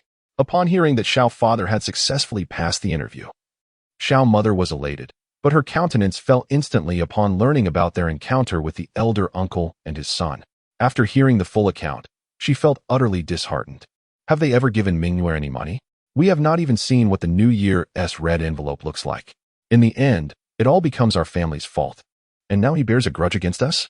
After taking advantage of us, he turns his back, smashing bowls and pots after the meal, a bunch of shameless individuals. Grandmother swiftly placed a large chicken leg onto her plate and soothingly remarked, do not be so furious. Have a chicken leg to calm your temper. Xiaoma took a fierce bite of the chicken leg, her heart sinking alongside her grandmother, who seemed to have a penchant for favoritism. Why is it that the eldest is your son, yet I am not? Why must you single me out for your ire? Even the most filial child cannot endure such a mother. A lack of maternal kindness leads to a lack of filial piety. My poor husband has suffered for so many years. Why has he not been graced with a good mother? I now find myself questioning whether you are truly her biological son. My dear husband, you are not adopted, are you? Xiao Mingyue spoke softly. There is no doubt you are her biological child, that is certain. You bear a striking resemblance to father and uncle. However, it is a well-known truth that favoritism exists among parents. My father is simply the unfortunate one. But fret not, severing ties with such relatives is no great loss. We are the true family. Xiao Ba, filled with emotion, responded, let us not dwell on the past. Let us simply cherish our family's life together. Mingyue is right. We are indeed a family. At that moment, grandfather also picked up a chicken leg and placed it into Xiao Ba's bowl, urging him to eat and grow strong. The family paused for a brief moment before bursting into laughter, the warm atmosphere moving Xiao Ba to the brink of tears, prompting him to cherish all that he held dear. Where exactly is uncle's house? It's pitch dark. I cannot see a thing, spoke Xiao Huan. A group of stealthy individuals wandered through Huahan community, casting their eyes around. It was uncle's family. Xiao Yu traversed the path ahead, flashlight in hand. Pondering that Uncle Heir's household surely had no shortage of electricity, wondering if any homes displayed a glimmer of light. Aunt raised her gaze, searching the surroundings. Yet only darkness enveloped them. Where on earth does that scoundrel old heir reside? Have you all failed to ascertain the location, only to hastily summon us here? Unbeknownst to them, those who possessed ample electricity were exceedingly cautious, drawing their curtains tightly at night, veiling their windows with thick fabric layer upon layer, deliberately avoiding drawing attention. Xiao Mingyue's home exemplified this, as their curtains were custom-made, allowing not a single ray of light to escape. Uncle, growing impatient, rebuked, what nonsense are you spouting? It's a feat in itself that we even pinpointed which neighborhood he resides in. If you possess the ability, why not seek him out yourself? And opened her mouth, hesitant to retort, and turned to glance at the stooped old woman trailing behind, her tone laced with sarcasm. Mother, do pick up the pace. You're moving like a tortoise. Have you forgotten to eat? Remember what I said, once we reach old heir's abode, what is to be done? Grandmother S' face was a tapestry of wrinkles as she lifted her vacant gaze, attempting to appease. I remember, I shall plead with them for refuge. And demand 2 million from old heir. Aunt feigned satisfaction, though her expression remained sour. As long as you remember, just don't repeat the folly of last time. Speaking foolishness that provoked old heir and left us without even the 500 for groceries this month. You must learn to curry favor with them. Old heir's heart softens with flattery. Charm him into parting with his money, then bring it to us. I understand. I want to act foolishly again. I shall not be foolish anymore. Grandmother, you must feign vulnerability and, if possible, shed a tear to elicit uncle's sympathy, Xiao Huan remarked lightly. Grandmother nodded vigorously, suddenly struck by a thought as she glanced anxiously at uncle. He glared at her fiercely. You old hack, how dare you mention severing ties? If it weren't for your outburst, would the second brother be so heartless? Even if you have to kneel and beg today, you must appease him. If he doesn't forgive you, you'll be kneeling at the door every day. I refuse to believe he won't soften. Only then can I procure some funds from him. I understand, grandmother replied, her expression one of remorse. A tear, murky and sorrowful, slipped from her eye, and she shrank into herself, trembling. Aunt and the siblings, Xiao Yu and her brother, bore expressions of indifference, as if they were accustomed to witnessing grandmother S scolding, with no one coming to her defense. Xiao Yu remarked coolly, this should be the villa district. Look at how grand these houses are. Should we go door to door? Uncle hesitated for a moment, then declared, knock. Xiao Yu turned to grandmother, commanding, you go and knock. They concealed themselves in a corner, leaving grandmother to approach the door alone. Knock, knock, knock. Is anyone there? The frail voice resonated especially clearly in the stillness of the night. A burly man opened the door, cursing, who is it? Go away. We have nothing for a beggar like you. Get lost. Grandmother, with a cautious smile, replied, I am here to find someone. Do you know Xiao Chongsheng? He is my son. Who knows your son? I said get lost. Do you not understand human language? With a resounding thud, the burly man slammed the door shut. The grandmother cast a pitiful glance towards the corner, appearing utterly at a loss. Xiao Yu, with a hint of impatience, remarked, why are you staring at us? Let us move on to the next house and knock. After a family of 5 had finished their dinner, they settled in the living room, indulging in television and casual conversation. Xiao Mingyue, while listening to her parents converse, scrolled through her social media, eager to uncover any fresh happenings. Suddenly, a series of knocks echoed through the house, capturing the attention of the entire family. Who could it be at this late hour? The grandmother, cautious and wary, hesitated to open the door. Ignore it. They will stop soon, suggested Xiao Ma. Yet, the knocking persisted, an unyielding rhythm of thuds demanding attention. Xiao Ba stood up, declaring, "I'll go check. I'll accompany you," Xiao Mingyue said, her concern prompting her to follow, should the need arise. She could activate the defensive mechanism, a spiked barrier set at the entrance, ensuring no intruder could pose a threat. Displaying prudence, Xiao Ba refrained from opening the door entirely. Instead, he unveiled a small peephole on the heavy steel door. Through it, he beheld a frail, diminutive elderly woman standing outside. Seeing her age, Xiao Ba's guard slightly lowered. The woman's attire was tattered and soiled, exuding an unpleasant odor. "Good lady, are you here to beg for food?" Xiao Ba inquired. "We have nothing to spare. Perhaps you should try elsewhere." He politely declined her request, for in these times, even if one had provisions, who would dare extend kindness? After all, what if one became ensnared in a troublesome situation? His daughter had cautioned him numerous times, and he was not foolish enough to disregard her advice. Grandmother had initially lowered her gaze, enduring countless reprimands while knocking at the door for an extended period. She had mentally prepared herself for this moment. Yet upon hearing that familiar voice, she felt as if she were in a dream. "Is it you, heir? It is your mother." Grandmother's voice quivered with emotion, and a glimmer of light finally appeared in her murky eyes. Xiao Ba, astonished, exclaimed, "Mother? What brings you here?" Grandmother, overwhelmed with a sense of grievance, wept bitterly. "My dear son, it is I who has wronged you. I am filled with regret. Please, have pity on your mother. You are my most accomplished child, my pride, and you occupy the deepest recesses of my heart." Chapter 64. A guest at the door must be welcomed with a beat. Xiao Ba fell into silence, gradually realizing the peculiarity of the situation. Just earlier that day, he had encountered his elder brother and Xiaoyu, and now, in the evening, his mother had shown up at their doorstep. How did she come to know their address? Xiao Mingyue shared the same confusion. What method had her uncle and Xiaoyu employed to obtain her family's address? "Father, I suspect that uncle and the others have also arrived. Perhaps watching from some hidden corner. Otherwise, how would grandmother have found us?" Xiao Mingyue surmised. Suddenly, grandmother looked up. "Is that you speaking, Mingyue? My dear granddaughter. Quickly open the door for your grandmother. I have missed you dearly." Xiao Mingyue was not swayed by this emotional plea. She recognized it as mere crocodile tears. If she were to open that door, uncle's family would undoubtedly rush out, and she was not foolish enough to fall for such a ruse. In her previous life, when uncle's family had come to seize their grain, they had employed the same tactic. It was merely a repeat of old tricks. "Grandmother, have you forgotten that we have severed our ties? Who repeatedly claims that the eldest son and daughter-in-law are the most filial, promising not to neglect your care? What about the uncle and aunt?" Zhao's father opened his mouth, yet ultimately remained silent. He had completely lost faith in this mother. Words were futile. The grandmother's sobs abruptly choked her, leaving her at a loss for words. In the shadows, the uncle and Xiaoyu desperately gestured to her, mouthing the words, "Kneel down." The grandmother fell to her knees, her hands pounding on the door as she cried out in anguish, "Son, if you abandon me, you are condemning me to death. Do you have any idea how I have been surviving these days? You cannot forsake me. Without your support, I shall perish at your doorstep. Open the door. My dear son, please let me in. Have you forgotten your duty to your mother?" The grandmother's tears were genuine, evoking deep sympathy. For so long, Zhao's father had ceased providing her with financial support, rendering her worthless to the uncle's family. Consequently, the uncle's demeanor towards her had drastically shifted, and even the grandchildren could scold her. The grandmother's status had plummeted, resulting in her enduring great suffering. Meanwhile, Zhao's father wore a dark expression.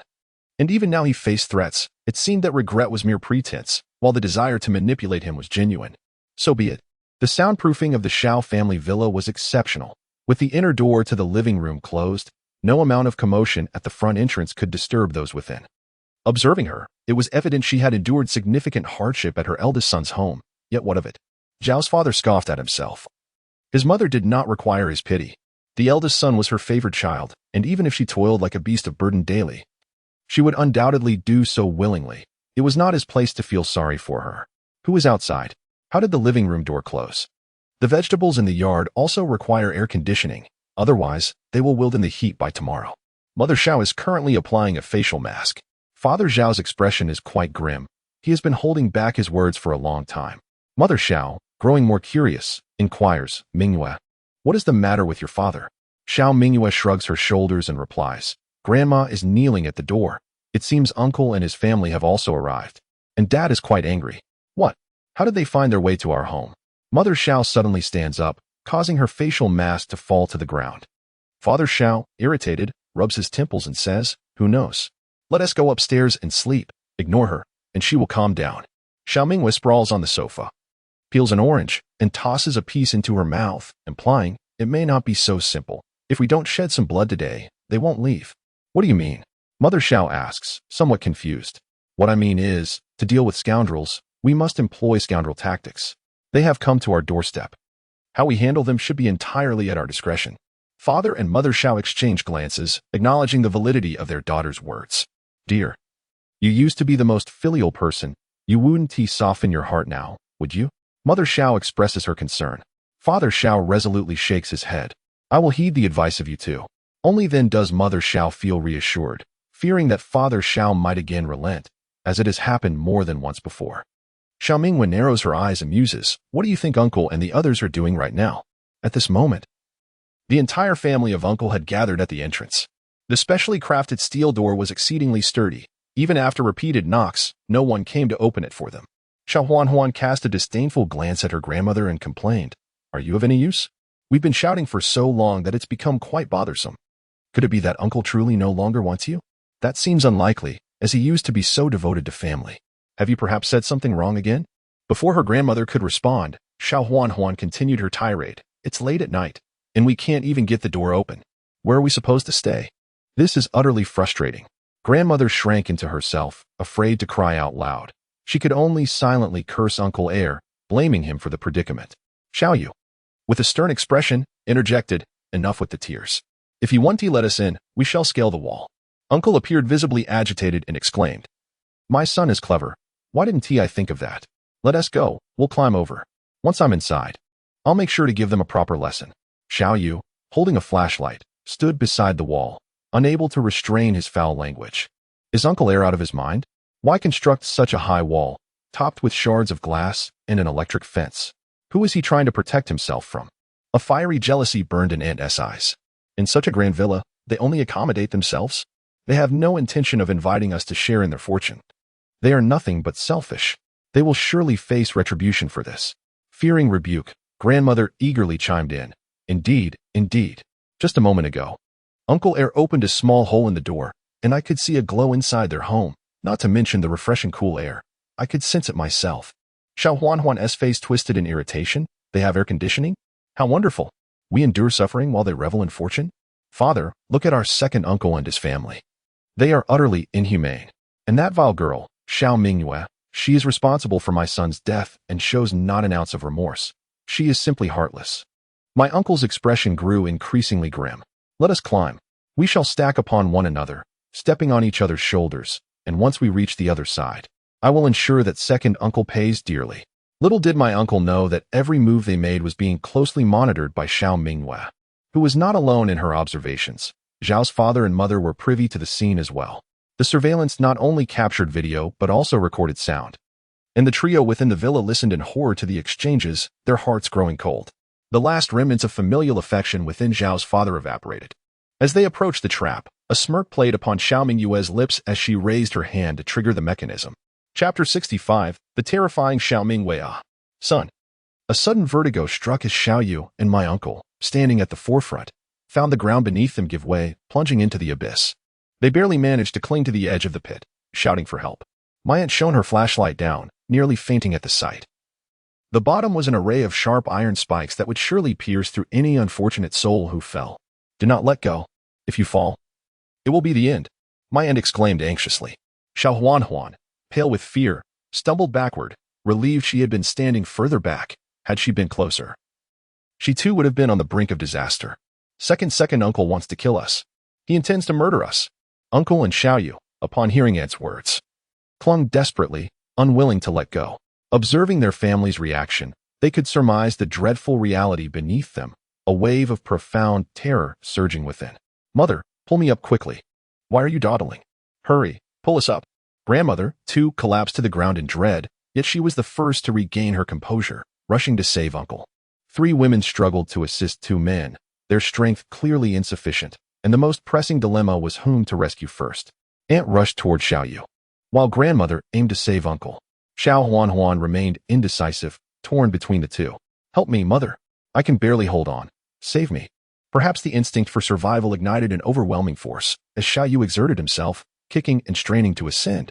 At this moment, Uncle finally understood the essence of fear, regretting his decision to be there. "Pull me up, quickly. I don't want to die." The 3 women flailed in a frenzy, alternating their attempts, yet none were saved, leaving them exhausted and drenched in sweat. "What shall we do?" Aunt cried in despair. Just as hopelessness enveloped them, Xiao Father and Xiao Mingyue emerged slowly. With arms crossed over her chest, Xiao Mingyue inquired, "Do you require assistance?" Aunt's eyes reddened with fury. What a heartless act. In a society governed by law, how dare you contemplate murder? Grandmother, frantic, stomped her feet. "You 2 wretches, hurry and come help. There are iron spikes below. If someone falls, can they possibly survive?" She no longer acts nor feigns pity. The true essence of her being has emerged. In her grandmother's eyes, Zhao's father remains a scourge, and her disdain for him endures. "Xiao Mingyue." Xiao Huan spat through gritted teeth, rushing forward with the intent to strike her. Upon seeing Xiao Mingyue, she was reminded of her son, who had perished shortly after birth. A boy, indeed. Xiao Mingyue raised her hand and delivered a sharp slap, sending Xiao Huan sprawling to the ground. The swelling on Xiao Huan's face was visibly rapid, and she coughed up a mouthful of blood, struggling futilely on the ground. The force of Xiao Mingyue's slap was not trivial. She had long desired to deliver it. In her previous life, she had been coerced into donating blood for Xiao Huan, who had also seized the puzzle space that rightfully belonged to her. All the suffering Xiao Mingyue endured had been instigated by Xiao Huan. Her uncle and Xiaoyu were desperately struggling, while her aunt and grandmother floundered in their attempts to assist. Meanwhile, Xiao Huan lay on the ground, wailing in despair. Observing the family's predicament brought an indescribable joy to Xiao Mingyue. Earlier, when she activated the mechanism, she had deliberately pressed it a moment too soon, just to prevent her uncle and Xiaoyu from plummeting entirely. Her actions were not born from a sudden surge of compassion. What satisfaction lay in a swift demise? To dangle at the edge of a trap, with deadly spikes below, yet find oneself incapable of climbing back up. Compounded by the gradual depletion of strength, such extreme torment and the helplessness of despair were far more excruciating, were they not? Xiao Mingyue was not yet ready to let her uncle's family perish. The first year of the apocalypse was merely an appetizer. The second year would unveil true hell on earth. To end their lives now would be far too lenient. They must endure all the agony and torment, gradually succumbing to despair. How satisfying that would be. A faint smile curled at the corners of Xiao Mingyue's lips as she chuckled softly. Resembling a demon emerging from the depths of hell, revenge was her calling, and tormenting others was her delight. If one wishes to be saved, they ought to adopt a humble demeanor when seeking assistance. No more barking like a dog, for it irks me. The aunt and grandmother were rendered speechless, their eyes wide with fear as they gazed at Xiao Mingyue, as if confronting a ghost. You were Xiao Mingyue? When did you become like this? How could you strike another? And to set such a trap? You are a murderer, a murderer. The grandmother stammered. Xiao Mingyue let out a derisive laugh. Having lived again, she was no longer the Xiao Mingyue of old. Mother, are you unaware? The world has changed. Self-defense is not a crime. Anyone who dares to trespass into my abode grants me the right to take their life. The surveillance footage is crystal clear. You may report this to the authorities, and perhaps they will even assist us in disposing of the body. Upon hearing this, the aunt and her companions trembled in terror, realizing he was serious. He had indeed set a lethal trap and was willing to kill. You unfilial son, do you intend to slay your own mother? The grandmother quavered, her voice a fade of bravado. Grandmother, the ones falling into the trap are not you, but Uncle and Xiaoyu. Why are you so agitated? In the face of overwhelming fear, Uncle and Xiaoyu dared not make threats any longer, instead frantically pleading for help. Second uncle, please save me. I am your own nephew. Brother, let us talk this over. Pull me up, I do not wish to die. The uncle had long forgotten his previous words and spoke of punishing Zhao's family, even declaring his intent to kill Zhao's father. Yet now, it was he who faced death. Xiao Mingyue approached the edge of the pit, her smile deceptively innocent. Xiao Yu, it seems you truly are a fool who refuses to learn until the bitter end. I spared you today, yet you still fail to hide your tail and cherish your worthless existence. Do you genuinely believe I lack the resolve to end your life? I was wrong. I was wrong. I shall never dare again. Sister, please, save me. I beg you, I do not wish to die. I swear I will never return. Despair clouded Xiao Yu's eyes as he trembled, urine staining his trousers, clinging desperately to the pit's edge, oblivious to the blood oozing from his arms. As he neared exhaustion, Xiao Mingyue seized his shoulder and effortlessly lifted him out. Detecting the foul stench of urine, she disdainfully tossed him to the ground, where he lay, reduced to a quivering mass of fear. Remember your words today. Should you dare to provoke me again, I shall chop you into 18 pieces and feed you to the dogs. I will remember. I shall never dare again. Xiao Yu lay sprawled on the ground, like a puddle of mud. Witnessing Xiao Mingyue's formidable strength, fear gripped Xiao Yu and his companions, filled with regret for having antagonized her. In her current state, Xiao Mingyue appeared as a devil, merciless and unafraid to take a life. The uncle and Xiao Yu were nothing but cowardly wretches, bold only in the presence of family, yet turning into timid quails when confronted by someone stronger. The uncle gazed at Xiao Mingyue with a sycophantic look, akin to a dying dog, trembling from exertion, his arms on the verge of giving way. Niece, dear niece, save me. I can scarcely hold on any longer. I am about to fall. Xiao Mingyue replicated her earlier actions, casting her uncle aside with disdain as she brushed off her hands. Glancing down, she noticed the palpable fear and trepidation in her uncle's family's eyes. Even her grandmother, known for her capriciousness, dared not utter a word. It seemed that in this era, strength indeed spoke volumes. Chapter 66. The leader's personal inspection. Xiao Mingyue intimidated them, declaring, there are myriad traps near my home. You have merely stumbled upon this one. Over there lie a dozen or more animal traps, and several other snares await. Below are iron spikes and shards of glass. A fall could be fatal. Consider yourselves fortunate today. Refrain from wandering near my residence again, for next time, luck may not be on your side. You are truly terrifying. This could lead to death, her aunt quavered, visibly shaken. Aunt, can you not engage your intellect? In this society, if I do not take lives, others will take mine. Are you not here to perpetrate wrongdoing? Xiao Mingyue stated with faint seriousness. To be frank, someone previously attempted to scale the wall to rob my home, only to inadvertently tumble into a pit. Can you guess what happened? Their intestines were pierced. And furthermore, stop speaking, Xiao Huai exclaimed, covering her ears and screaming incessantly. Seeing the utter fright on their faces, a malicious glint flickered in Xiao Mingyue's eyes. Xiao father, with an impassive expression, addressed them. Elder brother, sister-in-law, mother, I wish not to see you again. I do not recognize you as family. Should I encounter any one of you again, do not expect me to be courteous. Depart now. At that moment, Zhao's mother and grandmother, who had been silently observing from the corner, stepped forward. Upon seeing them, Zhao's father immediately moved to shield them, fearing that his uncle and the others might unleash their fury and harm his wife and mother-in-law. The appearance of the grandmother caused the expression on the elder's face to instantly freeze, her eyes nearly bulging from their sockets. In stark contrast, the grandmother appeared hunched, gaunt, and weary, her demeanor vacant and her clothing in tatters. Due to her frequent stair climbing, she had developed a leg ailment, causing her to walk with a pronounced limp, resembling a destitute wanderer. Once, the grandmother had been in better condition than the elder, but now the roles had reversed, with the elder prevailing overwhelmingly. How did you come to be here? The grandmother rasped. Xiao Mingyue did not hesitate to deliver another stinging remark. Grandmother, had you treated your two sons with equal regard, there would have been one more person enjoying the comforts of this villa alongside you. Alas, since you do not regard others as human, they will undoubtedly reciprocate in kind. The root cause of all this discord, your unprincipled parents and feuding brothers, lies with you. The grandmother seemed to be gripped by an invisible hand around her throat. Aging a decade in an instant, she opened her mouth, yet no words emerged. Xiao Mingyue yawned nonchalantly and remarked, since everyone is here, it would be rather impolite not to present a gift. As the others stood perplexed, unsure of Xiao Mingyue's intentions, she slowly approached them. The aunt recoiled in terror, exclaiming, What do you intend to do? Xiao Mingyue's voice was chillingly cold. To present a gift. As soon as her words fell, Xiao Mingyue stepped forcefully onto her uncle's ankle, resulting in a sharp crack as it fractured. He writhed in agony, emitting a heart-wrenching wail. The aunt and others were utterly terrified, screaming incessantly as if a chicken were being slaughtered.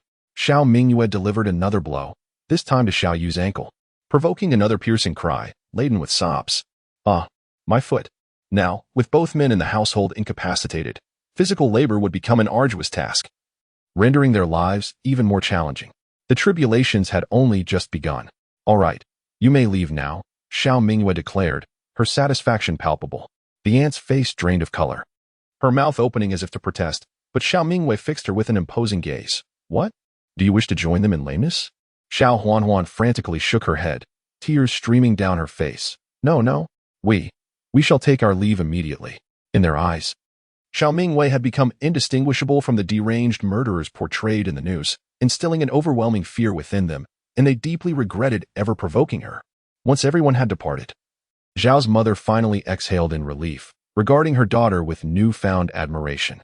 She had genuinely feared being entangled with such a family, but was astonished by her daughter's swift and decisive actions, undoubtedly instilling a fear that would deter them from returning.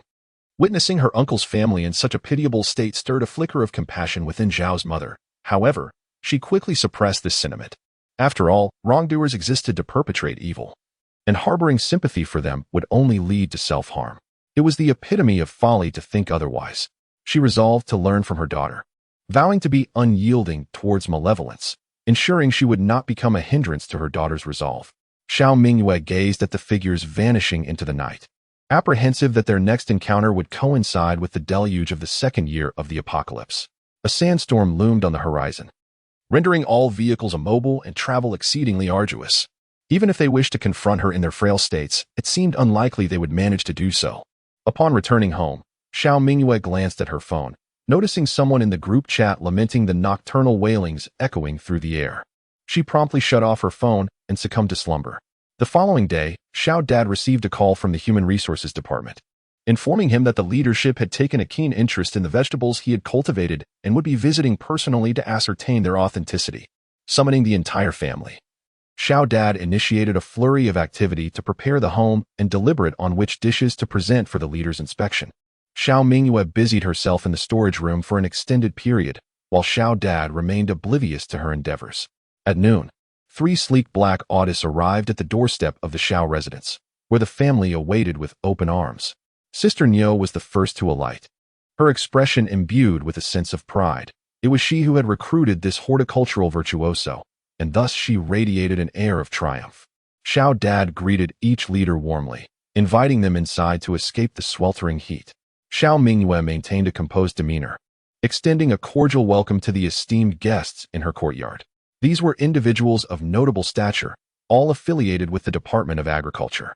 The senior leaders, seasoned in their experiences with produce, were unlikely to feel envious, as they were not like the average person struggling for sustenance. To covet such a modest yield would indeed be laughable and utterly disgraceful. The minister led the way, followed by a procession of guests, initially skeptical. They now pondered who could possibly cultivate vegetables in such sweltering conditions.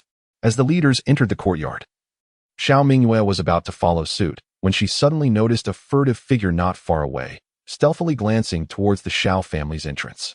"Mom, who is that woman?" Zhao's mother followed her gaze and inquired with curiosity. "Jiao Rongrong. What is she doing here? She looks somewhat familiar. Do you know her?" Xiao Mingyue asked. With a complicated expression, Zhao's mother replied, "She also works in the property department. As for her character, it is rather mediocre. However, she comes from a reputable family and considers herself superior. Many of her relatives hold positions within the system, and her son is soon to join the planting department. If you encounter her, remember to keep your distance and avoid associating with such individuals." Observing her mother's demeanor, Xiao Mingyue surmised that there was an underlying animosity between them. "But what is she doing here, spying on us?" She pondered. "You mentioned her son is going to work in the planting department?" Xiao Mingyue seized upon this detail. Indeed, he secured his position through connections, and she often boasts about it in the office. "What of it?" "Another one from the planting department." After a moment of silence, Xiao Mingyue sensed something amiss. "Yesterday, my father went for an interview and encountered Uncle and Xiao Yu at the planting department. That evening, they inexplicably discovered our residence. With the expanse of Southern City, it is improbable they found us through a process of elimination among the neighborhoods. Therefore, someone must have informed them. The question remains, who could that person be?"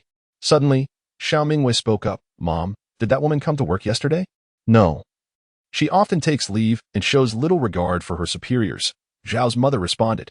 Upon hearing this, Xiao Mingyue began to piece together the situation, deducing with considerable accuracy that it was quite normal for her and her father to accompany her mother to work, thus being recognized by the staff of the property management department.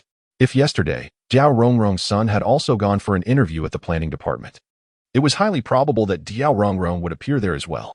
Given the strained relationship between her and her mother, everything that transpired last night began to make sense. Moreover, her current presence here served as the most compelling evidence. What is wrong, Mingyue? Don't mind her. Let us head inside quickly. Your father's superiors are at home, Xiao Mingyue replied coolly. You go ahead. I have something to attend to. Although Xiao's mother was perplexed, she nodded and turned to enter the courtyard. Xiao Mingyue's gaze fixated on the corpulent figure, her eyes deepening with contemplation. She loathed the feeling of being schemed against. So, this is where her family resides. Isn't that the head of the Human Resources Department of the Planting Division? What brings them to Jiang Qingwan's home? Could it be that those individuals are leaders from the Planting Division? What kind of background does her family possess? Diao Rongrong muttered to herself around the corner, her mind swirling with questions. Why would the leaders from the Planting Division visit Jiang Qingwan's residence? Why hadn't those two impoverished relatives shown up to cause a ruckus? However, Jiang Qingwan had always been subtle and unassuming. How did she garner the favor to invite such high-ranking officials to her home? What sort of background does Jiang Qingwan possess, maintaining such low profile? If her connections were stronger than her own, it would indeed pose a dilemma. Diao Rongrong felt a tumult of anxiety within her, exclaiming irritably, "Just don't speak ill of my son." In the midst of her vexation, an unbearable stench suddenly assaulted her senses, emanating from directly above her. What on earth is this? Diao Rongrong extended her hand, wiping away the filth that had splattered upon her. Plop, plop, plop, more of the muck rained down from above, seemingly aimed directly at her, each drop landing squarely on her. Where is this mess coming from? Who threw it? Enraged, Diao Rongrong hopped about, cursing under her breath, when suddenly a clump of excrement fell into her mouth. She grimaced in disgust, nearly fainting from the repulsiveness of it all. In a secluded corner by the wall, the instigator leisurely leaned against it, relishing the sight of Diao Rongrong's chaotic flight, fully aware that her earlier words had confirmed her suspicions. A foul-mouthed individual. What harm is there in consuming a bit of filth? Within the confines of the Xiao family's courtyard, team leader Chao knelt down, attentively examining the leaves of the celery and then glancing at the small bok choy, his excitement evident. These vegetables are flourishing, their leaves a vibrant green. They are indeed of exceptional quality. Did you cultivate all these? Deputy Minister Zhang stood before the orange tree, curiously inquiring, "What kind of tree is this?" "It appears rather peculiar. That is an orange tree, albeit grafted with apple, tangerine, and fragrant pear varieties, since the blossoms have just withered. It is currently in its fruit-bearing stage, which accounts for its unusual appearance," Zhao's father patiently explained. "To be candid, I studied agriculture in the past and have experience with grafting, but this particular tree was handled by my father-in-law, not by me." Minister Do walked around the vegetable garden, taking in the sights, and naturally, he also noticed the chicken coop. With his hands clasped behind his back, he remarked, "Your family's circumstances are quite favorable. There are not many households in the entire city of Pengjing capable of providing air conditioning for both vegetables and chickens. It is no wonder you can cultivate such produce. To successfully tend to such a diverse array of vegetables undoubtedly requires a profound understanding of cultivation, along with the intricate balance of irrigation and fertilization. In this day and age, individuals possessing both practical horticultural skills and theoretical knowledge are a rarity.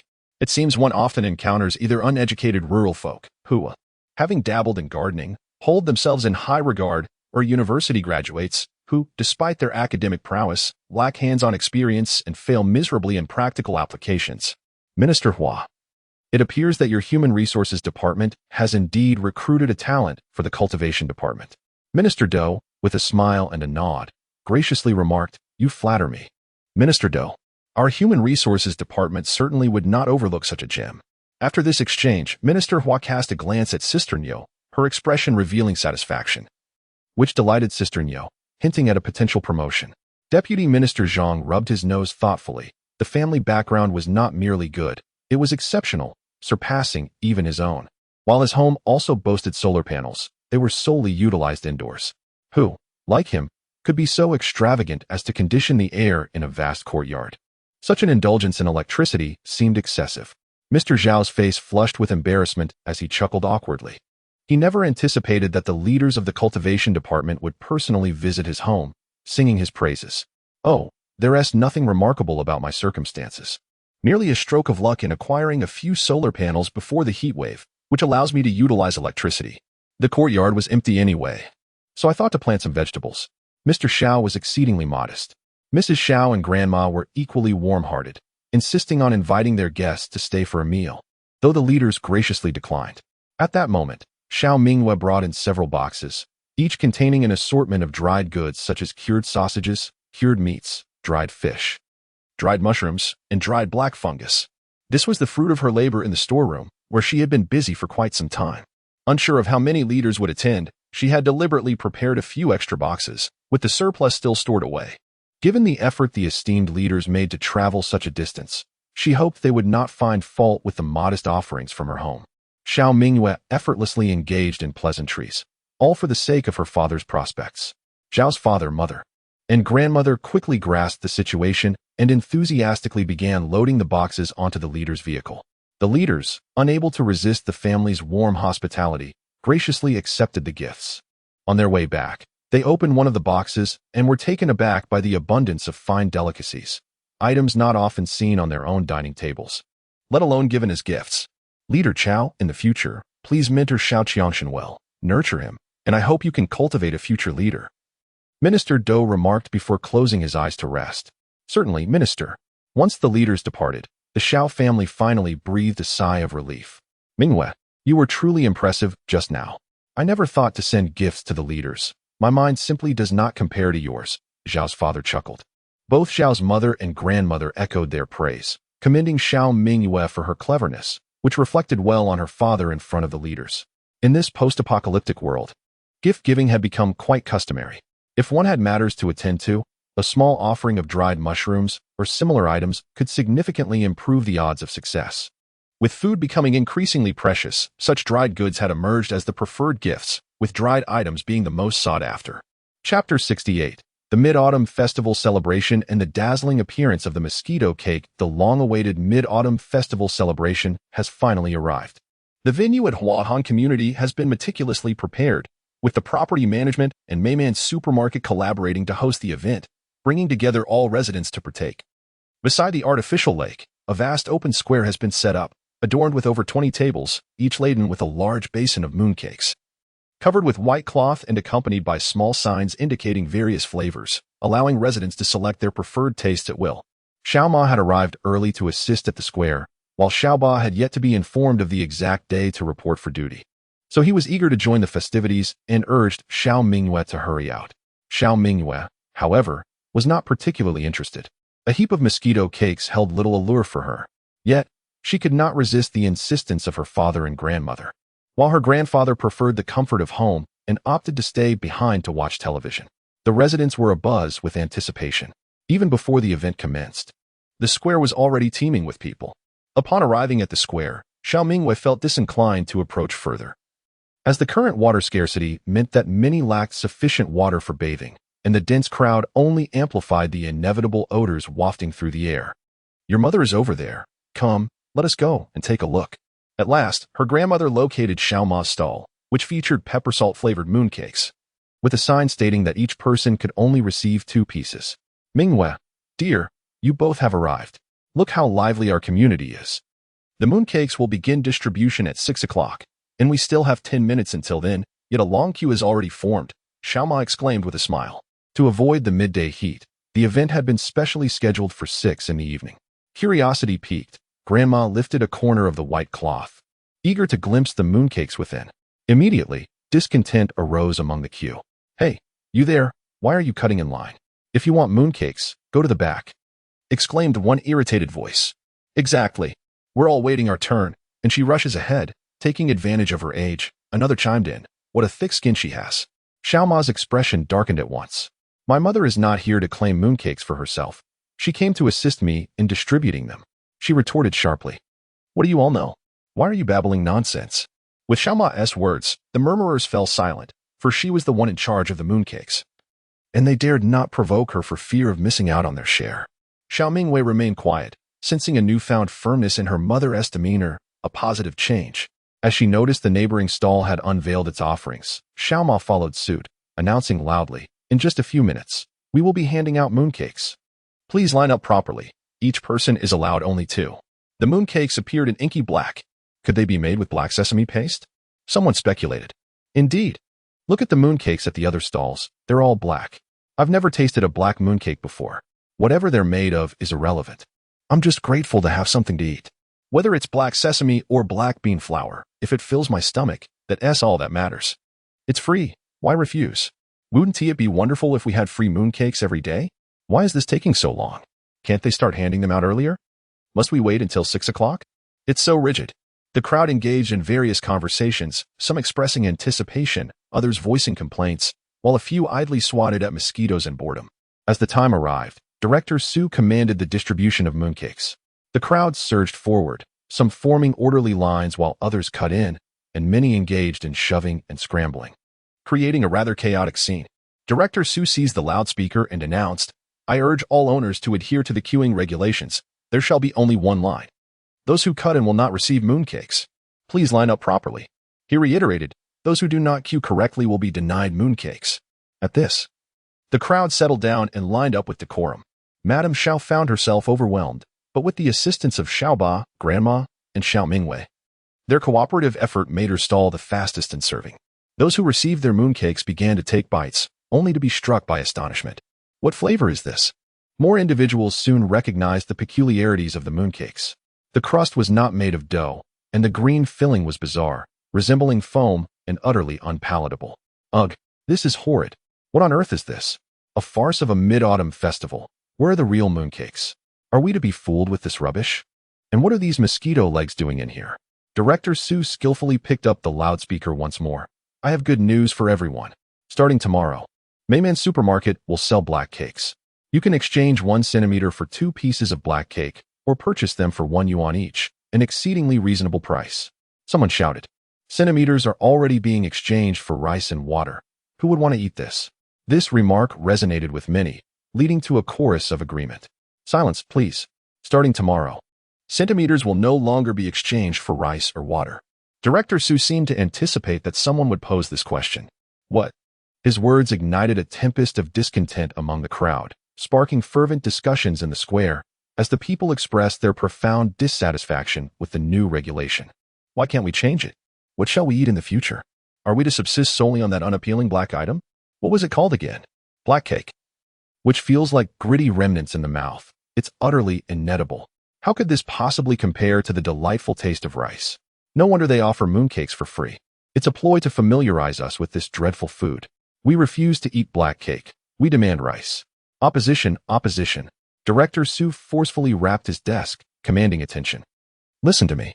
The crowd quieted significantly. Clearing his throat, he continued, "Beginning tomorrow, Mayman Supermarket will sell 2 items. One is black cake, and the other is cactus slices. Let me emphasize that cactus slices are complimentary, 1 per person, on a first-come, first-served basis." With that, Director Su turned off the loudspeaker, and the crowd erupted into further debate. Accepting reality requires time, yet what choice do we have? Not eating would only lead to starvation.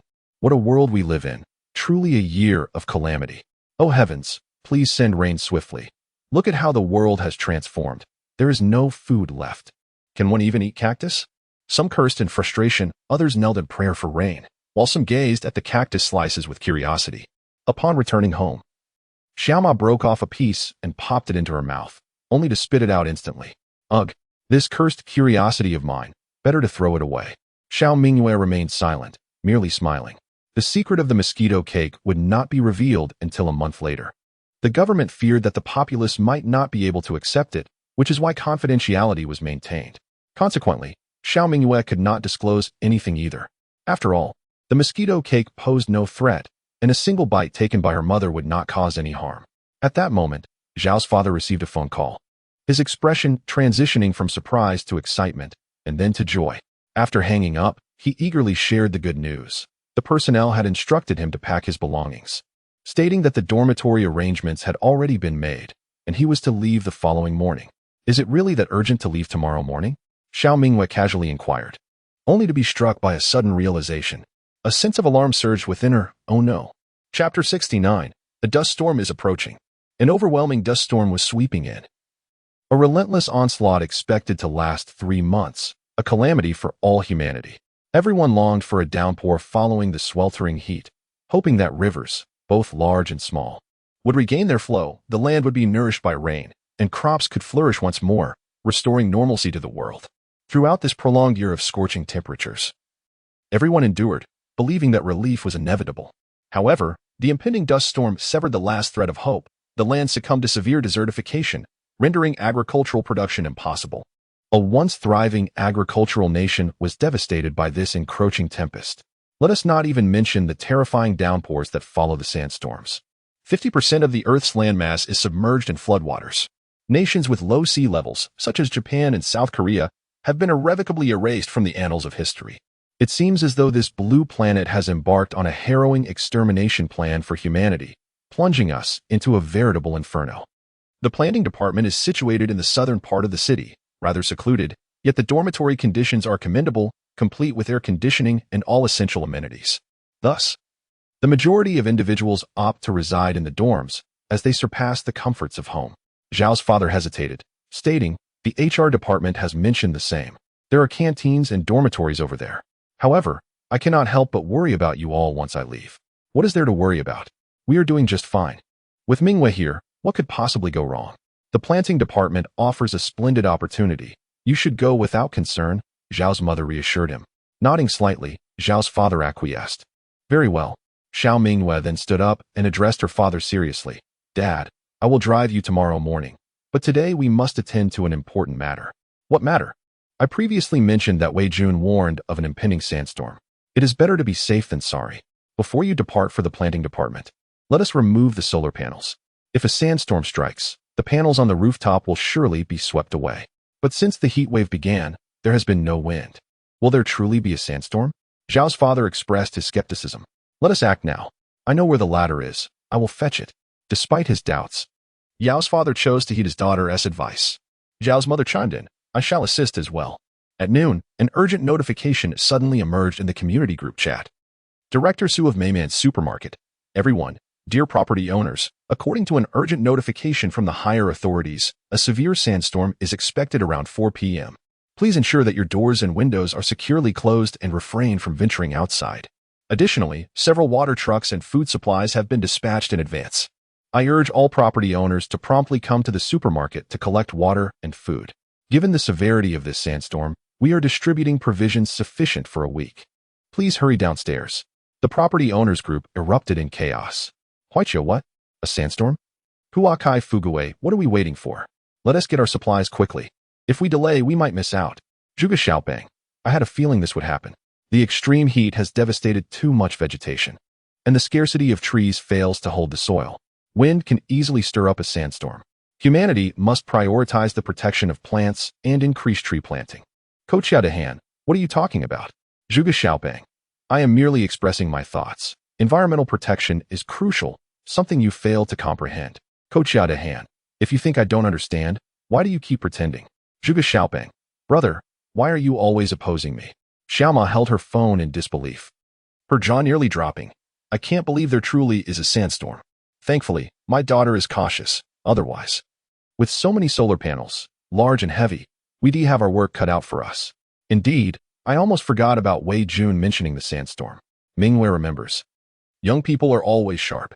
Grandma couldn't stop praising Xiao Mingyue. Xiao Mingyue took a bite of her apple. It's always wise to be careful. According to Director Su's remarks, it can be inferred that the nation has discerned the characteristics of the current sandstorm, which include both peak and trough periods. During the peak phase, the winds are at their most ferocious, and the destructive force reaches its zenith, rendering it perilous for individuals to venture outdoors. Otherwise, they risk being swept away. Although the trough periods still experience some winds, they are significantly milder, allowing for the possibility of stepping outside. This is the sole piece of good news, a final act of mercy from nature to humanity. Were it not for this respite, we would be unable to exit, and supply vehicles would not be able to reach us, resulting in dire consequences. However, without solar panels, how shall we harness electricity? Xiaoma expressed her concern. Xiao Mingyue forced a smile and replied, "Mother, have you forgotten that we have 5 wind turbines behind our house? These were included when we purchased the solar panels, and there is also a substantial amount of stored electricity in the battery, sufficient for approximately 2 months. Our household will not be devoid of power." In truth, the wind turbines were indeed purchased by her, a minor deception on Xiao Mingyue's part, lest it seem too coincidental. Furthermore, there are plenty of solar panels and batteries in the storage. Let us not forget that the space receives sunlight, ensuring an ample supply of electricity. Xiao Ma slapped her thigh in realization, exclaiming, "Indeed, we have the wind turbines." Meanwhile, grandmother went to fetch water, urging, "Hurry, let us collect water. With 4 of us at home, we need enough for 7 days, so we must bring several buckets." Today, the Mayman supermarket was utterly overcrowded, with long queues forming at the entrance. The crowd buzzed incessantly, and despite the supermarket deploying all available staff, it proved insufficient, necessitating assistance from the property management team. Due to the proximity of Zhao's mother residing in the same community, the leadership sought her out. Xiao Mingyue had accompanied her grandmother and had already queued up. Upon receiving the news from the leadership, Zhao's mother hastily made her way to the Mayman supermarket. In her urgency, she secured only 1 lock. While those outside could not gain entry, those within could still unlock the door. The Xiao family's uniquely fortified steel door enhanced security, necessitating a dual locking mechanism to completely secure it from the outside. A gust of wind arose. "Behold, the sky has turned a sickly yellow." People around murmured. Xiao Mingyue lifted her gaze, realizing that the sun had vanished without her noticing. The entire expanse of sky was shrouded in a grayish hue, tainted by swirling dust, reminiscent of aged yellowed parchment. The withered branches swayed in the wind, producing a rustling sound, while an ominous sense of impending danger pervaded the air, rendering it difficult to breathe. Xiao Mingyue's expression darkened, as an inexplicable sense of anxiety surged within her, perhaps stemming from an innate awareness of the terrifying magnitude of the impending disaster, which would inevitably evoke fear and unease upon its return. Finally, the wind has arrived. I was nearly suffocated by the heat. Blow, blow, hasten to dispel this sweltering heat, a man exclaimed excitedly. Indeed, a breeze would provide some respite, soon. One would no longer feel like a dog suffering in the heat. Oh wind, scatter those wretched mosquitoes. Listening to the discussions around her, Xiao Mingyue remained silent. They were, after all, rather navi. The wind, under such high temperatures, was merely warm, and in a few days, no one would voice such sentiments again. Ah, why is our door ajar? Chapter 70, The Cataclysmic Sandstorm.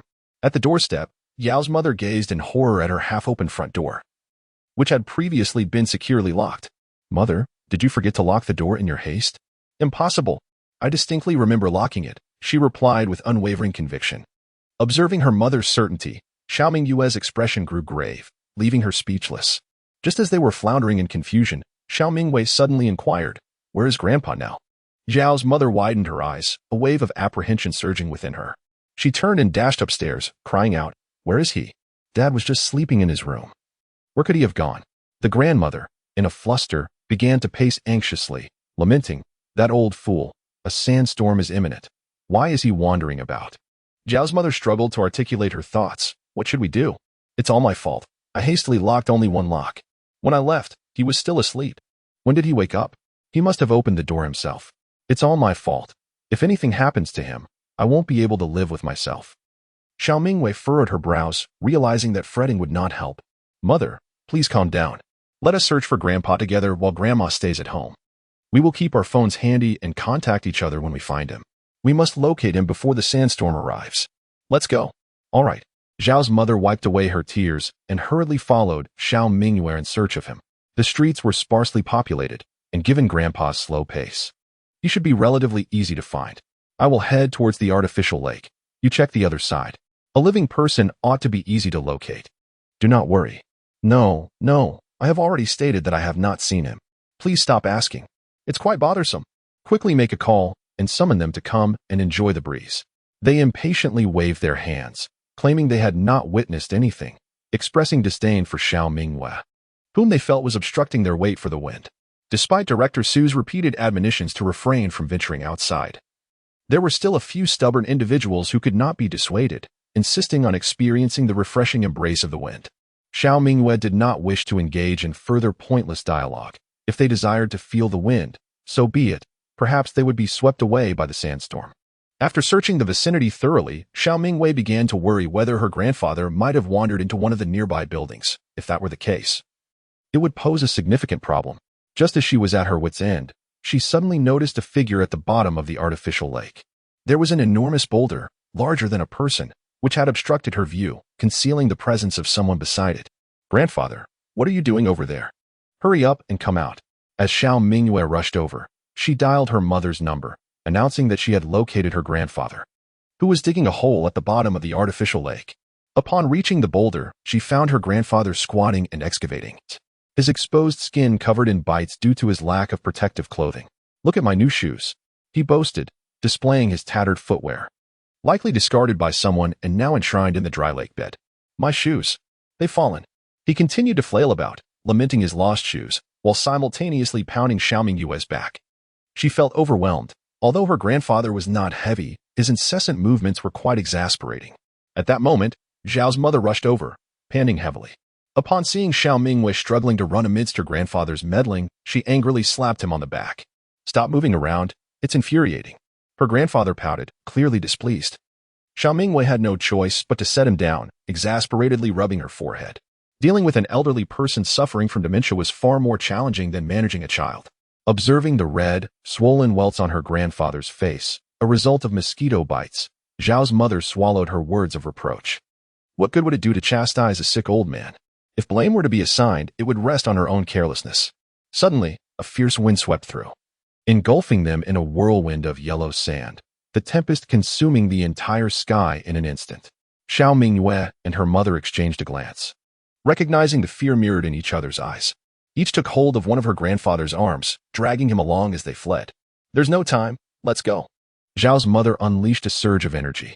Fortunately, her grandfather was not heavy.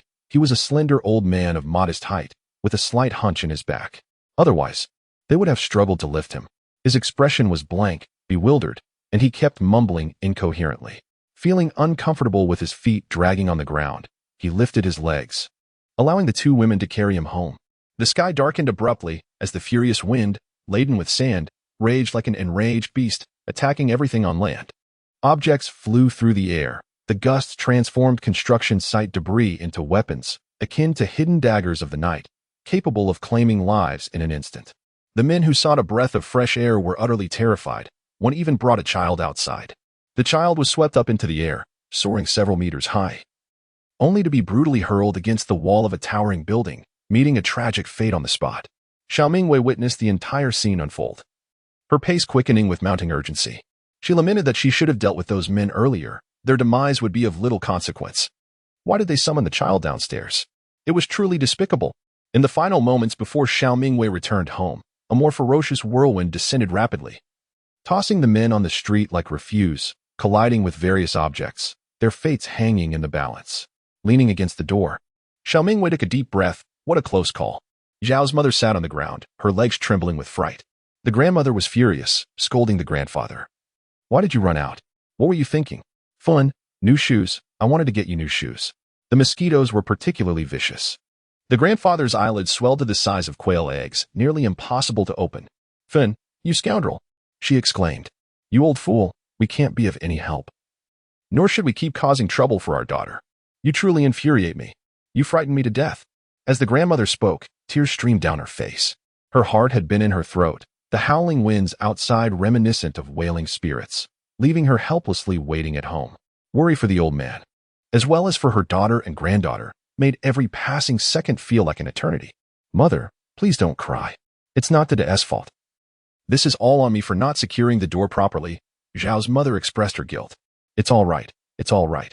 Seeing her grandmother weeping uncontrollably and her mother distressed, alongside the grandfather's remorseful expression, Xiao Mingyue felt a wave of relief wash over her. Everything would be fine. Zhao's father called, inquiring about the family's well-being. Zhao's mother wiped away her tears, assuring him that all was well. In a flurry, Grandma hurried to fetch ointment for Grandpa. To be prudent, Xiao Mingyue decided to check the surveillance footage, and upon confirming that only Grandpa had ventured outside, she felt a sense of relief.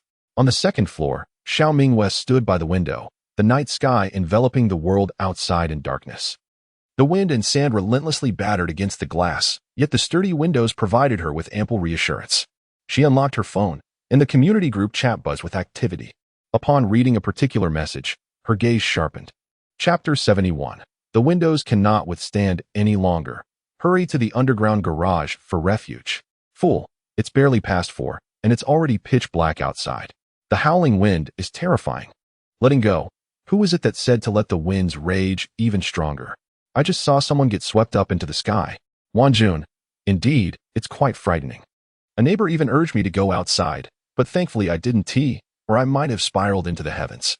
In the face of nature, humanity is so fragile. Sister Yang. Those wretched mosquitoes have invaded the hallway. I almost wish to set fire to them. Wanjun, please, don't do that. With winds this fierce, a fire could consume the entire building. Sister Yang. Oh, then I shan't light it. Mom of Hanton, my floor-to-ceiling windows are on the verge of giving way. They're shaking as if they might shatter. What should I do? I'm so frightened. My family of 3 is huddled in the secondary bedroom. Too scared to venture into the living room. Blossom and prosperity. Can a sandstorm really shatter the windows? This is utterly terrifying. Should we barricade them with the wardrobe? Hannah's mother. It's impossible. My wardrobe is built in, affixed to the wall, and cannot be moved. Dying of thirst. My windows are rattling as well. What should I do? I'm so frightened. There are numerous objects flying outside, and just now, a trash can struck my air conditioning unit, nearly giving me a heart attack. Little White Flower. Are there any units in our community with floor-to-ceiling windows? I was completely unaware. Hannah's mother. During the renovation, I wanted to enhance the view, so I knocked down a wall. What can I do now? The floor-to-ceiling windows are on the verge of collapse. The children are terrified and crying. Little White Flower. This is utterly ridiculous. Aren't you suffering the consequences of your own actions? I detest people like you who recklessly demolish walls. You truly deserve this. Which building are you in? I hope you don't drag me down with you. Life is about lying flat. I didn't install floor-to-ceiling windows. Yet my windows are also shaking. I'm genuinely worried they won't withstand it. Juga little fat, the wind is too fierce. Even a standard window might not endure such an onslaught. Little White Flower. Oh my windows are trembling too. Observing the incessant updates in the group chat, Xiao Mingyue's expression grew increasingly grave. The force of this sandstorm is overwhelming, and it carries a multitude of airborne debris, such as metal sheets, park benches, tree branches, trash cans, and vehicles. The destructive power of the sandstorm is immense. These objects turn into instruments of chaos, assaulting all structures, particularly high-rises. I recall in a past life, many high-rise windows shattered, and both people and furniture were swept away. It was utterly horrifying. After much contemplation, Xiao Mingyue spoke in the group. Mingyue illuminates my heart. The sandstorm is expected to persist for an extended period. If a window shatters, individuals can easily be swept away by the wind, leaving only a path to demise. Thus, everyone must devise a solution together. We must unite, for this concern transcends any individual. The resolute driver, what you mentioned upstairs is indeed accurate. What do you propose? The moonlight illuminating my heart. Personally, I believe those at higher levels are most at risk. We could retreat to the underground parking lot for safety, but there is a drawback. The underground garage is a public space, and if ill intentions arise, personal safety may be compromised. Xiao Mingyue articulated both the advantages and disadvantages. Whether to go or not was ultimately their decision, and she could assist only to this extent. The blissful family of 4. You are absolutely right. How did I not consider this? The underground garage is the safest option available. This wretched sandstorm shows no sign of abating. My windows are destined for destruction. Little White Flower. How could one reside in the underground garage? Sleep in a communal area? There is no privacy whatsoever. I'm a girl. What if someone attempts to steal my water? It is easy to speak carelessly. The true nature of men. I concur with retreating to the underground garage.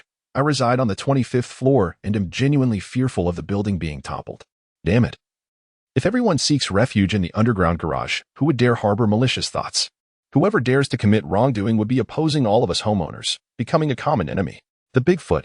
I also agree. We can designate areas. Men on one side, women on the other, families in their section. Mighty brotherly. It is easy to say. But who will manage this? Who will delineate the spaces? With so many individuals cohabiting, numerous issues will inevitably arise. I do not endorse this plan. Mighty brotherly, in the past, sandstorms have occurred, yet I have never witnessed one that could shatter windows. The noise may be alarming. But we should not be so timid. Life lies in lying flat. Regardless of what you say, I am truly terrified. I must gather my belongings and prepare to head to the underground garage, armed with a kitchen knife for protection. Anyone who dares to seize my water shall face my wrath. Just as the owners group was embroiled in a heated debate over whether to retreat to the underground garage, a desperate message from Henin's mother shattered the ongoing discord. My floor-to-ceiling window has shattered, she exclaimed. The wind has swept away everything in the living room. My husband is bracing the bedroom door with a table, and we can hardly hold on any longer. I am so frightened. What should we do? Is there anyone who can save us? As Henin's mother typed, her entire body trembled, her heart racing to her throat, engulfed in despair. The group fell into an eerie silence, with no one speaking, hurriedly gathering their belongings. Those who had previously harbored a sense of false hope now dared not remain in their homes, hastily packing bedding and essentials, preparing to occupy a prime spot in the underground garage. I beg everyone to help me think of a solution. My son is only 7 years old, Henin's mother pleaded. Moonlight illuminates my heart, suggested one member. Prop up the bed against the door, barricade it with all available furniture. Given the influence of the crosswinds, it will be difficult for you to open the door from inside the bedroom. We can only resort to this for now. Do you have water and food in the bedroom? Henin's mother replied. When we came in earlier, my husband brought all the food. So does that mean we cannot go out? Xiao Mingyue was at a loss for words to comfort a mother in such dire straits. Realizing they must wait until a week later when the sandstorm's winds reached their nadir before it would be safe to emerge. However, the period of calm would be brief, lasting only a few hours before the winds began to rise once more, necessitating the seizing of this fleeting opportunity. Window. The sound abruptly ceased. Xiao Mingyue tightened her grip on her phone, a surge of ominous foreboding coursing through her. Mingyue Xiaowaxin. Henin's mother, are you still there? Xiao Mingyue sighed deeply. It seemed that Henin's family was in grave peril. Weiwu and Ali Gu, stop tagging incessantly. Did you not hear her exclaim about the broken window?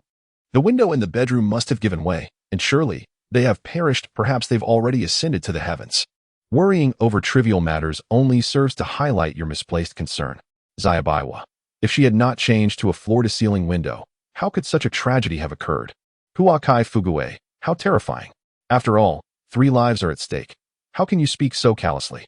A happy family of 4. Indeed, such words are truly venomous. Even if one errs, it does not warrant death. Moreover, they have already received a profound lesson. Should they not be allowed to accumulate a little merit for themselves? Chapter 72. The Underground City? Social Bandit. They even suggested we seek refuge in the underground garage. If I recall correctly, Mingyue Xiaowaxin resides in a villa. Unlike us who live in high-rises, they kindly offered us advice, yet why are we resorting to insults? Weiwu and Ali Gu, on what basis do you accuse me? Desperate driver, goodness. An electric tricycle just crashed into my living room. Fortunately, I was quick on my feet. Mingyue Xiaowaxin, I thank your entire family. I am heading to the underground garage immediately. Ko Jiao Dehan. I've long since descended. I just spread out my blankets. The underground garage is far cooler than above. Everyone is welcome to join. I even brought 2 decks of cards. Weiwu and Ali Gu. What if the door won't open? K Jida. Weren't you all reluctant to come downstairs? Why bother opening the door? Xiaobai Hua. Are you upstairs devoid of empathy? Is this an appropriate moment for sardonic remarks? Grandpa is parched to the bone. Kwasi de yi. My door can indeed be opened. Many have heeded Xiao Mingyue's advice and hastily gathered their belongings to retreat to the underground parking garage. The buildings within Huahan community feature various layouts. Some doors remain impervious to the tempest, while others are far less fortunate, particularly the corridor units, which are severely affected by the convective winds, rendering their doors unyielding in the face of strong gusts. At this juncture, Director Su of Mayman's supermarket spoke up. Director Su, I have just received a notification from higher authorities. This sandstorm is more severe than previously anticipated. As Mingyue has rightly stated, we must adhere to her strategy. I urge everyone to swiftly organize their belongings and proceed to the underground garage for emergency refuge. Director Su, to all residents, please prioritize your personal safety in the underground garage. We are all members of this community, and we must unite to weather this crisis. Should anyone be found acting unscrupulously, do not hesitate to report them. They will be promptly blacklisted. Furthermore, self-defense is not a crime. Protect yourselves vigorously. Those who dare to cause trouble will face dire consequences. Director Su, fear not. Maintain your composure. This sandstorm is not expected to last long. A week from now, we shall reach the trough, and we will be able to venture outside. Supply vehicles will also arrive. If we can endure this week, we shall prevail. Wakai Fugui, let us applaud Director Su. Xiao Mingyue, but what are we to do? The door is completely inoperative. Moreover, the staircase is situated outside the corridor door. We simply cannot pass through. Director Su, for those residing in corridor units, it is advisable to refrain from venturing outside. Even if you manage to open your door, you will likely find the staircase door equally unyielding, which poses a significant danger. I advise you to remain indoors, barricading windows with available furniture, and to take refuge in your bedroom to weather this ordeal. Stay in the bedroom? One exclaimed, how easy it is to say. Just moments ago, someone perished in their bedroom, their entire family swept away by the wind. Do you officials care nothing for our lives? Help! Another cried desperately. Xiao Mingyue chose not to read the messages any further. During the initial renovations, she had fortified her villa to withstand such calamities, preparing precisely for this day. Outside, a fierce sandstorm raged, yet within the villa, she felt utterly secure, content to share dinner and watch television with her family. Since the launch of Moon Farm, she had received several orders. Aside from a substantial bulk purchase from one customer, others had only ordered a few boxes at most. Xiao Mingyue remained patient, understanding that reputation is built gradually. Yet with the sandstorm arriving, she worried whether she could continue shipping orders. What if the wind carried everything away? Just then, she received a new order. Master, a new order has arrived. A box of rapeseed, a box of cabbage, a box of green chili peppers, a box of free-range eggs, and a box of peaches were purchased from space with the assistance of the husky. Xiao Mingyue shifted into packing mode. Once she finished packing and clicked to ship, she watched as each box vanished into thin air. The power of space amazed her. Despite the raging sandstorm outside, she could still fulfill orders.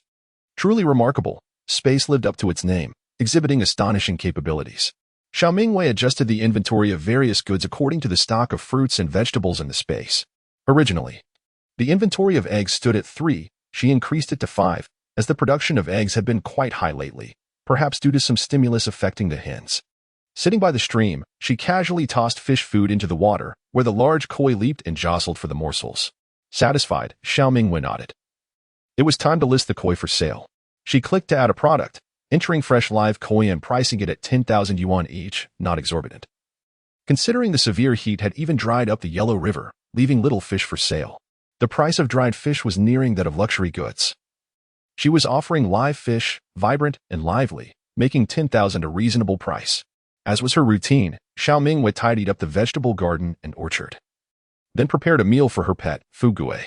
Watching it devour the food voraciously stirred her curiosity about whether Fugui was male or female. Crouching down for a closer look, her face flushed with surprise.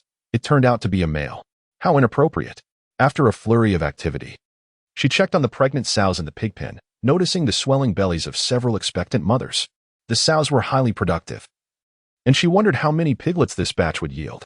Upon exiting the space, she found it was already 9:30 p.m. Bored, she began scrolling through her social media feed when she stumbled upon a peculiar post from a long-lost high school classmate. The video showcased a lively bar, where scantily clad men and women swayed to the music, engaging in flirtatious dances. The caption read, "The feeling of passionately kissing a woman after a few drinks is simply exhilarating." Xiao Mingyue casually remarked, "How long has this stock been here?" She assumed he was merely jesting. After all, what bar could possibly be operational at this hour? Gulongxi sent her a private message. "Beautiful Xiao, it has been ages. Where are you working these days? How about joining my bar?" Gulongxi was the charismatic figure of their high school days, possessing both good looks and a charmingly rogue demeanor that endeared him to adolescent girls who often favored the allure of bad boys. His popularity was further bolstered by his family's immense wealth, despite being a notorious playboy who changed girlfriends as frequently as one changes clothes. He still attracted a throng of admirers. Are you truly not considering it? Jobs are scarce, and many struggle to afford a meal. There's a throng of eager applicants for positions at my place. Given our shared history as classmates, I can offer you room and board. Don't let your beauty go to waste. Think it over. Hearing Gulongxi's words in the video, Xiao Mingyue abruptly sat up in bed and called him. Are you really at the bar? How is that even possible? Beautiful Xiao, your news is rather outdated. The underground city awaits you. Xiao Mingyue raised an eyebrow slightly, intrigued by the mention of the underground city. Chapter 73. Disdained by the security guard from Gulongxi's words, Xiao Mingyue gleaned much about the underground city. Following the oppressive heat, the subway system fell into disuse, and the underground city was established by repurposing abandoned subway stations, expanding significantly thereafter. It now sprawled underground like a miniature metropolis, featuring bars, nightclubs, supermarkets, gyms, food streets, hotels, casinos, and more. The underground city operates on a membership basis, accessible only to those of considerable wealth or status. A silver card membership costs 300,000, a gold card 800,000, and a black card a staggering 200,000. This merely serves as an entry ticket to the underground city, meaning one spends a fortune merely to gain access. Thus, it is indeed a playground for the affluent. Gu Longxi's words piqued Xiao Mingyue's curiosity, and they agreed that she would meet him during the dust storm's low point a week later. Time flew by. And a week later, Xiao Mingyue arrived at the abandoned subway entrance where she had arranged to meet Gu Longxi. The escalator was out of service. She descended the stairs, passed through the entryway, and went down another level, where she indeed spotted the person sent to escort her. Are you Miss Xiao? Mr. Gu has sent me to pick you up. Please, get in the car. Thank you. Gazing at the spacious modified vehicle that could comfortably seat four, Xiao Mingyue's curiosity about the underground city deepened. The modified vehicle, akin to the subway, operated on tracks, yet its interior exuded opulence. With genuine leather seats and complimentary bottled water provided within. Utilizing the extensive subway network, the underground city could accommodate guests from various locales, as long as they resided near a subway station. What an ingenious design! One wonders who conceived such a plan. Upon exiting the vehicle, the driver bid her a polite farewell. Xiao Mingyue made her way toward the entrance of the underground city, where the decor of the grand entrance was understated yet luxurious, guarded by a security officer stationed at the door. As she approached, the officer scrutinized her and coldly interjected, "This is not the employee entrance. You have taken a wrong turn." Xiao Mingyue gradually comprehended his implication. She never anticipated that she would be mistaken for a staff member. Casting her gaze downwards at her attire, a simple white t-shirt paired with denim jeans and athletic shoes, she realized her unremarkable ensemble, combined with her bare face and a modest ponytail, offered a stark contrast to the women around her, who were adorned with exquisite makeup and donned in designer garments, accessorized with luxurious handbags. It was no wonder the security guard assumed she was part of the staff. "I am not an employee here. I am searching for someone," Xiao Mingyue replied coolly. "Who are you looking for?" "I seek Gu Longxi." No sooner had Xiao Mingyue uttered the name than the security guard erupted into laughter, his tone rife with disdain. "You're looking for Brother Long? Why not say you're here to find Obama? With your kind? I've encountered dozens like you in a month."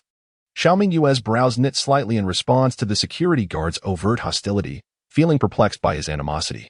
With arms crossed over his chest, the guard continued his derision, relying on a modicum of beauty. "You think you can entice a wealthy man, yet in reality, you are nothing more than a plaything for the affluent. Have some self-awareness, you are not worthy." His anger escalated as he reminisced about his ex-girlfriend, who demanded an exorbitant dowry of 100,000, fixated solely on wealth. Such gold diggers deserve to be trampled by countless suitors. They ought to perish. Xiao Mingyue, however, refused to stoop to such pettiness and engage in a quarrel with the security guard, for it would only diminish her own dignity. Instead, she promptly retrieved her phone and dialed Gu Longxi. "Gu Longxi, I am at gate 9. Would you be so kind as to come and retrieve me? The security guard has detained me." After finishing the call, Xiao Mingyue chose to disregard the guard, standing silently to the side in anticipation. The guard curled his lip, persistently sneering under his breath, seemingly either irritated by Xiao Mingyue or venting his own frustrations. "What are you pretending for? Acting as if you belong here. I don't know how you got down here, but this is no place for you. You should leave at once." Xiao Mingyue shot him a frosty glance, causing the guard to startle and promptly shut his mouth, unable to suppress his inner mutterings. "Who are you trying to intimidate with that sour expression, you fierce woman?" At that moment, a man accompanied by 3 women arrived, the trio clad in form-fitting dresses, clustering around a portly middle-aged man, affectionately addressing him as Brother L. The man wore a lecherous grin, flaunting a large gold watch on his wrist, his hands lingering on the women. The security guard hurried forward, bowing and scraping. "Mr. L. It's wonderful to see you. Ladies, good to see you as well. Please, Mr. L, go ahead. Get out of the way," Mr. L barked. The guard maintained his beaming smile, replying, "Of course, Mr. L, right this way." Once the group had departed, Xiao Mingyue couldn't help but emit a soft chuckle, remarking, "So, it turns out you are merely a lapdog, bullying the weak while cowering before the strong." The guard became agitated, retorting, "You insolent woman, dare to repeat that?" Xiao Mingyue shrugged. "Do you honestly believe that working in such a high-end establishment elevates your own status? Bowing and scraping to the wealthy while looking down on those who toil like you, who truly lack self-awareness here." The security guard appeared to have been struck at his core. "Vile woman, you." An old classmate's voice interrupted his tirade. Gu Longxi, with a warm demeanor, opened his arms to Xiao Mingyue, exuding a fragrance reminiscent of women's perfume. Xiao Mingyue raised her hand to push him away, saying, "I appreciate the gesture, but you needn't have come to fetch me in person." The security guard recoiled slightly, his expression shifting through a spectrum of emotions, feeling a twinge of fear as he realized they were indeed acquainted. What to do now? No need for pleasantries, let us proceed inside. Gu Longxi replied with a mischievous grin. "Very well," Xiao Mingyue acquiesced, following him inside. As the security guard secretly exhaled in relief, Xiao Mingyue halted, casting a bemused glance at him. He swallowed hard, about to speak, when she slapped him to the ground and then firmly stepped on his shoulder. Just a mere lapdog. He truly fancied himself a guard dog. Xiao Mingyue preferred simplicity and comfort. What right did he have to dictate her actions? She was not one to suffer in silence, especially when insulted directly. "Ah, I was wrong." The security guard cried out in agony. "Please, Brother Long, grant me another chance. Without this job, I cannot survive." Finding a livelihood these days was akin to scaling the heavens, especially for a position that provided meals and accommodation. The underground facility boasted central air conditioning, rendering it pleasantly cool, with employee meals consisting of both rice and vegetables. He often bragged to his friends about how splendidly he lived there, evoking envy from all around. To lose this job feels akin to taking his life. "I shall refrain from speaking carelessly again. I implore you, Brother Long, grant me another chance." Gu Longxi did not spare him a glance, leading Xiao Mingyue into the underground city, leaving his secretary to manage the affairs. "Your combat skills are quite impressive. I never expected that the quiet girl from high school could fight," Gu Longxi jested. "I have merely practiced some self-defense techniques," Xiao Mingyue replied. Gu Longxi glanced at her simple attire and remarked, "That security guard must be blind. Having grown accustomed to flamboyant and pretentious women, your presence is indeed refreshing. It has been a long time, and you seem to possess a unique aura about you, distinctive in every sense." Xiao Mingyue looked at him with a peculiar expression, urging him to cease his flattery. Chapter 74. The irreverent playboy Gu Longxi chuckled. "I speak the truth. I have encountered many women, yet most are devoid of substance. To put it differently, I sense that you possess a soul and intellect. Such women are merely for amusement, but to marry, one ought to choose someone like you." Xiao Mingyue immediately interrupted his ramblings, for he was notorious for his silver tongue and lack of earnestness. Shifting the topic, she inquired, "Did you build this underground city? A project of this magnitude cannot be monopolized. Those old-timers are as shrewd as they come, and many covet a slice of this pie. My family is one of the shareholders. Nonetheless, I still wield some influence. Considering our long-standing friendship, I could facilitate your entry. What position would you like?" As Xiao Mingyue walked, she observed the surrounding architecture, which was indeed opulent, featuring bustling streets and luxury boutiques, teeming with people. There were quite a number of affluent individuals in Beijing City. In a time when food and water resources were scarce, the construction of such an underground city for leisure seemed extravagant. The daily electricity costs alone would be considerable, not to mention the expenses associated with entertainment and indulgence. Outside, people were fighting over a stale bun due to food shortages, while those within these walls continued to live lives akin to those before the heat wave. It seemed that, regardless of the circumstances, the wealthy held a staggering 90 of societal resources. The world was undeniably inequitable. Yet natural disasters are impartial. When torrential rains arrive, everything here will be submerged by floods, reduced to a watery ruin. At this moment, Xiao Mingyue accompanied Gu Longxi to a bar, where they found a cozy spot to settle down. A female bartender clad in a revealing uniform approached them promptly, inquiring about their orders. "A glass of whiskey. And a glass of, what will you have?" Gu Longxi asked. "I'll have a cocktail, please," replied Xiao Mingyue. "One whiskey and one cocktail. Charge it to my tab." After the bartender departed, Gu Longxi continued to question her, leaning back against the plush leather sofa. Xiao Mingyue casually retrieved 2 gold coins from her bag, placing them on the table with a crisp clink. "I am here to indulge. Let me sign up for a membership first." Gu Longxi was taken aback by her lavish display of wealth. "Gold? Are you serious?" he exclaimed. "What? Can gold not be used as currency anymore?" Gu Longxi nodded in bewilderment. "It can, I just have never seen anyone use gold directly as money, regardless of the time. Gold has perpetually served as a form of currency, particularly during times of war or calamity, when its value consistently appreciates. At the current rate of 720 per gram, the weight of 2 gold coins amounts to 400 grams, translating to a total of 576,000. Alas, these 2 coins may not suffice. As she spoke, Xiao Mingyue retrieved 2 more coins from her bag, smiling lightly as she remarked, "With these additional pieces, purchasing a gold membership card should be adequate. The remainder can be stored in the card." Gu Longxi's jaw nearly dropped in astonishment as he examined the coins, muttering to himself, "Surely, these cannot be chocolate? Or have you robbed a bank? I recall that your family was rather impoverished during high school." Xiao Mingyue replied, "I merely prefer to maintain a low profile. Besides, my family is not destitute. My father's fishing gear shop is quite profitable, and my mother is adept at financial management. While we may not be exceptionally wealthy, we certainly enjoy a comfortable standard of living. Of course, in comparison to someone like you, we might seem somewhat lacking." Gu Longxi inspected the coins multiple times. Convinced of their authenticity, he leaned closer, eager to rummage through Xiao Mingyue's bag, suspecting it was filled with gold coins, given how casually she tossed them aside. Akin to a keychain. "How many gold coins have you brought?" Xiao Mingyue blocked his hand, explaining that in her haste, she had only brought 4 coins. Gu Longxi found himself momentarily speechless. "Only 4? In a rush?" Xiao Mingyue blinked innocently and replied affirmatively. She had a substantial reserve of gold coins in her space, believing it would be a waste not to utilize them. "You should have these 4 coins appraised. If confirmed authentic, convert them into cash to purchase a gold membership card, and deposit any excess amount into the account." The secretary's smile appeared exceedingly pleasant. "All right, Long Gu and Miss Xiao, could I borrow your identification card? It is required for the membership card." "Sure." Xiao Mingyue handed over her ID.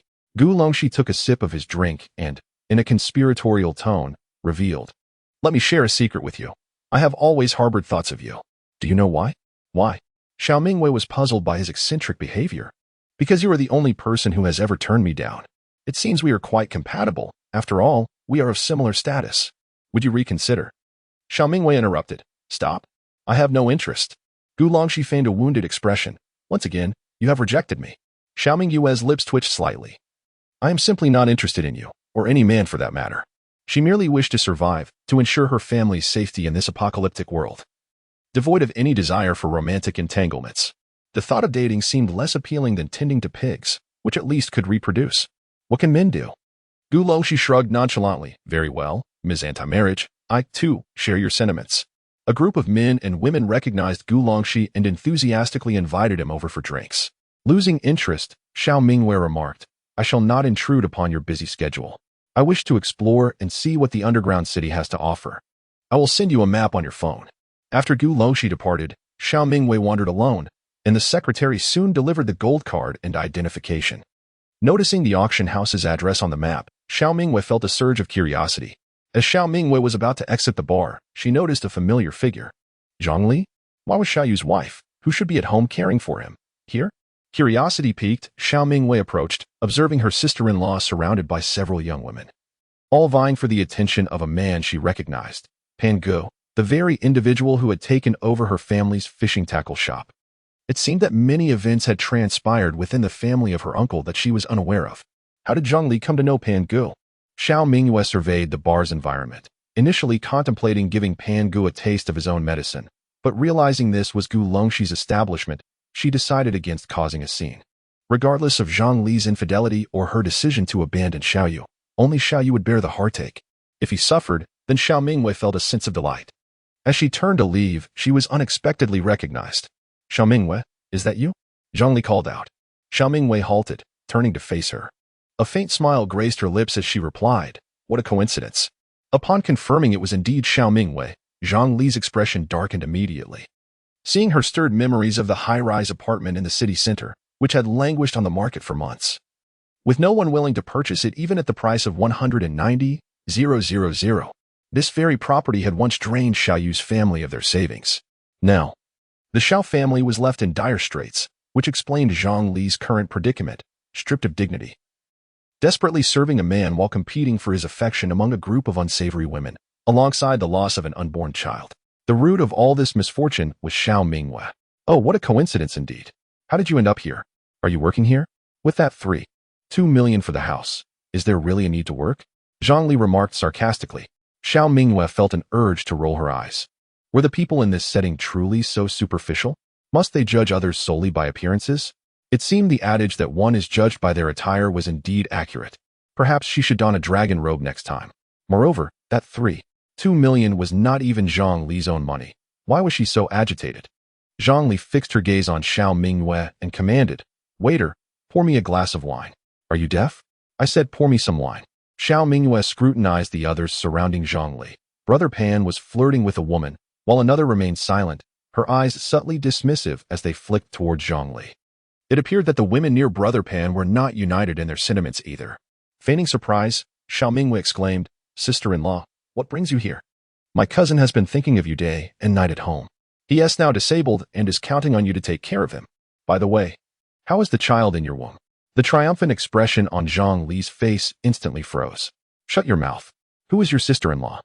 A petite woman beside Zhang Li chimed in mockingly, "Sisterly, has your ex-husband become disabled? How ruthless of you.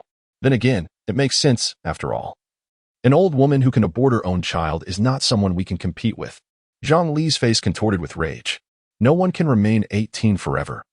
Yet there are women who perpetually embody that age. Among the women surrounding Brother Pan, she was indeed the eldest, while the others were merely in their early 20s. These little vixens often used age as a means to ridicule her. Slamming her hand on the table, she declared, "I will file a complaint against you." "What is all the commotion about?"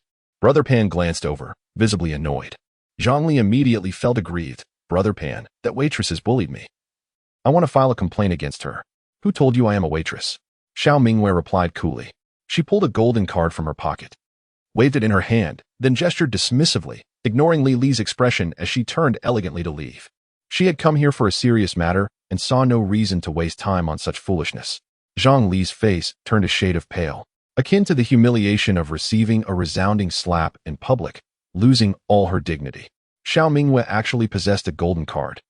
Muffled laughter from those around her only deepened Zhang Li's embarrassment. "Sister Li, are your eyes failing you? How could you mistake a golden card member for a waitress? She isn't even wearing a waitress uniform." "Sister Li, perhaps you've grown too old and your eyesight is dimming?" A young girl nearby seized the opportunity to mock her. "You." Zhang Li was infuriated. That woman nestled in Brother Pan's embrace, pouting, "What is wrong with me? Brother Pan, look how fierce she is. It's quite frightening." Brother Pan gazed in the direction where Xiao Mingyue had departed, murmuring, "She certainly has a unique personality. I do enjoy a fiery spirit." The map marked numerous locations. Yet Xiao Mingyue was solely interested in the auction house. Following the directional signs, she proceeded towards the auction venue, eager to see if there was anything she required. The staff at the auction house entrance exhibited a markedly higher level of professionalism. "Miss, the next auction is about to commence. May I kindly ask you to present your membership card?" Xiao Mingyue delicately held the card between her fingers and presented it to him. His demeanor improved somewhat. "Dear Miss Xiao, as a gold card member, please take a seat in the gold zone."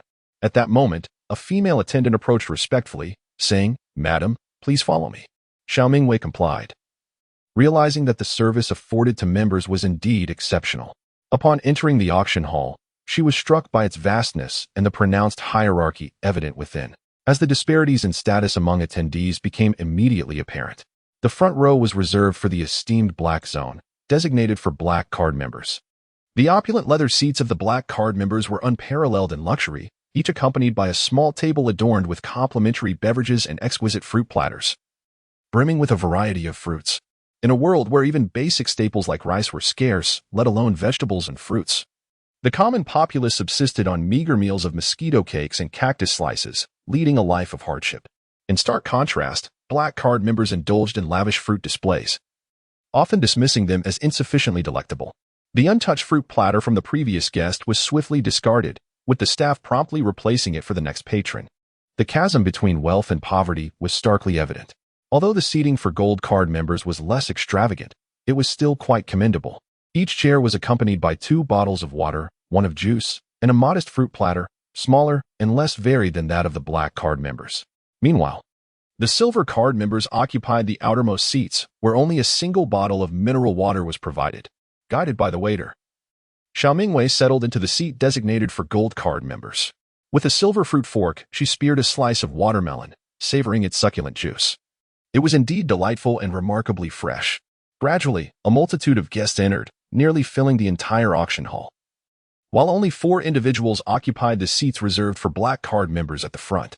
Ladies and gentlemen, welcome to the Underground City Auction House. I am your auctioneer for this event, announced the middle-aged auctioneer, exuding an air of seasoned expertise. He briefly explained the rules before commencing the formal auction. Xiao Mingyue crossed her legs, indulging in her fruit, while listening to the auctioneer present the items up for bid.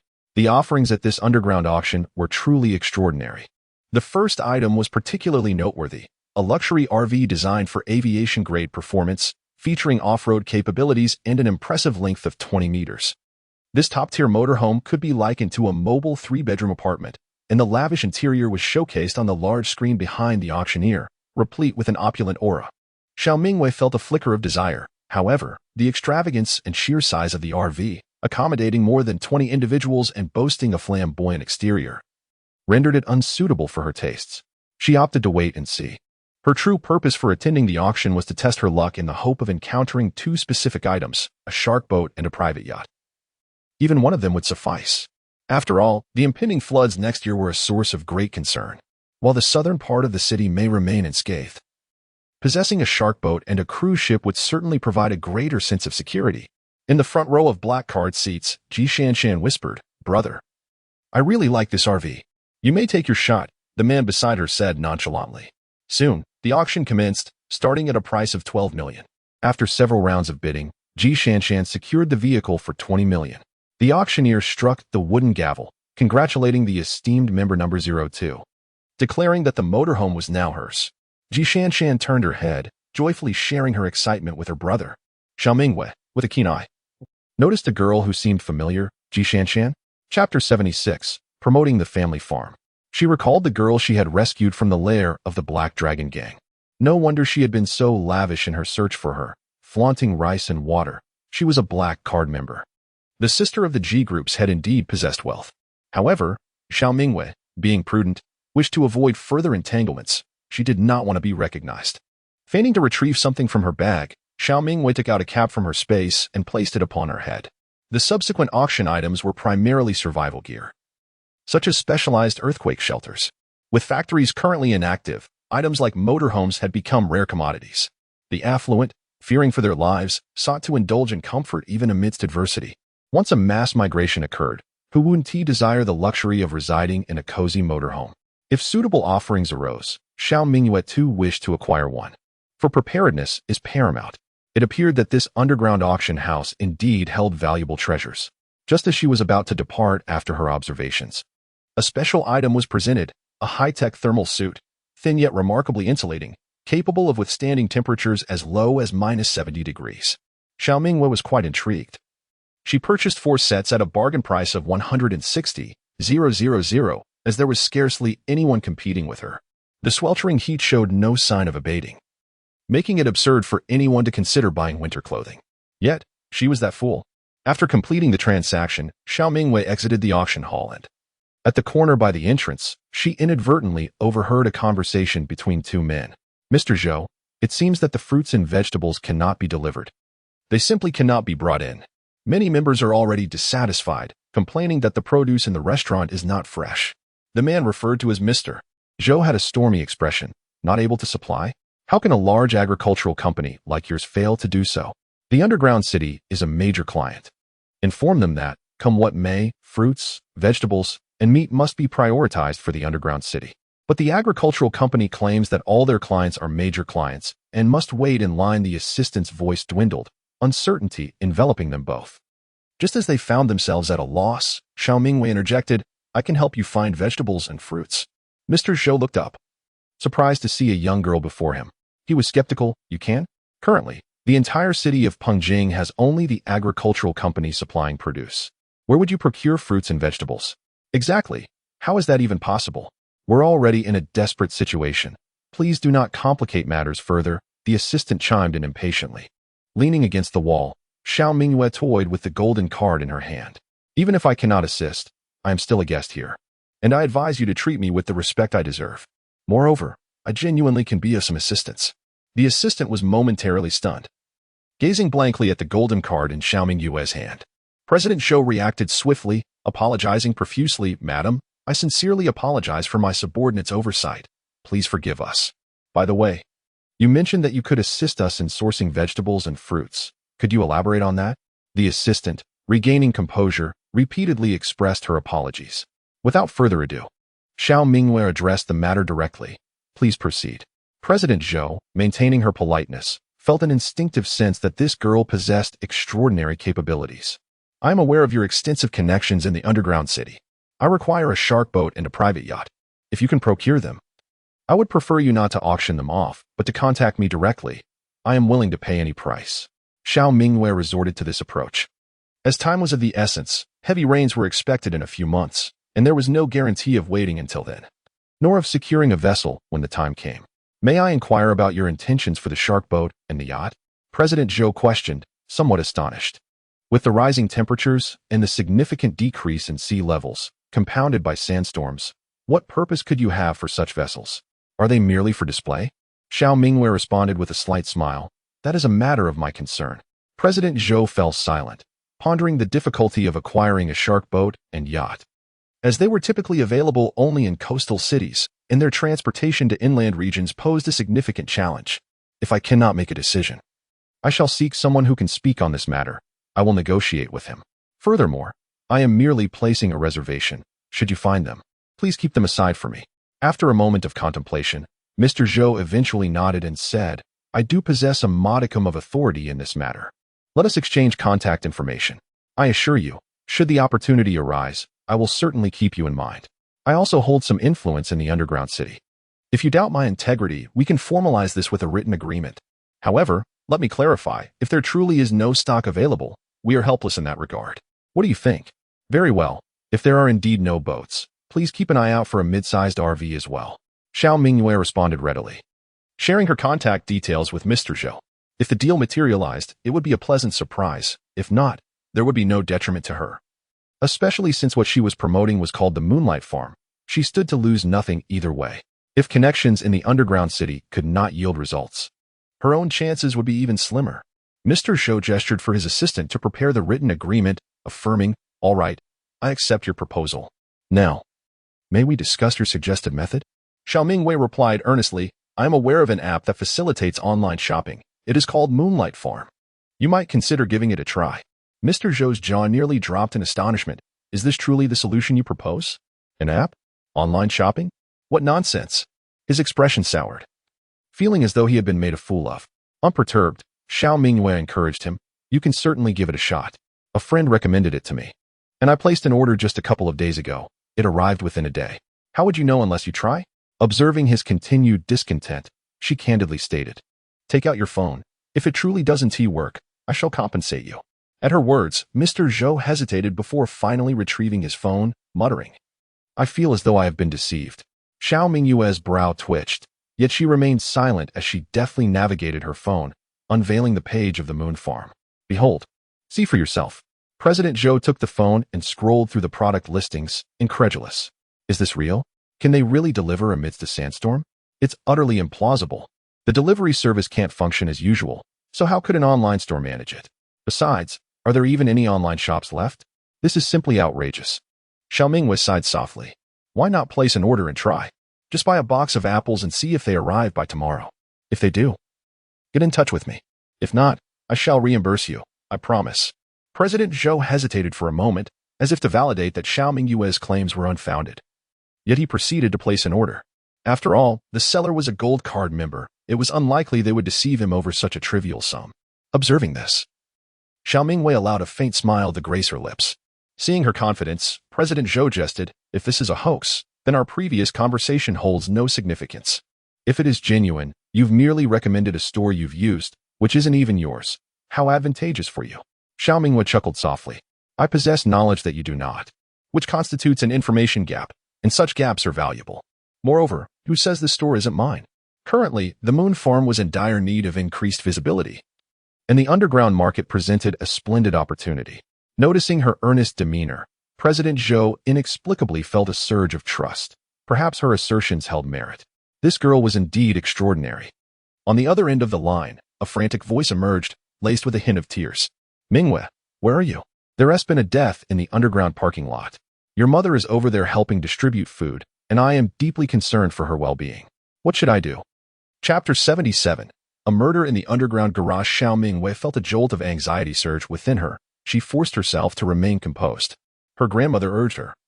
Check the community owners group. Promptly, Xiao Mingyue opened the Huahan community owners group. Typically, she found it noisy and had muted notifications. So she had not looked at her phone much that day, unaware of the grave events unfolding in the group. Moreover, updates were sparse due to the limited number of charging outlets in the underground garage, complicating the ability to power devices. Especially with the electricity supply restricted to just 1 hour daily, leaving most phones turned off. Someone had posted a video revealing a scene of utter chaos. A man clad only in shorts brandished a long knife, his body smeared with blood, wildly swinging the weapon as if possessed. Not far away, 2 bloodied corpses lay on the ground, those of a couple that Xiao Mingyue had seen before while accompanying her grandmother to collect water. They had always appeared so loving, and it was unimaginable that their lives would be extinguished at the hands of a fiend. Through the chat records in the Owner S group, Xiao Mingyue pieced together the grim narrative. After distributing food and water, the perpetrator, having satiated his hunger, was emboldened by base desires. This solitary man, a reclusive bachelor, encountered a beautiful woman and, driven by malicious intent, sought to assault her. Naturally, her husband intervened, leading to a violent struggle, during which he was fatally slashed across the throat. The woman, in a desperate act of vengeance for her husband, met a similar fate, brutally stabbed to death by the assailant. The scene was horrific beyond imagination, having already taken a life. The villain's audacity grew in the absence of any opposition from those around him. Unable to endure a life of hunger any longer, he descended into madness. Aspiring to reign as the overlord of the underground garage, demanding sustenance and pleasures from all, including women to indulge his whims. Armed with a formidable long knife, he found himself unmatched, as others wielded only kitchen knives or fruit knives for defense, rendering them powerless. More crucially, no one dared to take the risk of being a scapegoat. In the video, the frantic figure of Xiao's mother was captured, and upon viewing it, Xiao Mingyue's expression darkened like a stormy sea. I can no longer tolerate this. Do you think we still reside in a bygone era? The world has irrevocably changed. Might now reign supreme. Laws and blacklists are mere illusions.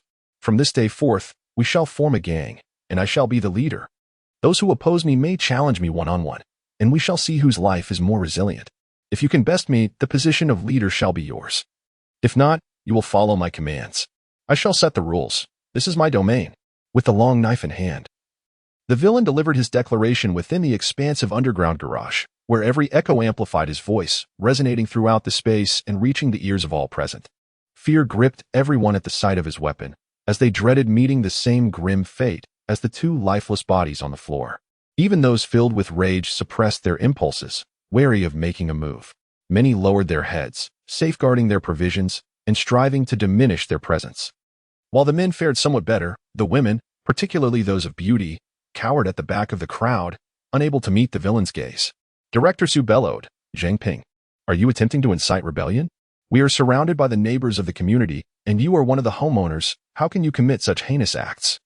Zhangping erupted in laughter, retorting, Director Su, spare me your pretentious rhetoric. Don't think for a moment that I am oblivious to your true nature.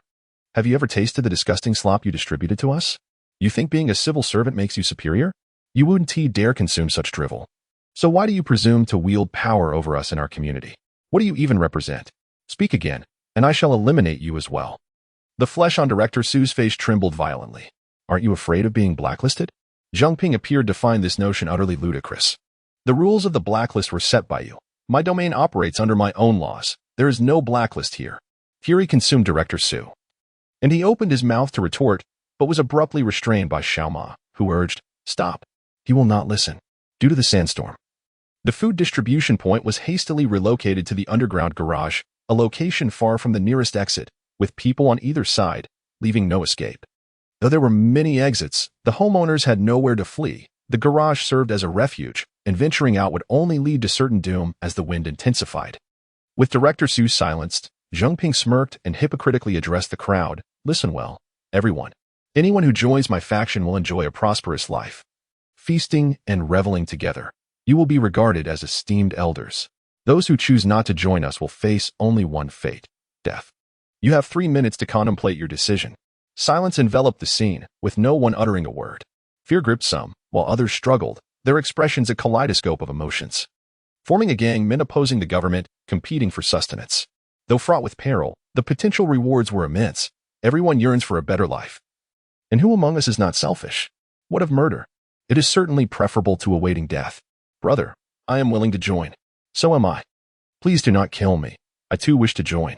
Voices echoed in agreement with Zheng Ping, many of whom were men, all vying for his favor. Excellent.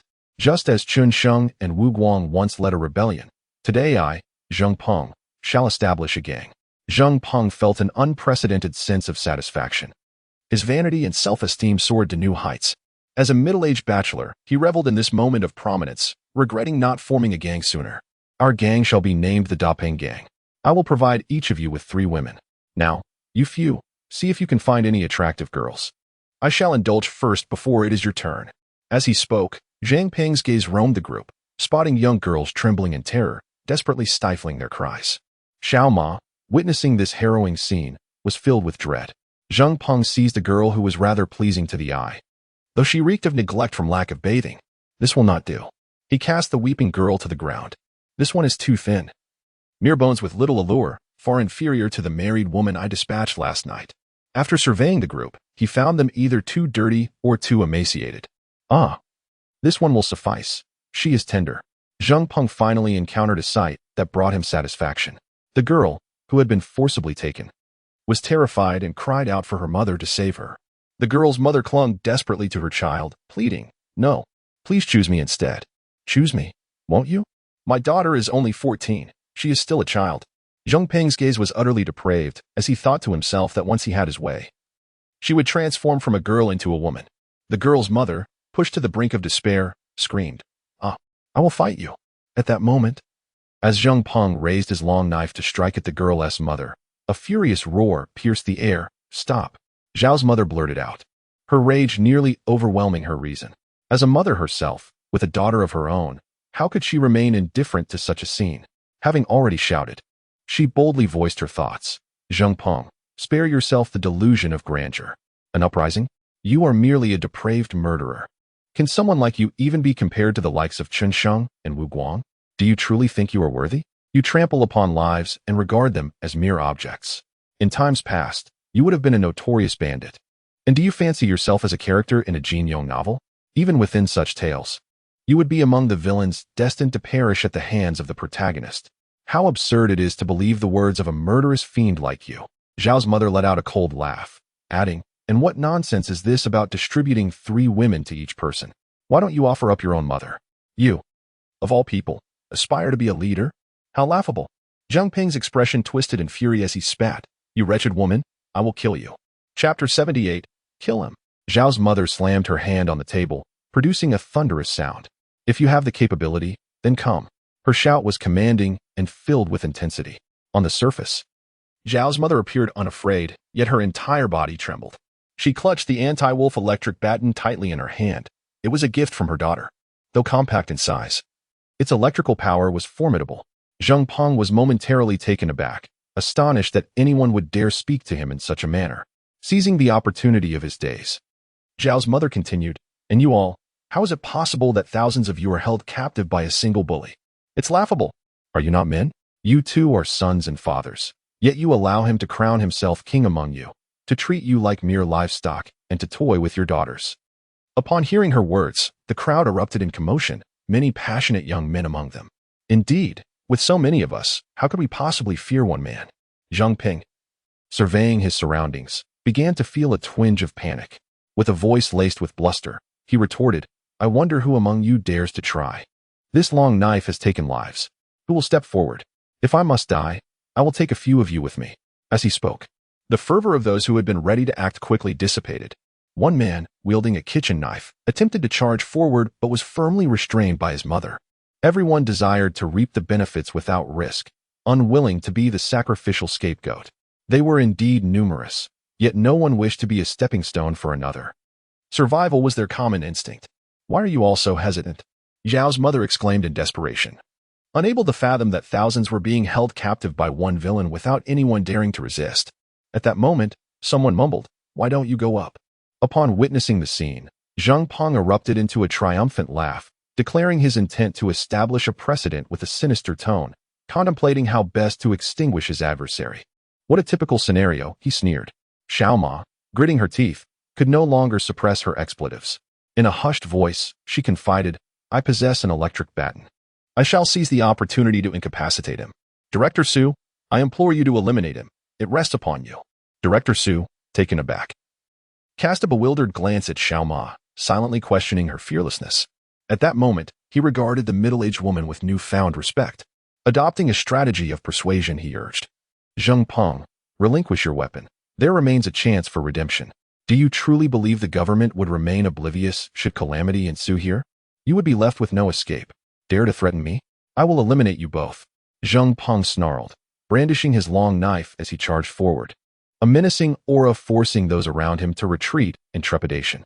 Xiao Ma's heart raced, her palms slick with perspiration. In a critical moment, a speeding car careened onto the scene, the roar of its engine deafening. With a resounding crash, Zhang Peng was struck down, the knife flying from his grip.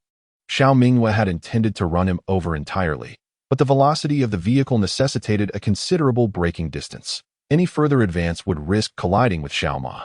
Thus she could only rely on the car's inertia to knock him down. As the vehicle came to a halt, Xiao Mingyue emerged, stepping out with determination. "Mingyue?" Xiao Ma exclaimed, overwhelmed with joy. Xiao Mingyue offered her a reassuring glance before striding purposefully towards the fallen Zhang Peng. "Who dares to strike me with a vehicle? Do you wish for your demise?" Zhang Ping struggled to rise, and upon seeing a beautiful woman, a glimmer of lust ignited in his eyes. Without uttering a word, Xiao Mingyue swiftly countered as Zhang Ping charged towards her, instantly snapping his neck with precision and ferocity. With a sickening crack, Zhang Ping's neck twisted grotesquely, and he slowly collapsed at Xiao Mingyue's feet, devoid of breath. Ah, a murder! A cacophony of screams erupted, plunging the scene into chaos. Everyone was utterly astonished. Zhang Ping, the very embodiment of a murderous fiend who had just spoken of forming a gang, was felled by this woman's swift action. Xiao Ma was jolted with shock, witnessing her daughter kill for the first time, executing the act with a calmness that surpassed even that of slaughtering a mere chicken. "Mingyue, are you all right? Did you get hurt? Mom, are you okay?" Xiao Ma could no longer contain her emotions, embracing Xiao Mingyue and weeping. I'm fine. She resolved to emulate her daughter. The world had changed, and in this new reality, if one hesitated to take a life, others would not hesitate to take theirs. Xiao Mingyue exchanged a brief greeting with Director Su, preparing to leave with her mother. However, Director Su interjected, "Wait. Allow me to express my gratitude on behalf of all the owners. Your actions were remarkably decisive and efficient. Had you not arrived in time, we might have met our demise. I will report today's events truthfully. There is no need for thanks. I possess no grand heroic aspirations. I merely wish to protect my mother." Director Su chuckled at her candidness. "Regardless, I must extend my gratitude." Xiao Mingyue, dismissing further pleasantries, urged her mother to enter the vehicle first. "Sister, thank you, you are so handsome," a girl exclaimed just moments ago. The girl's mother knelt on the ground, expressing her gratitude repeatedly. Zhang Ping has perished, and a collective sigh of relief swept through the crowd, their gazes towards Xiao Mingyue akin to that of reverence for a savior. "Heroine, someone has just defected to Zhang Ping. You must take charge for us," a man shouted. Upon hearing this, the few who had defected to Zhang Peng were visibly frightened, lowering their heads and retreating, fearful of having their necks broken as well. Xiao Mingyue halted her steps, pondering, "What can I decide? With so many people here, we cannot even contend with that rabid dog. There are no saviors in this world. Relying on others is less effective than relying on oneself." The man discerned the sarcasm in her words and shamefully lowered his head. Xiao Mingyue's voice was neither loud nor soft, yet many heard her, and their expressions shifted, particularly that of the man, brandishing his long knife. He declared that killing was easy, yet who would dare approach him? "You arrived by car, it is easy to speak," he retorted. "Furthermore, who would dare be the first to charge forth?" An elderly woman spoke up on behalf of her son. Xiao Mingyue, with her cold demeanor, replied, "You are correct. No one wishes to be the first martyr. Everyone desires to linger in the shadows, reaping the benefits from afar. Yet, such occurrences will only proliferate. If you can evade the initial strike, can you truly escape the subsequent one?" Upon hearing this, the elderly woman struggled to find words to counter.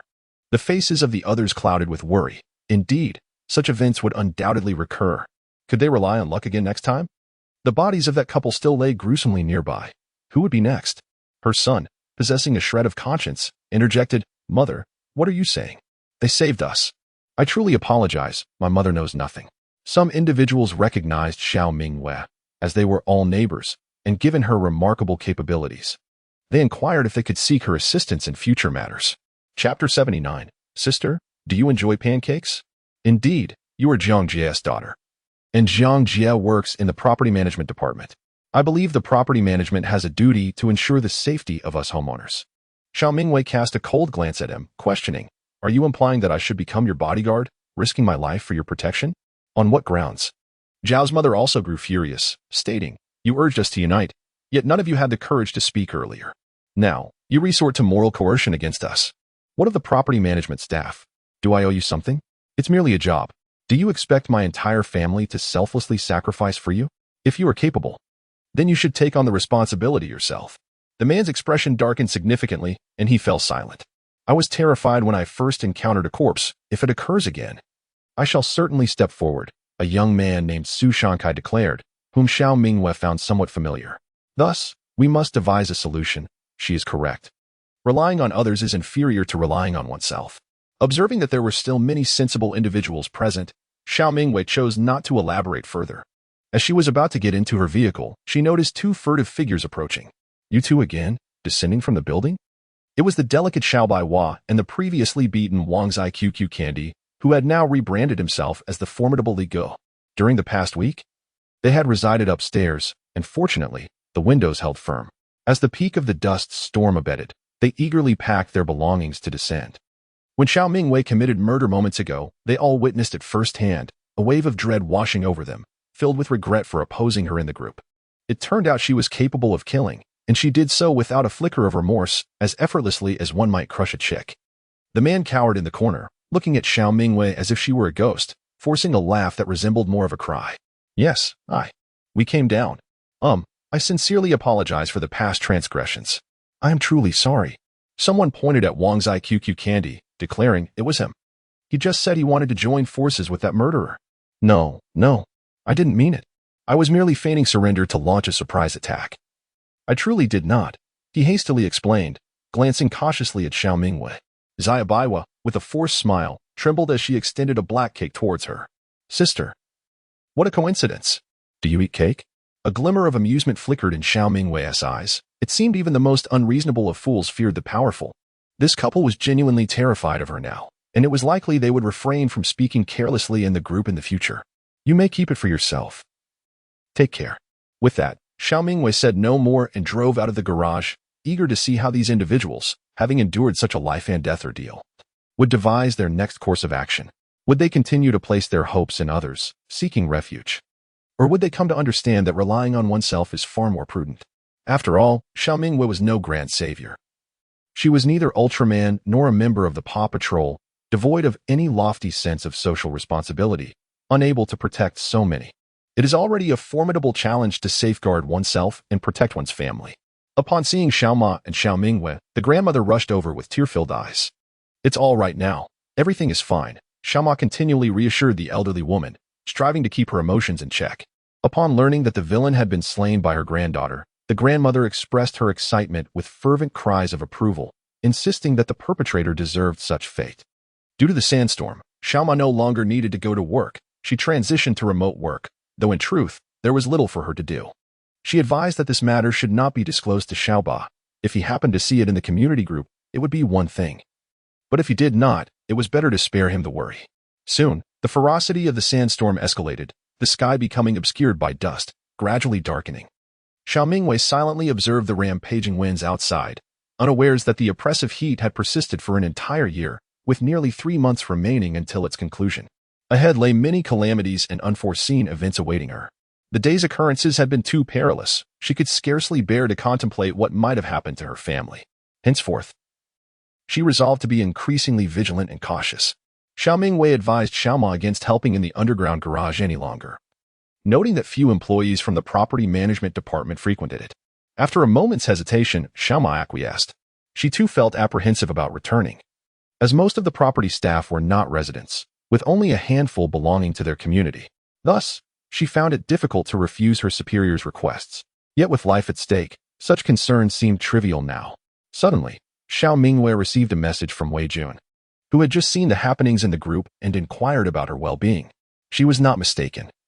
Wei Jun had indeed been integrated into the national framework and was currently undergoing training within a governmental department, hence his absence from the Huahan community. In the evenings, the space was devoid of the seasons, and the soil possessed an extraordinary quality. The fruit trees within this realm appeared to be enchanted, as while the fruits on one side had yet to ripen, blossoms flourished abundantly on the branches of another, perpetually yielding new harvests.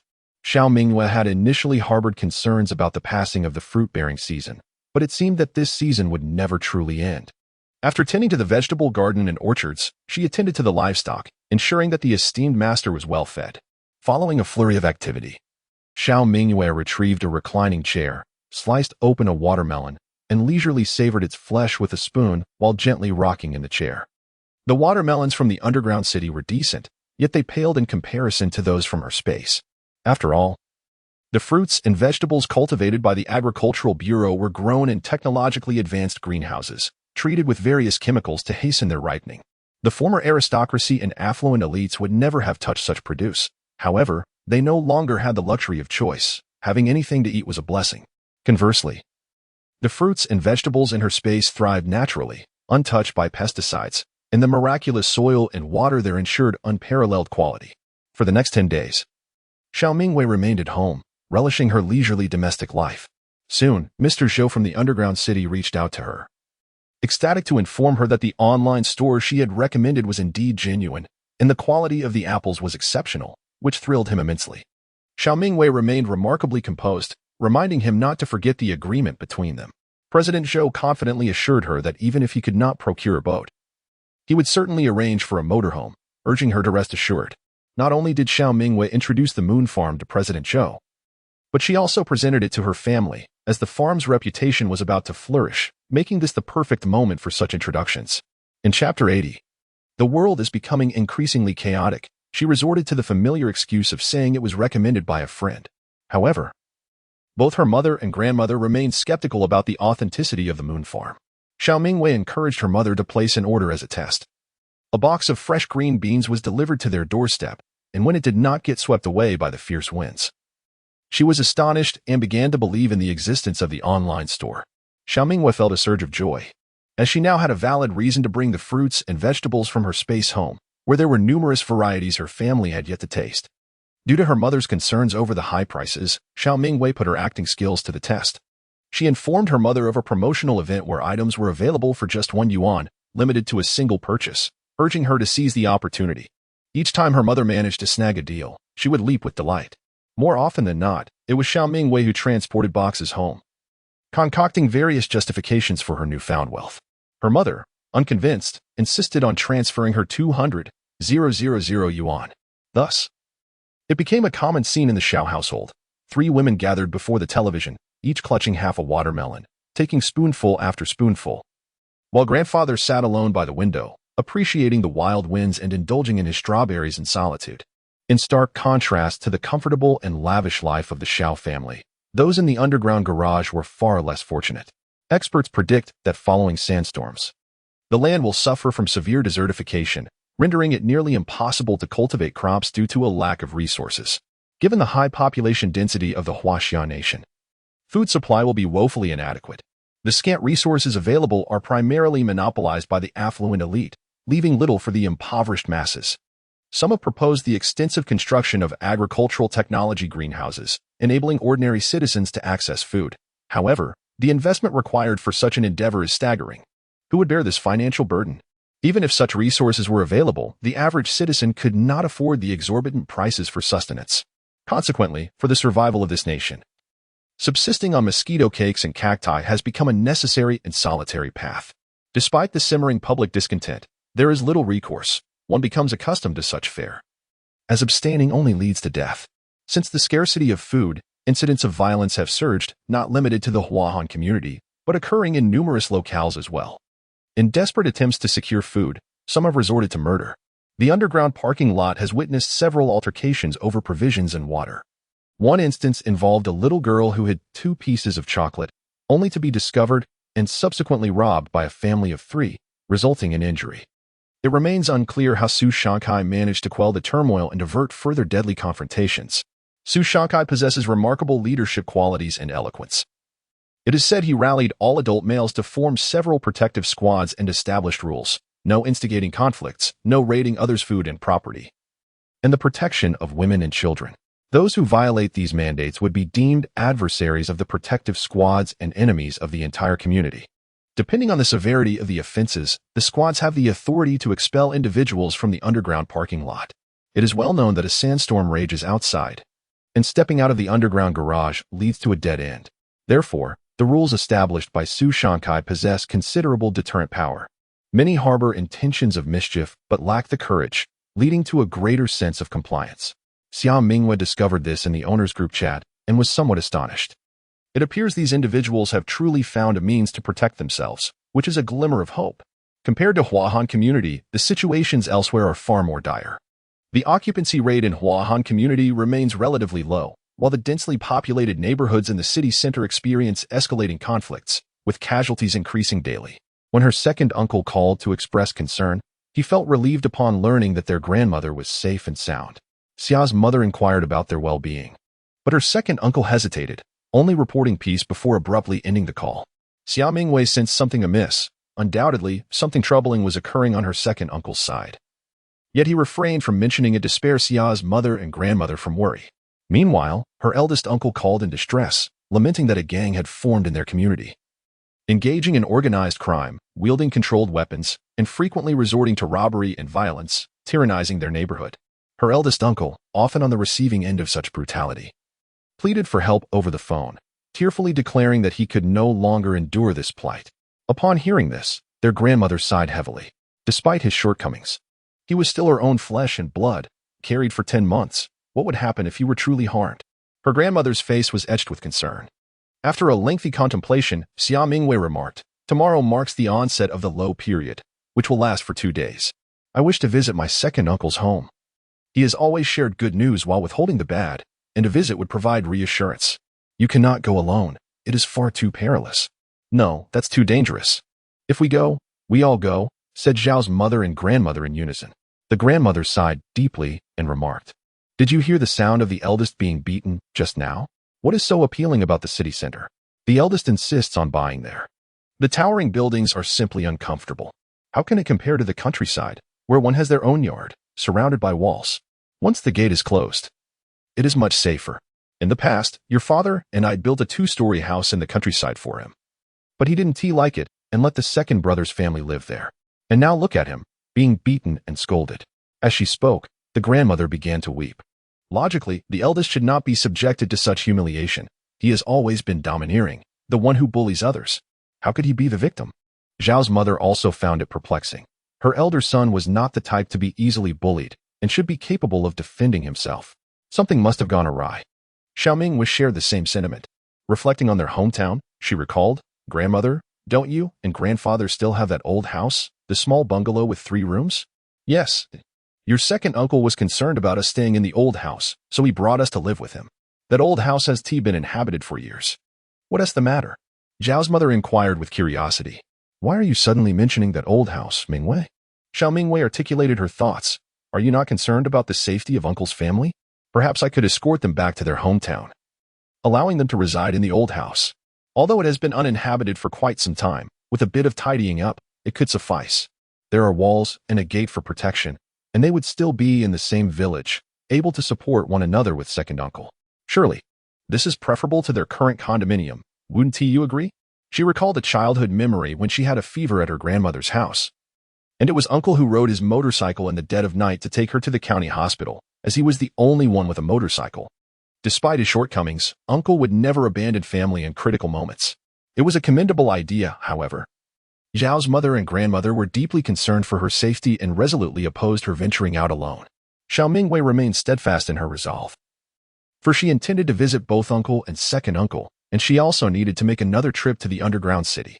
In a bold move, she produced a handgun and placed it on the table. During my last visit to the underground city, I refrained from alarming you by not mentioning it. But I acquired 2 firearms at auction. One is for your protection, fully loaded, while I shall keep the other for myself. Now you can rest assured, can't you? Zhao's mother was utterly astonished. The world had truly become chaotic if firearms were available for purchase. She perceived her daughter as increasingly enigmatic and chose to unconditionally trust her without probing further, even if discovered. The current government was preoccupied and had little time to address such matters. The deterrent of the blacklist had diminished, with widespread unrest erupting across the regions, leaving little room for scrutiny. Moreover, Officer Zheng had long suspected that the woman from that day was her, choosing to turn a blind eye. Under the tutelage of Xiao Mingyue, Xiao Ma learned swiftly and had already mastered the use of a handgun, leaving behind 50 rounds of ammunition for the family, which allowed Xiao Mingyue to breathe a slight sigh of relief.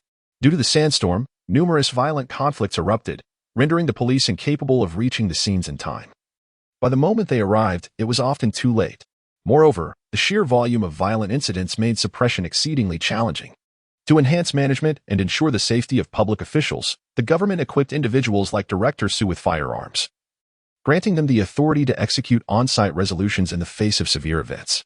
Society was descending into chaos, resembling the early stages of turmoil.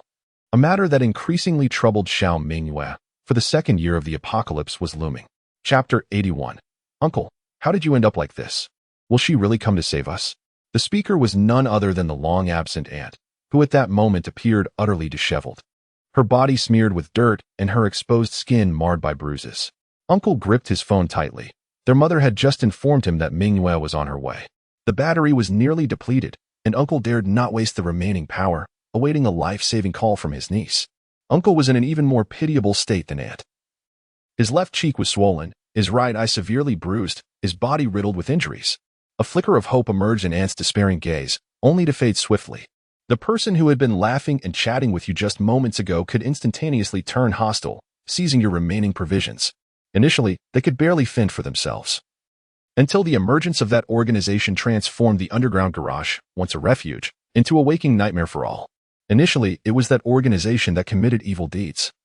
But soon after, thousands of homeowners descended into severe turmoil. Today, there are conflicts erupting here, and tomorrow, there are fatalities there.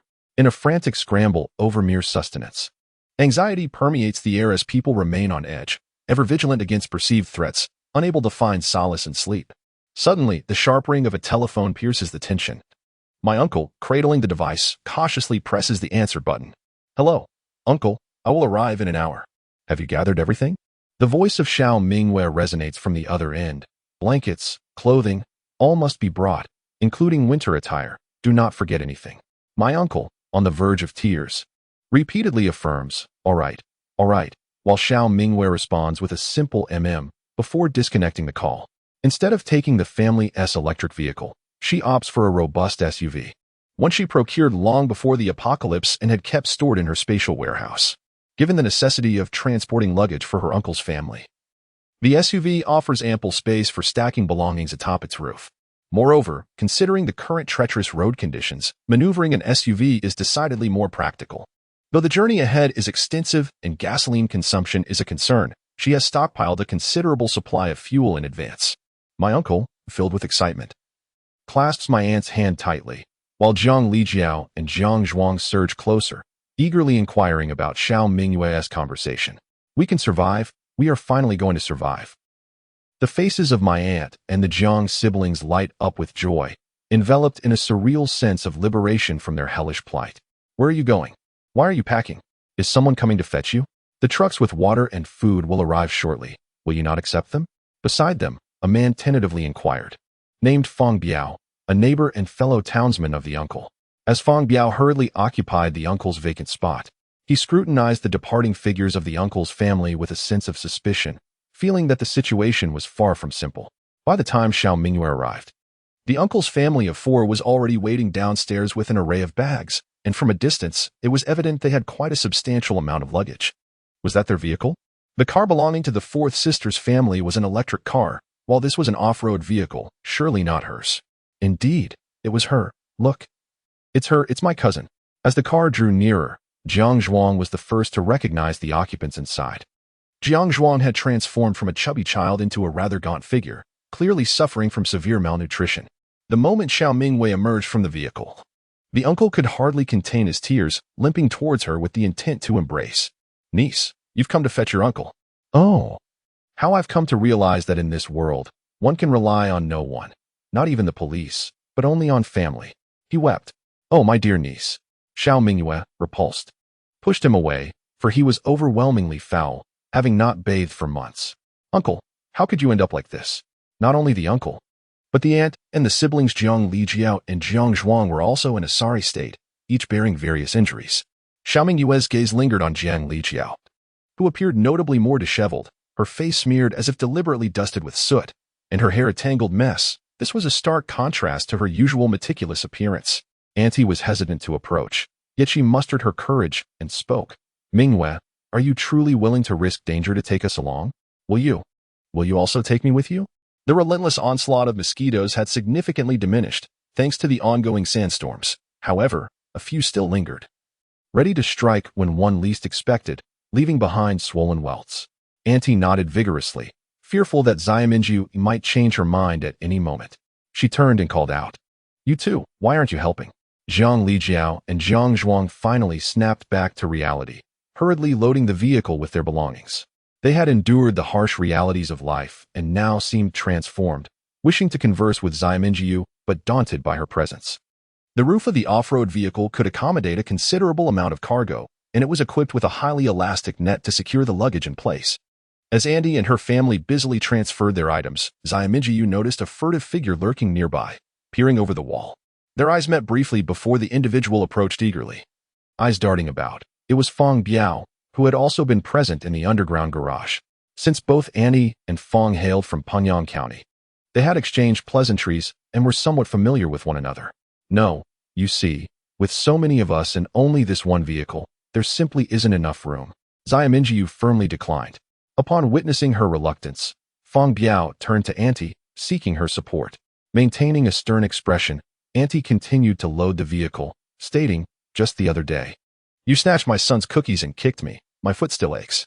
How can you shamelessly ask to tag along? Go on, don't be a nuisance. Are you really stealing my water?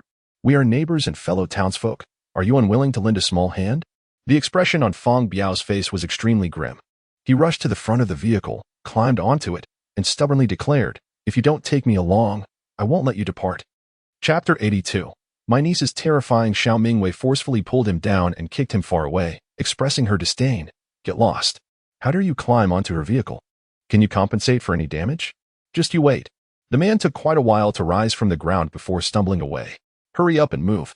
After scolding the troublemaker, she anxiously urged her uncle and the others, her tone not having the chance to soften. All right, we'll be ready soon." Her uncle and the others hastened their pace, not daring to delay. Finally, once they had finished moving their belongings, just as Xiao Mingyue intended to get into the car, a gang of delinquents emerged from an unknown location, steadily closing in. There were approximately 20 men, each wielding long knives and iron rods, their expressions menacing as they surrounded the vehicle. Feng Biao trailed behind, his face brimming with smug satisfaction. "It's them. That woman has a car. They want to escape." Her uncle's face turned ashen, and her aunt and the others huddled together in fear, while Jiang Lijiao broke into tears. "They're the organization. These individuals kill without hesitation. What should we do? We cannot escape." Despair filled her uncle's eyes. "Do you still dare to flee? Have you consulted me? Everyone in this community belongs to me. Once you arrive, you shan't leave." The leader's demeanor was exceedingly menacing. He leered at Xiao Mingyue with ill intentions, exclaiming, "Ah, this young lady is quite charming, fair, and clean, far superior to those women in the underground garage. She shall be mine tonight." Laughter erupted around him.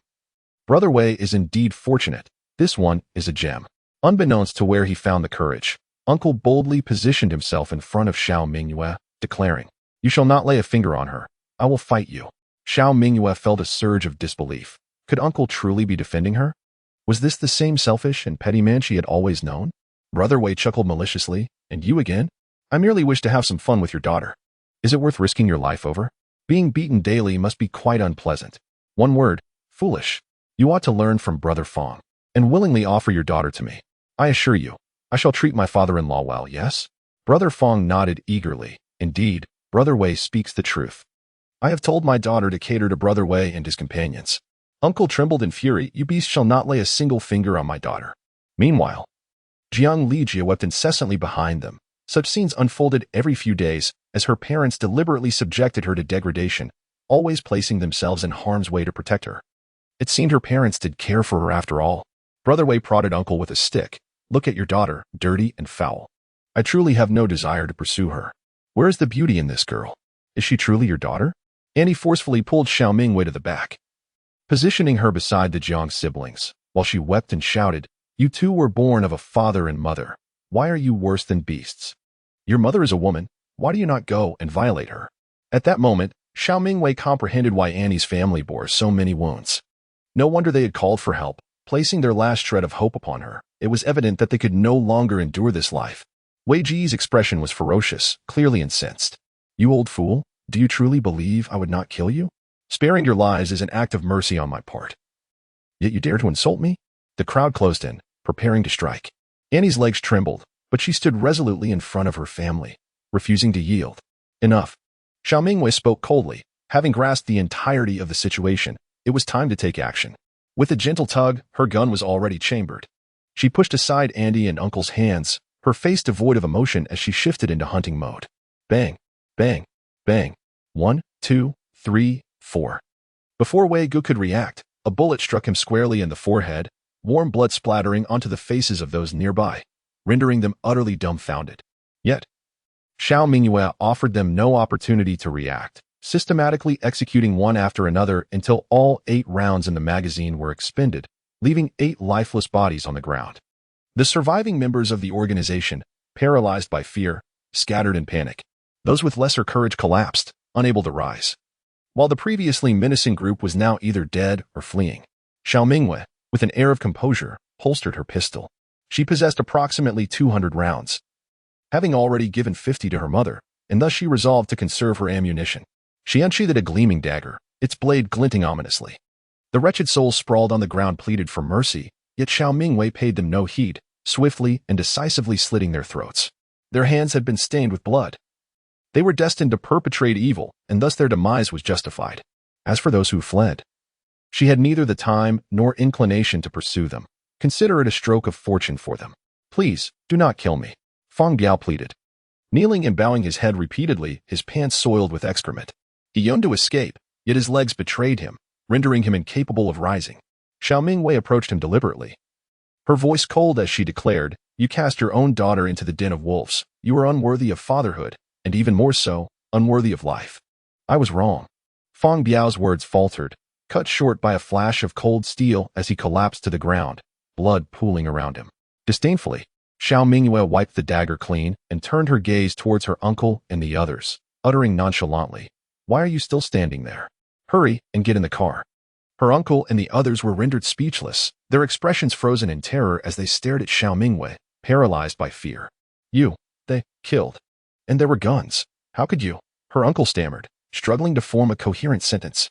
A subtle smile played upon Xiao Mingyue's lips as she remarked, Truth be told, I hadn't intended to come for you.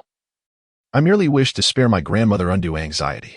Seeing your performance just now, I suppose this trip was not in vain after all. Should her uncle and aunt have thought to save their own lives by sacrificing her, Xiao Mingyue would have ensured their misery exceeded that of death itself. It appears that Xiao Ma was indeed correct. Although her elder brother is filled with flaws, being overly concerned with appearances and petty gains, he still upholds a fundamental moral code, fundamentally distinct from their uncle, who has utterly lost his humanity and is beyond redemption. Initially, Xiao Mingyue harbored doubts, yet her perceptions have shifted. Jiang Zhuang's eyes sparkled with excitement as he exclaimed, Cousin, you were absolutely magnificent just now, just like in a video game. Have you ever played a killing game? No. If you don't get in the car soon, I shall leave you behind, she replied. Jiang Zhuang promptly opened the car door and settled into the back seat, gazing at Xiao Mingyue with a sense of obedience. Along the journey, her uncle's family dared not utter a word, let alone inquire about the source of her firearm. Their glances at Xiao Mingyue resembled those cast upon figures of grim repute.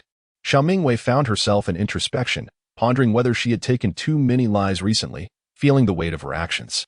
Had she grown too accustomed to killing? In the tranquil confines of the vehicle, her sudden query sent a shiver through her uncle's family, as if they had silently coordinated their response. collectively shaking their heads in fear of lingering too long. Her aunt touched her neck, perhaps feeling the chill from the air conditioning, causing her to feel an involuntary shudder. Chapter 83. The wailing uncle. Xiao Mingyue quickly dismissed this foolish thought. If one does not wrong me, I shall not wrong them. Besides, those she has eliminated were all deserving of their fates, and their continued existence would only endanger more innocent lives.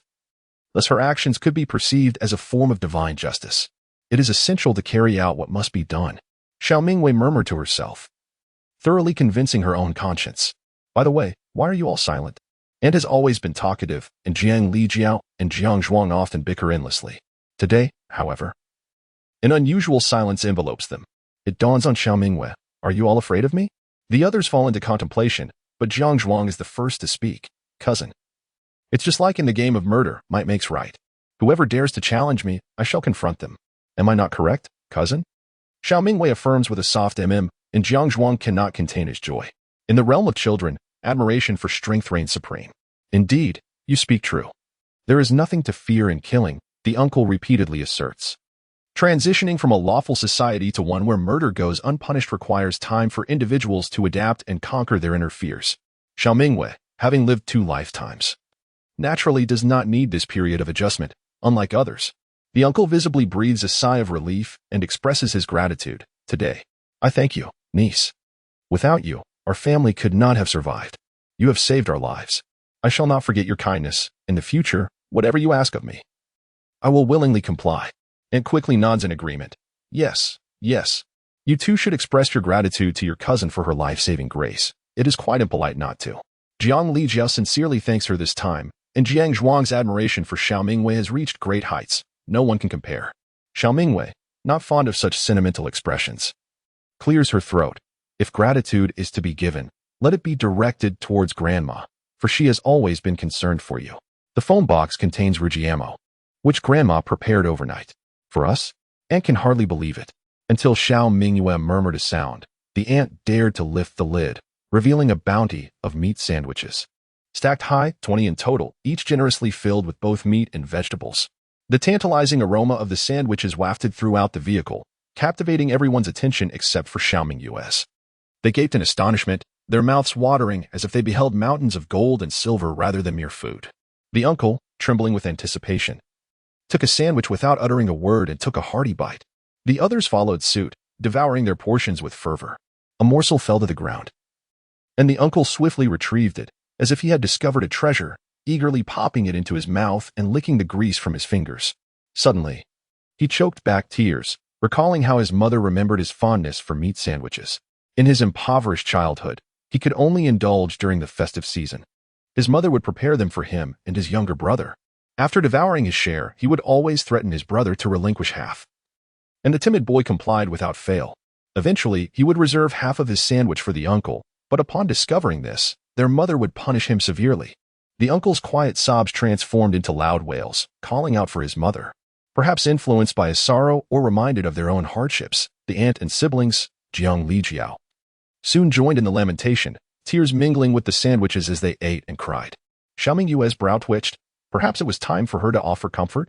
Yet, she hesitated, feeling out of her depth in such matters. As the weeping subsided, she cleared her throat, reminding them of the few bottles of water still remaining. A gift from their grandmother. Upon hearing those words, the previously subdued uncle began to wail once more, exclaiming, "Mother, oh my mother!" Xiao Mingyue interjected, "Please, cease your lamentations. It is unbearable." Unable to contain herself any longer, she observed the cries within the vehicle abruptly cease, leaving only the sound of suppressed sobs. A glance in the rearview mirror revealed Jiang Zhuang, having drained a bottle of water, eager to procure yet another meat sandwich. One per person, she thought. The grandmother's meat sandwiches were generously filled and sizable. Not only children, but even adults could find satisfaction in a single serving. They had endured hunger for far too long. Their stomachs full, yet their minds still yearning. Having consumed water, any further intake would surely lead to discomfort, given the incessant jostling of the moving vehicle. The risk of nausea loomed large. Should they retch within her car, Xiao Mingyue feared she might be compelled to abandon them by the roadside. Jiang Lijiao, feigning ignorance, hastened to finish her food, for otherwise, her parents would insist she share the remainder with her younger brother. "Mother, I wish to eat more," she murmured. The aunt, not lifting her head, replied, "Ask your sister." With a final large mouthful, Jiang Lijiao mumbled indistinctly, "I have finished." After the uncle's family had consumed their meat sandwiches and quenched their thirst, their vigor and spirits noticeably improved. Sated, the aunt could no longer hold back her grievances. "Niece, you cannot fathom how we have been enduring these days. We are on the brink of collapse." Just as Xiao Mingyue prepared to respond, she noticed the condition of the road ahead and promptly pressed the brakes. The path ahead was obstructed by a plethora of clutter, including household appliances and sofas. And upon closer inspection, one could discern broken metal scraps interspersed among the mess, piled high. The vehicle could not pass until the debris was cleared away. My shrewd aunt, possessing a keen sense of observation, assessed the situation and advised, "Mingyue, you need not exit the vehicle. Remain pristine and avoid getting dirty. We shall clear the obstacles. Having just eaten, we are brimming with energy, so let us proceed." Upon hearing this, my uncle concurred, and thus we set about removing the impediments. After a moment's contemplation, Xiao Mingyue deemed this an acceptable course of action, believing that assistance should be reciprocal. The 4 members of my uncle's family busied themselves clearing the debris, working in unison to toss the items to either side of the road, thereby creating a passage for the vehicle. Xiao Mingyue, however, did not remain idle. She vigilantly scanned the surroundings for any signs of life. Her caution was not unwarranted, as highway robbery was not uncommon in these tumultuous times. It was only after the obstacles had been successfully removed that she felt reassured, realizing her initial fears were unfounded. The debris had likely been swept onto the road by the fierce winds. Although remnants of clothing and weeds still littered the ground, they posed no hindrance to normal driving. Chapter 84. I shall defeat you, you wretched scoundrel, dear brothers of the Dave family. How can it be so wrong for you to extend a helping hand to your neighbors, especially when you have provisions in abundance? You cultivate potatoes over several acres, surely. You must have a significant surplus. Why hoard what you can share with your fellow villagers? One should not be so miserly. Have you not frequently assisted those in need in the past? Why the reluctance now? It is imperative to support one another wholeheartedly. Dear wife of Day, why do you not offer some counsel? One must embody kindness and integrity. If you choose not to assist us, what claim do you have to the title of neighbor? Perhaps it would be best to sever ties. Day, do you not recall the time in your youth when you shared half a corn bun from my home? Such memories should not be forgotten. They say that distant relatives cannot compare to close neighbors. Yet, my little grandson is on the brink of starvation, and you stand idly by, indifferent to our plight. Can your conscience truly bear such a weight? How cold-hearted and unfeeling you are.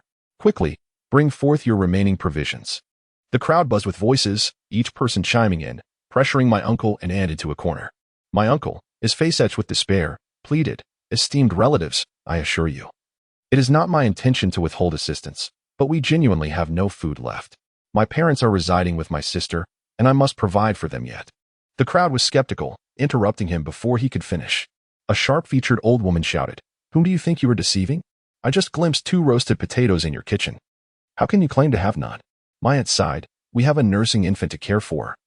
We must retain some provisions." The old woman glared, "How can you justify keeping food for yourselves? The villagers are on the verge of starvation, and here you are, selfishly hoarding supplies. What of my grandson? You two have truly let me down. In the past, you were so generous, sharing your rations with everyone, earning the praise of many. It seems that kindness was merely a facade." An elderly man, consumed with indignation, exclaimed in outrage, "The river, do not blame the villagers for their harsh words. Indeed, your actions have been excessively unreasonable. How can you withhold the remaining provisions? It seems as if my second uncle and second aunt have truly committed a grave mistake." Sighing in silence, their mouths moving for an eternity yet failing to conjure a rebuttal. At this moment, Jiang Yuan burst forth from the inner room, filled with righteous indignation, exclaiming, "Have you lost your conscience? We are not the only ones cultivating potatoes in this village. Aunt Lu and Uncle Wang also grow them. Why do you not seek assistance from them? Is it because you fear retaliation? Seeing my parents' kindness and timidity, you choose to bully our family relentlessly, do you?" Inside, Jiang Yuan's wife, cradling their child, could not contain her tears at the commotion outside. Second aunt, feeling that the situation was inappropriate, reddened her eyes and attempted to intervene, urging her son to speak more kindly, as they were all neighbors. Jiang Yuan, brushing off his mother's attempt to restrain him, retorted, "If you continue to cower like this, you will be drained of your very lifeblood. Am I wrong? Neighbors? Is a distant relative more significant than a close neighbor? You shameless individuals, what have you ever provided us? Aunt Wang, do not think I am unaware that your household possesses a cellar full of sweet potatoes. Why do you not share them with everyone? Named directly, Aunt Wang became flustered and hastily retorted, what nonsense are you spouting? We have none. There are no sweet potatoes at all. Zhang Yuan scoffed, your grandchildren boast about it daily. Do you expect anyone to believe your denial? Aunt Wang glared fiercely at Zhang Yuan, you are speaking nonsense. I perceive that you are reluctant to provide us with provisions, engaging in nonsensical chatter, lacking in manners. Friends, let us not waste our breath on this scoundrel. If they refuse to surrender the grain, we shall search for it ourselves. With so many acres of potatoes cultivated by the couple across the river, it is inconceivable that there is none to be found. Immediately, others echoed the sentiment, urging a search. If you persist in this manner, we shall indeed search, and when we uncover what you hide, do not blame the villagers for their lack of courtesy. Dare you? Zhang Yuan's face flushed with anger. A middle-aged man shoved Zhang Yuan aside, exclaiming, you insolent brat, do you dare to challenge me? I wielded a sword long before you were born. With our numbers, do we fear a mere punk like you? Ignore him. Let us search. Second aunt wept pitifully, while second uncle clenched and then relaxed his fists. After a prolonged silence, he managed to utter, we truly have none left. We are all neighbors here. Could you possibly leave us a little to eat? My mother and sister's family also need potatoes. Those present appeared deaf to his plea, clamoring for a search and preparing to take action. At that moment, elder uncle stormed over, brandishing a broom from the yard, and began striking, all the while hurling insults. You bastards, who do you think you are? You dare bully us right in our own home? I'll beat you to death. Want grain? What a load of rubbish. I ask you, do you intend to eat it? Elder uncle paid no heed to the notion of neighborly relations in his fury. He would recognize no kin, attacking anyone in his path. Ouch, that hurts. Who are you? What madness is this? Uncle raised the broom and struck it fiercely against the faces of those around him, relentlessly beating them with it. The bamboo broom inflicted considerable pain, causing those being pursued to grimace and flee in all directions. Despite the commotion, Uncle continued his assault, declaring, it is I, your grandfather. The expressions of those present shifted dramatically. The attackers were predominantly middle-aged and elderly individuals who had witnessed the reckless youth of Jiang Dahai. When he was in a frenzy, he would dare to brawl even with his father at the village entrance, unafraid of anyone. Even the village dogs would scurry away upon seeing him. Peace only returned to the village after Jiang Dahai moved to the city. Dahai's younger brother was meek and easily bullied, yet his elder brother was far from submissive. As some attempted to evade the onslaught, they exclaimed, why are you hitting us? We haven't asked anything from you. You used to bully Dahai with such enthusiasm. When did you become so friendly with him? Uncle charged forward with a roar, retorting, what business is it of yours how I deal with matters at home?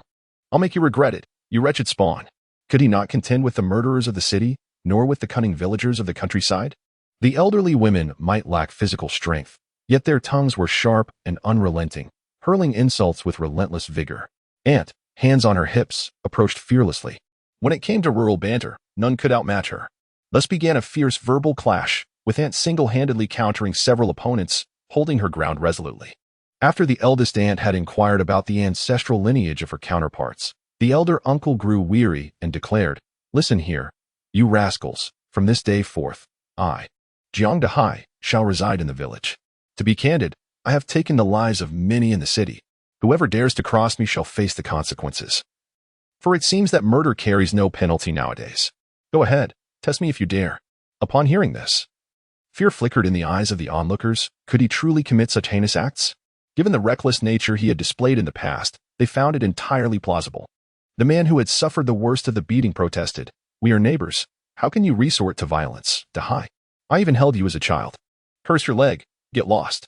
Speak another word, and I shall slay you, you old fool, the elder uncle retorted, unmoved by the man's plea. Xiao Mingyue leaned casually against the vehicle, hands tucked into her pockets, watching the disheveled individuals flee, unable to suppress a laugh. The timid fear the bold, and the bold fear the reckless. Once the crowd dispersed, the vast courtyard lay desolate, with the second uncle and his wife rendered speechless. They left just like that? Just moments ago, they were intent on searching our home. The elder uncle cast aside his broom and approached the second uncle, delivering a sharp slap to his head. Smack. You pitiful wretch, your cowardice infuriates me. Chapter 85. Stockpiling provisions. The second uncle, visibly flustered, had always harbored a fear of his elder brother. Even when struck, he dared not retaliate. Brother, why are you hitting me? The elder uncle struck again. Do you truly need to ask? You, a coward, cannot even safeguard our provisions. What else can you protect? Thank your stars you have but one son. Had you a daughter, your family would be cursed for generations. The second uncle's lips twisted for a while before he earnestly declared, Brother, I have saved some food for you, securely hidden. Yours, our parents, the fourth sisters, and the little sisters, all of it is preserved. If it comes to it, they may take away our family's provisions, but I will not allow you to go without sustenance. His words, though appealing, concealed the harsh reality of his life in the city. The eldest uncle's expression grew complex, leaving him momentarily speechless. What kind of life is that? He inquired. Brother, did you truly take a life in the city? The second uncle probed further. The eldest uncle lowered his voice, attempting to instill fear. Jiang Yuan cheerfully asked, Uncle, are you truly settling down in the village? The eldest uncle affirmed with a simple The second uncle's wife grasped the eldest uncle's hand, exclaiming, How wonderful it is to have family around. I will tidy up the house and prepare the main room for your stay. What about Li Jiao and Zhuang? The second uncle, filled with joy, quickly forgot about the earlier incident with his brother and scoured the yard for cleaning cloths to prepare the house for his brother's family. It seemed he would need to treat them better from now on. Moreover, some relatives, unwilling to assist, merely observed with disdain and even mocked them. The eldest uncle's wife recalled her own family, her gaze dimming considerably. We will not stay with you. We will occupy our parents' old house, declared the eldest uncle. The second uncle rubbed his hands together. That won't do. The old house hasn't been maintained in years. You should stay with us. Or we can move to the old house. The eldest uncle, growing impatient, retorted, When I say we will stay in the old house, we will stay there. Enough with the chatter. Where is the remaining food? Take me to see it. At this moment, Jiang Yuan posed a crucial question, prompting the elder uncle and aunt to recall the presence of others outside. Xiao Mingyue drove the car directly into the courtyard, exclaiming, Can you still remember your humble driver? The second uncle slapped his thigh and said, Mingyue, you've come too. How wonderful. Go and slaughter a chicken. Let us take care of the last one in the house. The sight of Xiao Mingyue brought joy to everyone. The elder uncle cast a sidelong glance at him and remarked, Why didn't you mention wanting to slaughter a chicken when I arrived? Is there a discrepancy in treatment? The second uncle, feeling a bit sheepish, scratched his head and simply smiled without saying a word. Xiao Mingyue stepped down from the car, first unloading the luggage. There are still provisions in the trunk. My mother and grandmother prepared these for quite some time for me to bring to the second uncle's home. Jiang Yuan, quick on his feet, opened the trunk and couldn't help but exclaim softly, 4 bags of rice, 2 bags of flour, so many pumpkins and eggs. The trunk is filled to the brim with the love of grandma and Xiao Ma for the family. Suddenly, the second aunt recalled that yesterday, the fourth sister mentioned that her husband, working at the planting bureau, received not wages but food, and it was considerably more than what the fourth sister received. Did you all bring these? We can't possibly eat so much. Mingyue, you must prioritize your own needs. Don't give us everything. We have plenty of potatoes. So we won't go hungry. Rest assured, we have sufficient provisions at home. At this moment, the advantages of having a good job became evident. There is no need to elaborate on Xiao Dad's position, which is indeed exceptional. The Agricultural Bureau provides a substantial amount of provisions, rice, flour, vegetables, fruits, eggs, and even several pounds of meat, along with barrels of bottled water. Currently, as dust storms ravage the area, the government is particularly in need of personnel, leading to an increased recognition of property management staff. Consequently, Xiao Mom's salary has seen a significant rise, compensated largely in food supplies. With the impending arrival of the second year of the apocalypse, Xiao Mom is not far from being incorporated into the community placement role. A coveted position for the coming year, highly sought after and not attainable for those lacking connections. At that time, salaries will undoubtedly soar. The key lies in having the right connections, which alleviates many hassles. The authority of community placement officers is considerable, allowing relatives and friends to benefit as well. In Huaxia, the society is deeply rooted in interpersonal relationships, where connections are indispensable. Given that this is a government-mandated position, Xiao Mom must fulfill her duties diligently, assisting Director Su in her responsibilities. Armed for the task and under the protection of Xiao Dad, Xiao Mingyue feels somewhat reassured. An'er could not help but exclaim, Sister 4 and her husband are truly accomplished. Having a good job benefits us all. Even the village head cannot enjoy such provisions. Yet we are fortunate enough to have them. Uncle Da's eyes lit up. I have also heard of the Agricultural Bureau. The recruitment process is said to be quite rigorous. They say interviews there are more challenging than civil service exams, requiring candidates to complete written tests. A doctoral candidate from our community was even eliminated from consideration. For Sister Four's husband to succeed in the interview is remarkable. He truly brings honor to our family. Xiao Mingyue merely smiled. Her father had not completed any exam papers. For a mere box of vegetables sufficed, as her uncle's family of 4 descended to carry their luggage. Both her uncle and aunt gazed enviously at the grains being brought down by Jiang Yuan. Despite their thick skins, they found it difficult to voice their desires. Observing this, Xiao Mingyue gently remarked, "Uncle, aunt, those items are in duplicate. There are provisions for you as well. Grandmother instructed that you should live well in the countryside." The uncle's family was taken aback with joy. "There are provisions for us?" The aunt felt a wave of embarrassment, saying, We can manage with just black bread. Your mother is far too generous to us." "I used to." At this moment, the second aunt chimed in, "We are all family. Why should we divide what is yours and mine? Let us share and enjoy together." The aunt's eyes glistened with emotion as she replied, "Thank you, second sister-in-law." Meanwhile, the adults had retreated to the kitchen to prepare a meal. Xiao Mingyue refrained from allowing them to stew the chicken, for its enticing aroma might attract unwanted attention. A simple meal would suffice. During their conversation, Xiao Mingyue learned where the second uncle had concealed the grains. No wonder he had claimed they were secure. He had hidden them behind the toilet, a place so foul that no one would dare search for provisions there. The grains were neatly divided into bags labeled for the family, the uncle's family, the fourth sister's family, and the youngest sister's family. Not only was Xiao Mingyue rendered speechless, but her uncle was equally bewildered. Now even the taste of potatoes reminded him of the stench of a latrine. As for the chicken, it was tucked beneath their bed, and they slept alongside it each night, indifferent to the odor. Chapter 86. Encounter with terrorists on the day of the sandstorm. Jiang Yuan had already removed the solar panels, leaving the house stiflingly hot. Xiao Mingyue, accustomed to air conditioning, found it increasingly unbearable. As she stepped outside for some fresh air, Jiang Lijiao timidly followed her. "Cousin." Xiao Mingyue glanced at her, sensing she had something to say. Jiang Lijiao nodded earnestly. "Cousin, I promise I will never dislike you again." Xiao Mingyue raised an eyebrow. "So?" Jiang Lijiao hurriedly explained, "I used to envy you because you were the only child, never having to compete for anything at home. Everything is yours. And both Aunt Four and Uncle Four adore you. Yet, I am also a girl, but my parents prefer my brother. My treatment at home is so different from yours. Is that the reason you disliked me?" Xiao Mingyue asked, somewhat astonished. She then realized that Jiang Lijiao's resentment stemmed from this very issue. Jiang Lijiao affirmed, "But now I no longer envy you. I have come to understand that my parents love me dearly as well. They have endured many hardships to protect me. There were times I considered giving up, thinking that perhaps if I joined those bad people, my parents would not be targeted every day. But they would rather face anything than let that happen. And they scolded me for even thinking such things. So, I no longer envy you, cousin. You are a good person. Let us reconcile." Jiang Lijiao's eyes sparkled with hope. A smile graced Xiao Mingyue's lips. "Reconcile? You are still just a child." Moments later, Jiang Lijiao felt an overwhelming sense of anxiety. Just when she thought her cousin would refuse, Xiao Mingyue replied with a soft, "Cousin, you were truly wonderful." Jiang Lijiao was pleasantly surprised and left with a light step. Soon, the dishes were served on the table, with Grandma's meat sandwiches placed in the center. After Uncle's family devoured 4, there remained 16, sufficient for several meals.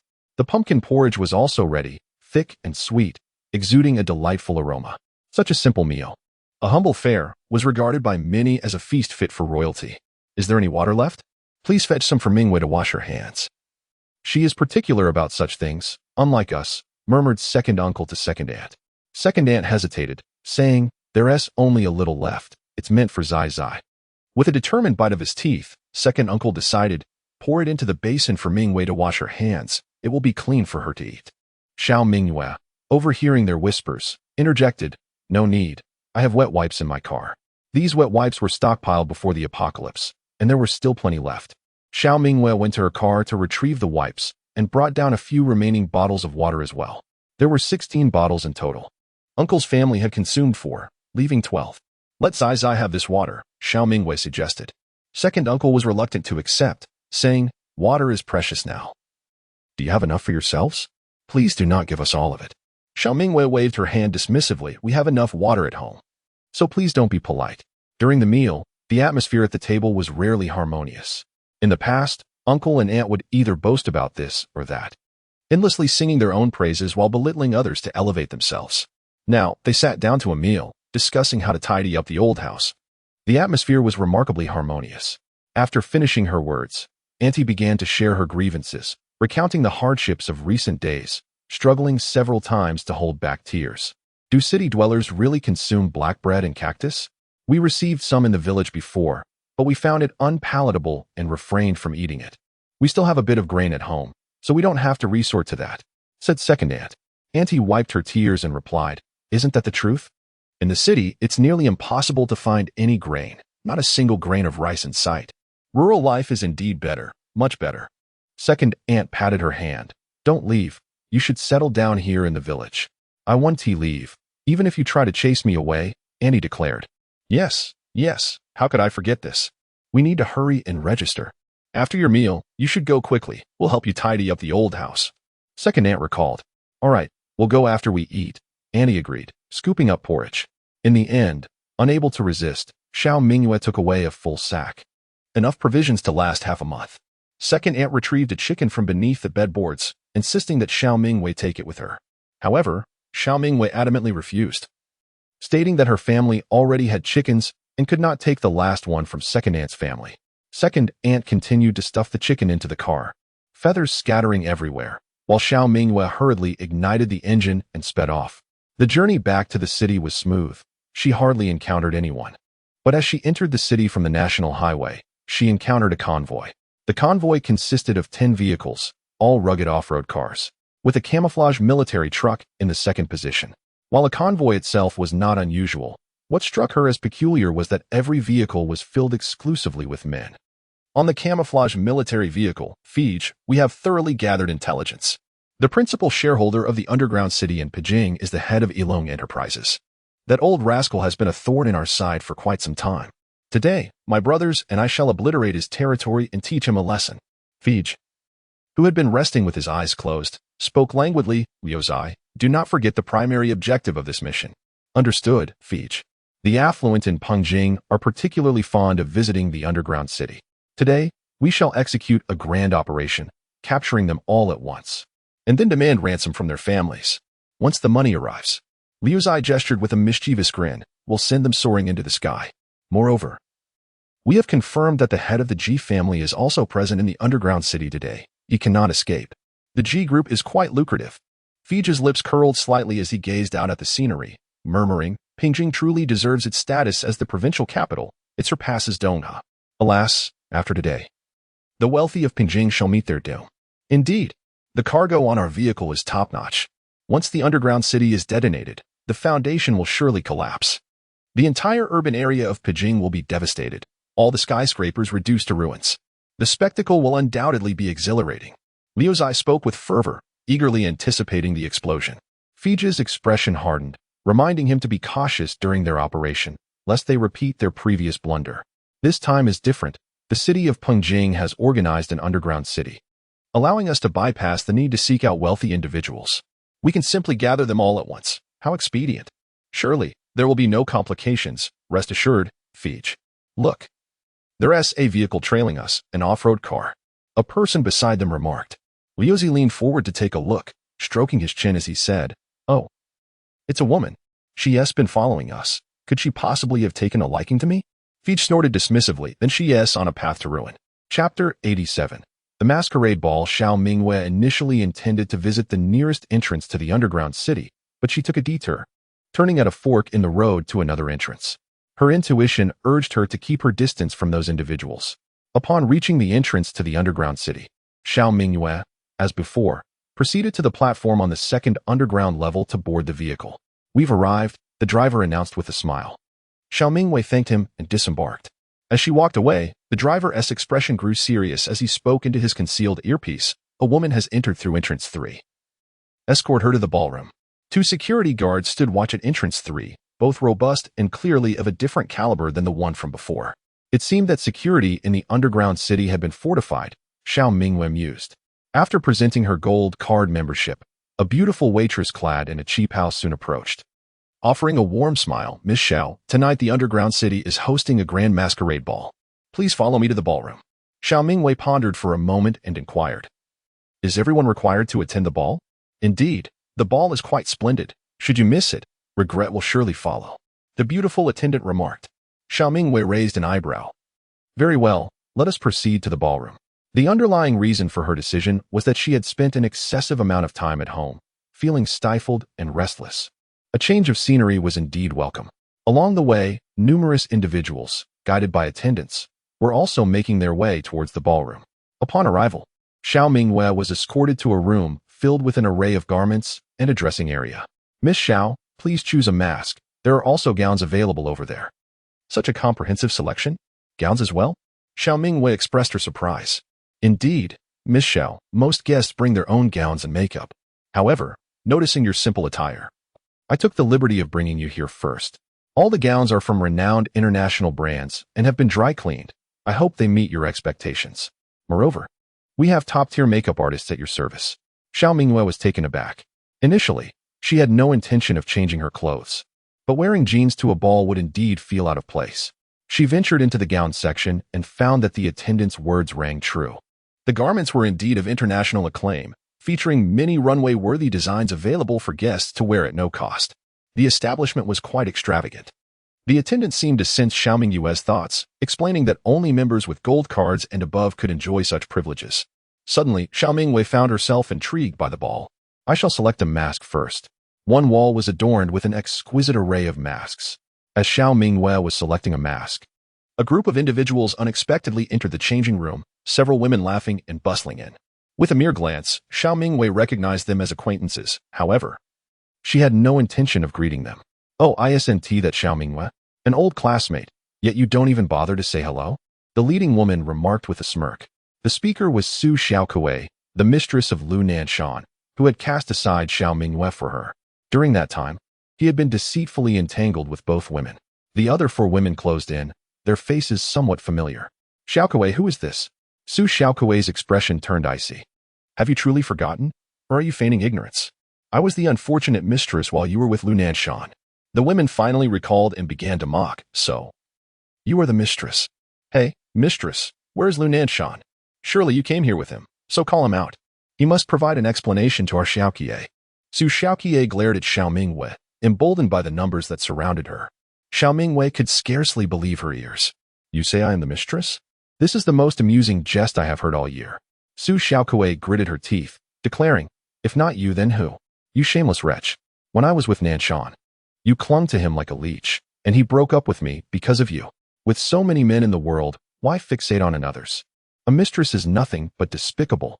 Xiao Mingyue casually picked up a rabbit-shaped mask, one that covered only the upper half of her face, which appeared rather charming. "It turns out that Lu Nanshan spoke to you in this manner. Being easily swayed is not frightful. What is truly alarming is ignorance, believing the lies of a scoundrel. Furthermore, between the two of us, you are the third party. He was with me first before pursuing you. You have been deceived. Lastly, do not utter the name Lu Nanshan in my presence. It disgusts me."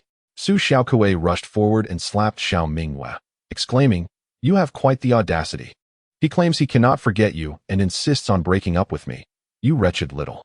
Xiao Mingyue seized her wrist and replied coldly, "To call you foolish would be an understatement. You seem utterly devoid of sense." He merely concocted an excuse after attaching himself to a wealthy woman. Su Xiaokie struggled fiercely but could not free herself. Her eyes blazed with fury. "You deceitful harlot, do you possess an ounce of truth in your words?" She was convinced that Xiao Mingyue was indeed the third party, the one who had ensnared Lu Nanshan. Enraged, Su Xiaokie attempted to slap her again, seeking to teach Xiao Mingyue a lesson. Xiao Mingyue's patience had worn thin. She had no desire for further discourse with someone so utterly indoctrinated by a cad. Resembling her aunt, both victims of romantic delusion, beyond redemption. In a swift motion, she returned Su Xiaokui's slap, asserting, "Begone." Su Xiaokui's eyes widened in disbelief as she covered her face, exclaiming, You dare strike me? You, a mere third party, have the audacity to hit me? What of it?" Xiao Mingyue shot her a disdainful glance. Su Xiaokie trembled with rage, having never endured such humiliation in her life. "Sisters, help me teach her a lesson." The several women exchanged glances, and in a frenzy, they rushed forward, nails poised to scratch Xiao Mingyue's face. 2 minutes later, Xiao Mingyue surveyed the group of women huddled in the corner, trembling in fear, and with an air of impatience, remarked, "Aren't you leaving yet?" The women fled in disarray, with Su Xiaokui sprinting the fastest.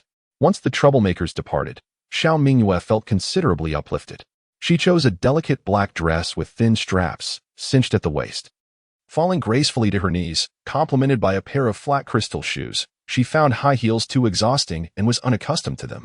After finalizing her outfit, she proceeded to change. Have the mistresses become so audacious these days? One of them devised a plan, noting that she was attending a masquerade ball. What if we ensure she cannot attend? Su Xiaokui's interest was piqued. How do we prevent her from going? Today's ball promised an assembly of affluent gentlemen and many handsome suitors. It was rumored that the head of the Ji family would also be present. She was undoubtedly there to latch onto a wealthy benefactor, and they could not allow that to happen. They must escort her out instead. But how do we manage to escort her out? Xiaoling hadn't arrived yet. They needed to summon her to don a waitress's chi pao, and then... Upon hearing her friend's strategy, Su Xiaokui smirked coldly. You're finished, Xiao Mingyue. Do you still wish to attend the ball? Do you still hope to latch on to a wealthy patron? Dream on. Chapter 88. Abduction. After Xiao Mingyue had changed her attire, a waitress entered the changing room and smiled. Miss Xiao, do you require makeup? Our makeup artists are quite professional here. Xiao Mingyue lifted her gaze towards the attendant and inquired. How did you know my surname is Xiao? The attendant was momentarily taken aback, but quickly clarified. To provide better service to our members, we maintain communication among ourselves. Yunhan has gone to attend to other guests, so I will escort you to the ballroom. Xiao Mingyue nodded and casually remarked, no need for makeup. Let us go directly. What can one see with a mask on anyway? Very well, Miss Xiao. Please follow me. The attendant responded, secretly relieved that this mistress was so cautious. Thankfully, she had reacted swiftly. You should have a bite to eat in the restaurant first, she added before turning to leave. Xiao Mingyue furrowed her brow, sensing something amiss with the attendant. They had agreed to go to the ballroom. Why was she being led to the restaurant instead? How strange. She touched her growling stomach. Having eaten very little at her uncle's house, she was indeed hungry, and a light meal would be beneficial. Whether she went to the ballroom or stayed in the restaurant made little difference to her. She merely sought a respite for her mind, and either venue would suffice. It would not be too late to join the festivities after a meal. Meanwhile, in a secluded corner of the ballroom, Su Xiaokui anxiously inquired, what happened? Where did you take that mistress? Su Xiaokui was elated, thinking, she deserves this. Did she really think she could attend the masquerade? What a dreamer. Do you think she will be upset when she realizes she can't get in? The others erupted in laughter. Absolutely, for such a mistress. Failing to latch onto a wealthy man would be more painful than death. She must be fuming right now. I truly wish to witness her flustered demeanor. It would undoubtedly be quite gratifying. Su Xiaokui added, though I cannot see it now, I must retouch my makeup. Perhaps I might encounter Mr. G. If I could earn his favor and share a dance with him, it would be worth every effort. I shall go too. Meanwhile, an individual, presumed to be on the verge of tears, was leisurely enjoying a Western meal in the restaurant. She ordered a delectable tenderloin steak, creamy vegetable soup, and a glass of mixed juice. Truly, the five-star chef did not disappoint. The flavors were exquisite, albeit a tad pricey. Moreover, it was not only Mr. Zhou who placed orders. Several others followed suit, likely referred by him, depleting a significant portion of her inventory. As Xiao Mingyue savored her meal, 3 gentlemen abruptly entered the restaurant, followed by several waves of patrons. Upon spotting Xiao Mingyue, the latter group exhibited a momentary surprise in their gazes, quickly masked with nonchalance. Bring me the menu, exclaimed Lu Zi. The person beside him nudged his arm, saying, Sixth brother, doesn't that woman resemble the one we encountered on the way here? Lu Zi leaned forward, his eyes brightening considerably. The lady had donned a different dress, appearing even more enchanting. Could it be that she changed for my sake? Lu Zi let out a whistle. What a beauty. Xiao Mingyue chose to ignore him. During their journey, he had leaned out to observe her. She vaguely recognized him as part of the off-road vehicle team. Her instincts warned her that this group was not to be underestimated. It was wiser to avoid unnecessary complications. Liu Zai approached and sat across from Xiao Mingyue, leering with a smirk. My dear, we truly are fated to meet. Why do you ignore me? Don't be shy. I assure you, I am quite easy to get along with. As he spoke, he attempted to grasp her hand. In response, Xiao Mingyue hurled the dinner knife onto his hand and called for the waiter. Check, please. The waiter soon arrived, revealing that the meal had cost a staggering 164,000. Xiao Mingyue paid with her gold card. After settling the bill, she rose to depart, never once granting a glance to the man opposite her.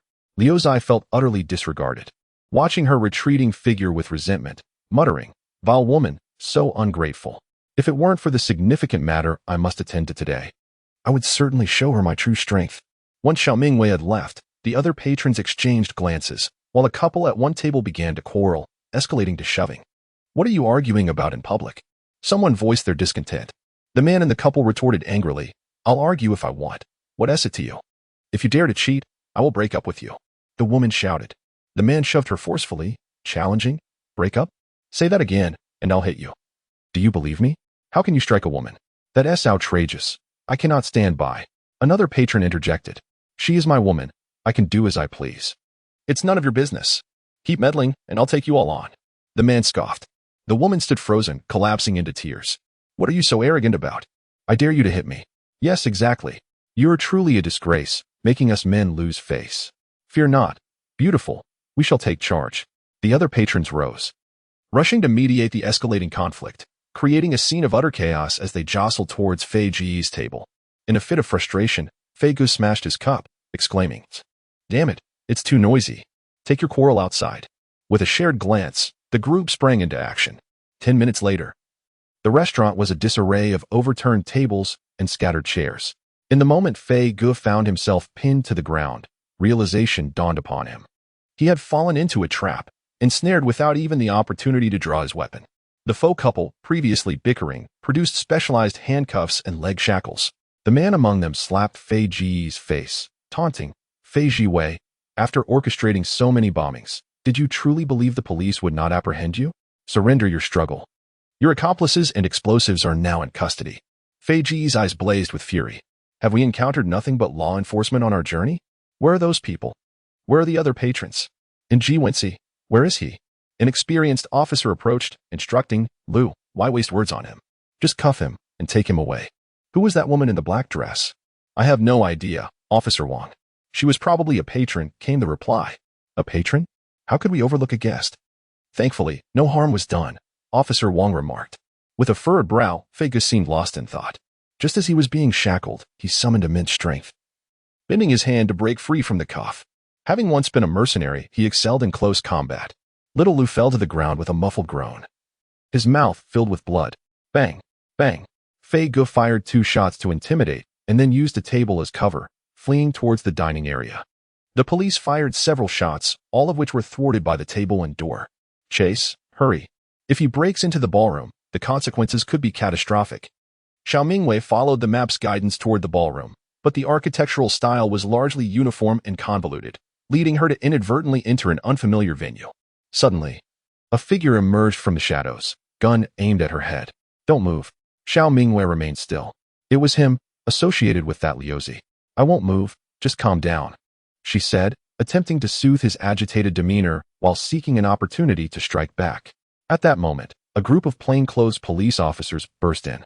"Fei Jiwei, release the hostage. You still have a chance."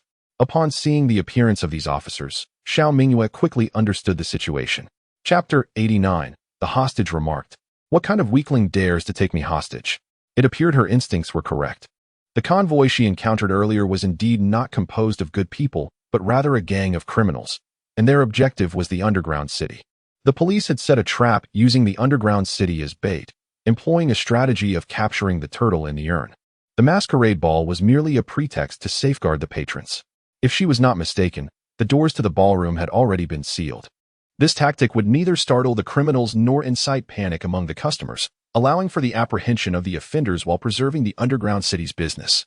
Regarding the decision not to close the establishment, it is, of course, a fear that criminals might receive word of it. The underground city requires genuine patrons to function. Xiao Mingyue recalled the attendant who had taken her to the restaurant, suspecting she was not merely a server. The identity of the person who sent her was clear upon reflection. She knew precisely whom she had offended. It was evident that the subsequent patrons at the restaurant were not true customers but rather plainclothes officers, and likely more than just these few. The patrons of the underground city had presumably all been replaced by police. Su Xiaoqiye must have been aware of the ballroom as closure, which is why she had someone divert her attention. However, those imbeciles could not possibly know about the police's covert operation. So Su Xiaoqiye merely sought to prevent her from attending the masquerade, deliberately creating a small obstacle. The scene now unfolding was entirely fortuitous. Xiao Mingyue's almond-shaped eyes were clouded with disbelief. She had not anticipated being ensnared in a capture operation by mere happenstance. Truly, misfortune had knocked at her door with a vengeance. She cast aside the rabbit mask she held, observing that the other hand of her captor was severed, and patiently awaited an opportunity to retaliate. An opportunity? What a farce. Having already taken so many lives, how could they possibly allow her to escape? If they wished for her survival, they must all step aside. Fugui, holding Xiao Mingyue hostage, retreated step by step. Officer Wang stepped forward, approaching slowly, and proclaimed, "Release the hostage. Do not harm the innocent. Resisting will only lead to your demise. Surrender, and perhaps a path to survival may remain." Fugui, panting heavily, fixed his bloodshot eyes on Officer Wang and barked, "Do not come any closer, or I will shoot." "Very well, I shall not go," he declared. Yet his feet continued to inch forward. Fugui, brandishing a gun, barked impatiently, "I told you to stay still." The moment he shifted the weapon away from Xiao Mingyue's head, a sharp glimmer flickered in her eyes. Seizing the opportunity, she delivered a swift strike, causing Fugui to wince in pain as the firearm clattered to the ground. With deft precision, she kicked the gun towards the officers and executed a shoulder throw, sending Fugui crashing to the earth. In a flurry of movements, she disarmed him, incapacitating his arms and legs, rendering him without escape. In a heartbeat, the once menacing Fei was now contorted on the floor, writhing in agony. The undercover officers stood in stunned silence, bewildered for several moments. Noticing a military dagger tucked in Fugui's boot, she withdrew it and thrust it into the very hand that had threatened her. Now, both of his hands were rendered useless. From her elevated position, Xiao Mingyue looked down at him, stating coldly, "You've chosen the wrong person to threaten." Fugui groaned, his body convulsing in pain, his eyes filled with seething hatred directed at her. At that moment, Officer Wang approached, his expression a mix of confusion and admiration, inquiring, "Which unit do you belong to?" He assumed that this extraordinary woman was a special forces operative sent to assist. For how else could one explain such remarkable reflexes and the ability to subdue an opponent with a single strike? She was merely strong, quick, and composed. Yet in the face of overwhelming force, all combat skills seemed trivial. Officer Wang, his expression seemed to convey a silent challenge, as if to say, "Do you believe me?" Several other officers approached, expertly fastening handcuffs around Fugui's wrists and employing a specially designed rope to bind him securely, before shrouding his head with a black cloth to render him immobile. Observing the apprehended criminal, Xiao Mingyue felt a twinge of apprehension. Although she was unaware of his criminal stature, the thought of him escaping and seeking vengeance against her was troubling. She toyed with the knife in her hand, tempted to blind him, yet concerned that a heavy-handed approach might inadvertently lead to his demise, which would certainly not bode well for her, given that they would require him alive for further questioning. Moreover, there were those few who had seen her before, complicating matters further. Take Fugui out first. Officer Wang instructed the nearby officers, who promptly escorted the criminal away. Xiao Mingyue clicked her tongue in disappointment, lamenting that she should have acted sooner. One less I would have sufficed. Officer Wang seemed to discern her intentions, eyeing her warily, while a male officer proceeded to take her statement.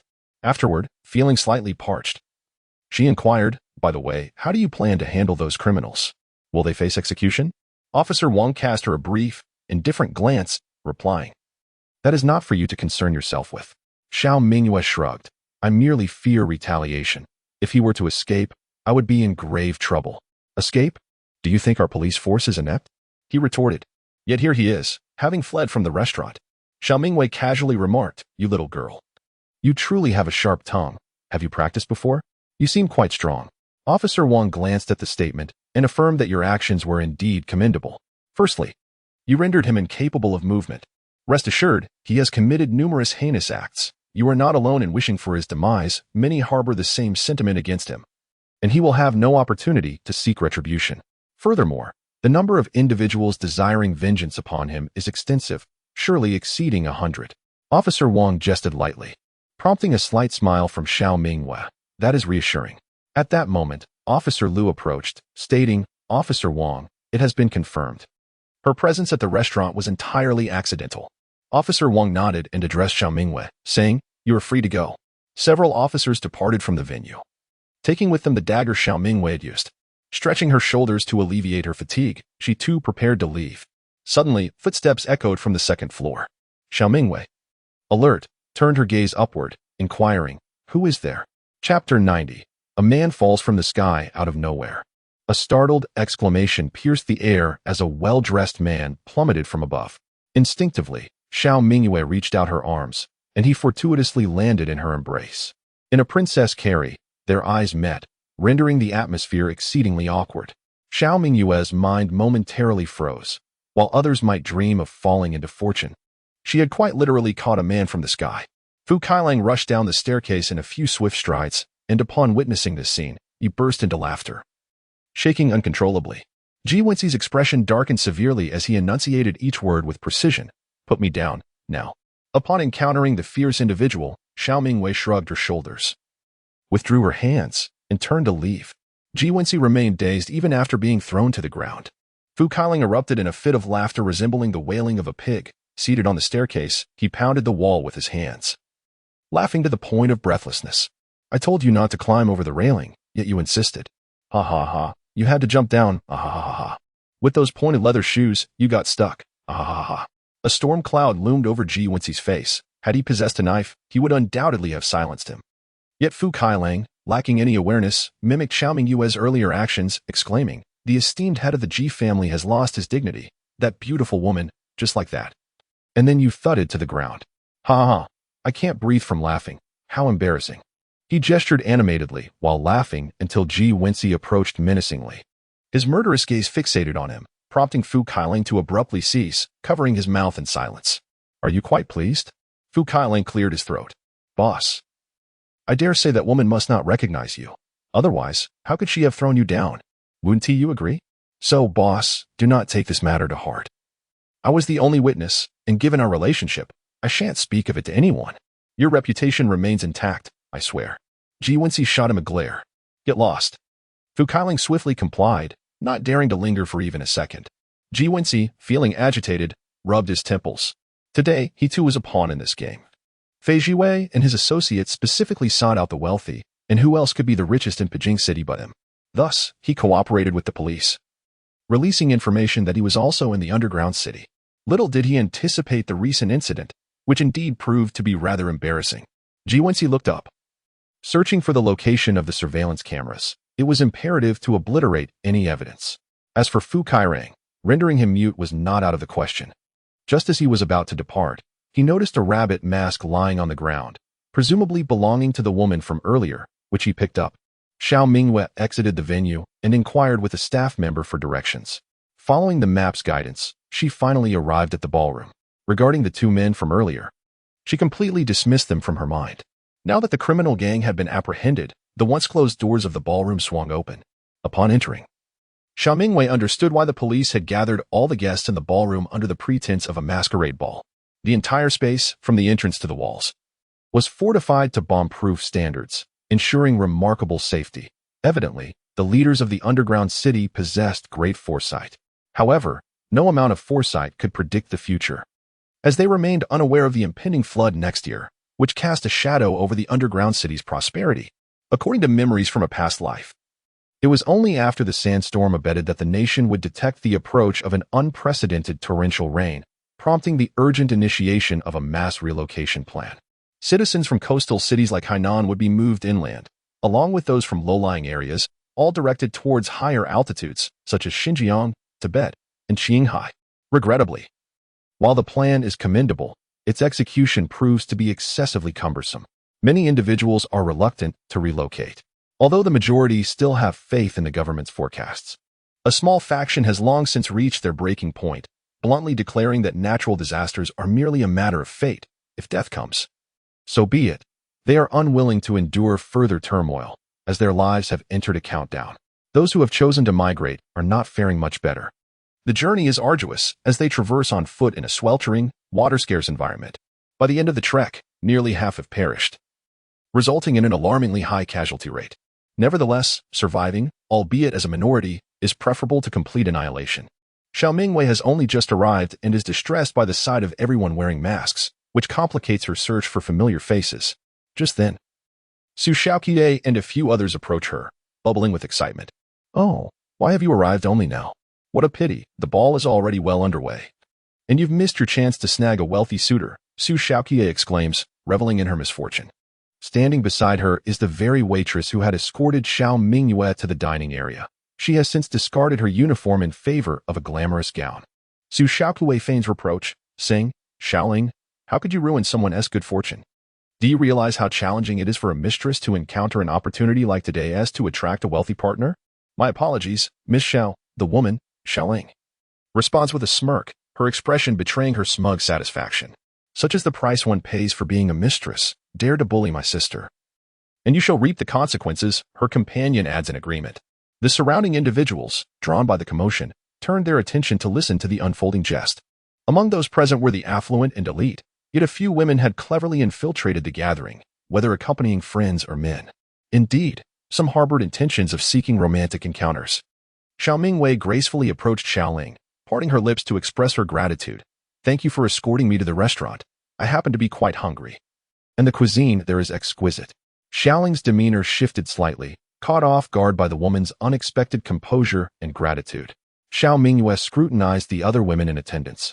Recognizing that aside from Su Xiaoqiye, whose family background was commendable, the others were not particularly wealthy, merely possessing a modest sum, insufficient for extravagant expenditures in the underground city. Pointing at one of them, she remarked, You, with a slit in your skirt reaching your navel, did you truly venture out without a bra? Who are you attempting to entice?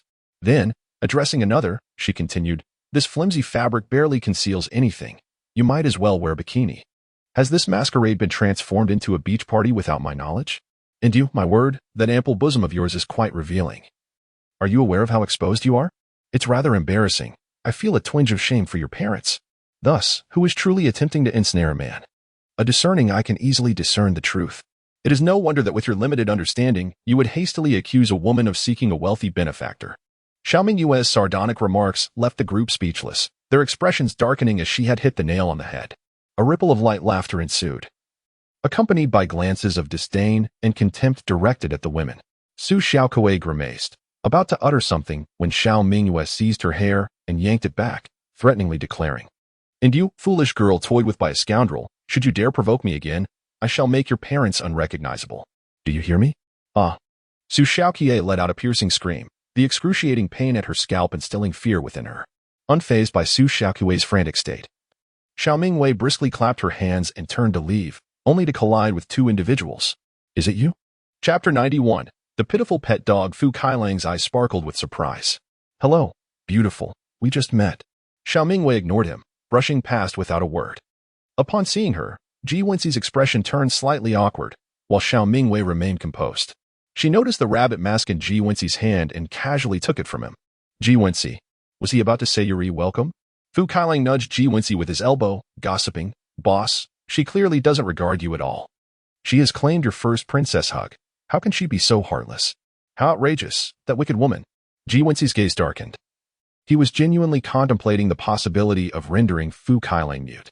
Sensing the murderous aura nearby, Fu Kailang chuckled awkwardly, attempting to discreetly retreat. Zhou, you truly are a busy person. What have you been occupied with lately? Xiao Mingyue couldn't help but tease.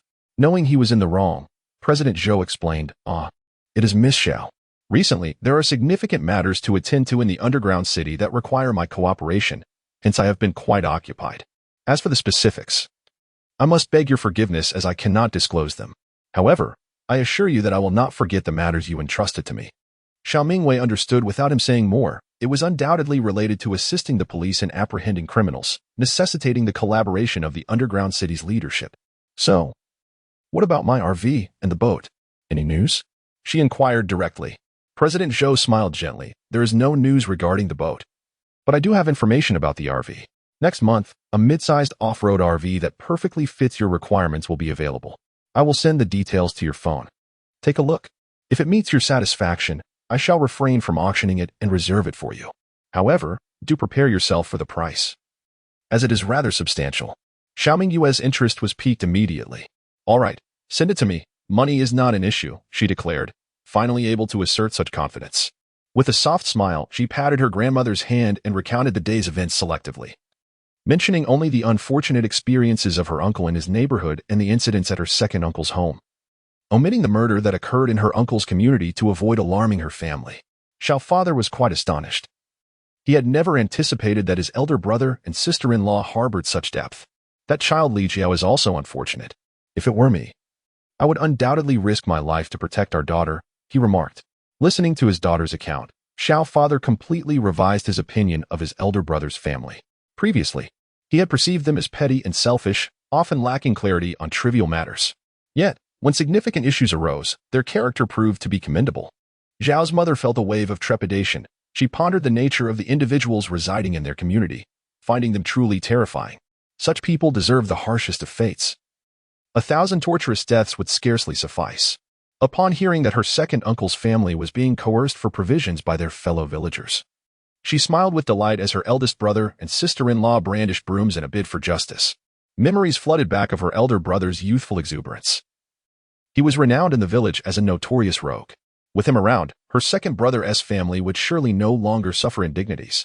Initially, she feared her elder brother might bully the younger, but now, it seemed all would be well.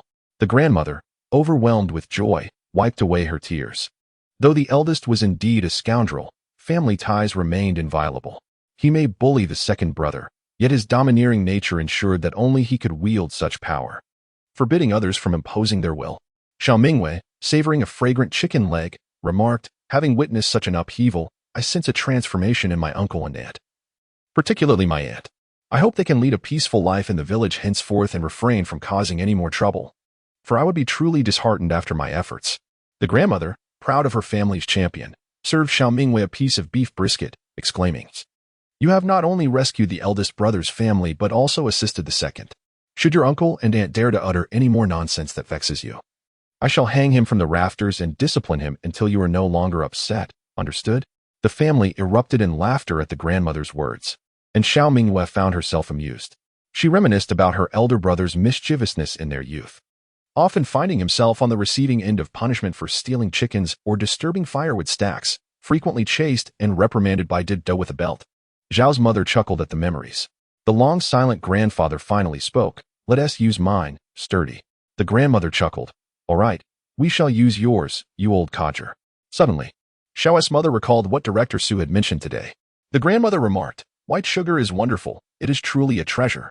In the days of poverty, if a family could indulge in a bit of sugar, it was something to boast about for days. She continued, Tomorrow, I shall make sugar cakes, warm, soft, sweet, and utterly fragrant. Xiao Mingyue nodded in agreement. Excellent. I too have a craving for sugar cakes. In fact, we have a few bags of white sugar in our basement. If it's insufficient, I can search for more. After all, she had stockpiled 60 boxes of sugar before the apocalypse. Sugar could swiftly restore energy and was a rarity in these dire times. In the future, such a premium commodity would only become scarcer. By the way, mother, while you're in the underground garage, please ensure that your firearm remains concealed unless absolutely necessary. Even Director Su is not to be informed, Xiao Mingyue instructed. Xiao's father concurred. Indeed, we must not let others know. Xiao's mother nodded solemnly. I understand. I am aware of the gravity of the situation. She sighed. Things took a turn for the worse in the underground garage today. Although there were no casualties, it was quite frightening. The world has indeed changed. Rest assured, daughter, I will protect myself and safeguard you. I will not allow any harm to come to my precious girl, she vowed. Xiao Mingyue, intrigued, inquired, what exactly happened? Xiaoma and Xiaoba exchanged glances, and Xiaoba began. There was a girl who raised a dog as if it were her son, sharing with it half of all its food and drink. However, today, for just a moment of inattention, the dog was stolen by a group of individuals. By the time she realized, it was already. Xiaoba paused, roasted and consumed. The girl went mad with grief and thrust the ringleader into the fire, leaving him blind from the scorching flames. He deserved it, yet the girl endured a brutal beating. When we arrived, she was on the brink of death. Upon hearing this, Xiao Mingyue fell into silence.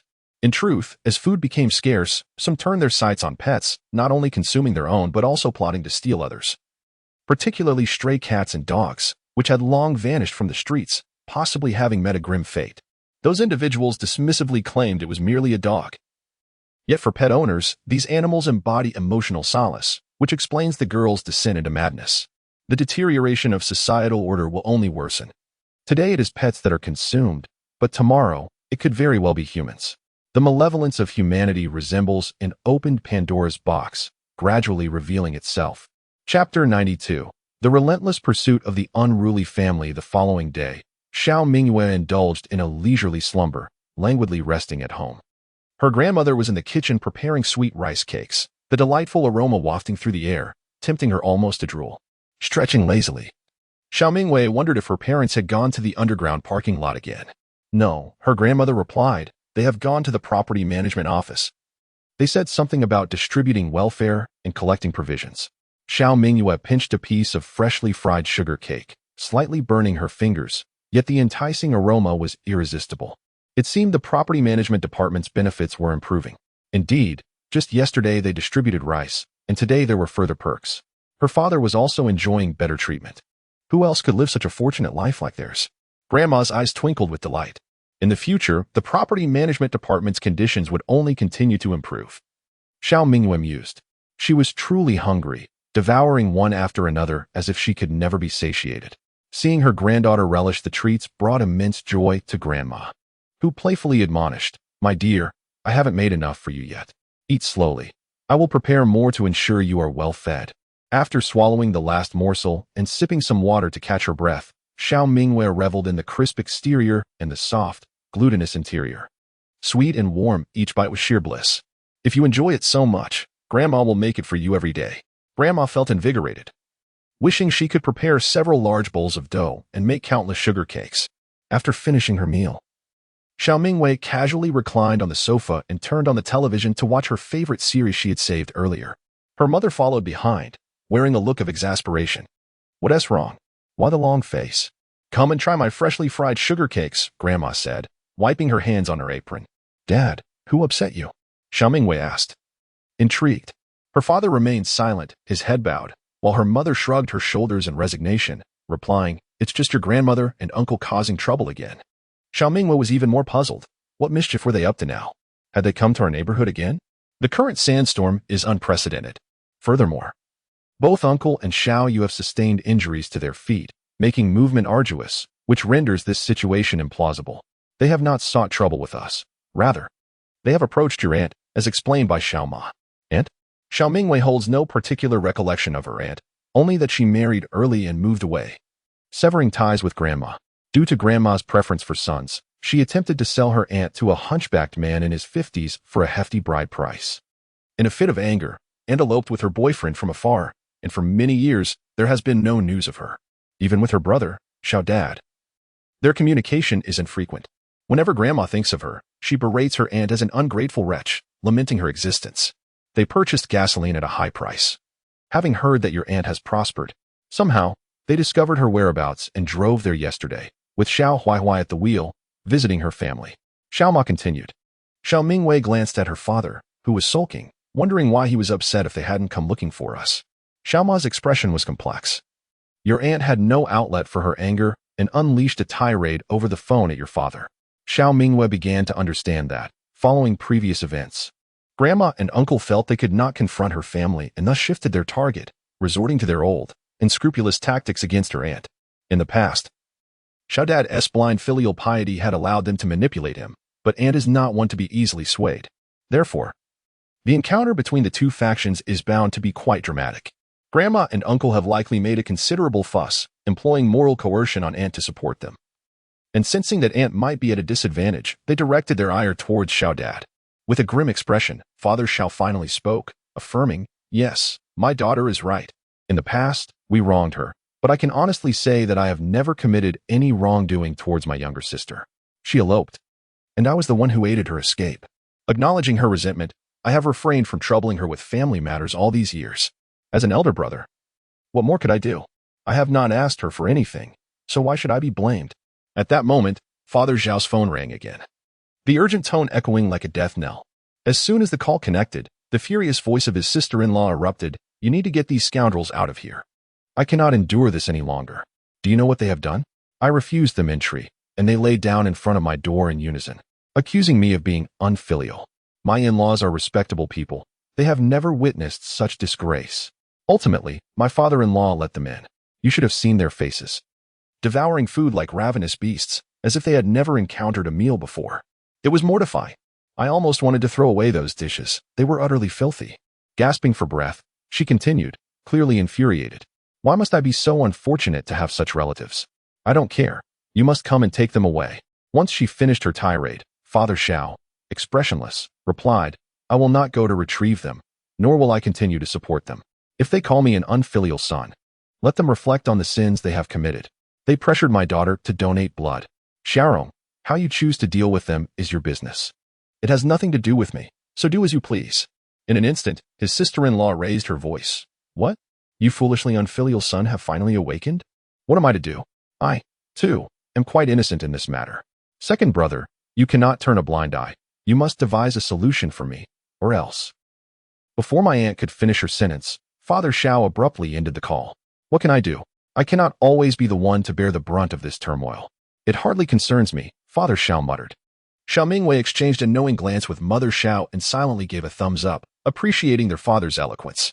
Within the family, the aunt only maintained occasional contact with Father Xiao. Upon learning of her experiences, Xiao Mingyue recognized her as a pitiable soul and found some understanding of her actions. However, Father Xiao was also deserving of sympathy. Why should he be burdened with the task of taking her in? Mother, where are the sweet cakes?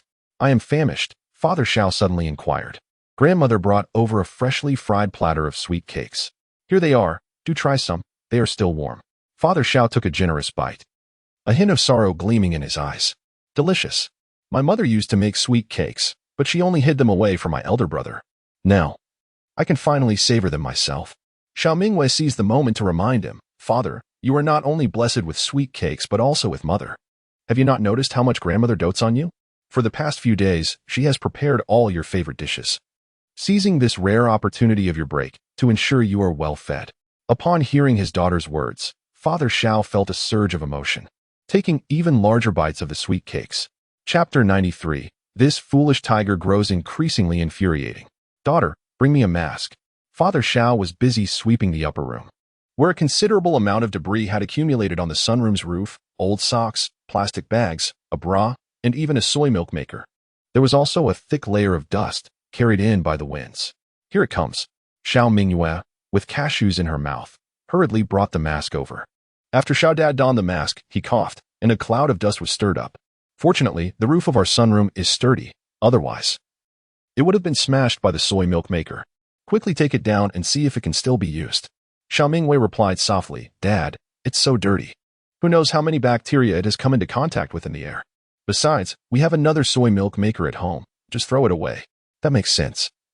I'll heed your advice. Xiao Dad thought for a moment and casually tossed it outside, discarding all the rubbish there for easier cleanup later. At 6 in the afternoon. As I contemplated completing all the chores in the house before leaving, I thought that if I did a little more, you all would have to do a little less. A good man indeed. Throughout the afternoon, Xiao Dad tidied up both inside and outside the house, the floors gleaming, the vegetable garden well maintained, and even the chicken coop was cleaned out. Meanwhile, Xiao Mom and Grandma were engrossed in a melodramatic romance from the 90s, weeping profusely, while Xiao Mingyue had already retreated into her own space in her room. The little farmer girl was far from idle. As there were plenty of tasks in the vegetable garden and orchard, she received new orders almost daily, undoubtedly from customers brought in by the underground city. Mr. Zhou was also quite open about it, stating to anyone who inquired that he ordered fruits and vegetables from the Moon Farm. Now, the elite circles of Beijing City are well aware of the Moon Farm, its reputation steadily growing, even attracting customers from outside the city. However, she refrained from catering to outsiders, as there was enough stock to satisfy them. The local demand had yet to be fully met. This has exhausted Xiao Mingyue. After gaining recognition, the number of orders increased significantly. With an influx of orders, the inventory quickly became insufficient. There were not enough small vegetables, the cabbage was sold out, and celery was in urgent demand. Oranges would take a few more days to ripen, and as for dragon fruit, it was still green. Once the predetermined stock was sold out, the products turned gray, rendering them unclickable for purchase. This situation incited considerable dissatisfaction among customers at the Moonlight Farm, prompting many to inquire with the shopkeeper about when new stock would arrive. Moreover, she initiated a pre-sale model, promising to ship items in accordance with the order of payment as soon as they became available. Xiao Mingyue took a stroll through the pumpkin and wintermelon fields, where the sprawling plants had extended over a considerable area, including watermelons, which had even intertwined with one another. She could only distinguish the type of vegetable by its leaves. From the lush foliage, She managed to unearth 9 pumpkins and 5 winter melons, reserving one of each for herself, ready to be listed for sale. Upon seeing an order from Mr. Zhou for 6 pumpkins, she prioritized shipping those to him, while the remainder went to other customers. Since the business at Moonlight Farm had thrived, the first to express dissatisfaction were the pigs, as their dietary quality had declined. Previously, they feasted on an abundance of fruits and vegetables that went uneaten. Now, there was hardly enough to sell, let alone spare. In contrast, the cattle and sheep, accustomed to grazing, were only occasionally supplemented with fruits and vegetables, thus feeling less of an impact.